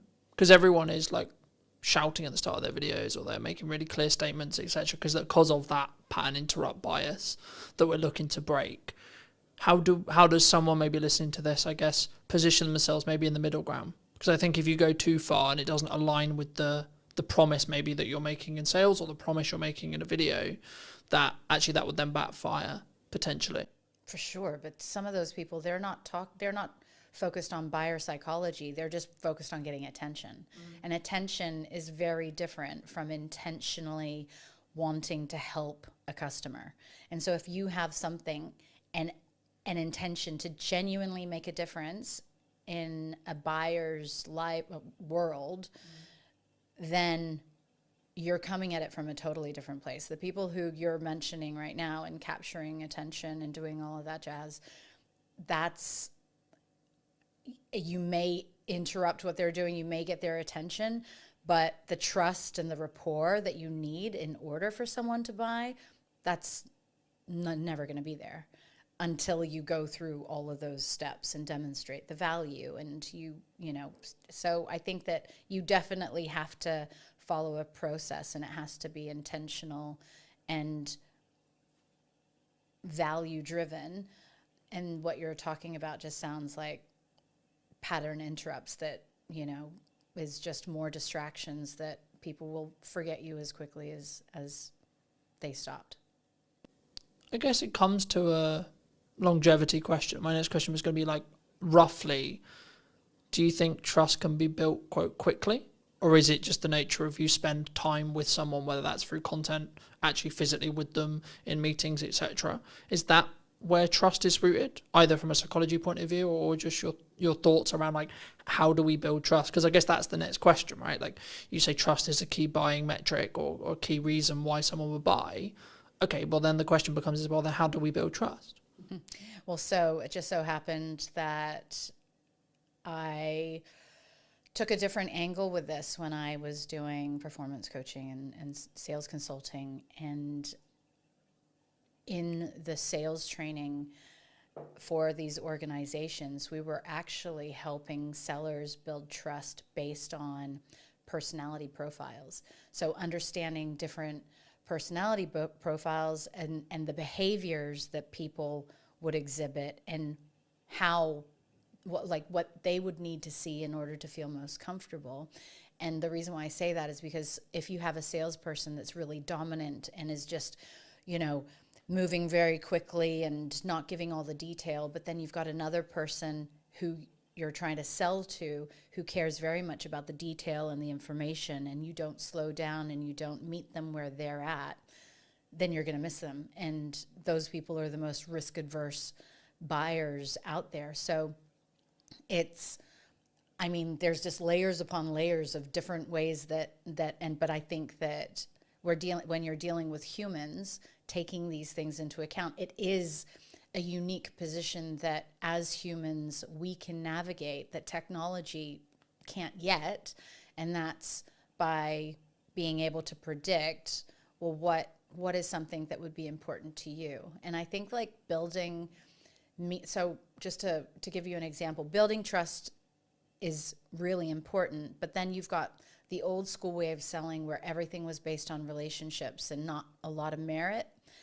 And then you have newcomers coming in, and I hate small talk. And so it can be really uncomfortable for me to just pretend like I'm talking about stuff that I really just feel awkward even, starting those superficial conversations. And so from that perspective, the way I build trust is understanding my customer really, really, like what are their needs? What do they care about? What's their mission in their organization? How can I help them be successful? If I'm demonstrating that really quickly, that I know their industry and that I understand how to really take them from here to where they want to go, that will at least get me to the table to have conversations and, rather than other methods. Did that answer your question? Yeah, no, absolutely. I mean, it's interesting that you say you hate small talk, because I thought that was just a me thing for a long time, right? And I'm on the spectrum too. since I didn't mean to. I meant as well as like yeah. Since like running the show, or since like connecting with people, or being, I guess one could say that I'm quite targeted in who I choose to bring on, who I choose to connect with, who I choose to talk to. I guess in some ways, because it's quite hard for me to describe how I choose and why and etc. Because for me, it's all an instinct-based thing. It's a gut thing. It's like, yeah, I think this person might be interesting. I don't know because I deliberately don't want to know, because I want that to be here to make a good, quote, good show, right? I guess, is that why AI may not take all of our jobs, as lots of people have been claiming or saying? Right.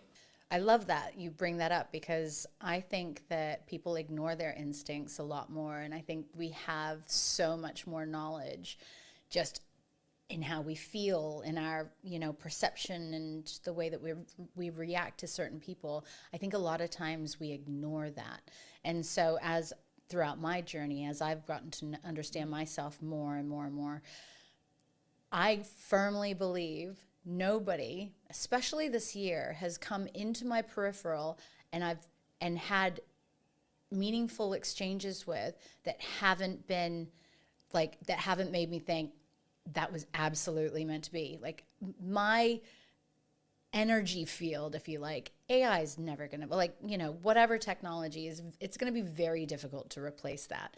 And so you can use technology to do certain components of roles to, for efficiencies and cost savings and stuff like that. But when it comes down to actually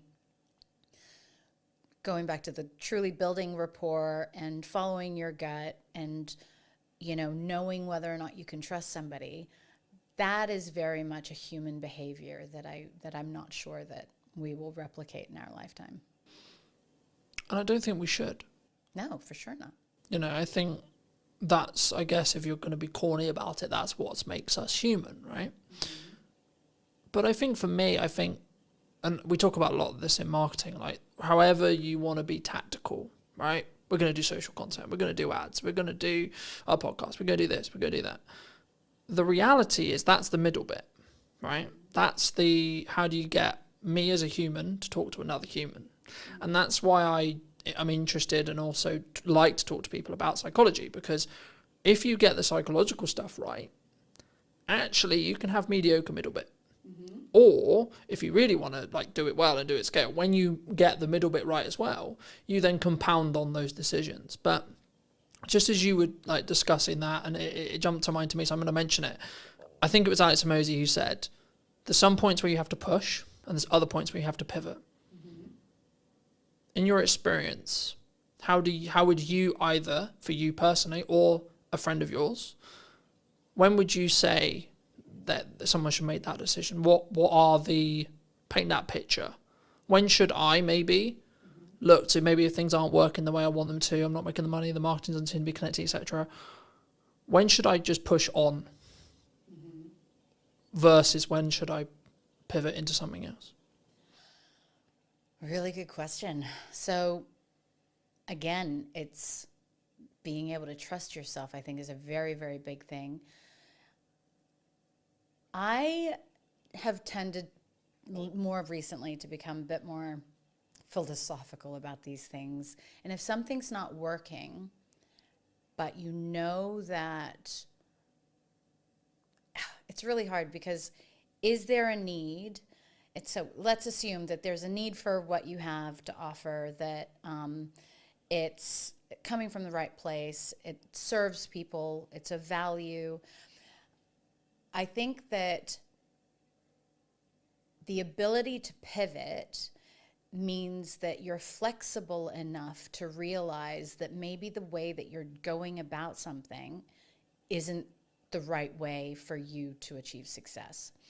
And so, I mean, I've pivoted so much in my life, but and in particular the last few years, but I think that a lot of people become really, so part of resilience and part of emotional intelligence is the ability to be flexible. If you're really rigid about, no, it has to be this way, and not curious as to, maybe I hadn't considered all of the factors, or maybe I don't know as much as I think I should, and then you go and get outside opinions or consultants to help you or whatever. So feedback and you know, rounding out your hypothesis of what you think you should be doing. If everybody's telling you that you should be going down a certain way, then yeah, I would say continue on. But if you're not validating the direction that you're on or testing it, and then how do you know it's the right one? So you've got to learn how to be flexible and try different things. And do you think emotional intelligence is missing in marketing, in sales, in business, in human? Sure, in human life. I was going to go with like in business as a whole, or when you're building relationships, etc. But actually, yeah, let's go more broad. Do you think people don't invest in like understanding, like, and building emotional intelligence and then using it? Yeah. So everybody would have a different idea of what emotional intelligence encompasses, but for me, I think it's just being really self-aware and aware of others. So you can't actually understand others until you understand yourself. And that's never taught. Like, where are we learning that? If our parents haven't learned it or gone and educated themselves on this, then schools aren't teaching it, and then parents don't know. And so then you get to adult life, and then you just think everything should be transactional. But once you start, I think, becoming really curious as to, you know, what's your purpose? Why are you here? It's not just to make money. It's not just to have a house and a nice car and da-da-da-da. Like, no, the real meaning is deeper. And so I think getting to those layers means that you have to be able to sift through, I think, a bunch of junk that, you know, has kind of been piled on top of us from childhood. And then so once you've gone through a lot of that discovery, I think that builds the resilience and emotional intelligence and all of those things that make us better human beings and better marketers and better salespeople and all that stuff. Do you think it comes from, I guess, a fear of not? Because as you were talking, I was thinking, like, does it actually come from, I'm going to make decisions because I don't want to deal with the dark stuff potentially in my head, right? The reason why I can't be emotionally intelligent is because I hire you just to do the job, right? To jump to mind from a networking thing many years ago, when mental health came up as a conversation, it was like, well, no, I'm paying you to do the job, just do the job. And obviously I don't know in this person's case whether it was they haven't done the empathy work or the inner work to be allowed to be empathetic. And I know I have some people close to me who their view is business is business. It's tangible, it's cold, right? It's transactional, regardless of how deep the meaningful relationship could be. In their view, it's just, that's cold. That is the way it is. I've always followed I'm only going to work with people who follow my values, one of which being empathy. Mm-hmm. And if you can't empathize with either the customer and or me and or the other service providers you work with, then actually I don't think you're going to show up in the best way and put your best foot forward. But also I don't think now in the market I see happening when things are, quote, harder, I think people will potentially choose the people who are maybe more soft in that respect, or more understanding, or more emotionally intelligent, you could say, than people who are solely transactional. Would you agree? So this is, again, meeting people where they're at. And again, I've realized that people can't give what they don't have. And so the people who are really unempathetic, I don't believe that that's intentional. They just haven't learned it. And so, in fact, the people who are very transactional in business and who think that it's just like money, and, you know, deals, and it's not about the people, they would be the harshest on themselves. They would probably be the least sensitive, or like they just suppress all of their emotions and whatnot. And so I think that enables us to be a bit more empathetic towards them and understanding, and just be like, wow, that's really sad. And some people have never even realized that they're going through life that way, right? So maybe they weren't allowed to express their feelings. And so seeing somebody in the workplace who's expressing their feelings is foreign to them. And so what lessons do they need to learn in order to become better leaders or better partners or whatever it is? And so I think that as we progress as humans and as we evolve, those are just, so you're a very empathetic person. That's why empathy is important to you. But the reality is a lot of people aren't taught that. You know, we're taught to hide our feelings or just get on with things, and you really never be know. Stoic. Correct. And especially in the UK. So, well, if I'm allowed to say, in England, you know, it was interesting because my family are from all over, but my father's from New Zealand, and we spent a lot of time growing up in the States. And I came up with this theory of the different mentality that you have. Because in New Zealand, actually, people in New Zealand are super laid back, and they're very, like, you could meet, and literally billionaires who you would never know that they're a billionaire. They're super kind, they're very cool, and like there's not this class system, if you like. However, they're taught to not show their emotions. And if you think about, and then I was like, okay, well, New Zealand's still a relatively new country, so is the States. And I believe that the psychology, and this is proven, that if you're around negative people, you will naturally start to become more negative. When people were leaving on the boats to New Zealand, it was, okay, yeah, we'll do this much of the same, and we'll start farms and whatever. The mentality wasn't very different. when people were going to America, it was all of my dreams can come true. This is the land of opportunity. It was this positivity that I think you can see translate into the culture. And so it's going back to the, how are we teaching, and how are we teaching ourselves, and are we challenging ourselves to be more empathetic? And if that's not important, so that boss that you were talking about, or partner, the business partner, if they are at home like that, and if they're not empathetic, well, that's going to hurt them at some point, right? And then they're just going to start seeing that actually the happiest people are the people who show up exactly as they are at home, as they are at work, as they are in a coffee shop, and there's no big changes in their personality or their behavior. No, it definitely did. I mean, for me, I think that's what will allow you to stand out in a world where you can be perceived as like every videographer is technically the same. What we sell is the same. Every marketer is technically the same. We're going to sell you roughly the same thing, right? Roughly, in regards to tactics, we will. It's then, I guess, the approach and then how we do that from a customer service point of view, where maybe that's the thing that will distinguish us.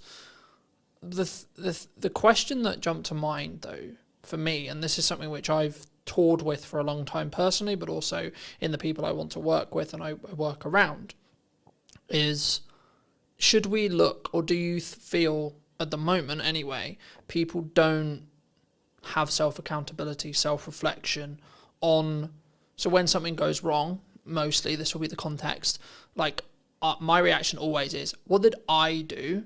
Why did it go wrong in respect to what I did? Not, oh, it went wrong and it's your fault. It's, okay, it went wrong. What can I do to make sure it didn't? Or how did I contribute to potentially that going wrong? And did I actually do my best or not? And the more people I talk to, the more people I connect with, I sometimes find that's maybe lacking or quite a rare perspective, because I think maybe it's a culture thing, I don't know, but it's easier to go, well, it's your fault. Do you think that's missing at the moment? For sure, but everything we've been talking about has to do with somebody's ability to self-reflect. And if you can take accountability for things going wrong, then you probably have a growth mindset because you want to improve. And a lot of people, so it depends, because when you talk about that, I just think of, if people who are afraid to be wrong were probably criticized a lot, or they got in trouble if they were wrong, or they did something wrong when they were kids. We are all walking older versions of our younger selves. And so it's like, what are the things, is that holding a person back? They may be really happy living their life that way, and then maybe just not having many friends, right? But if you're really wanting to show up as your best version in work, for customers, for friends and family, then if you're not getting to some of the behavior that, if you're not questioning your behavior and how the way that you show up in the world could be a reflection of unhealed issues or traumas from your childhood, then I know it got kind of deep, but that to me is you're only skimming the surface of what life can really be about. No, I agree. And I think, again, not taught anywhere though, mostly. I think sometimes, I mean, as I think about that, I think, well, why do I do it? Right. And I think I've been very, very fortunate to have the mother I have and have the values I have instilled in me from a very young age. And that's, I think, why I am who I am now, right? And how I show up now. But I think that's maybe, like, I'm fortunate in that respect, but I guess in some ways my assumption is, well, why shouldn't that be the case? Why isn't this taught in school, etc.? That thought process. And I guess it's a resource thing. Like, if I really sit here and think about it, like, that's why it's not. But I also don't want that to be perceived as an excuse potentially why we shouldn't. And maybe if the right people are listening to this, then I think it should be something that everyone is taught how to do because of the stuff we obviously align on, which is once you can do that, you can actually empathize and fully understand. And actually, to be completely honest, if you're being really selfish, you will make more money. You'll be a better marketer. You'll make more bottom line revenue. You'll be braver. You'll have more courage. You'll back yourself. There's tons of benefits. Is it a resource thing, or is it just a lack of knowledge? You know, there are a ton of people out there that have done the work, that have invested in themselves and I guess that's one of the reasons why I built KindStay, right? So I have an incredible network of well-being experts, neuroscientists, psychologists, nutritionists, who I know with the science can help people through really, really difficult situations. And in the case of my most recent situation of being evacuated, a lot of people aren't prepared for big situations in life, you know, or dysfunction. And so helping people with basic tools that help, whether it's using some of the performance coaching or the mindset management training or any of those things, helping people access tools so that they can learn to take better care of themselves, to prioritize their needs, to consider how a lack of sleep can have a knock-on effect of other things. Or if we're walking around with anxiety all day, what's that going to be like for the people around us, let alone the chemistry inside and all the toxins that are polluting our bodies, you know? So I think that the schooling system, it has a lot to learn, but I also think that the schooling system in the most basic form is totally flawed anyway, and it's kind of a structure to keep people in boxes. I think it's important, though, to, I guess in some ways, establish that if you look at traditional education, it's for the employee, right? And I guess for me, I mean, why would, I guess, a society build that? Is that because that's the odds that most people are? But like, and then I guess the follow-on question that comes from that is, for me, is it because I'm a dyslexic? Is it because of the way I'm wired? Is it because of the upbringing I had that was like, oh, actually, that's not going to be the case. That's not going to be why I potentially am going to be an employee, or why maybe I'm not best fit for an employee. Because for me, I've always understood that, yeah, sometimes I'll have to do that for a means to an end, but that's not where my quote calling is. Right. Is it natural? Is it something that we would always continue? So there are theories that, you know, the designing of schools is because it's not in the best interests of certain layers of society for everybody to be out of the box, to be creative, to be challenging the status quo, to question the teachers' That'd be easier, curriculum. wouldn't it? If you're going to go down the whole government like control thing, it's not government. I'm thinking beyond government, like much higher up. I think government's just in place for control. Now, just on the dyslexic thing, I was advised that I likely am dyslexic also, and school was very difficult for me, but I managed to BS my way through most of it. It's interesting that you say that, because I think that it's in the best interests of the haves and the have-nots to keep people ignorant. And, you know, it's until people start really digging deep into themselves and going, you know, getting curious, that we could actually break out of that. I think to an extent that's true, but I think people aren't I also stand by that not everyone should be an entrepreneur, right? We're in a world right now where so many people potentially did think it was cool, or maybe do think it's cool to be an entrepreneur. I've always understood that, yes, it comes with its own success archetype, but actually in reality, I wouldn't describe it as cool. I would describe it as it needs to be in line with who you are, and you need to be willing to do the work. Yeah, totally. There's never going to be a world ever, no matter what kind of education system, where everybody has the ability to be an entrepreneur. It's tough, right? And the only reason why I got into this lane was because I wanted to solve a problem that didn't exist, and I wanted to align my core values, which was standing up to injustice, helping people, and providing transparency and fairness. Those are my core values. I had always been ridiculously successful in my corporate career. So top performer, achieved things that nobody else could, was the first in many instances. And I had this really high self-belief that I could do anything. An entrepreneur, like starting my own company, absolutely humbled me. I was so humbled after the first year of not making £1 and having spent all of my savings and everything into this, but also probably not validating and doing all of the stuff that you're supposed to do before you start a business. If I knew then what I know now, it'd be totally, totally different.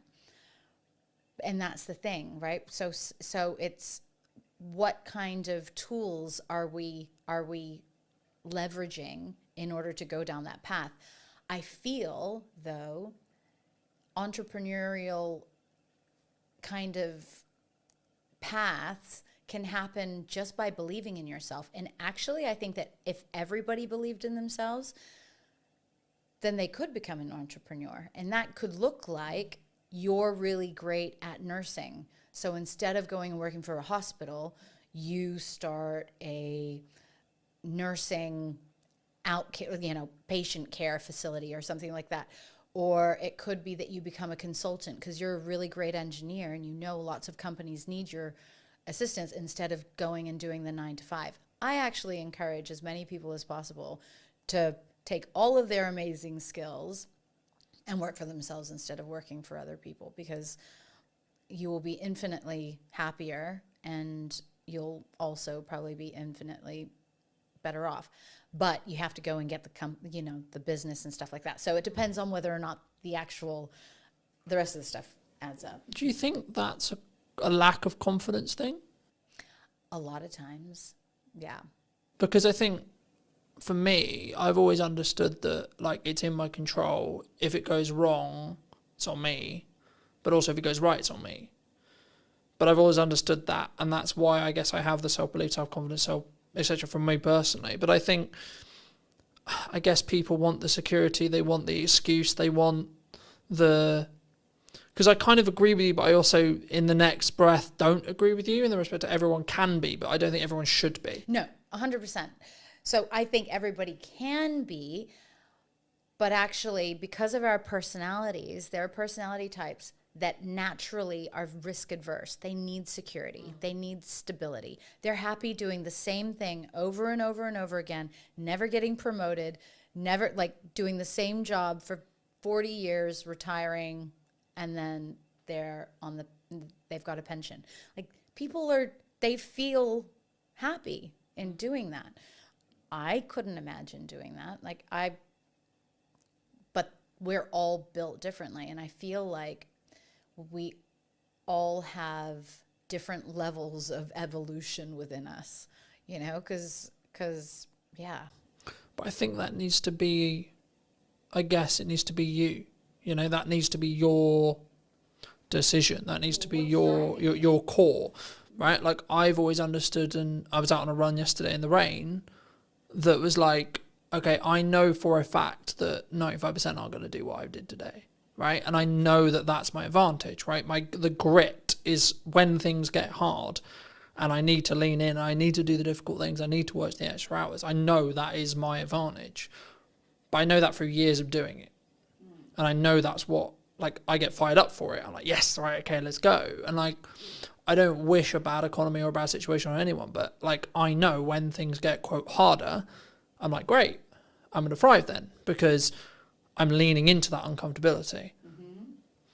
Do you think naturally we pull away and we stay inside our bubble, comfort-wise? 100%. We're psychologically, like, we're scientifically programmed to stay safe. Now, just the exact example that you just gave, when you are pushing yourself to do things that you don't want to, or that most people wouldn't, you're actually building layers of resilience and courage and strength. And I would have those exact same thoughts. So during the winter, I think I started just before this year, but I decided on New Year's Day that my Lumi cold water pool that was sitting on the balcony full of water, that every day I would go and sit in that for 5 minutes. And, you know, even when it was below zero, so it was pretty cold.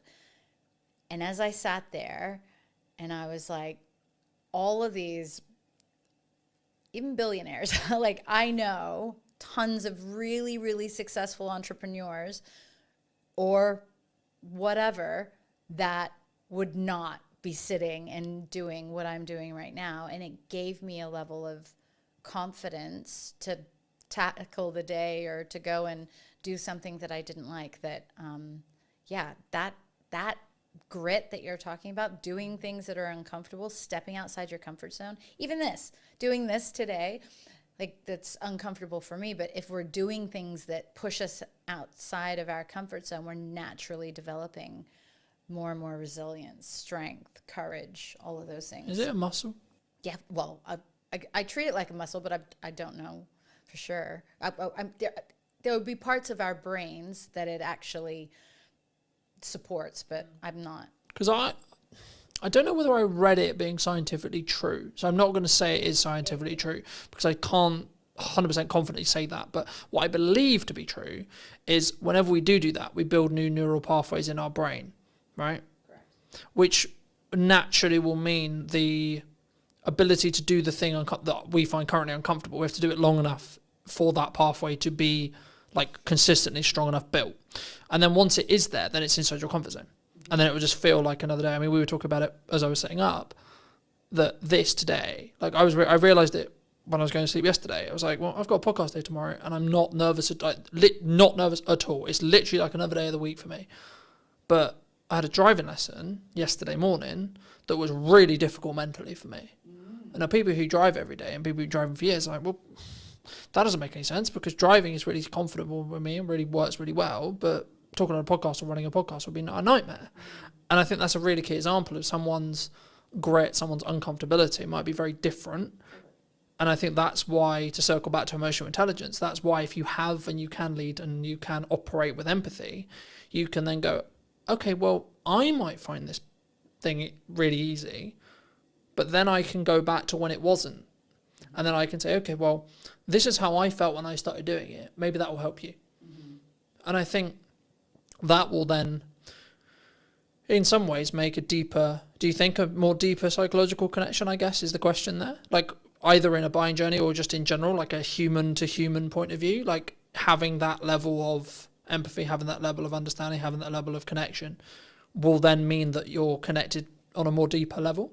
Do you think? For sure. So if you're able to get in the seat of, or get into the mind of the buyer from a customer perspective, and empathize with their challenges and what their frustrations would be, or some of their hesitations of why they're not immediately jumping to your amazing new service, and if you can demonstrate that you understand that, then certainly, and frame your conversation so that they know that you understand that it's not an easy decision, or then that, of course, helps people feel more comfortable. And I think authenticity is really important too. So if you're just operating at a level of you're being 100% yourself, and then you're genuinely curious and interested in the people that you're engaging with, then that'll just naturally come across. You can tell when people aren't being genuine.